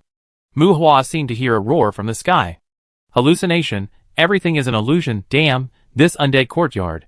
Let's not come for the time being. Mu Hua went into the portal without looking back. Chapter 175. Demand Hotel, on the 3rd floor, many people gathered in the originally deserted suite. In the anxious atmosphere, the room where Mu Hua was located was flooded with obvious magical fluctuations, and Taibesha appeared at the door of the room in a flash. Bang! The door was violently kicked open. Watch! When Taibesha called out in surprise when she saw the figure in the portal, she found that there seemed to be something wrong with the figure. A hellhound with its butt sticking out, Monday, no problem. A naked man, Mu Hua, no problem either. However, Mu Hua, who was covered in blood, seemed to be holding a girl in a skirt in his arms. The girl's legs were wrapped around Mu Hua's waist, her hands were around Mu Hua's neck, and she was tightly attached to the naked Mu Hua like a sloth. The sound of kicking the door open seemed to scare Mu Hua. At this time, Mu Hua was looking at Taibesha, and the group of people behind Taibesha in a state of panic. Joan, Caroline, Elzac, Olivia, Will, Claude, Jeff, Benson, and Bolton. In addition to Taibesha, Caroline, with several armed vampires and werewolves, also looked at Mu Hua blankly. Caroline had guessed that Mu Hua had encountered a dragon earlier, but she could not find out the specific location of Mu Hua in the Court of the Dead. She gathered some people, and was discussing countermeasures with Taibesha. Is it coming?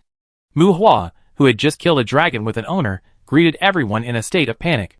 He looked embarrassed, with the magic pattern on his body not yet disappeared, and a lot of dried blood stains stuck to his body. Although Mu Hua and Vivian's image was somewhat problematic, after being distracted, everyone did not think wrongly. Cough. Xion coughed lightly. Oh. Vivian, it's okay. Mu Hua patted Vivian, who was clinging to his arms. Vivian's body was still trembling. She got off Mu Hua stiffly, with a frightened expression on her face. She stood with Mu Hua and looked at the group of people who broke into the room. Mu Hua, did you encounter the dragon? How are you injured? After a brief shock, facing Mu Hua, who was covered in blood, Taibesha didn't care about the strange girl. She walked quickly to Mu Hua and pushed Mu Hua's body, as if looking for wounds. Besha, you should let him put on his clothes first. Qiong's mentality was relatively calm. She reminded him out loud. Mu Hua only then remembered that his clothes were torn again. It's okay, I'm not injured. Pushing away Taibesha, who had no taboos, Mu Hua took a sheet from an empty bed and wrapped it around himself. Taibetha seemed to realize something at this time. Her cheeks slightly red, she spat lightly, pretending nothing happened. Mu, did you escape from the dragon? Caroline asked. What are you doing? Looking at the vampires and werewolves and leather windbreakers with swords hanging on their waists, Mu Hua asked hesitantly. You didn't speak clearly on the phone, and the communication tone was busy. We can only try to find out if we can determine your location, Caroline said. Well, Mu Hua did turn off the communication. After all, a dragon was right in front of him. If he made a random call to remind him, who knows how the dragon would react? And with the distance he kept from the dragon, calling for help. Don't make a fuss. Before the help came out, he would probably be lost. After a simple exchange, Mu Hua figured out the whole story of the group here. Because she couldn't contact Mu Hua, Caroline only knew that Mu Hua might have gone to the undead courtyard through the courtyard key. She wanted to see if there was a courtyard key left in the hotel, but when the group got together, they still couldn't confirm Mu Hua's approximate location. She was about to contact the garrison at the undead courtyard, and she happened to meet Mu Hua returning. Caroline's series of actions touched Mu Hua's heart a little. After all, it might be necessary to face the dragon, and it was not easy to try to organize a rescue. The appearance of Elzak and his group surprised Mu Hua. It was not difficult to see from the costumes of these demons that they were really ready to fight. If you are in danger here, others are ready to help with knives. How embarrassing it would be to bleed in the future. After understanding the cause and effect, Mu Hua solemnly thanked Caroline and her group. No matter whether it worked or not, this thought could not be ignored. After confirming Mu Hua's safety, everyone's attention turned to the dragon again. Did you fight with the dragon? How is the dragon? We encountered a dragon in the burial ground. It seems necessary to contact the garrison to prevent the demon tide. Caroline frowned seriously while asking. The monsters in the courtyard generally do not want to kill all humans, and humans will also use force to coerce the owner of the courtyard. Humans may not be able to kill the owner of the courtyard, but destruction has never been the pattern of demons. If necessary, it is not impossible for humans to blow up the entire courtyard. In short, if you don't want to die together, then the monsters and humans must abide by certain rules. For example, a certain range should be drawn, and some monsters with excessive strength cannot cause trouble everywhere. When the dragon appears in the burial ground to harm weak humans, it means a total war. The powerful people on the human side will also plan a budget and summon combat forces from all over the world to fight back against the monsters. If they really can't deal with the monsters' offensive, then humans will also find ways to destroy the courtyard without any consideration. If the courtyard is destroyed, the so-called world fragments will naturally be gone, and everyone will go their separate ways. Well, it's basically no different from blowing up a planet. It's not that humans can't blow up the courtyard. In addition to wanting to get benefits and resources from the courtyard, the main reason is that there are too many courtyards, and they can't afford to blow them up. But if they can't blow up all of them, it's still okay to blow up 10 or 8. In general, it's basically equivalent to cheating and turning the table when you can't beat them. In this regard, demons are good at it, and humans are also good at it. Compared with the hell monsters, who don't want to kill humans, humans are actually more careless in this regard. This also leads to the fact that powerful monsters also need to abide by certain regional constraints in the courtyard, which is probably a tacit understanding between rogues. Well, it's a bit rubbish, lacking passion, but this is reality. Notify? Mu Hua was a little surprised by Caroline's caution. Notify the garrison? Isn't that a good idea? The dragon seems to be here to attract business, and he probably doesn't plan to launch a magic tide. At most, he will kill 1 or 2 people and go home. If a full-scale war is launched, what if there is no magic tide? And what if the Lord of the Courtyard says that we killed his followers first? War, if you make a move? The tens of thousands of demon coins are obviously nothing. I won't be brought to a military court, right? Mu Hua has no idea about this. Even if he got a Terror Knight summoned beast, to be honest, he never thought that he would kill the dragon. He was originally thinking about killing low-level monsters. Cough. Mu Hua coughed dryly to clear his throat, which also attracted everyone's attention. Actually, the dragon seemed to be looking for a way to increase the popularity of the undead courtyard. They didn't want to launch a magic tide. When Mu Hua explained, Vivian looked at everyone and nodded in agreement. Popularity? Well, that's no wonder. Then it let you go? Caroline suddenly realized that she was a witch after all, and she knew the bleakness of the undead courtyard. Yes. Mu Hua nodded. Yes. Being watched by everyone, Vivian continued to cooperate and confirm. It seemed to be a false alarm, and everyone relaxed their minds. Elzak and his party were respectful to Mu Hua, but they followed Caroline's lead and didn't communicate with Mu Hua much. After confirming that everything was fine, Caroline told Mu Hua not to forget to go to class. After a simple greeting, the group was about to leave, and Mu Hua looked hesitant. Ahem, Caroline. That? Mu Hua was struggling with words. Caroline was puzzled. The group stopped and looked at Muhua. That? I just want to ask, what will happen if the Lord of the Courtyard's followers are killed? Will the other party launch a magic tide? Muhua asked weakly. Huh? Just kill them. Humans and monsters are always in a life and death struggle. Caroline answered in confusion. As soon as she said this, Caroline seemed to realize something was wrong. Wait! Kill the Lord of the Courtyard's followers? For example? Caroline asked suspiciously. For example? Muhua muttered and looked at Vivian. After all, Vivian came from an adventurer family, and Muhua wanted to get some confirmation from Vivian. Vivian shook her head at Muhua, and Muhua cursed in his heart. Her face was covered with smoky makeup, and his expression could not be seen clearly. What do you mean by shaking your head? For example, a dragon? The girl with smoky makeup was unreliable, so Muhua simply asked Caroline. Caroline was silent. Everyone present had strange expressions. There was a moment of silence. Moo, I want a dragon tooth. Caroline looked serious, and Vivian rolled her eyes. Chapter 176. Muhua was born in the lower class of Lantan society. Lantan even controlled and blocked the outside world's information. In fact, he had never seen any big scenes. Suddenly one day, a magic dragon was killed, and this magic dragon was probably carefully raised by a big boss. Speaking of which, Muhua was very panicked. He was not afraid of fighting with others. But if he dragged countless people into the chaos of life and death because of his own reasons, then he would be a little panicked. Fortunately, Caroline and Vivian gave him an accurate answer. Let's not talk about whether the death of a family member of the Lord of the Courtyard will set off a demonic tide. If we don't even dare to kill the family members of the Lord of the Courtyard, then what can humans do? The courtyards all over the world would have been in chaos long ago. Moreover, most of the Lord of the Courtyard's subordinates are not their family members. As a leader, the Lord of the Courtyard cannot act recklessly. Monsters, especially demons, are self-centered, selfish, and reckless. They are all representatives of realism. They worship power, but are basically not fooled. If there is no common interest, can a command make the monsters fight for the master of the courtyard regardless of gains and losses? Do you really think that monsters are all idiots? Moreover, for humans, killing monsters is generally not blamed, even if it leads to a demon tide. Otherwise, you are always clamoring to hunt demons, but you sell out your teammates when you see a foreign uncle. Those with no brain problems will not listen to you to fight with monsters to the death, and will directly kill the demons. There is no need to have any psychological burden to kill a demon dragon. It is an honorable thing. If you report it to the Adventurers Guild, you will also get a reward. However, since you have made a big noise in someone else's courtyard, then if there is unrest in the courtyard, you have to show up in the garrison in charge, right? Caroline said, want peace? Want to keep secrets?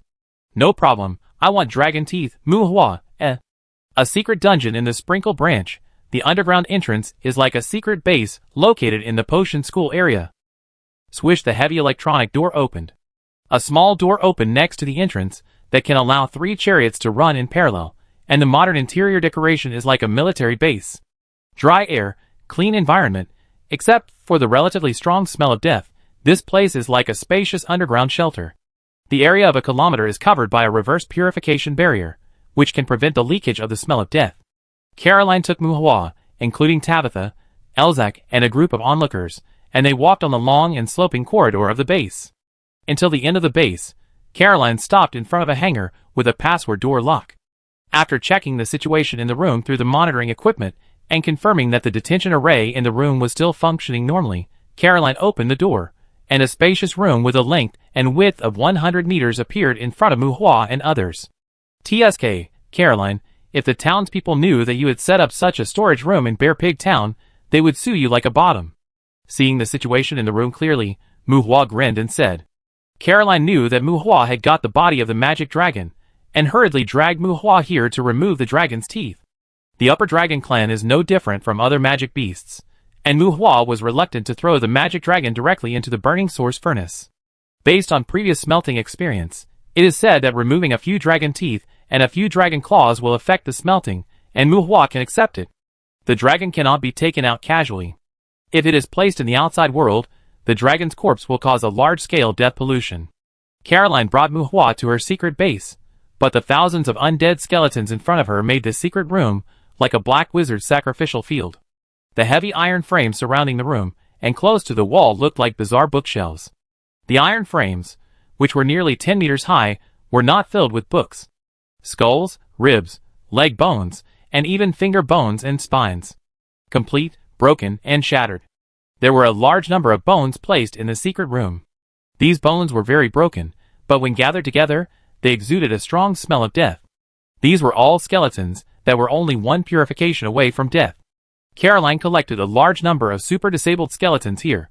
If nothing unexpected happened, Caroline probably wanted to subdue these undead. This is a witch's storage room. These bones containing the souls of the dead are said to be some kind of benefit for the potion instructor. For example, there is a headless knight tied by chains in a corner of the room. It is said that whoever can subdue the guy can take it away. There is no ghost light, no flickering candlelight. Damn, in this spooky secret room, not only is there a bright fluorescent light, but there are also 2 living puppets responsible for cleaning, the same as the iron head in the hotel. After turning on the lights, there is a serious lack of mysterious atmosphere. Mu Hua said that it is a bad review. I used 3 layers of isolation barriers. The dead air here will not leak out, nor will it affect the town. Hurry up, get the dragon out for me to see. Ignoring Mu Hua's threatening words, Caroline urged. Except for Tabitha and Vivian, even Joan seemed to be very familiar with this place. Although there were many skeletons of the undead that could not be more broken, they were all placed on the iron racks at the edge of the room. The room was still very spacious, enough to accommodate a dragon of more than 30 meters. Pale Apostle? Human, don't waste your efforts. The undead are not afraid of death, and you will never be able to get the loyalty of Asa. In a corner of the room, under the multiple constraints of the hell demon chains and magic circles, the headless knight said in a deep voice, and the magic pattern on his body emerged. Lionheart Blessing. Caroline cast magic on everyone to offset the fear effect of the headless knight. Caroline usually uses the headless knight to hone her spirit, but now is obviously not the time to practice. Pale Apostle? Have you comprehended the breath of death? Caroline asked Mu Hua in surprise without paying attention to the fear knight. Probably. Mu Hua said casually, and also did not care about the fear knight, and released the body of the dragon. Boom! The huge dragon corpse fell to the ground, and the strong smell of death swept the secret room. Crack, crack, the jaws of some skulls in the room creaked. I don't know if they were surprised by the dragon or enjoying the wash of the smell of death. So big? Caroline was surprised. Elzak and the other demons were surprised. This size, this is not an ordinary dragon, this should be an elite of super specifications, right? Did you kill it? Caroline asked again. Lucky. Mu Hua shrugged. Damn it, next time you don't want to say it, find a better excuse. Caroline complained. Everyone looked at the dragon carefully, and really couldn't see how Mu Hua killed it. For a moment, they looked at Mu Hua with a little more awe. Rich people can do a lot of things, but even if it's just money, being able to kill such a being is enough to make people give them the corresponding respect. Everyone just thought that Mu Hua had killed an oversized dragon with money. Besha, Samantha once said he was poor, right? After walking around the dragon's body, Joan whispered to Tibesha. This doesn't look like it was made with the magic scrolls in the strategy group. Tibesha was puzzled. Samantha has big breasts and no brains. Tibesha twitched her lips and said for a long time. Well, it's not too big, right? Do you want to tell Samantha about this? Joan chuckled and asked with a hint of meaning. It's up to you. After a short silence, looking at Mu Hua standing with Caroline, Tibesha replied and walked towards Mu Hua. The dragon corpse was like a hill, dragging the dragon head and prying open the dragon's mouth. Mu Hua and Caroline pointed at the rows of dragon teeth. The physiological structure of this monster is different from that of humans. There are 3 rows of dragon teeth.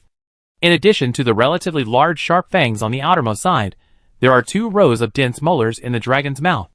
The outer fangs can usually be used to forge the main body of a magic weapon, while the inner teeth, even if not used to forge weapons, are also top-grade magic materials. There are more than 300 dragon teeth in total. Because of the specifications of this magic dragon, the appearance of these dragon teeth is even more extraordinary. Caroline asked for them with jealous eyes, but Mu Hua refused to listen. The Terror Knight, who was ignored by everyone, suddenly spoke again. Akmarin? You actually killed Akmarin? I hate it, human, maybe we can sign an equal contract. A dull voice sounded in the house. Huh? Did you also catch this guy in the undead courtyard in Monroe? Mu Hua looked at Caroline. Of course, it took me a lot of effort to catch it. How about 3 dragon teeth? The inner teeth will do, and it's yours. Caroline said with her chest puffed out. Hee hee. Mu Hua replied with a fake smile and continued to fiddle with the dragon's mouth, ignoring the Terror Rider and Caroline's sales pitch. If that guy didn't mention the equal contract, Mu Hua might have considered it. Chapter 177.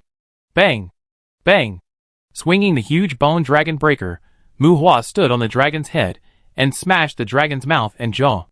The heavy sound was accompanied by the tremor of the secret room, and from time to time, there was a sound of metal ringing.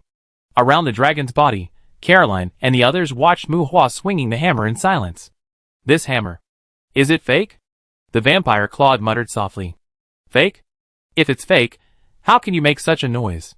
The werewolf Benson curled his lips in disdain, clenched his fists, and looked at Mu Hua in a thin black robe, his eyes flashing with eagerness. Mu Hua was removing the dragon's fangs. Even though it was dead, the dragon's fangs were as hard as fine steel. The warhammer could not knock off the dragon tooth, and Mu Hua was afraid of damaging the tooth root. Only a complete dragon tooth could retain its characteristics. While adapting to the force, Mu Hua also slightly reduced his strength, but it was to loosen the dragon tooth first, so as to try to pull it out. His strength is greater than Claude's, much greater. Elzac frowned and said to the people around him, This Mu Hua is less than 30 years old, right? Elzac really doubted who was the devil between them and Mu Hua. Except Vivian, everyone present, including Taibesha, looked at Mu Hua with brute force with surprise. Earlier, my cousin's melee level was obviously a chicken, but if he had this kind of strength, it would often be enough to crush skills. You know, when physical fitness improves to a certain level, in melee combat, one force defeats 10 skills. Mu Hua held back when fighting her. It shouldn't be. Moreover, there is a certain difference between physical strength and magical intelligence. The effect of strength is intuitive and crude, and easier to master than magic. However, especially after reaching a certain level, the improvement of physical strength absolutely requires resources. Taibesha was puzzled. She had never heard of anyone who could push his power to this level just by meditation. Doesn't this guy have demon blood? Joan muttered in a sarcasm with the rhythmic vibration of her eardrums. I always thought he grew up in the blood of demons. Vivian looked at Taibesha, as if asking, Demon blood? Isn't it only high-level demons that can extract blood that can increase attribute growth? I have only used one demon blood so far, and it is probably fake. Taibesha complained. It is not a high-level demon. The effect of demon blood is more obvious. There is no real or fake thing after extraction, but the increase also depends on its own attributes. Ordinary demon blood can only produce meditation gains for humans with attributes below 200. After the attributes are improved, stronger blood is naturally needed. Among them, the effect of demon blood is stronger and more obvious. Vivian explained. Many adventurers were not clear about these things. Vivian's casual tone attracted Taibesha's attention, and Caroline looked at Vivian with a more careful look. You are? Taibesha asked Vivian. Vivian, you are Taibesha, right? Mu Hua said that he would let me hang out with you in the future. Vivian said to Taibesha. Ah? Taibesha was surprised, but then surprised. Welcome to join. Taibesha smiled and stretched out her hand. Wei Wei and stayed in the hotel for 2 nights, but Mu Hua always teleported back late at night and returned to the undead courtyard early in the morning, so she didn't meet Taibesha. Let me make it clear first, my constructed undead are all destroyed. I am not that kind of monster. Shaking hands with Taibesha, Vivian pointed at Mu Hua, who was swinging a sledgehammer on the dragon head, and said, It's okay. Let's go to the courtyard together later and kill more monsters to help you make up for it. Taibesha took the responsibility. In the earlier communication with Mu Hua, Taibesha knew a little about Mu Hua's criteria for choosing teammates. Independent, no worries, no big problems with character. Hearing that Vivian was going to join the group, Taibesha naturally would not miss the opportunity to get close to Vivian. Although she didn't know Vivian's specific strength, she was at least a girl who could survive in front of the dragon. Taibesha had great expectations for Vivian. You mean he has taken a lot of demon blood? Taibesha was enthusiastic about Vivian, and Joan on the side asked thoughtfully. Who knows, that thing is quite expensive, and extracting the necessary amount of blood may cost the demon's life. I thought the people of the Magic Empire were rich enough to easily get that kind of thing. Vivian glanced at Joan with a little caution, and said coldly, Impossible. But I just wanted to exchange 1 demon blood for 2 dragon teeth, and this guy seemed to dislike it. Caroline joined the discussion of the 3 women. Demon blood is a valuable resource for improving human attributes. Although it needs meditation to catalyze, each demon blood is enough to improve human attributes by 3 to 10 points. It is difficult to refine whether it is intelligence or physical strength, and the effect also needs to compare the strength of the demon. That thing has no effect on the spirit. However, this kind of thing that everyone regards as a treasure is really meaningless to Mu Hua. He can get attribute crystals by poking more low-level monsters. Demon blood? That kind of troublesome thing, is it given away for free? Ha! His flesh and blood activity is far beyond that of ordinary humans. As mentioned earlier, he is like a humanoid monster. It may be caused by some secret technique. When Elzak said this, he looked at Mu Hua from a distance, with a thoughtful look on his face. Even demons are constantly seeking to understand magic. There are many magics that humans have not yet understood, not to mention the secret arts. Your Red Moon City has been unstable in recent years. Do you still want to think about humans? Vivian said to Elzak in a colder tone than to Joan. Red Moon City? Taibesha was curious. The hometown of the Blood Clan, a courtyard belonging to the demons. After taking a deep look at Vivian, Elzak took the initiative to explain. The courtyard of the Blood Clan and the Earth Clan, there are too many secondary vampires and secondary werewolves there. According to my point of view, the Allen demons don't like it there. Vivian retorted, and Elzak frowned and remained silent. Vivian, you know a lot. Taibesha praised with envy on her face. Vivian was briefly stunned, but thinking that Taibesha was born in the world of the settlers, she understood that Taibesha didn't know some things that she thought were common sense. Vivian may not know how many provinces there are in the Magic Empire, or how many countries there are on Lorin.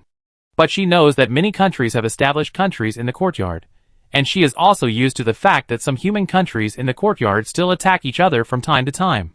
Some courtyards that do not communicate much with the outside world even have unique folk customs.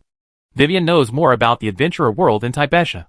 She puffed out her chest, and Vivian seemed to enjoy Taibesha's envy. And looking at Vivian's slightly raised delicate chin, Taibesha's eyebrows suddenly jumped. This little sister who is half a head shorter than her, is there something stuffed in her chest? Is there something stuffed in her chest? Taibesha looked down at her chest. Well, when the girl's regrets arose, Mu Hua had already taken out a huge pair of pliers. Crack, crack. A tooth-grinding friction sound. I saw Mu Hua holding a dental pliers as tall as a person, crackling and prying out a huge dragon tooth. Dang! The dragon tooth was thrown to the ground by Mu Hua, making a metallic sound on the ground. Puff! Another dragon tooth fell, but the dragon tooth that fell straight down was actually inserted into the metal ground. The dragon tooth that was like a cone and sunk into the ground for 30 or 40 centimeters inevitably made everyone's pupils shrink. Mu Hua on the dragon head took a deep breath, shook his sore arms, and his eyes were full of excitement. Without asking everyone to help, Mu Hua continued his tooth extraction business as if no one was around. This guy actually condensed a pair of pliers with his sole special weapon. I have always wanted to ask, are all the residents now so stubborn? Vivian twitched her eyes and asked Taibesha. Well, Mu Hua is probably special. I'm also quite strong, but I focus mainly on close combat skills. Taibesha explained with a dry cough. Bang! Bang! Bang! Mu Hua started swinging the hammer again. Close combat skills? Vivian pointed at the sturdy figure swinging the hammer with doubt. He's stronger, but he doesn't know martial arts. Well, at least I haven't seen him use martial arts. Taibesha twitched her lips, and added halfway through her words with some concern. Chapter 178. After a long period of clanging and banging, even though he had a strong physique, Mu Hua was sweating profusely after removing the dragon's teeth. Caroline and her group could not help with this kind of work. Facing the dragon's teeth, even if they were to pry them with a top-level weapon, they would probably pry a hole in it. Mu Hua's sweat-soaked robe, his strong upper body naked, when he was pulling out the teeth, it was unclear what his mentality was, but he left a back tooth of the dragon untouched. Well, the dragon's body still needs to be smelted, and leaving a tooth is also considered a tooth, right? After prying out the dragon's teeth, Mu Hua grabbed the dragon's claws and started to mess with them. Without the ability to regenerate, the dragon's skin and flesh are not very tough. Yui grinned and tore off the dead skin and flesh on the dragon's claws, and Mu Hua picked up a sledgehammer and chisel to smash them again. However, compared with dragon teeth, dragon claws are more tightly connected to the dragon's skeleton. Knocking, prying and pulling are useless, so Mu Hua once again condenses a big saw with his sole weapon. After a long period of sawing and smashing, everyone was numb to it. As time passed, Mu Hua removed another 33 claws from the dragon. The two front claws each had 3 dragon claws, the foot claws had 4 dragon claws plus a bone spur, and the 3 pairs of hooks on the bone wings had 18 claws, a total of 34. Mu Hua was very vulgar and left the dragon with a complete hind toe, which was considered to have completed the removal of the dragon teeth and claws. Looking at the huge tail hammer on the dragon's tail, Mu Hua resisted the urge to remove that thing as well and collected the dragon's body. This is a dragon whose magic core has been transformed into magic essence. How to say it, monsters beyond level 9 may not have magic essence, but those with magic essence usually have no difficulty in killing a higher level monster that has exceeded the natural growth limit. This thing should at least be found on the demon general lords, who rule some areas in the courtyard. I heard that they are usually bought from demon merchants, so there is no need to say more here. This magic element is completely different from magic stone, magic crystal, or even magic core. Mu Hua is not sure how much he can buy with more than 500,000 demon gold coins. At least there is no fixed price in the market. Without touching the dragon's tail hammer, Mu Hua was a little hesitant about whether to dismantle its magic element and melt it separately from the corpse, or throw it into the furnace together. This is the first time I have obtained a monster of this quality, and the corpse is relatively intact. It is impossible to sell it. Considering that the Balian secret stone is related to its own properties, Mu Hua finally decided to melt it whole. This thing is not suitable to be burned directly in front of outsiders for the time being. Mu Hua plans to take it back to the Abyss Island. The dust left behind can still nourish the earth, right? Bang! Mu Hua moved a fong more than half a person's height in front of Caroline. Here, it's yours. Remember to keep it secret. If anyone here reveals the dragon's secrets, it's your fault. Mu Hua said to Caroline. What about them? Caroline caressed the dragon's teeth lovingly. The effect of the dragon's teeth on disrupting the balance of magic made her shrink her hand and pointed at the 3 girls of Tibesha in a questioning manner. It's yours too, Mu Hua said unhappily. Caroline pouted. Well, you have dragon's teeth, you are awesome. The old lady who drank preservatives didn't bother with a young boy. While stroking the dragon's teeth in front of her, she looked at the 4 huge fangs that were as tall as a person not far away. How about change one for me? Caroline pointed at the 4 dragon's canine teeth and said to Mu Hua. Mu Hua grinned and ignored it directly. Besha, Vivian, that, each of you take one. Pointing at the dragon's canine tooth, Mu Hua said to the 2 women. The front teeth of this dragon can be used as the main material for forging melee weapons, not to mention the canine fangs of the highest quality. The 2 women were stunned for a moment, and then gave Mu Hua a smile with a lot of sugar content, and quickly stepped forward to take the dragon's teeth, as if they were afraid that someone would snatch them away. Hey! What about me? The 2 women took the dragon's teeth, and Cheong said dissatisfiedly. Mu Hua carefully looked at Cheong with a hot figure, gave this graceful woman a hearty smile, and then ignored Cheong's question as if he didn't hear it, which made Cheong angry.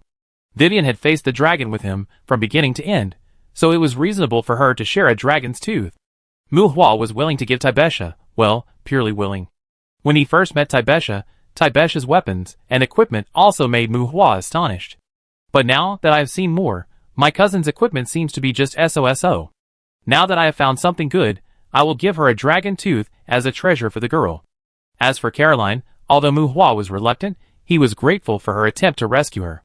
As for Joan, well, she was regarded as a bystander by Mu Hua. Anyway, she was with Tabitha, and it was none of his business.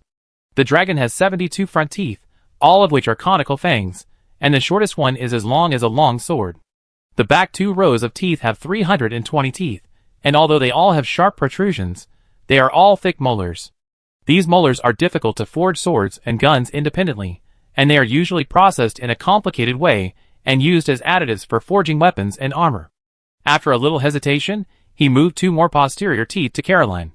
Here, 2 9th level magic cores, or 39th level magic stones. Do you want them? Mu Hua asked Caroline. Magic stones? 30? Caroline was surprised. At the 9th level, the price difference between magic stones and magic cores was not that low. And with the quality of this magic dragon, 2 dragon teeth, as long as Mu Hua doesn't ask for magic crystals, are definitely fair. Yes. Mu Hua confirmed. Do you want to sell the others? I want 50. Caroline looked flattering. Dean Caroline, please don't lower my perception of the lower limit of witches. Mu Hua replied unhappily. Forging equipment with dragon teeth is extremely expensive. You can't use up so many of them. Caroline tried to fight for it. Although dragon teeth are strong, it is impossible to make them into magic weapons by just grinding them. The main reason why dragon teeth are expensive is their characteristics, and when it comes to wear and durability, the materials that can be used to forge equipment with dragon teeth are not cheap. Adding the labor cost of the blacksmith, the so-called holy swords are all sky high, but the cost of those things is also frighteningly high. If you add the loss after the failure of forging, TSK, there is basically no concept of a holy sword that will last forever in this world. Under the same intensity of confrontation, it will still break if it should break, and it will still break if it should break. Therefore, it is difficult for humans to meet the demand for equipment.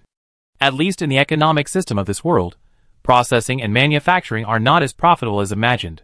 Just like what the Federation is committed to promoting, if you want to get rich, go hunting monsters. Resources and raw materials are the basis for getting rich quickly. Of course, fighting monsters is a very dangerous thing after all.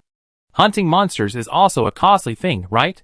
For example, buy some equipment and ammunition, buy some magic potions, buy some. After a set of operations, the federal economic system is stable in various ways. As for worrying that no one will engage in manufacturing?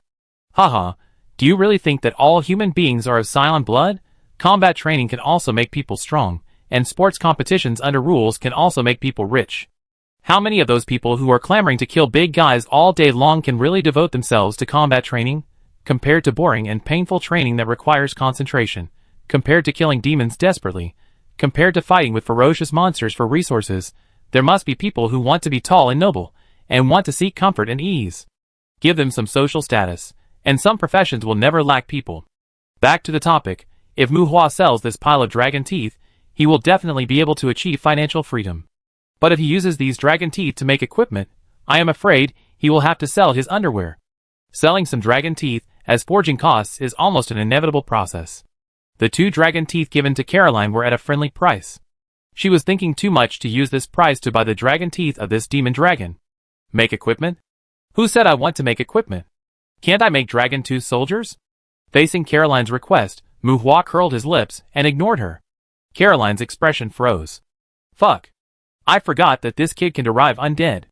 TSK, dragon tooth soldiers, although many people think that they are big toys for undead wizards, if they can really be cultivated, it doesn't seem to be a waste of things. Caroline was entangled. She wanted dragon teeth more, and she also wanted to try to derive dragon tooth soldiers. Do you want it? Pointing at the 2 huge dragon teeth, Mu Hua asked impatiently. Yes. 30 level 9 magic stones, I give them to you later. Can I buy intermediate magic stones directly from the academy? Seeing Caroline stuffing the dragon fang into the space props in a hurry, Mu Hua asked again. Do you still need intermediate magic stones? The demand for intermediate magic stones in the potion department is not large for the time being. I say hello and you can go to the enchantment department to place an order. This time Caroline did not continue to pester about the dragon fang. Knowing that Mu Hua was giving her a benefit, Caroline was not so ungrateful. Mu Hua did not want to use the dragon fang to exchange for intermediate magic stones. It was really a waste of money to exchange dragon fang for intermediate magic stones, and even if the high-level magic stones were smelted into skill stones, most of them would not be used by Mu Hua now. In the end, it was still necessary to burn intermediate magic stones, but with Mu Hua's current combat power, he preferred to fight by himself rather than buying in large quantities. It was fresh and economical. Besides, they had to go to the courtyard to hunt demons. Mu Hua had enslaved some skeletons, and he had to continue to spawn undeads. He also needed to level up his undead followers. Elzak, Jeff, come here, 1 tooth each. Mu Hua pointed at the molars on the ground and said, raising his hand to greet the blood clans and werewolves. We. Elzak was stunned, and Jeff and the other 3 werewolves were also a little dazed. Do you want it? Mu Hua looked like a strict teacher, with a rigid face. 4 vampires and 3 werewolves looked at each other and saluted respectfully to Mu Hua. Yes. When the demons responded, they each picked a dragon tooth. In the ghostly secret room, except for the dissatisfied and envious Cheung, there was a different kind of harmony. Chapter 179. In the early morning of late autumn, the secondary vampires in the dusk courtyard were doing their own business. Cleaning, watering flowers, cooking desserts, practicing martial arts, hurting monsters, the work was neither hurried nor slow, and there was exquisiteness everywhere. Although it was called a school district, the courtyard was like a noble manor. 3 werewolves practiced martial arts with fierce moves in the school field. And in the classroom, where the main teaching building of the dusk courtyard was located, There were a lot of students gathered at this time. Vic and a group of vampires were all comprehending the remaining spell modules on the blackboard in the classroom. Soul creation, a magic that made Elzak and Setsuna look pale. The blackboard made of special materials can retain the residual thinking for a period of time. It was also thanks to the fact that other instructors in the potion department had their own courses during this period. Otherwise, they would have gathered here to comprehend the spell modules left by Mu Hua. The model of the spell, the magic node, the chanting structure, the demon grammar, the interpretation of the hymn, etc., although this magic is a headache, and the 3 werewolf students are forced to transform into mania by this magic. However, the instructors of the potion department are still very persistent in this magic. Vic shook his somewhat fuzzy head and looked at the vampires standing, sitting, or lying in the classroom. It is hard to say whether they are analyzing and comprehending, or in a daze. Except for Elzak, who is still staring at the blackboard with his eyes straight, the other vampires are either closing their eyes to rest or watching videos and chatting. This damn soul creation, it takes a long time to comprehend various things. It feels that this thing is more complicated than the genuine undead derivative. Vic said that at least in the comprehension and learning of this magic, the Blood Clan seems to be not much better than him. Huh? Mu Hua started live streaming. Will's voice suddenly rang out in the quiet classroom. Huh? The cloak is so tight. How do you know it's Mu Hua? Olivia leaned in to watch and asked with a frown. I added Mu as a friend. This is his account. Not holding a pipa but also covering his face? What a strange name. Is he going to kill goblins? Will said with great pride. Following the sound, Vic saw that some people had gathered around Will, frowning in confusion. Vic found that these vampires seemed to have a closer relationship with Mu Hua. It doesn't make sense. Although the actual age of these students in the other courtyard is much older than their appearance, perhaps because of the relationship of the immortal species, most of these vampires are of the temperament of teenagers. The demons are more united in hatred of the enemy. Mu Hua caught Setsuna to bleed at the beginning of the school year, and after almost a week, he only came to 1 class. Let everyone comprehend the soul creation technique module by themselves. Why? Why are these vampires so close to him? They even seem to have some respect for him? Vic wondered. He had studied adolescent psychology for many years. This is unfair. Professor Mu is broadcasting live? What's the name of the broadcast room? Elzak asked Will with a little dullness on his face. Very good, he couldn't stand the spell module on the blackboard. Don't hold the pipa online. When Will said this, most of the people in the classroom called up the projection interface of their personal terminals. Decompression category? Elzak was puzzled. Well, it's the decompression area. Maybe Mu is under a lot of pressure recently. It seems that he should be looking for trouble with the goblins. Will said. Pressure? Pressure is shit. I only come to school once a week, and I talk less than 20 sentences. Is this called pressure? I am the one who is pressure, okay? Vic muttered in his heart, and called up the live broadcast interface. It is not the class time of the Dust Courtyard now, and the vampires are not ordinary students. Even if it is class time, these vampires want to watch videos, and Vic will usually be considerate and cooperate. Searching the live broadcast room, the so-called decompression section made Vic's mouth twitch. I really don't understand why those adventurers who spend every day in the courtyard fighting monsters like this kind of live broadcast video without any technical content. This section is not officially arranged by the Adventurers Union. It is mainly some videos of bullying defined by the audience. It can be understood as the live hunting of some adventurers who carry cannons to fight mosquitoes. It has a little intelligence value, but no technical content at all, and the income and expenditure are imbalanced. The overall process highlights a big kill, and you can do it as you like. It's true that this kind of live broadcast has some audiences among adventurers. As Vito opened the live broadcast screen, in the overgrown wilderness, a figure covered in a black cloak, carrying a low-end standard machine gun on his shoulder, walked carelessly in the weeds. Courtyard 375, Hyman City, Goblin Kingdom area. Didn't Mu Hua go to the courtyard alone to find trouble with the goblins? Alone, no horse, no vehicle, no terror rider, only a raven on his shoulder, and a drone with a camera function behind him. It was obviously a live broadcast, but there was no commentary, and no face was shown. When he encountered more than a dozen low-level goblins, he saw Mu Hua raising his machine gun. Bone teeth. Puff, puff, puff, puff, blood splattered, and the bone teeth pierced through the goblin's body. The goblin who was still shouting just now was killed and injured in an instant. Fuck. In the classroom, Will was shocked by the bone teeth thrown by Mu Hua. There was nothing wrong with the bone teeth, But the problem was that there were too many of them.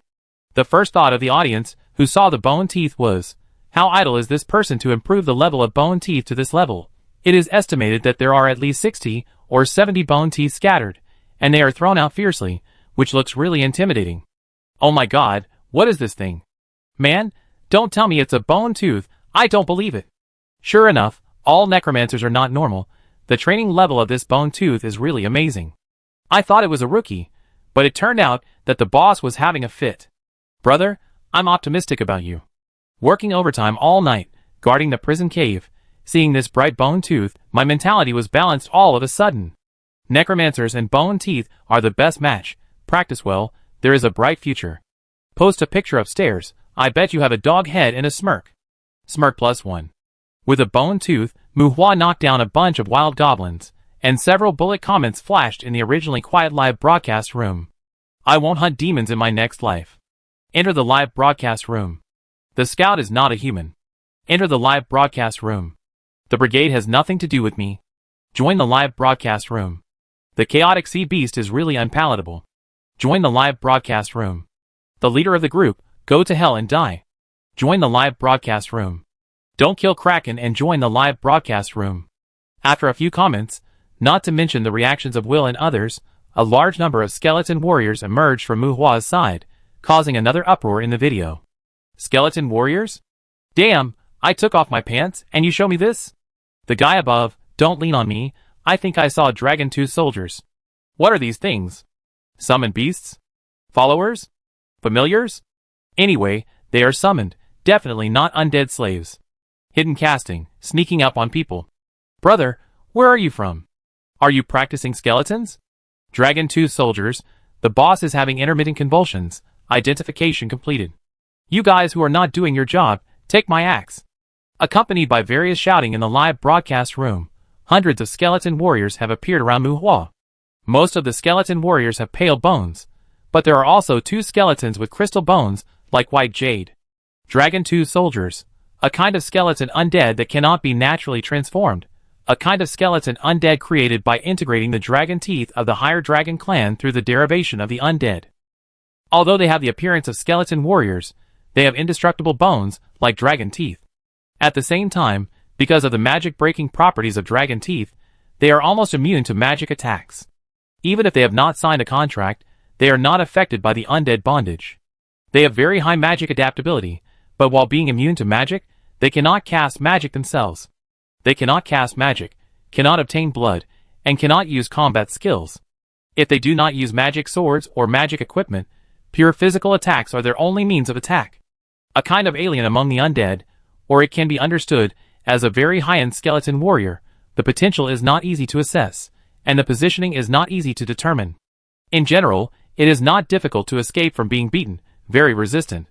If you can take it as a dependent, it is worth cultivating.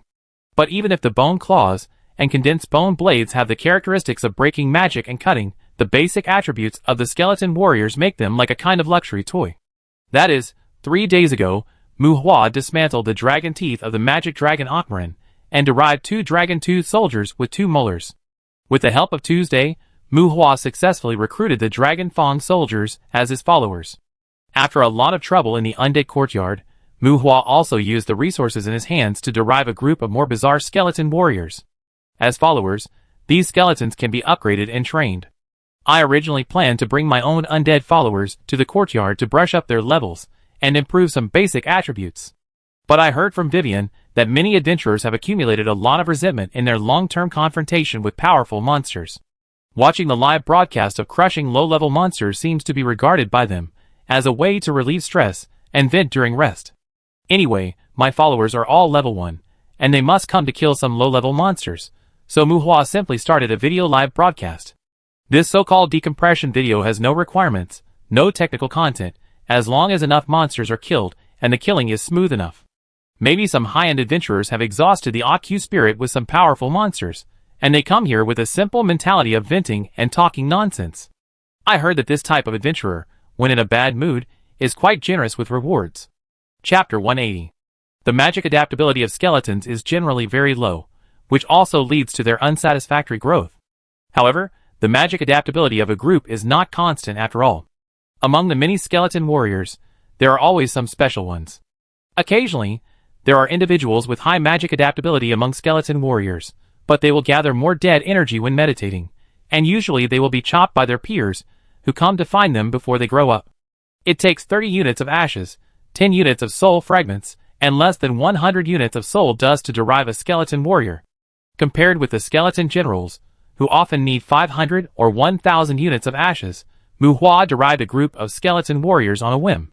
Not to mention, after making an A-level and 2 B-level skeleton warriors with magic adaptability, Mu Hua developed a lot of enthusiasm for skeleton warriors. He wanted to make a skeleton mage.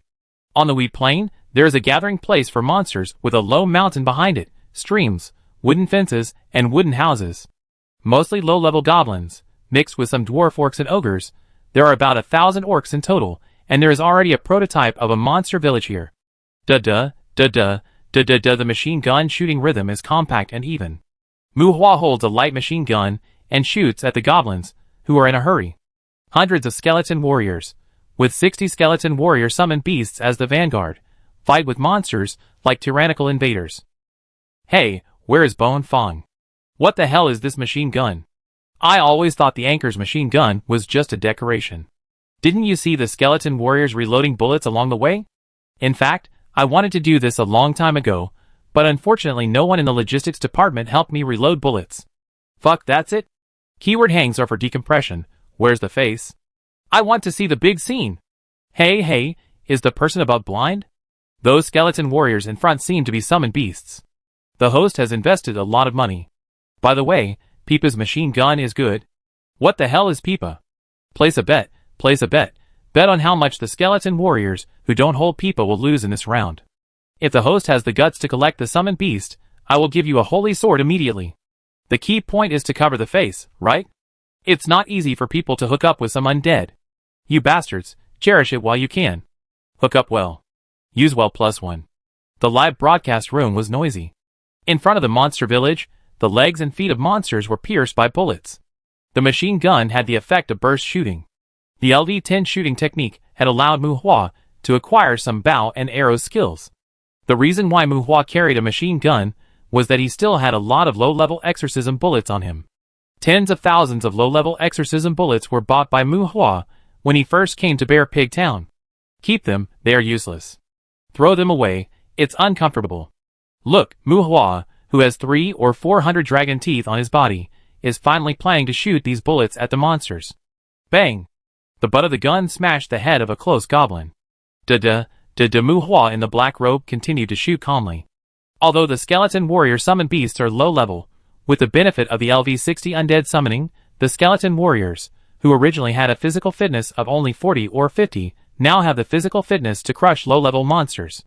60 skeleton warrior summoned beasts hacked and killed in the group of monsters, and they did not attack the vital points of the monsters, but chose to hack at the places that could make the monsters lose their ability to move. The other skeleton warriors on the battlefield are all Mu Hua's followers.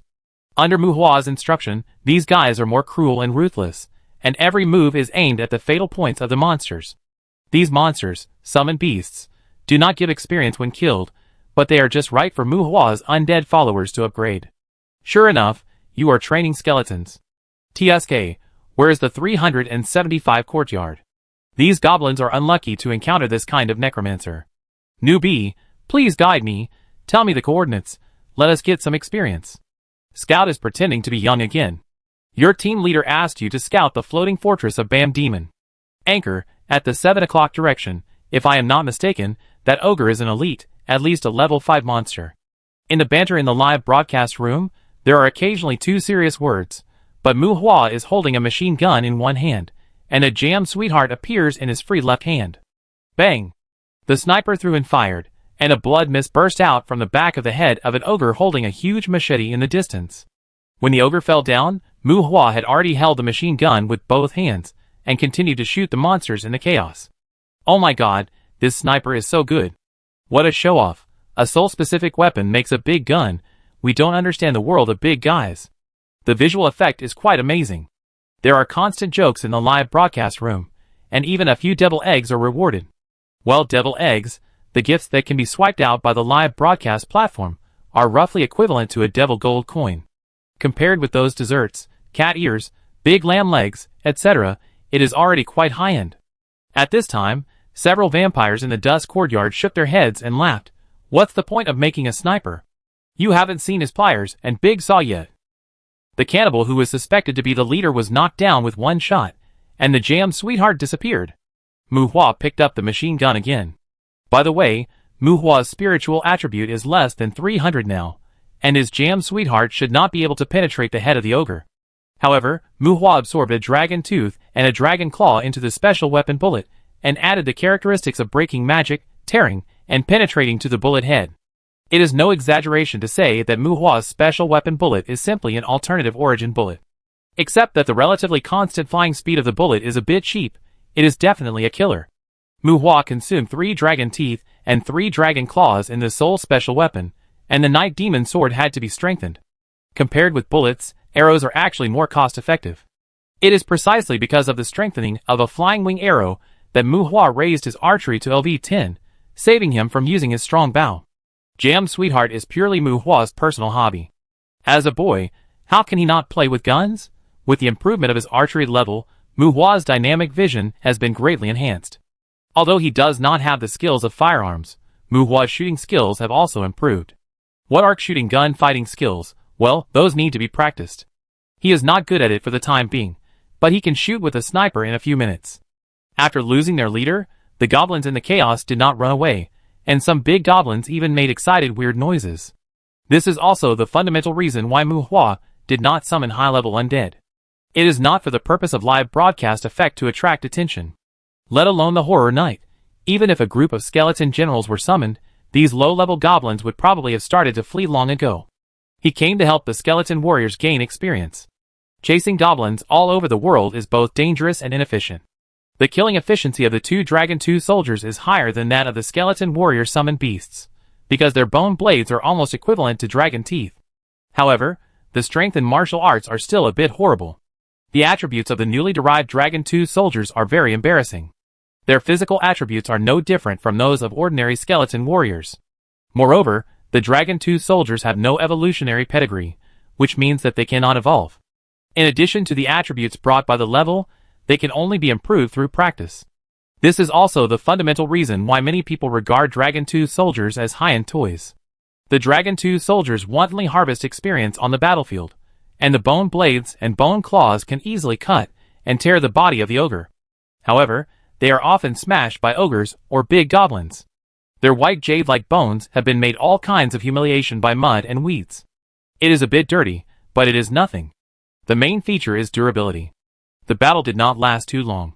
When the number of monsters was about 200, these monsters had begun to flee in all directions. Several skeleton warriors, who had no potential, and were regarded as cannon fodder by Mu Hua, were dismantled by monsters. The battlefield was left with a lot of low-level monsters that were not completely dead, screaming and groaning, while the skeleton warriors with higher magic adaptability, who had been staying with Mu Hua, began to harvest the lives of the injured monsters. TSK, Evil Necromancer. Looking at the skeleton warriors, who were finishing off the monsters, and the injured monsters that were obviously left on the battlefield, there was no lack of TSK in the live broadcast room. You're already live streaming, do you have to be so cool? Say something? Someone was dissatisfied with Mu Hua. The person above knows nothing, the boss is having intermittent fits. Do you really think he's here to entertain the public? Someone in the next room used the Thunder Emperor's wrath to blow up the Horned Demon Warlord, and the anchor over there was very enthusiastic, and was begging for rewards to get back his money. TSK, Horned Demon Commander, no love. He's going to blow up the gnolls. So what's wrong with brushing a holy sword? Peepa, do you still have dragon teeth and dragon claws? Sell them? You name the price. Selling Chimera alloy, it goes best with dragon claws. Exchange for dragon teeth and dragon claws. By the way, aren't you all surprised that the anchor is an alchemist? What's strange? Is it strange that this kind of necromancer, who likes to have a fit, is an alchemist? It is strongly recommended that this kind of live broadcast room be listed as 18+, which seriously affects the mental health of teenagers. Oh my god, the anchor actually used the cleaning spell on the skeleton warriors one by one. So particular. What's so particular? Necromancers are all maggots. Huh? Peepa, it seems that a witch has sneaked into your live broadcast room. Fight her. There are not many people in the live broadcast room, but after the battle, it became more and more lively. At this time, Mu Hua put his hand on the Dragon 2 soldier. Well, the slashing skill stone, use it. The stabbing skill stone, use it. How can we cultivate followers without skill stones? Dragon 2 soldiers cannot use combat skills, but these basic martial arts skills are still useful to them. Next, skeleton warriors. If the magic adaptability is below B level, ignore them, they are cannon fodder. If the magic adaptability is above B level, very good. Level 20, attribute allocation to intelligence. Come on, take a fireball spell first. Yes, skeleton warriors are a bit fragile, change to skeleton mage. Chapter 181. It takes a lot of time to derive a Dragon 2 soldier. Even on the Abyss Island, it takes nearly a day to maintain the operation of the magic circle to derive one. However, Mu Hua spent a lot of time on the Abyss Island. The reason why only 2 Dragon 2 soldiers were derived was that Mu Hua slept for dozens of days on the Abyss Island. Yes, the sleeping time was longer than the last time he absorbed the soul transformation skill stone, but it was because Mu Hua absorbed another more fatal skill stone. The toothless and clawless dragon was smelted by Mu Hua. A lot of ashes, soul fragments, and philosopher stones were produced, thousands of units of ashes, hundreds of units of soul fragments, and hundreds of units of philosopher stones. However, compared with the strength of the dragon, Mu Hua could not get excited about these low-level undead materials that could be accumulated into a lot. In addition to a dozen attribute crystals, and some 100 refined secret stones, the dragon also gave Mu Hua a skill stone. A black and purple skill stone, the creation of all qualities. This is a magic system that can make traditional blacksmiths unemployed and curse their mothers. It can directly complete the fusion and shaping of materials through magic arrays. As long as there are suitable resources, without smelting, forging, grinding and other processes, special metals and sharp swords made by blacksmiths can be directly created. But its real use is not to make special alloys and direct attack weapons, or in other words, refining magic metals and making weapons are only insignificant abilities in this magic system. The real use of the creation of all things is to create life carriers, to create flesh and blood that can fuse souls, and have certain characteristics, that is, to create the body of magic life. This is a systematic secret magic. When you get this skill, it can be said that Mu Hua already has the ability to create magic life. Magic life is not an embryonic creation without soul. They have independent souls and perfect growth. They are recognized by demons as a member of the life race. However, those so-called clones test tube cultivation and other means of life, because of the lack of soul elements and growth limitations, not only cannot produce emotional energy, but also cause the reproduction and deterioration of other life forms. Many races regard it as a hazard. Suddenly I found that I seemed to be able to create magic life, which made Mu Hua to a daze for a long time. Mu Hua has a great enthusiasm for magic life, but the creation of all things cannot be created out of nothing. And Mu Hua does not want to make some puppets without potential casualty. For the time being, he has not obtained the materials that meet his wishes. There is no need to say more about this aspect. At this time, a group of goblins were killed again, and the low-level equipment that was originally meaningless to Mu Hua became useful after the war. Avoiding the camera angle of the drone, Mu Hua was seen throwing the weapons dropped by the goblins into the magic circle one by one. Chopping knives, daggers, iron rods, spears, and other crudely made weapons. These iron tools made of magic metal decomposed in the magic circle and transformed into balls of light. With Mu Hua's guidance, impurities were removed, and the light balls were sifted and fused. The light balls twisted and deformed, and gradually shrank. Demanla metal, the halo dissipated, and the dissipated light balls left behind grains of Demanla metal. This is a very common substance, but it is also indispensable in the so-called weapons and equipment. It is like a high-grade steel, ordinary, but because it is needed in almost all weapons and equipment, it is definitely not cheap. Its content and quality can affect the toughness of equipment to a certain extent, and largely determine the effect of neutralizing magic. The sharpness of equipment and weapons depends on the grinding and maintenance, and the characteristics of special forging materials, and the data is usually uncertain. Toughness is opposite to armor breaking, and is basically the same concept as the firmness of armor. If it is hard and not tough enough, no matter how strong the weapon armor is, it will only result in a curled blade and broken under confrontation. Hardness and toughness need no further explanation. The flesh and blood of monsters contain magic, including the defensive effect indirectly brought about by the overflowing blood. If this magic cannot be offset, the body of the monster is as solid as a rock in front of the sharp weapon. Here we need to highlight the role of neutralizing magic, which is the importance of demanded metal. People need to use weapons with neutralizing magic effects to fight monsters, which is also the fundamental reason why some guns and artillery ammunition need to be made of magic metal or magic materials. Although this kind of neutralizing magic effect is restrained, in the middle, high and low level 3 equipment, the strength of the neutralizing magic effect is also a key factor in determining the grade of weapons and equipment. As Mu Hua's mind changed, a large amount of sand-like dilumen metal merged together. Seeing that there was not much left, Mu Hua threw in another thick iron rod. This time, there was no fine damage. The iron rod turned into fine steel.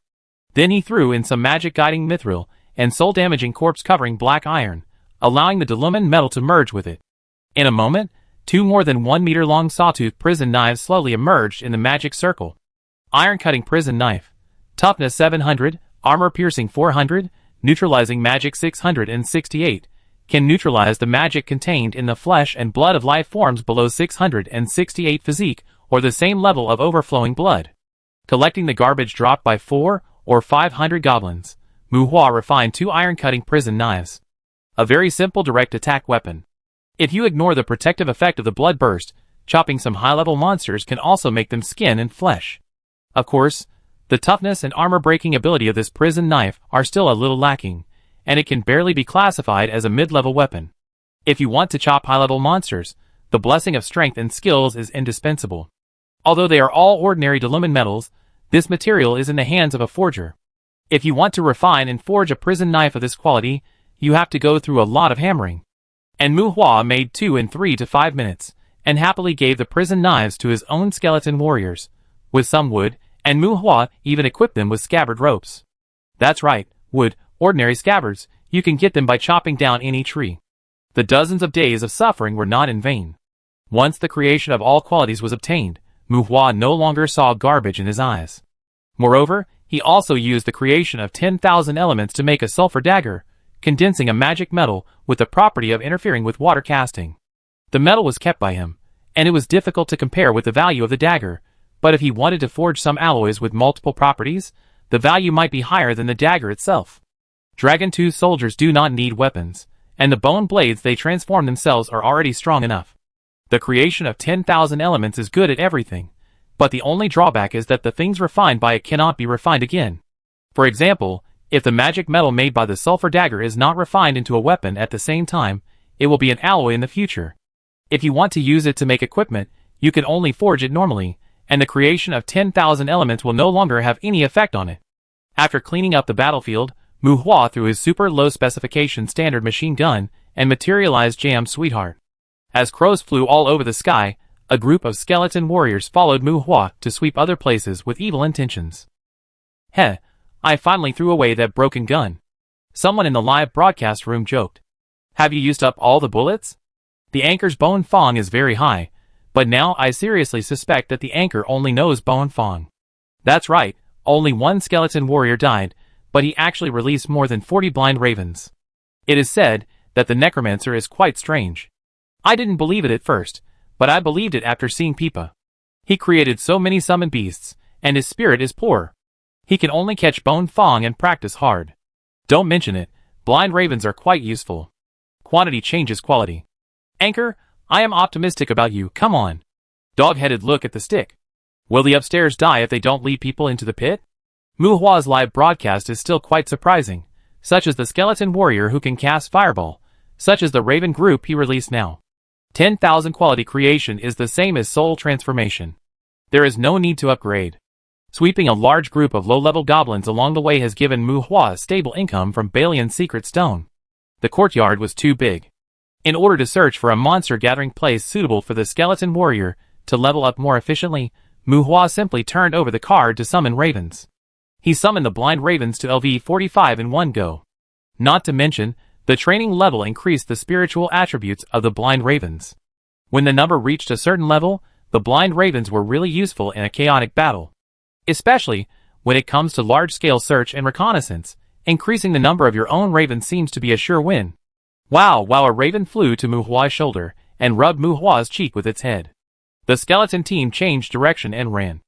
After more than 10 minutes, they entered a dense forest. When the Raven group triggered a trap mechanism along the way by self-destruction, a goblin camp hidden in the dense forest appeared in front of Muhua. Fuck, I feel like I'm going to lose my job. In the live broadcast room, a guy named Scout is not a human sent several comments in a row.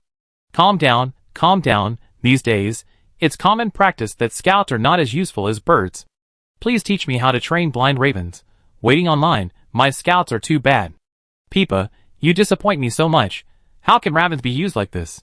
Undead mages should use skeletons to explore the way, such as skeleton warriors, who can hold fireballs. I heard that their reconnaissance ability is super strong. There was constant chatter in the live broadcast room, and the skeleton warrior summoned beasts had already launched a charge at the goblin camp. Amid the noisy clamor, a large number of arrows were shot from the big trees around the camp, and ravens screamed and dived. In a blink of an eye, goblins holding short bows screamed and fell from the big trees. Slow. A large-scale curse fell on the goblin camp, and the goblins pouring out of the camp were instantly stiffened. As a low-level curse, the effect of the slow curse is actually more like stiffness, which can reduce the recipient's mobility by about 10%. The effect is significant, but it is very easy to break. It does not need to be purified, and the blood will disperse as soon as it rushes. Among the low-level curses, compared with the paralysis, which has a relatively strong immediate effect, the biggest highlight of the slow curse is that it is a range curse. With the improvement of training, the range of slowness will also be larger. Slowness can be said to be the most practical curse for battlefield application among low-level curses. The low-level exorcism bullets have been used up, slowness starts, and then the bone fong scattering. The attack power of Muhua's single bone fong is no lower than that of the low-level exorcism bullets. Death Breath transforms the breath of death on the battlefield. When Muhua's magic power slowly recovers, the efficiency of the battle is significantly improved compared to before. What a hatred, what a grudge, low-level magic, low-level undead, large quantity and good value. The host is not here to bully noobs in this life. Goblin Slayer, I guess the host must have few friends. What friends? Isn't it enough to have a bird? A bird is enough +1. A bird is enough +1. A big sister without a bird passed by. Fuck. Don't talk, there is a giant monster in the camp. Place a bet, I bet the host collects the skeletons and runs away. The Dragon 2 soldier's weapon should be able to chop off the giant monster's head.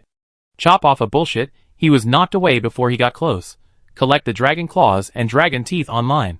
Fuck, the necromancer is tough. As a giant monster smashed a bunch of skeleton warriors on the battlefield, the bone dragon breaker appeared in Muhua's hand. Fuck, if you want to charge, that's fine. But you've been acting like a little lamb. Do you need to explain this hammer? The image in the live broadcast room gradually zoomed out, and Muhua was seen dragging a huge war hammer towards the giant monster on the battlefield. The giant monster has a strong self-healing ability. It is said that they are the hybrid of the Goblin King and some monsters in the Asmodean monsoon. These guys are much higher than ordinary goblins, and Muhua is afraid that it will kill its own skeleton followers. Bang! The goblin blocking the way was knocked away by Muhua, and rushed all the way to the giant monster. Muhua smashed the giant monster's thick thigh in half with a hammer. The giant monster screamed and leaned over, pressing with a huge palm, and grinning as if he wanted to bite Muhua. Bang! Another hammer hit the giant monster's head, and the giant monster's head was deformed, and one of its eyeballs flew out. Muhua grabbed the giant's other intact thigh, threw it into the air, and threw it towards a Dragon 2 soldier. Bang! The giant fell to the ground. Puff, puff, puff. The knife fell. Well, the Dragon 2 soldier couldn't cut the giant's head with one knife for the time being. He grabbed its head and stabbed it randomly. I think the level should be improved a lot. It's troublesome to say, but after completing a series of operations very quickly, Muhua returned to the back to watch the battle. Fuck Skull Crusher AKAs, is it you? Stop pretending. When did you become a necromancer? In the live broadcast room, the red barrage passed by, and a noise was caused in an instant. Chapter 182. Against the backdrop of crows flying all over the sky, Muhua walked in the outer area of the Goblin Kingdom. In the Goblin Kingdom, the monsters are mainly goblins of all levels, ogres, and giants, and the terrain here is mostly forest hills. Because these three monsters are all relatively greedy, whether it is monsters or plants and fruits and vegetables, they are relatively scarce in the area where they are. On the modeled land, lush forests can be seen everywhere. But the area of the woods here is generally not large, scattered, but continuous. This is still the world of monsters for the time being, just like the cities and villages in the human world. Some monsters who have established their own dominance will also recruit other monsters to establish their own camps, villages, and even cities. In one day, although it can be said that Muhua is on the go, he is still in the outer area of the Goblin Kingdom. The area is too large, and Muhua is sweeping everywhere. You can imagine the provinces, cities, counties, and towns in human society. Going from village to village, you can't actually go far in one day. In fact, Muhua needs to go deeper into the Goblin Kingdom to kill mid-level monsters. After all, he has reached the stage of reserving mid-level magic. However, mid and high-level goblins can easily lead hundreds of monsters, and they will not gather together and wait for him to kill them. The battle started with a fight all over the mountains and plains. The monsters can also fight and run. Muhua still has too few combat units. As the standard for expanding his own troops, strong survivability, ability to deal damage across levels, and most importantly, not scaring monsters away. The Dragon 2 soldiers and skeleton mages became the first echelon that Muhua paid attention to first, and improving the experience level was also the most effective way to strengthen them in the short term. Although the horror riders are strong, they are not suitable for hunting low-level monsters. Not only will the enemies run around everywhere, but they will also easily attract monster bosses. To be honest, Muhua still likes to hunt low-level monsters. There is no other way. Attribute crystals and philosopher stones are good things. Who makes the low-level monsters have more real bodies descending? The ravens in the sky became the scouts in Muhua's hands. Dozens, hundreds, thousands, tens of thousands, the gathering of monsters outside the Goblin Kingdom is not dense. But just like the populous human counties and towns, clusters of monsters can always be found in this vast land after walking 20 or 30 miles. As more monsters are hunted, the level of his own followers is improved, and Muhua also competes with the raven summons. Although the density of monsters here is not as high as the original Dog Cave Maze, and the goblins do not produce any decent skill stones. But more ravens further improve the search efficiency. Muhua killed as many goblins as the Black Dog, and the harvest of Balian's secret stone was not bad. There were too few goblins, so he didn't fight them unless it was convenient.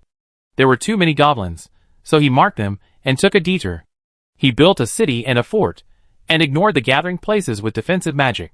Muhua pursued efficiency blindly, and only picked goblin groups with moderate numbers and no strong monsters. He went around in circles, without attacking the city or attacking the stronghold.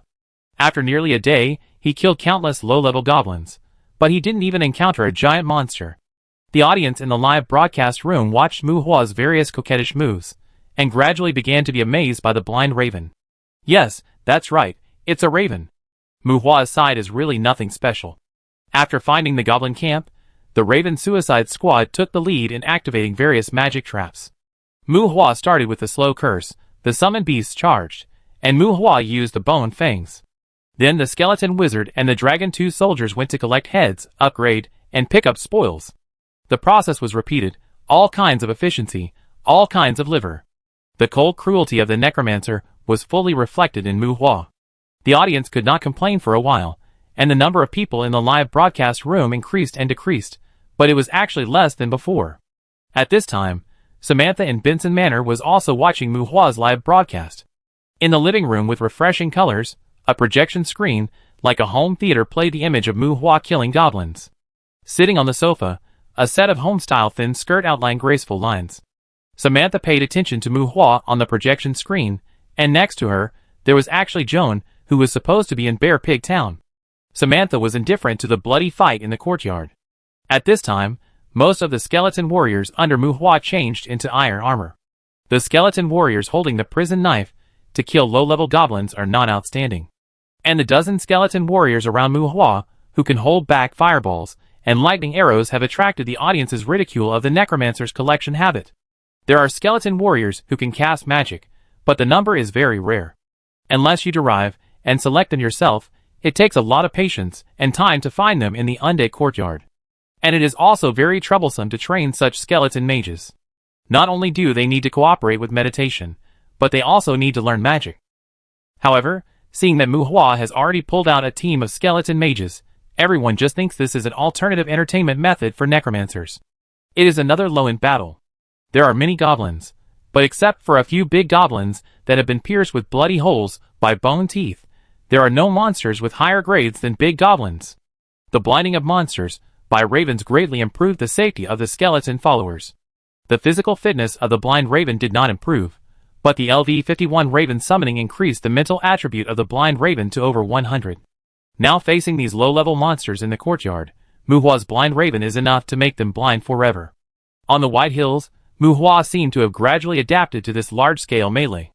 At this time, Muhua was standing on the periphery of the battlefield, occasionally observing the battle situation, but fiddling with a set of scale armor in his hands. The casting function of the 1G creation is very strong. It can not only make weapons, but also armor, but it also requires the caster to have a detailed understanding of the creation. Casting weapons is easy, just a bladed iron bar, but when it comes to armor, Muhua can only make some heavy armor for the skeleton warriors for the time being. The reason for playing with this armor dropped by the monster is to understand the material composition and structural details of the armor. Although the armor made by 1G Chuangxing is not strictly equipment, a reasonable design can always make the armor more decent and flexible. Thoughts flashed through his mind. Muhua frowned slightly, looked up at the battlefield, and a skeleton warrior trapped in the siege of dozens of goblins was killed. Bone teeth. The dense bone teeth shot the group of goblins. At this time, Samantha, who was watching the live broadcast, put down her legs and frowned slightly.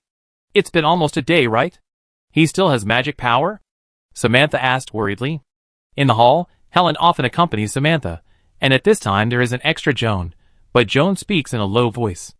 Madam, Dean Caroline has captured a headless knight, and the headless knight calls Muhua the Pale Apostle. He should have comprehended the breath of death, which has a certain effect of restoring mana. Joan explained. Breath of death, isn't that the ability that many necromancers dream of? Alas, why are you getting further and further on the road of necromancers? Samantha sighed. She didn't like Muhua's practice of necromancy. Breath of death is not only the dream of necromancers, but all spellcasters who delve into black magic want that ability, but it is too illusory, and no one can tell how to comprehend it. Helen said on the side. Black magician? Look at his skull, look at his bones and teeth, and I heard that he also has a black-armored skeleton general summon beast. This is basically a necromancer, okay? Samantha refuted Helen in a huff. I didn't say he wasn't a necromancer, I said that the applicability of breath of death is very strong. Helen pouted her lips, and said with some impatience. Looking at the two people arguing, Joan hesitated and spoke again, with a tentative look. Madam, he knows more than just death-breathing. He has inherent fire magic, and he can also keratinize skin, which he has demonstrated in class. You know about soul creation? That is one of the core technologies of Daryl Industries, and he actually agreed to teach it in the academy. He even killed a dragon. Do you think we should call him back to the family? If he teaches those magics to the family, it will be very beneficial to the family's transformation. These magics should be enough to lay the foundation for the adventurer family, right? Joan excitedly told her what she knew, but Samantha's calm expression made her feel a little uncomfortable. Adventurer family? Huh. Joan, his last name is Mu, and the Benson family has nothing to do with him. Samantha said calmly. But you? Cheong seemed unwilling. Is the surname so important? The so-called family is originally an integrated entity. Not to mention the timely discovery of talents, in Cheong's opinion, the knowledge that Muhua possesses can definitely allow Samantha to establish an unshakable position in the family. But Samantha just left Muhua outside and didn't care about him, and didn't even object to his teaching soul creation in the Dusk Courtyard. Instead of teaching those vampires, wouldn't it be better to teach within the family? Cheong didn't understand what Samantha was thinking, and wanted to persuade her again, but was interrupted by Samantha. Don't mention Muhua's affairs again, and don't talk nonsense in the family. I have my own plans. But Cheong, what do you think of Muhua? Samantha ended the discussion about the family almost rudely, but asked Cheong about Muhua with interest. For the time being, I only know that he has extraordinary magic analysis ability. Cheong said thoughtfully. No, I mean as a person. What kind of person is he? Samantha shook her head. As a person? He knows how to give back, but he is quite selfish. If he is taken back into the family, some necessary constraints will be required. But the method cannot be too drastic. Although he will usually cover up, he should be quite unruly. Joan analyzed. Ah, family, you like the Benson family so much. How about letting you join the board of directors? After listening to Joan's analysis, Samantha said unhappily, and Joan looked puzzled. Ah? Joan was surprised and puzzled. The board of directors? She couldn't beat those black-hearted guys. What? You are not young anymore, and your family is not engaged. You see, Mu Hua is also young and promising. What do you think of him? Samantha continued to ask. Huh? Xiong was confused. She came back in a hurry. You don't care about the big things. Why do you bring up this matter? Which? Madam, let's not talk about the family. How about we talk about the dragon tooth in Mu Hua's hand? Xiong said in a daze. Chapter 183. Family auction? Xiong, you really think about it. Well, don't always think about Mu Hua's things. Didn't you see that he has made dragon tooth soldiers? Don't think about it before the successor of the head of the family is determined. Since you also think Mu Hua is good, get along well in the future. When it comes to the dragon teeth in Mu Hua's hand, Samantha's attitude makes Xiong more confused. Dragon teeth are undoubtedly high-end goods. Vincent Economics and Trade has been trying to open up the high-end market for magic items in recent years. If handled properly, a batch of dragon teeth can raise the reputation of Vincent Economics and Trade to a new height. Moreover, this itself is not a bad thing for Mu Hua. Provide materials, he doesn't have to worry about other things. Just wait for the money, and it will definitely make more than he can make by selling it himself. Dragon Tooth soldiers? Damn Dragon Tooth soldiers, that thing is just a big toy. Dragon Fawn soldiers have potential, but potential is not strength. By the time they have developed decent strength, the necromancers will have been reduced to a pile of dry bones. Watching Mu Hua collecting skeleton warriors and driving a shuttle in the video, Xiong couldn't understand what Samantha was thinking, nor could he understand what Mu Hua was doing. Selling dragon teeth, hiring a bunch of mercenaries, buying some high-end equipment, and if that doesn't work, customizing a mecha or something, wouldn't that be great? Of course, if Xiong knew that Mu Hua was going to get a group of skeleton mages to let them run wild on the Abyss Island, perhaps she would be more likely to understand Mu Hua's enthusiasm for Dragon Fang soldiers. Samantha didn't seem to want Mu Hua to have too much connection with the Benson family, which Xiong was particularly puzzled about. Mu Hua in the courtyard seemed to have found no suitable goblins to kill nearby, so he drove the shuttle over a gorge and rushed northeast for 100 or 2 miles. As the sky turned to sunset, Mu Hua landed by a river, collected the shuttle, and when the ravens scattered, Mu Hua summoned a bunch of skeleton warriors again. Enough flying? What's this operation? The drone's perspective was adjusted, and a question flashed in the live broadcast room. What else can I do? I checked. This courtyard is an undeveloped courtyard. It has been in trouble for a day. It must have been surrounded by monsters. I said there were so few people. This anchor is really a jerk. Newcomer, be careful with your words. I suspect Pipa is a big shot. Ha, the big shot who kills goblins? TSK, young people nowadays don't know anything. Big shots like goblins. Let's go, it's time to work. Not many skeleton warriors died in a day, bad review. Damn the leader, are you going to launch a night raid? Yeah. Pipa, hold on. If our leader dies tonight, I will give you a sky city. Be careful of your leader peeking at the screen. If you don't understand, just ask. What is this live broadcast room for? Flirting with the anchor? There are so few rewards in this room. Nonsense, the anchor has been chopping for a whole day, and his talent is really bad. As soon as the live broadcast screen stabilized, a group of lurking gods in the live broadcast room emerged and made a lot of noise. I started a live broadcast on a whim. Needless to say, these people in the live broadcast room are really amazing. Mu Hua has no talent for acting.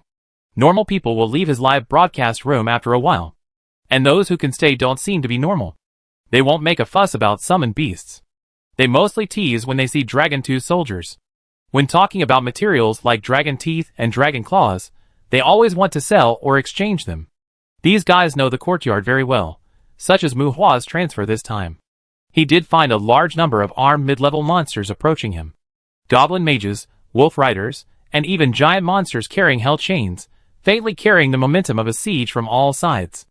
These monsters are neither high nor low, and they cannot reach the elite level, but their momentum spreads, and they have a lot of equipment and props. Feeling that there is no need to collide with them head-on, Mu Hua simply sent the skeletons back and changed the place to spawn monsters. The racial talents of goblins are very ordinary. They also guarantee their survival by living in groups and numbers among monsters. When the attributes reach a certain level, various talents also begin to emerge, and some strong talents can even affect combat power more than attributes. For example, a strong and tough body, such as Mu Hua's furious blood, and the innate magic of Raven. In these aspects, Goblins are actually very weak. With the power that Muhua has now, even if he counts the giant monsters, it is difficult for the mid-level goblins to change the quantity and quality in front of him. At most, he can release the terror riders, and we have strong soldiers and horses. Although we are not afraid of the mid-level goblins, these guys can also use magic scrolls and magic props, not to mention the equipment gain. Those things give Muhua a headache. Even if they can't pull out high-level magic scrolls, a bunch of low-level and medium-level magic will hit them, and these skeleton mages he has worked so hard to create will probably be cold in a minute. Therefore, compared with the large goblin army with the intention of actively attacking, Muhua prefers to take the initiative to attack himself, rather than let them come prepared. After a moment of waiting, the blind raven has brought back the news. Following the direction, on a gentle slope with higher terrain, Muhua saw a goblin village built with rolling logs. The 7 or 8 meter high wooden fence was uneven, but no magical fluctuations were felt on the fence. Some ravens were even jumping on the fence, but they did not attract the attention of the monsters. There was no defensive magic here. There were some arrow towers behind the fence. There was a monster village with thousands of individuals, and it was well developed. The host is not playing in the wild anymore. TSK, in a place like this, throwing an extreme fire of destruction must be very satisfying. Fire dogs retreat, the thunder system is the king, and the thunder pattern scorch is a good choice. Come on, I bet 100 credit points, Bone Fong no escape. This wall, the host's skeleton warriors can't climb up. Throw a polar surge, fire and thunder are all disasters, the earth system deserves it. Fuck, forgot Peepa's hammer? I bet 1,000 credit points, the fortress collapses, and Bone Fong clears monsters. Newcomer reporting, guys, the host is a necromancer, right? I heard that this kind of video is very popular with big guys. Why are you playing so small? If you have been watching Bone Fong for a day, you don't want to play big. Observing the situation in the village through shared vision, Muhua took the time to glance at the speech of the group of gods in the live broadcast room, and his eyelids were suddenly twitching. I will never live stream again, a bunch of bitches, only brush a dozen devil eggs a day, and still want a bicycle. While complaining in his heart, a golden light flashed in the corner of his eyes, and Muhua couldn't help but look at the virtual interface floating on the side of his face. The golden starlight rose into the sky, and the matter was settled. A starship was rewarded, and the anchor was asked to pay attention to safety. Muhua was stunned. Golden starlight. Starship, 1,000 devil coins, the boss rewarded? Fuck. Muhua muttered in a low voice, and suddenly he was hit like this. What the hell is this? The matter is settled. Fuck, someone is releasing a starship. Be careful? She looks like a gentle big sister. Is there really a point to the bone toothbrush monster? Ignore, it's getting dark. The anchor should probably finish work. This is his team leader urging him to go home and start work. Fuck, damn team leader, aren't you on a mission? You're still brushing the live broadcast. The team leader is not dead yet, brush it. Muhua was stunned, and the focus of the live broadcast room was also diverted by the sudden reward. At this time, in Benson Manor, Cheong looked blankly at his own wife Samantha, who was furiously brushing 1,000 demon coins under the guidance of Helen. This doesn't look like she doesn't like Muhua? These guys are talking too much. What's wrong with the bone teeth? Isn't it good enough to use it? Samantha was indignant, and seemed to have the urge to brush it again, but was stopped by Helen with a glare. That's enough. He doesn't know it's you. If you give more, aren't you afraid that he will take risks? Helen said unhappily. Rewarding is a very addictive thing. The rewarder is addicted, and the rewarded are also addicted. No, Helen, I think he seems to be taking risks. Cheong, who was watching the live broadcast, said in a daze. But Muhua took out a staff at some point, and his body slowly floated up. Although he didn't say anything, he gave a thumbs up to the camera. Flying, an intermediate magic, or it is more appropriate to call it floating.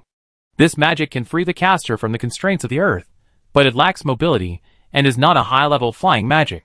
If combined with some wind magic, flying can also achieve the flying effect, but it is very troublesome to use it skillfully. Muhua has too many magics that need to be practiced, such as dispel, etc. He is ready to directly buy the flying skill stone when the attribute is reached. Muhua used the intermediate magic stone to burn the flying, and as for the staff, it was purely to add a sense of ceremony and make himself look more formal. The boss gave a reward, 1,000 demon coins, so I have to give him some feedback, right? Muhua, who had never experienced such a thing, planned to show some sincerity. Fuck, I almost forgot that the necromancer uses a staff. Don't necromancers use warhammers? Is the anchor going to use a big move? Roar roar, no magic scrolls, come on, guess what the anchor is going to do? I guess, flying while releasing bone teeth? TSK, a starship, going straight to the sky, so realistic. You made me watch bone teeth for a whole day, just for a starship. You should have said it earlier. No, Peepa, hold on, bone teeth are the king, you can't succumb to a starship. The robe fluttered, accompanied by the noise in the live broadcast room. Floating in the air, Muhua pointed the staff in his hand at the monster village in front. Well, Muhua's idea is quite simple. The big guys have released starships, so it's time to make a big scene to help liven up the fun, right? Chapter 184. The flames ignited the sunset, and the scorching heat brought the flames of destruction to the messy goblin village. Outside the courtyard, the dusk courtyard of the spring branch welcomed a normal day of classes, but at this time, the classroom was noisy. Are you kidding? I didn't expect Mu to like this tune? Will said strangely, as he watched Muhua casting spells in the air during the live broadcast. Muhua's live broadcast for a day was almost like playing, running around like a gorilla, and killing some low-level goblins, and there was nothing worth paying special attention to. After the initial novelty, most of the vampires in the courtyard stopped paying attention to Muhua's live broadcast, and they just went about their business. The teaching projector in the classroom casually projected the situation in Muhua's live broadcast room. Originally, Vic was ready to close the live broadcast for class. But with someone giving him a reward, Muhua's unusual casting of spells once again attracted the attention of everyone in the classroom. Muhua, the professor of the Dusk Courtyard, teaches soul creation, has killed a demon dragon, obtained a dragon corpse, brought a skeleton to level up, and started a live broadcast for fun, but he actually cares about rewards? Well, compared to Muhua's current magic that seems to be destructive, the vampires are more surprised that Muhua cares about rewards. Where is 1,000 demon gold coins? Is there anything wrong with liking gold coins? After a day of college life with Tabitha, Vivian also came to the class of the Dusk Courtyard at dusk. The petite girl with black hair draped over her shoulders has a pretty face after removing her smoky makeup. Unlike Will, Vivian stared at Muhua's live broadcast with shining eyes. Since her constructed undead were all killed, Vivian has become more and more sure of the value of money. Vivian didn't care much about money at first. As a necromancer, she can be self-reliant in many things. But when the constructed undead she had accumulated for many years was reimbursed, Vivian really found that money is a good thing. The cold-faced mage girl looked calm, but at this time, Wei Wan was thinking more. Is live streaming so profitable? Otherwise, let's try it too. Maybe it's not a matter of gold coins. Professor Mu should be rewarded for the first time, right? Elzak shook his head and chuckled, analyzing. Well, don't mention it. I almost forgot that he is not even 30 years old. The demons in the classroom were briefly stunned, and Will suddenly said, since contacting Muhua's series of actions have exceeded the standard. This made the vampires in the courtyard ignore his age. How much life experience can a 20-year-old mage have? The first live broadcast, the first time someone rewarded 1,000 demon coins, that feeling, excitement, seems normal. Meanwhile, in the courtyard, Muhua's magic has taken shape. Unorthodox fireball magic. A fireball magic that has changed greatly. Dozens, or rather 51, of flaming meteorites with a diameter of nearly 3 meters. Meteorites burning with flames spread across the sky, as if forming a burning sky curtain behind Muhua. Again? Is it a flaming meteorite this time? Will, who was watching the live broadcast, muttered in a low voice. This shape reminded the vampires of the king's treasure, Terror Rider Bone Spear, that Muhua had made in the classroom. No one answered Will, even though many vampires knew that this magic was not the same as those bone spears. The flaming meteorites burned the atmosphere. The fire-tailed meteor rushed towards the goblin village, which was already in chaos. Boom! Boom! Boom! The wall collapsed, the earth trembled, and the powerful impact blew holes in the ground. Countless goblins were blown away, and those torn bodies turned into a ball of charcoal in an instant under the burning of the hot flames. Meteorite spell. Muhua's original level stuck unorthodox fireball spell was mixed with meteorite spell. Only one level difference, at this time, whether it is the impact effect or the high temperature of the flame, this super unorthodox fireball spell is no longer the same as the LV-50 fireball spell. Meteorite washing the ground. A real meteorite washing the ground. Although the fire meteorites released by Muhua are much smaller than the normal meteorite spell, the number is really exaggerated. During this period, Muhua smelted some intermediate magic stones. Compared to low-level magic stones, intermediate magic stones are a bit of a pitfall. Because intermediate magic stones can also produce skill stones for low-level magic, and the probability of producing them is not low. It is normal for an intermediate magic stone to produce a fireball skill stone, and the giant monster corpse will not give a self-healing skill stone. Even if it is melted, it will only be the lowest level of healing. It seems that every magic stone above level 5 can be melted into a skill stone. But if you are lucky, an intermediate magic stone will produce an intermediate magic skill stone. If you are unlucky, 3 or 5 stack magic stones will produce low-level magic. But it is a pitfall, just like the flames in front of you that can burn low-level monsters into charcoal in a short time. If you want intermediate magic, low-level magic stones can't be stacked, so Muhua has to compete with intermediate magic stones. Meteorite, flying, earth wall, these are Muhua's relatively good gains in recent days. A super unorthodox fireball spell covered the Goblin Village. In the Goblin Village where casualties were unpredictable, the remaining monsters, some fled, and some frantically searched for Muhua's location, as if they wanted to counterattack. Lava Lotus, Eternal Bloom. In the live broadcast room, Muhua's clear voice was heard for the first time, and the whispering chanting, the fire meteorite reappeared. The magic power was greatly improved, but the magic spells became more complicated. Simple Ada and fireball spells could no longer guide the casting. In Muhua's casting, relatively serious eulogies also appeared for the first time. Boom! Boom! Boom! Screams accompanied by roars, and the Goblin Village once again ushered in the fire meteorite that washed the ground. The village was like a sea of fire, and the skeleton warriors under Muhua's command all stood obediently at Muhua's feet. That sea of fire was not something they could enter at will. Only a few goblins, who ran to them, like headless flies, would be surrounded and killed by them. Roar! The demon roared, and Monday was released by Muhua. Muhua slowly descended from the sky, and the hellhound roared into the sea of fire village, sending those lucky people who escaped the disaster back to hell. This kind of magic is very exciting, but after the fire meteor, there is probably nothing left to collect, such as corpses and magic stones. Muhua chuckled and shook his head. Forget it, just treat it as a tribute to the boss. After all, he spent 1,000 demon gold coins, right? Fuck, what the hell? Meteor shower? Stop talking nonsense, I went to school, have you ever seen a meteor shower flying sideways? The fire meteor is too small, but the impact is not low. If the casting distance is widened, it may also reach the impact of the meteor spell. Brother, he is flying sideways, which is not the same as meteorite magic. Look at the attack density, you are really embarrassed to analyze it? Compound magic? Kid, judging from the casting time and chanting, it is probably inherent magic. You are a necromancer who masters inherent fire magic. Where are the bone teeth? Heretic. Heretic. Don't be reckless, stay calm, maybe he is a real boss. Be careful that he will find your home with a magic network in an instant. Where is the 375 courtyard?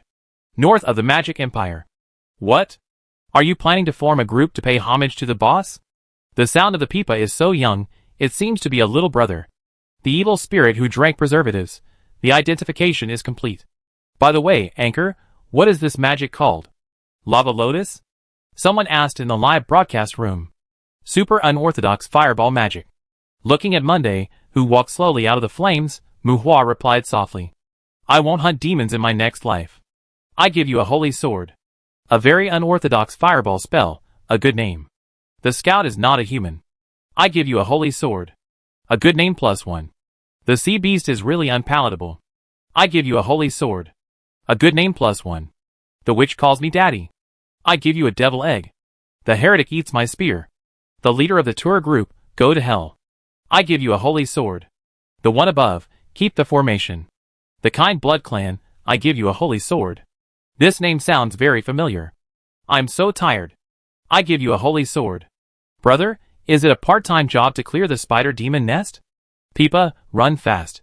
The last fire mage, he called brother, has not recovered from the magic leak yet. Fuck, the legendary and scrupulous leader has appeared. Take my bottle of magic potion. Assholes, don't let me know who you are. Huh. A series of rewards followed one after another. Among the platform gifts, a holy sword and 100 demon coins are one level lower than the starship. The Adventurers Guild's live broadcast platform, humans only have partial management rights, and at the same time, they cannot deduct 50% of the profit share like various platforms in the previous life. It seems that thousands of demon coins have been credited in the blink of an eye. Mu Hua scratched his head. Sure enough, life is like a play. Does it require acting skills? Although a goblin village was blown up, it seems that this wave will not be compensated. Chapter 185. In the courtyard without the sun and moon, as time passed, the night gradually fell in sync with the human world. Mu Hua fired 2 fireballs like a meteor shower, and after receiving a reward of 1, he closed the live broadcast on the grounds that it was night. Because of the existence of the courtyard, this world is infinitely broad. Among the countless humanoid life forms, there are many with strange abilities. In Mu Hua's daily living environment, although many people marveled at his abilities, his living range was still relatively limited after all. In this open world, the abilities shown by Mu Hua in the live broadcast did not seem to cause any waves. Even the fire meteor group attack that shocked Mu Hua himself, when placed in front of the group of gods in the live broadcast room, seemed to make them feel strange and surprised at most. This should have something to do with Mu Hua hiding his appearance and age. But through the reactions of these people, Mu Hua also found that the adventurers he knew on weekdays could not represent the full picture of adventurers at all. Just like Tabitha, she was born in a good family, but she didn't understand many things related to adventurers in front of Vivian. The stronger you are, the more you can find that there is a vague but clear dividing line between the world of adventurers and the world of settlers. Mu Hua slightly put away his recent mentality, and most of the guys in the live broadcast room gave people a feeling of bitterness. And it was this group of people who could respond with a normal ridicule when they saw his groups of summoned beasts or the powerful inherent magic. The water in this world is deeper than he thought. Maybe pulling out his own Terror Rider can make those guys in the live broadcast room amazed? Mu Hua was not sure. After all, Caroline had captured a Terror Knight and locked him in the cellar, and encouraged a group of inexperienced potion teachers to try to subdue him. As the live broadcast room was closed, Samantha's expression in Benson Manor was also very interesting. What did Mu Hua do just now? That thing? Is it really a child of the Mu family? Samantha, I've always wanted to ask you. Mu Hua has spiritual abilities. Is he from a bloodline family? Facing Samantha with a strange expression, Helen asked on the side. How is it possible? Samantha questioned and denied, but her tone was somewhat uncertain. Bloodline family? You said Mu Hua is a demon? Joan asked doubtfully. This is a word she has never heard of. Bloodline family is human. Maybe there may be some special talents, but not demons. Helen shook her head, and Samantha looked at Joan on the side. Aren't you always thinking about the transformation of the Benson family? In essence, the Benson family is actually impossible to become an adventurer family, at least within 2 or 3 generations. Most people think of adventurer families as the rich and powerful among adventurers. In fact, only adventurers with blood inheritance can be called adventurer families. Samantha explained, and Joan was surprised. Joan thought that her information was quite wide, but Joan had never heard of these things. Joan glanced at Helen beside Samantha, and suddenly realized that these things might be told to Samantha by Helen. After all, the connection between demons and the adventurer world is still very deep. Humans also have blood? Joan blinked curiously. However, Samantha seemed to have lost interest in explaining, but after Samantha agreed, Helen spoke again. Talent and physique, some people can indeed pass on some abilities to their offspring. The term bloodline should be considered a description, Helen explained. I don't know much about magic talent, but it will always be inherited. Some people also speculate that those with superpowers may have atavism.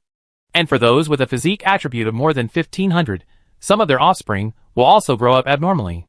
In such a family, only those with a physique of more than 1500 can inherit the position of head of the family, Helen said. How is it possible? If that were the case, humans would have ruled the courtyard long ago, and those adventurous families would have more branches and leaves. Helen screamed. Let's not talk about women first. How many children can a man have in his lifetime? Give him enough women. Tens of thousands is a bit dangerous, but hundreds of thousands is still easy, right? Even if it is rumored that the color domain ritual has a great interference with inheritance, to put it bluntly, it is normal intercourse between the two sexes. But for a human with a physical attribute of more than 1500, if he is given a harem and 6 courtyards, or even finds tens of thousands of women to give birth to children, how can a human not do such a thing? Let alone thousands of years, even if they hold it in for 100 years. A group of such beings will be able to fight the demons to a draw, right? Why does the Federation need to encourage demon hunting every day? Speaking of which, how did those powerful people in the human world of Loren survive to this day? Joan seriously questioned Helen's statement. Blood inheritance is potential, not strength. And can physical fitness alone withstand strange magic? The physical fitness of the ogre minotaur is not low, but a random succubus can lead them by the nose, right? Helen rolled her eyes at Joan. Unlike demons, humans are naturally fragile. Those bloodline people just grow faster than ordinary people, and have more ways to grow. Perhaps they will inherit some talents, but no matter what, rapid growth also involves the consumption of more resources. And human bloodline has a very serious decline characteristic. If a bloodline person with a physical fitness of 1500 has a physical fitness of less than 1500, then the child of this offspring will be no different from ordinary people. This is also the reason why people cannot determine the connection between supernatural talents and bloodline people. Involving life transitions that affect lifespan, powerful adventurers are more focused on themselves. Even if they are willing to give birth to offspring, it is not easy to try their best to cultivate stronger heirs. Do you really think you are raising pigs? Helen said unhappily. With a simple explanation, Joan probably understood the key point, that is, children born in adventurer families will be more talented, but no matter how talented they are still scum when they are born. As for whether they will grow up crooked in the future, it still depends on his father's training. The resources they got were not enough for themselves. If they had too many children of this kind, it would be annoying to look at them, and they would not be able to raise them. There is no such thing as an adventurer family in Lanton, right? But Muhua's attributes grow too fast. So you say that one of Muhua's parents has a physical fitness of more than 1500? Xiong muttered in understanding, and the two girls looked at Samantha. No, it's impossible.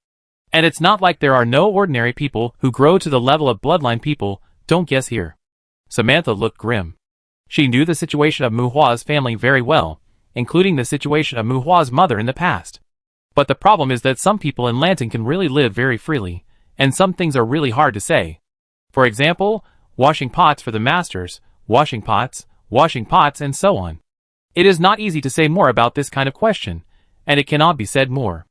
But Samantha also tested DNA when she investigated Muhua in the early years. There was nothing wrong with it. He was a descendant of the Mu family. Samantha glared at Joan with dissatisfaction. She obviously realized that the two women had thought about the problem in a bad direction. Well, the possibility of humans cannot be underestimated, but madam, he may have the potential to become a bloodline. Helen nodded, with a strange light flashing in her eyes. Although she did not notice Helen's expression, Samantha's face was obviously filled with joy.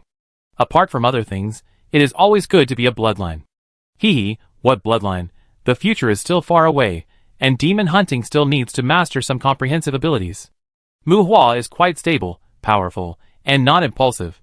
It's good to fight low-level monsters. Samantha smiled. Madam, he just killed a dragon a few days ago. Joan reminded on the side. Samantha's expression froze, and she was silent for a moment, then turned to look at Helen. Helen, when does the demonic night banquet start? Muhua should be able to find a suitable follower, right? Samantha asked seriously. Yes, that guy is gone to get the dragon. Is there anything more impulsive than this? Damn the bloodline, that thing is a fantasy to her. Let's talk about something practical. Soon, but there are probably not many people in the new generation who can be better than him. You also saw how he swings the hammer. Helen twitched her lips. It's better to have it than not, even if there are more helpers. Alas, Betha is also a worry. Samantha sighed, not knowing what to say for a while. The three women seemed to have their own thoughts, and Muhua, who turned off the live broadcast, did not leave the courtyard as everyone imagined. In the courtyard at night, the forest grass was full of the dim light reflected by the pupils of monsters. It was like the dim light of fireflies, which contained hostility, but there was no beauty. A team of cavalrymen stepped out of the flame path and galloped deep into the wilderness of the Goblin Kingdom. In the slightly humid air, the sky was covered with a cloud of crows, and the magic halo of the fear pattern spread terror, scaring away the weak monsters in the wild. After collecting the skeleton warriors and summoning a large group of fear riders, Muhua prepared for battle and rushed to the path to Area B31. There was a well-equipped goblin fortress there, and there were also a large number of intermediate monsters. Earlier, with Tibesha and a group of black-armored skeleton generals, Muhua did not dare to provoke the goblins there. Now the intensity of the fireball technique has increased sharply, and it has the effect of siege. With the Crow Group fear riders in place, it seems that they can mediate even if they encounter monster flying riders. That's right, Muhua kept upgrading the Raven summoning, not only because their reconnaissance ability was really good, but he actually wanted to use them to contain the flying monsters. Mu Hua didn't think he could occupy the mineral vein there, he just wanted to try, with the power he had now, whether he could promote that level of monster fortress. The monster fortress that he and Taibesha had reconnoitered some time ago, and then retreated in disgrace. Chapter 186. The night in the courtyard is not peaceful. Although goblins are not nocturnal monsters, they also like to attack other creatures at night. If there are humans, they attack humans. If there are no humans, they will find trouble with monsters near the territory. If there are no monsters, they will just eat their own kind.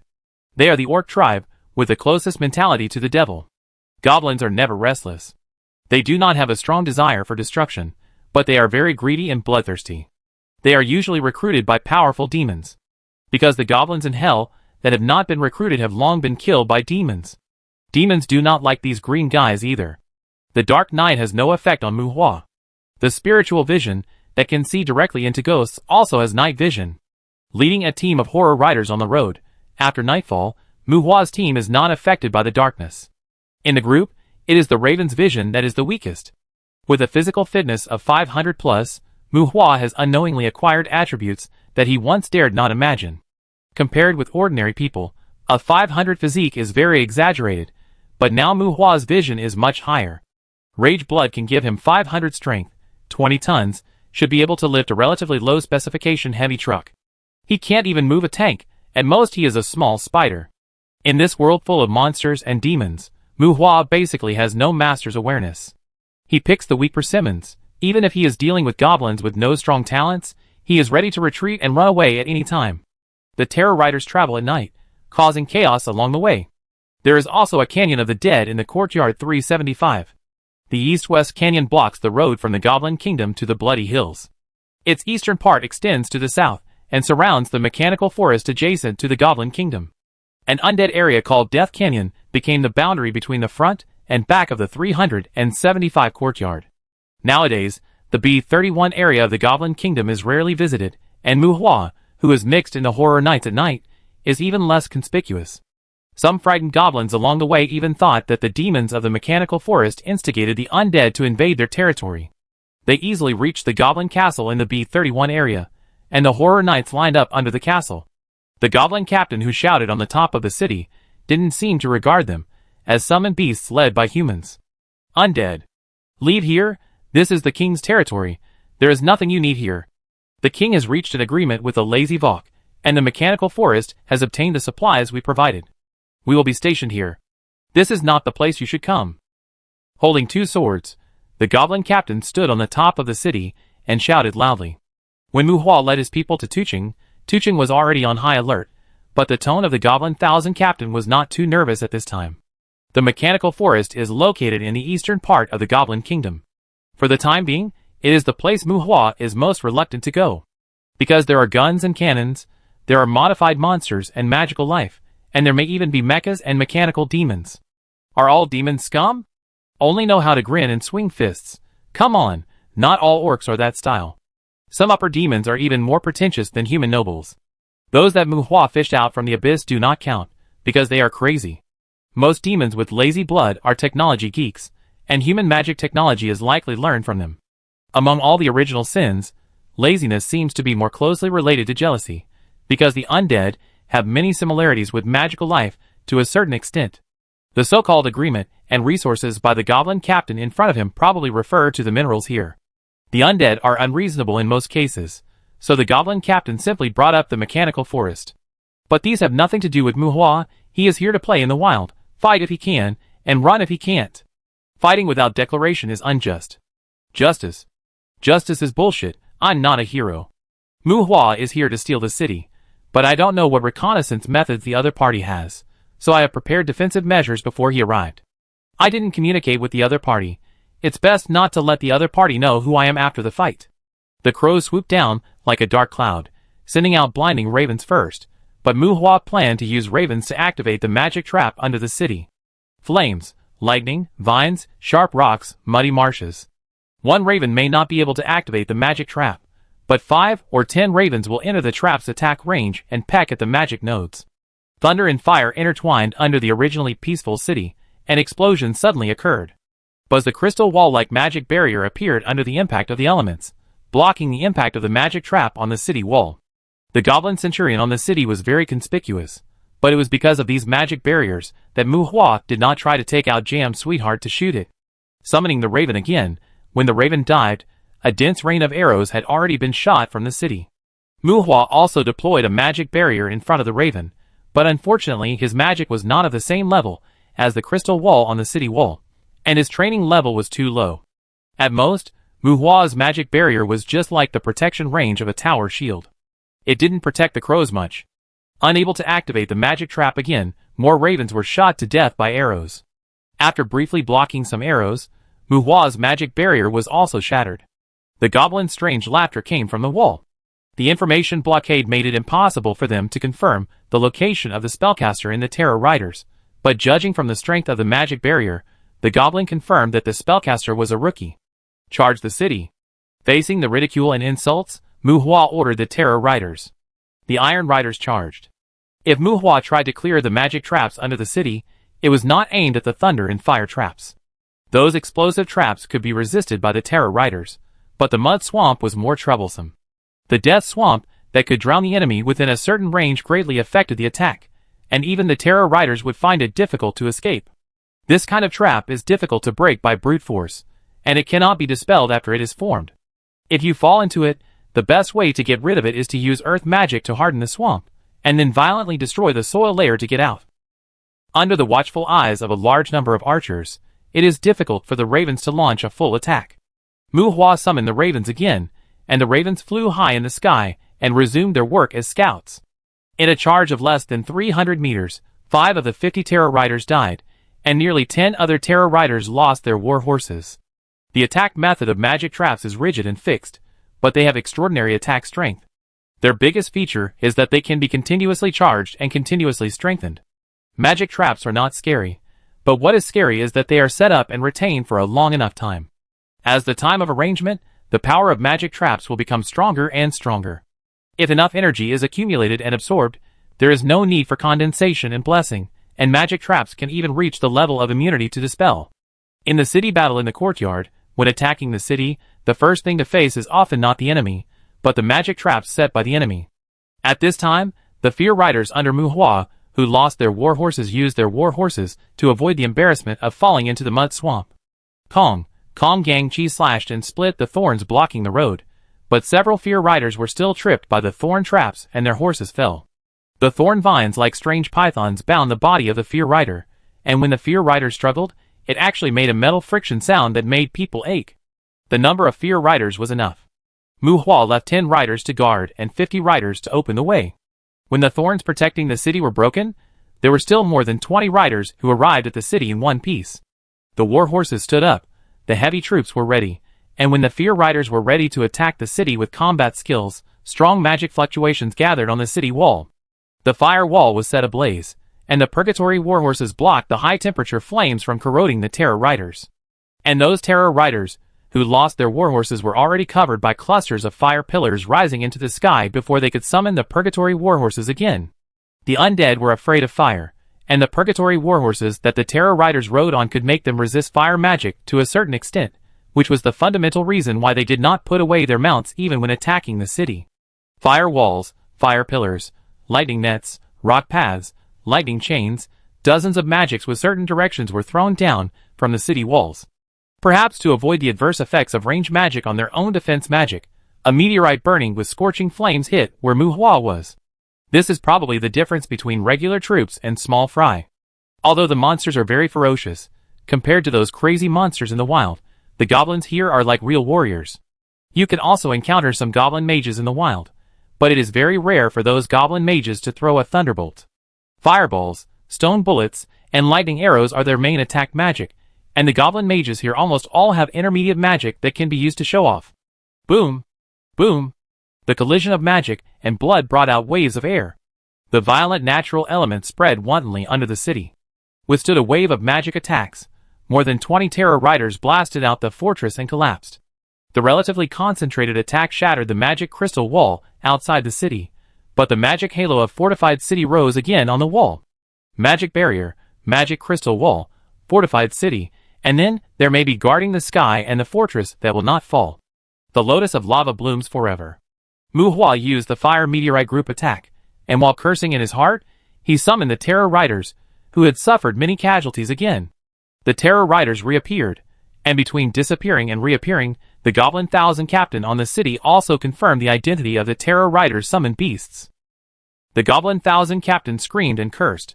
He hated summoned beasts, especially high-level summoned beasts, like the Terror Riders. Damn, a group of bastards, who gave up the honor of knights. Boom! Boom! Boom! The fire meteorites hit the fortress, and ripples of magic power were rippled around the periphery of the fortress. The fire meteorite group attack was powerful, but after one attack, it still could not break through the defensive magic outside the fortress. The Terror Riders charged again, and a light of blessing of courage rose from the fortress. A passage close to the city wall had been crushed earlier. At this time, the cavalry only needed to avoid the location of the muddy swamp, and this time, they would not be lost along the way like before. Magic traps are very powerful, but they are not so powerful when thrown out. The trap absorbs external magic power autonomously. The longer it stays, the stronger the magic trap becomes. At this time, even if the spellcaster on the city casts the magic trap again, it is impossible to achieve the same result as before. The Terror Knight is not that weak. Chapter 187. The Terror Knights are cockroaches, not afraid of pain, and have an alternative regeneration ability. If they cannot be killed in a short time with high-intensity attacks, the Terror Knights can also be regarded as indestructible cockroaches. Among the high-level monsters, the attributes of the Terror Knights are not outstanding, but they are proficient in martial arts and have the ability to kill with fatal blows, which also makes them extremely dangerous. After the initial outbreak, the Goblin Thousand Captain was very troubled by these Terror Knights, who hammered the walls under the city. The most annoying thing was that these guys were actually summoned beasts.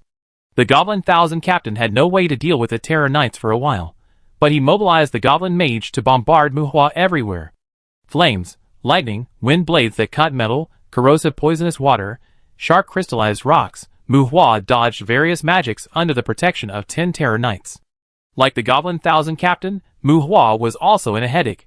He almost opened fire at full power, but he couldn't blow away the defensive magic of the Goblin Castle. The collapse of the fortress of the Terror Knights, and the fire meteorites of Mu Hua's group attack blasted open the strong city defense, and even blasted apart the side defense of the Guardian Sky. The defensive magic of the Guardian Sky is just like its name. Its strongest defense point is to defend against air raids. It covers the castle like an eggshell, but its defense effect against frontal attacks is not strong. But this magic is not like other defensive magic that can break the surface with a point. This magic has the ability to repair itself. Unless it causes large-scale damage from the top, even if it is blasted open, it can slowly repair itself, and by transmitting magic power, it can also increase its repair speed. Whenever the Guardian Sky is blasted open, the crystallized earth wall ramparts and immovable fortresses will inevitably block the attack of the Terror Knights. With the help of Whirlwind, Thunder Roar Cannon, and Flaming Fire Wall to drive away the Terror Riders, when the temporarily released earth defense was blasted away, the guard sky behind was repaired again. The improper fireball technique was combined into the fire meteorite group attack. Speaking of it, the attack density of this magic is also outstanding among high-level magic. Unfortunately, this magic is instantaneous magic, and there is no function of retention and delay. In other words, when a fire meteorite group attack is launched, dozens of fire meteorites will attack the target. Facing the joint defense of countless spellcasters in the fortress, Mu Hua destroyed a piece of defensive magic with a fire meteorite, but the flames were not extinguished, and several defenses were erected on the other side. The Terror Riders have relatively complete siege combat skills, but the problem is that the attack strength of the combat skills is directly related to the personal attributes of the caster. In short, the summoning of the Terror Riders to collapse the fortress is very good, but facing the mid to high level position defense magic in the fortress, their power is still a little lacking. After a long battle, the flames ignited the forest. The Goblin Castle seemed to be in danger, but it stood firm in the sea of fire. The Goblin Castle did not want to send troops to fight the Terror Knights, and Mu Hua could not attack the city. The night sky was as bright as day under the rendering of the flames and lightning. Mu Hua sighed in his heart that his side still had too little combat power when it came to the siege. What happened to the promised rise? What happened to the promise soaring into the sky? My buddy even killed the dragon, but now he can't blow open a small goblin village. Boom! The 4 Terror Knights were scattered into light spots under the attack of the extermination arrow. The hot fire wave hit, the bone shield was broken, and Mu Hua, who had an intermediate affinity with the fire element, felt a burning pain on his skin. The regeneration ability was running, and the strong body was constantly burning and repairing. High-level fire attack magic. Mu Hua didn't have to guess who knew which bastard on the other side had used the magic scroll. He absolutely didn't believe that there was a goblin wizard who could shoot the arrow of annihilation in such a ghost place. The magic scroll was very unethical, but it could be broken by any level of dispel. No matter how high the magic scroll was, dispel was dead against magic scroll. But the goblin wizard who released the scroll was hiding on the city, and Mu Hua couldn't find its location at all. Now that the other party used the scroll, he could only passively take the beating. I will come back. Looking up and shouting at the goblin castle, Mu Hua, who was about to run away, shouted out quite an incredible line in anger. Forget it, run away, run away. This castle can't be bitten, and the other side is probably anxious. They have thrown out high-level magic, and who knows if they will throw something else. The most critical problem now is that a large number of the scattered ravens have died. It is estimated that there are already demons coming here. Mu Hua turned his horse around, and the terror riders under the city stopped attacking the city and started running around the city wall. Boom, boom, crackle, the magic traps were constantly triggered, and the terror riders triggered the magic traps, trapping themselves in the invasion of elements, and also attracted the angry curses of the goblin centurion on the city. First, I kill you for 100 million. Mu Hua cursed back, and followed the direction where there was no warning from the ravens, and rode away. Well, it's not an adjective. Although the goblin fortress could not be bidden, according to the market price, the opponent consumed more than 100 million because of Mu Hua's disturbance. The magic traps that had been storing energy for an unknown period of time were trampled. In order to prevent the terror riders from breaking the city, the opponent's defensive magic must use scrolls. The abnormal recovery speed of Guardian Sky must be the result of auxiliary charging, including the arrow of annihilation that was just thrown out. Yes, including the repair of the ground outside the fortress that was hit by the meteorite. Counting it up bit by bit, haha, these are all not small expenses. When running away, Mu Hua comforted himself in his heart. Anyway, we didn't lose money, so we made money. The Purgatory Warhorse carried Mu Hua and ran 4 or 5 miles. Mu Hua summoned all the terror knights and ravens again. After running 10 miles again, he found a call, drank a bottle of magic potion, and started sharing vision. Well, the goblin centurion in the fortress was so steady that he didn't chase. In the other two directions, the giant bats, wolf riders, and chariots, it was not clear whether it was the centurion leading the team or the goblin general leading the army. Before the scouting raven was killed by the giant bat, Mu Hua confirmed that there were thousands of goblin reinforcements on both sides. And behind those well-equipped goblin reinforcements, there are probably even more goblin soldiers. Throw spears, shoot them down. Mu Hua pointed to the sky, and dozens of terrifying riders cast bone spears. Giant bats with a wingspan of up to 7 meters are the goblins' usual mounts. Although these giant bats are huge, they have a flying speed far exceeding that of ravens. When Mu Hua was observing the pursuers, a giant bat carrying a goblin mage had already landed above him. The giant bats fly very fast. Like bats, they also use sound waves to locate. Under normal circumstances, it is difficult for ravens to blind the giant bats. But who can blame Mu Hua for having enough ravens on his side? They surrounded and intercepted. As soon as they arrived above Mu Hua, the goblin mage on the giant bat was pecked by the ravens. Facing the bone spears, the giant bat dodged in the air, but unfortunately the terror knight's throwing technique was quite professional. The giant bat was still pierced by several of the dozens of bone spears. Puff, puff, puff, the giant bat fell stiffly, while the goblin wizard on it screamed. Gabba! There was nothing beside the goblin wizard, but its head was twisted strangely. As the giant bat continued to fall, the goblin wizard was grabbed in the air by a force, and the goblin wizard's still convulsing body quickly floated in front of Mu Hua. The hand of the wizard, a goblin wizard of unknown strength, was killed by Mu Hua. After all, he has killed a dragon. If he can't capture the fortress, he can't just kill a goblin wizard with a pinch. Puff! The goblin wizard who was brought in front of Mu Hua died instantly, and when he turned into dust, he left behind magic stones and drops. Being able to control a flying horse, this goblin wizard should be quite powerful. A magic stone close to level 5 was thrown into the burning source furnace. Very good, lightning arrows. Mu Hua curled his lips. These intermediate magic stones are really unreliable. Chapter 188. The attack on the goblin castle attracted the monsters to encircle and suppress him. Two monster armies formed a double team against Mu Hua from the north and southwest. Led by a high-level goblin, these goblins were not just charging randomly. Looking at the situation, they obviously wanted to force Mu Hua to flee to the mechanical forest in the east. The Terror Rider, Raven, and Monday were all summoned by Mu Hua. The east was impossible. Running around under the pursuit of monsters was not a good idea. Leading the riders, Mu Hua rushed to the southwest. That was the direction to withdraw from the courtyard. At the same time, although Mu Hua could not break through the goblin castle, he could fight in the field at night with a group of headless knights. If even the goblin army did not dare to charge, the demon dragon Akmelin would cry. Perhaps they didn't expect Mu Hua to take the initiative to attack. After running for more than 10 minutes, the three giant bats suddenly collided with the ravens flying high in the sky. The blind ravens that were originally scattered widely suddenly shrank and gathered together. The giant bats seemed to have directly crashed into the ravens and were instantly blinded. There were goblin mages on the three giant bats, and the goblin mages this time were more cautious than the previous one. The magic shield covering the goblin mage's body blocked the raven's curse, and then a fire shot that exploded in the air blew a large number of ravens into pieces. These flying cavalry are very troublesome. Even the less aggressive giant bats have more sensitive aerial maneuvers than the shuttles. Regardless of which race, the knights riding flying cavalry are usually not too bad.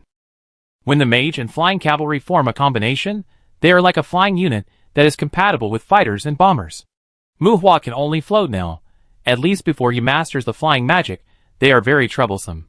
The blinding curse can make the giant bats uncomfortable for a short time, but relying on sound wave positioning is the giant bat's forte, and blinding can hardly fully work on creatures like giant bats. However, the short-term discomfort is enough, because the bone spears of the Terror Knights have already rushed into the sky. It seems that these giant bats are on a search and tracking mission, and they are not flying too high. The sudden attack, the bone spears instantly shot and killed three giant bats.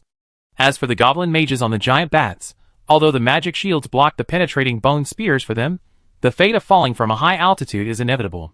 Two of the three goblin mages actually lost their magic shields under the joint attack of the bone spears. It is not difficult to find out that the magic power of these goblin mages is weak. There is no need to worry about the two falling goblin mages. Even if they are not killed by the fall, the charging Terror Knight can also take their lives along the way. The other goblin mage barely floats in the air, and his body movements are obviously flustered. Without running away, flying can only glide.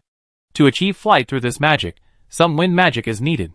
Giant bats have a certain advantage in night flight, but their load capacity is poor. Even the short and thin goblin wizard needs to travel light when riding them. Since the goblin wizard in the sky did not run away, it is even more impossible for him to cast a spell. Although he still has a magic shield, it is estimated that this guy has no magic power. Poor demon, flying in the sky with a magic shield? I don't even dare to float, right? Mu Hua had an evil smile on his lips. Perhaps saying that they are cautious is a bit unfair to the flying knight, who was killed by a wave earlier. Raising his arms, the fireball broke through the air. Well, although the fireball spell has become a group attack of fire meteorites, it does not mean that Mu Hua cannot use the magic mixed in it alone.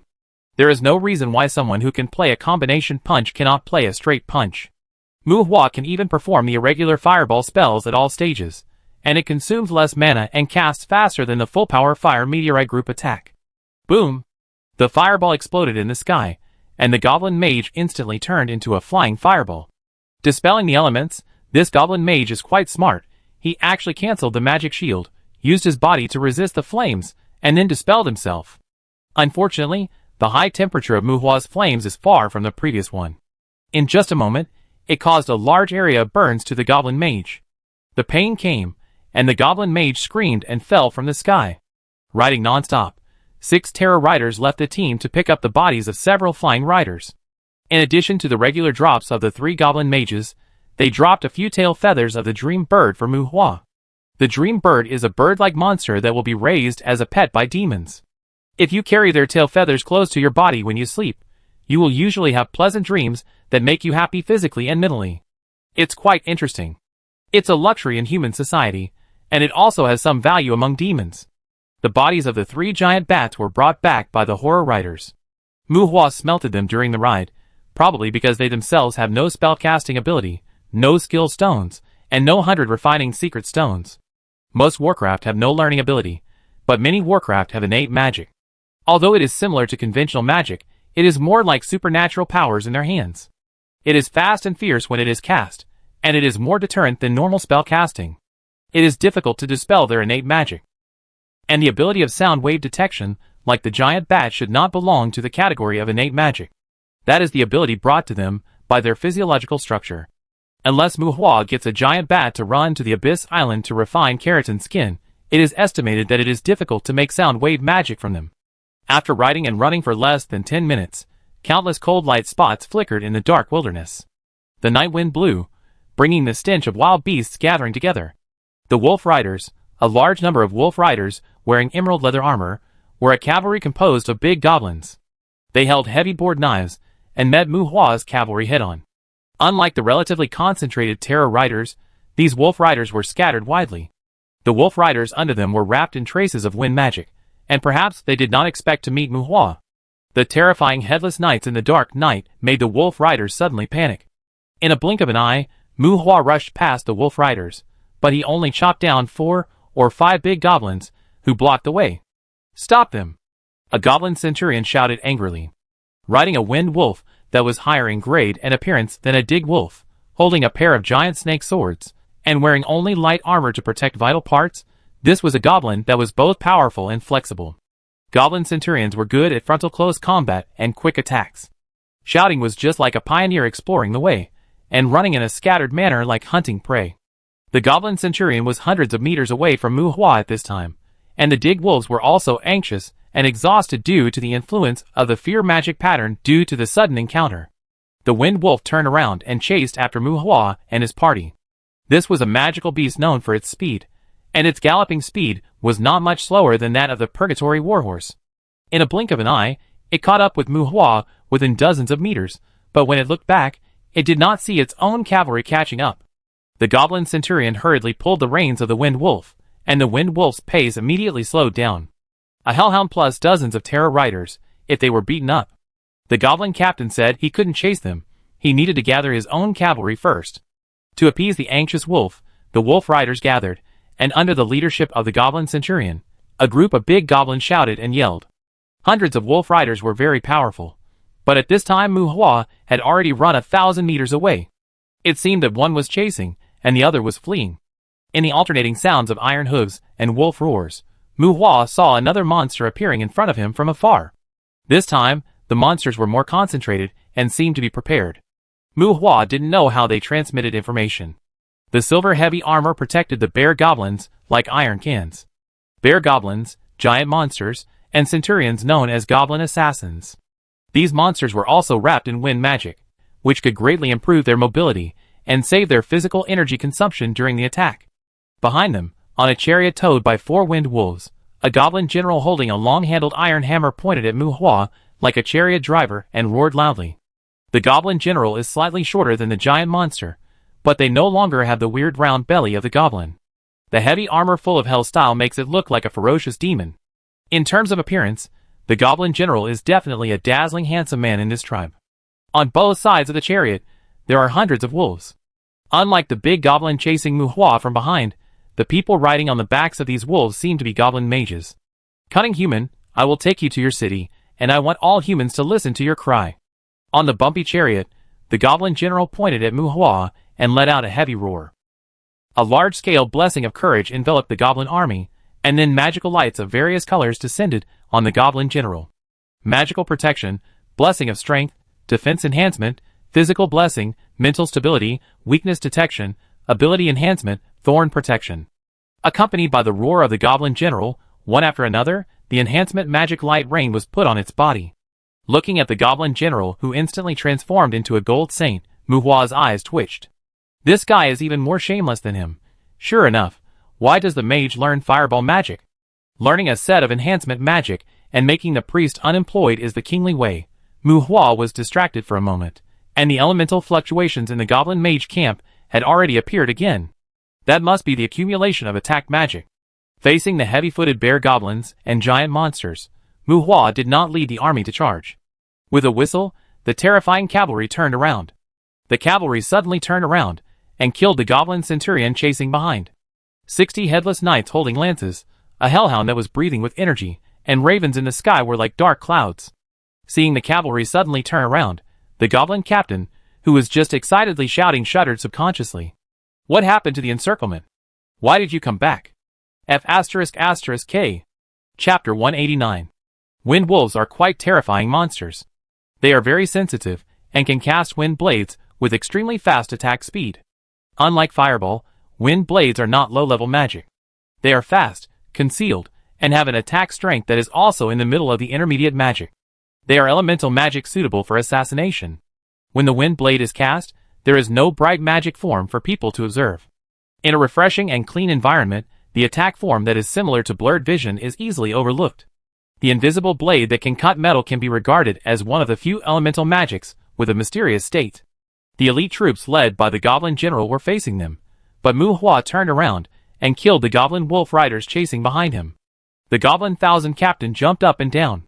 The goblin 1,000 captains are all good at close combat. They are like swordsmen with double swords, and their swordsmanship is fierce and agile. However, the opposite side is a group of headless knights. These guys are born weapon masters.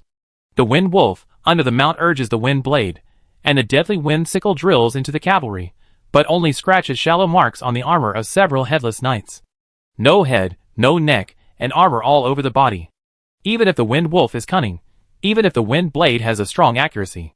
But there is really no better place to attack. The wind wolf can only throw wind blades at the terror knight without thinking. And the cavalry, whose charging speed is not affected at all, also makes the goblin centurion feel a little scared. Playing cavalry battle with a headless knight? Playing swordsmanship? Don't make trouble. Where is the mage? Where is the enhancement magic? To deal with this group of headless undead, you can only suppress them. The general of our own is full of enhancement magic, but it is 8 feet away from here. What should we do? Without magic enhancement, what's the point of suppressing them? It's a good deed to not be defeated by these terror riders. Boom! Boom! Behind him, a piece of magic exploded on the route where Mu Hua was rushing.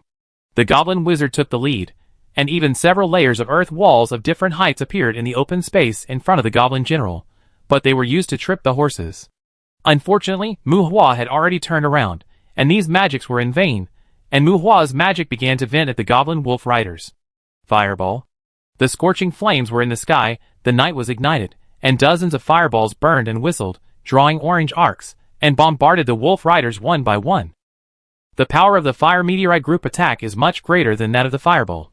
Especially the impact and explosion brought by the meteorite are incomparable to the fireball.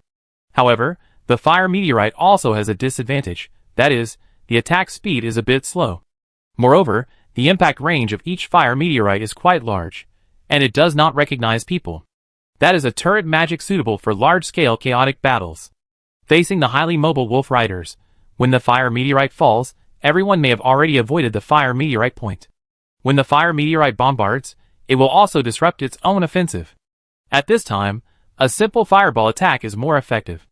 Bang, bang, the flames burst, followed by the screams and wails of the wolf and the big goblin. Compared with the fire meteorite, the fireball attacks faster.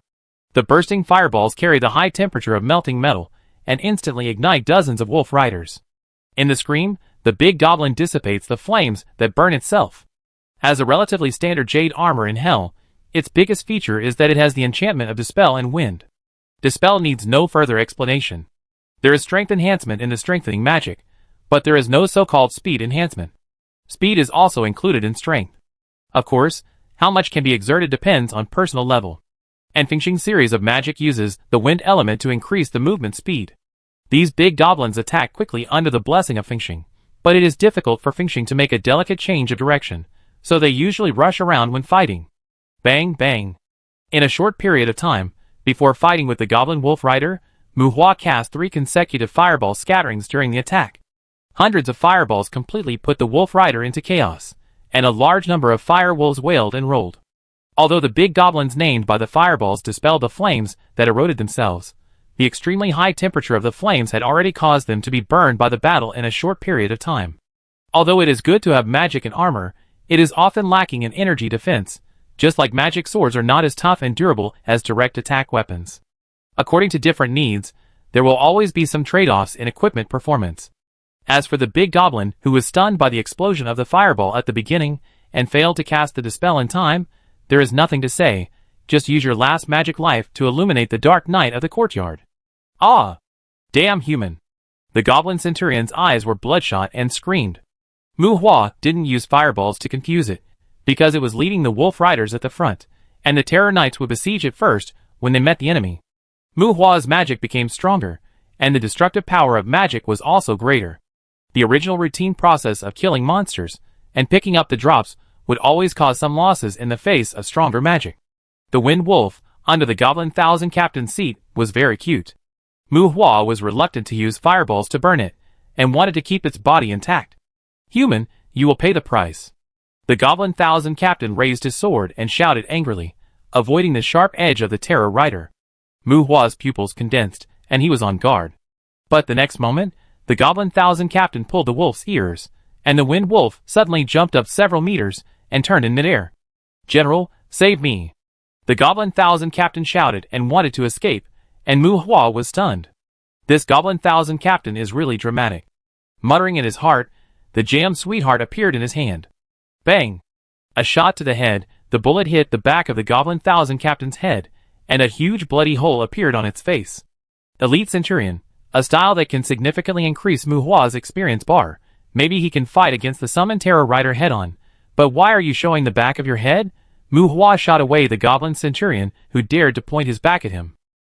Carrying Jam Sweetheart and following the Terror Riders to charge, Mu Hua turned into a dragoon, materializing bullets again and again, shooting through the enemy's head one by one. Well, dragoon, not dragon knight. Dragon knights ride big dragons, and dragoons ride everything, referring to those guys who ride high-mobility vehicles, ride beasts, and shoot all over the world. Dog, I attract the attention of the Goblin General later, and you find a way to kill those Goblin mages. Mu Hua said to Monday. Wu Monday responded, found a direction, and seemed to be chasing the fleeing wolf riders, and ran into the darkness in a blink of an eye.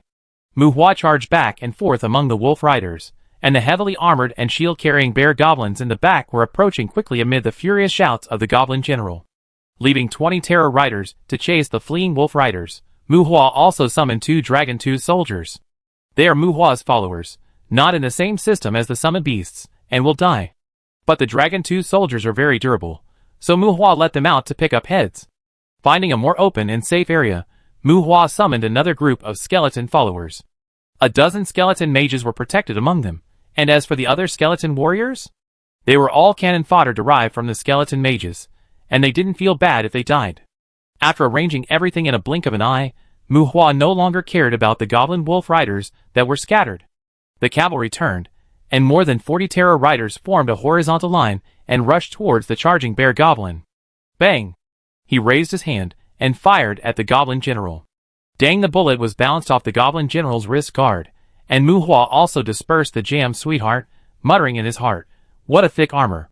The Night Demon sword materialized. Jam Sweetheart could not shoot through the Goblin General's armor, and the Night Demon sword probably could not cut it either. However, being unable to cut the Goblin General does not mean being unable to cut the Bear Goblin and the Giant Monster. The two sides engaged, and due to the absolute disadvantage in numbers, the Terror Knight was instantly surrounded by the heavily armed Bear Goblin. These Bear Goblins are all big guys, and they are a group of giants in front of humans. Their sturdy bodies are not much inferior to the Terror Knights riding war horses, not to mention the taller giant monsters.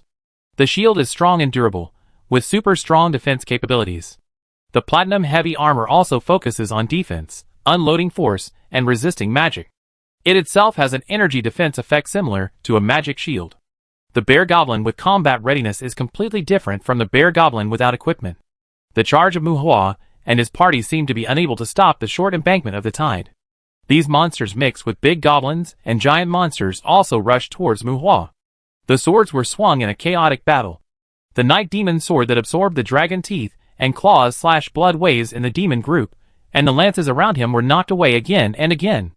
In this chaotic battle, Mu Hua's magic hands were somewhat powerless. He and the Terror Riders had already collected their war horses. Facing these heavy infantry with thick flesh and thick armor, the efficiency of cavalry fighting was actually not as good as that of foot fighting. The efficiency of killing the enemy was one aspect, and the other aspect was riding on the war horses. Mu Hua and the group of Terror Riders were quite conspicuous, and they were also easily targeted by the goblin mages behind. At this time on the battlefield, Both the bear goblins and the giant monsters were big guys, and even the big goblins were about 2 meters tall. If you get off the war horses? Come on, if you can lock on the brothers in the group of monsters, even if you lose. Chapter 190. The magic sword rolled up 1,000 layers of blood, and Mu Hua was frightened. Before he got the intermediate combat skills, he would slash and sweep. Well, the snake skin moves with gun fighting skills. But it doesn't matter, he has thick skin and strong strength, and is very bearable. When he was mixed in the demon group, the battle began. Mu Hua didn't even cover his bone shield, and his robe was cut into cloth strips, but his magic patterns were flashing, but there was no scar at all. These bear goblin armors are thick enough, and the sword cannot do it. Broken legs, beheading, blood and energy collision, the battlefield of fighting seemed to be covered by blood mist, and the natural elements showed a bit of dullness in this kind of blood-ravaged environment. Ordinary martial arts, with the support of the sharp sword, can cause death damage to the monsters in just a few swords.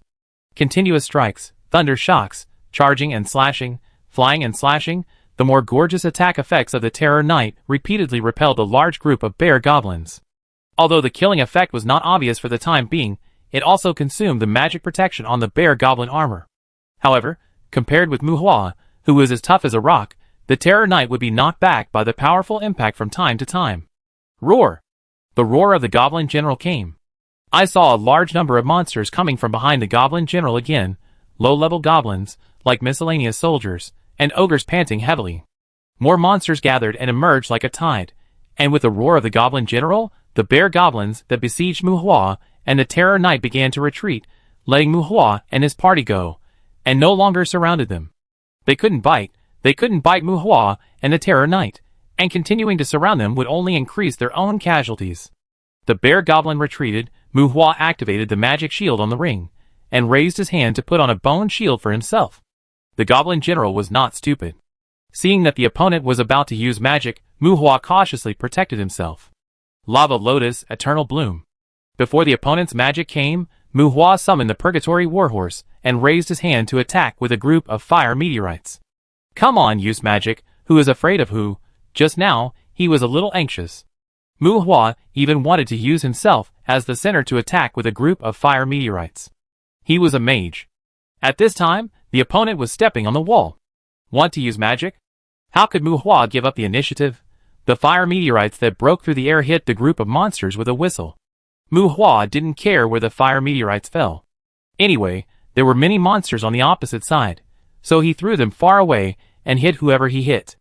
The fire meteorites fell, and a group of terror riders rushed towards the Goblin General regardless of anything. Because of the anger of the fire meteorites, the Goblin General looked around briefly, as if he wanted to find the caster who was hiding, but he didn't think of Mu Hua at the first time. The Goblin Mage's magic barrier has been raised. Seeing that the Horror Knights are fearless, the Goblin General doesn't care about Mu Hua. But the Goblin General leaped dozens of meters away, and slammed in front of the Horror Knights.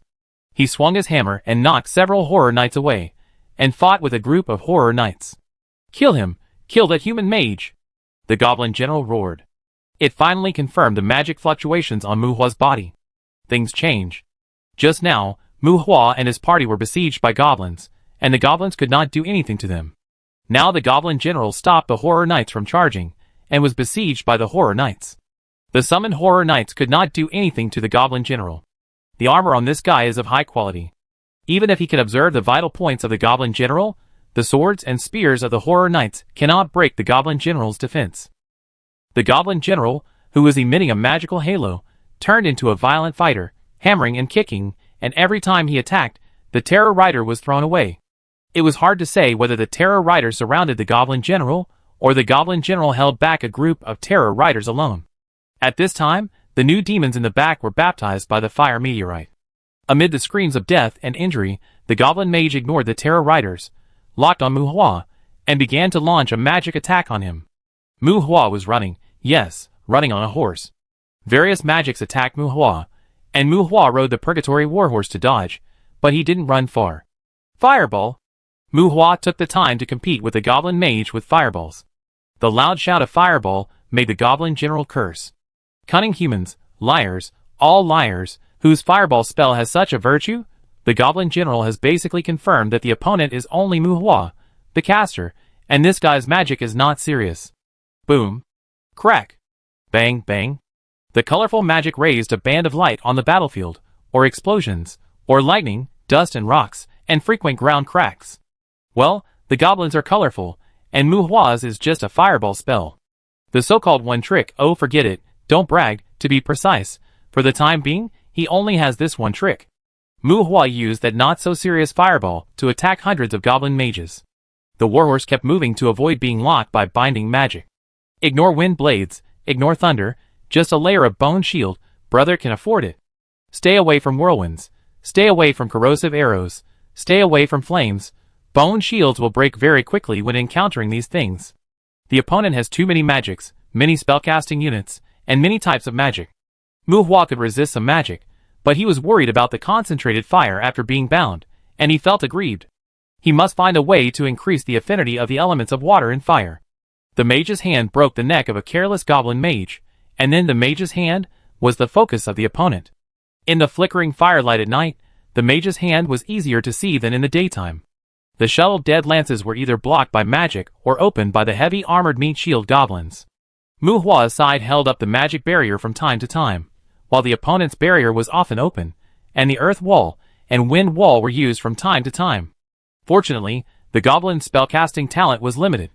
Although there were hundreds of goblin mages, they did not master the ability to create magic positions. The two sides came and went, and it was very lively. Mu Hua was also furious at this time. He was going to fight. Whoever was cowardly was a grandson. Even if he had to use up all his purgatory weapons today, he would still make the other side call him daddy. To be honest, Mu Hua's mentality had exploded since the attack on the goblin castle of EP131. His personal attributes increased dramatically. He mastered the magic knowledge that ordinary people would find difficult to learn in their lifetime. He was on good terms with the rich and powerful. He ate the maze tyrant. He fought against the dragon. Even the vampires had to behave themselves in front of him. Mu Hua was arrogant. No matter how much he thought he was steady, he was really a little arrogant. He was so arrogant that he went to fight a group battle with monsters alone in the middle of the night. He was hit hard by them. Well, 2 sticks. He couldn't open the gate in the castle battle, and was restrained by the opponent in various ways in the wild encounter. Bang! The ice crystal shattered, and Mu Hua was locked by the goblin mage's freezing spell. His own affinity for the water element and his great strength helped him break free from the ice in the first place. The broken ice scattered like stones, and he put on the bone shield again. For thunderbolts and a wind blade had already hit him. Thunder magic has a stronger lethality than fire magic, but it lacks the ability to sustain damage.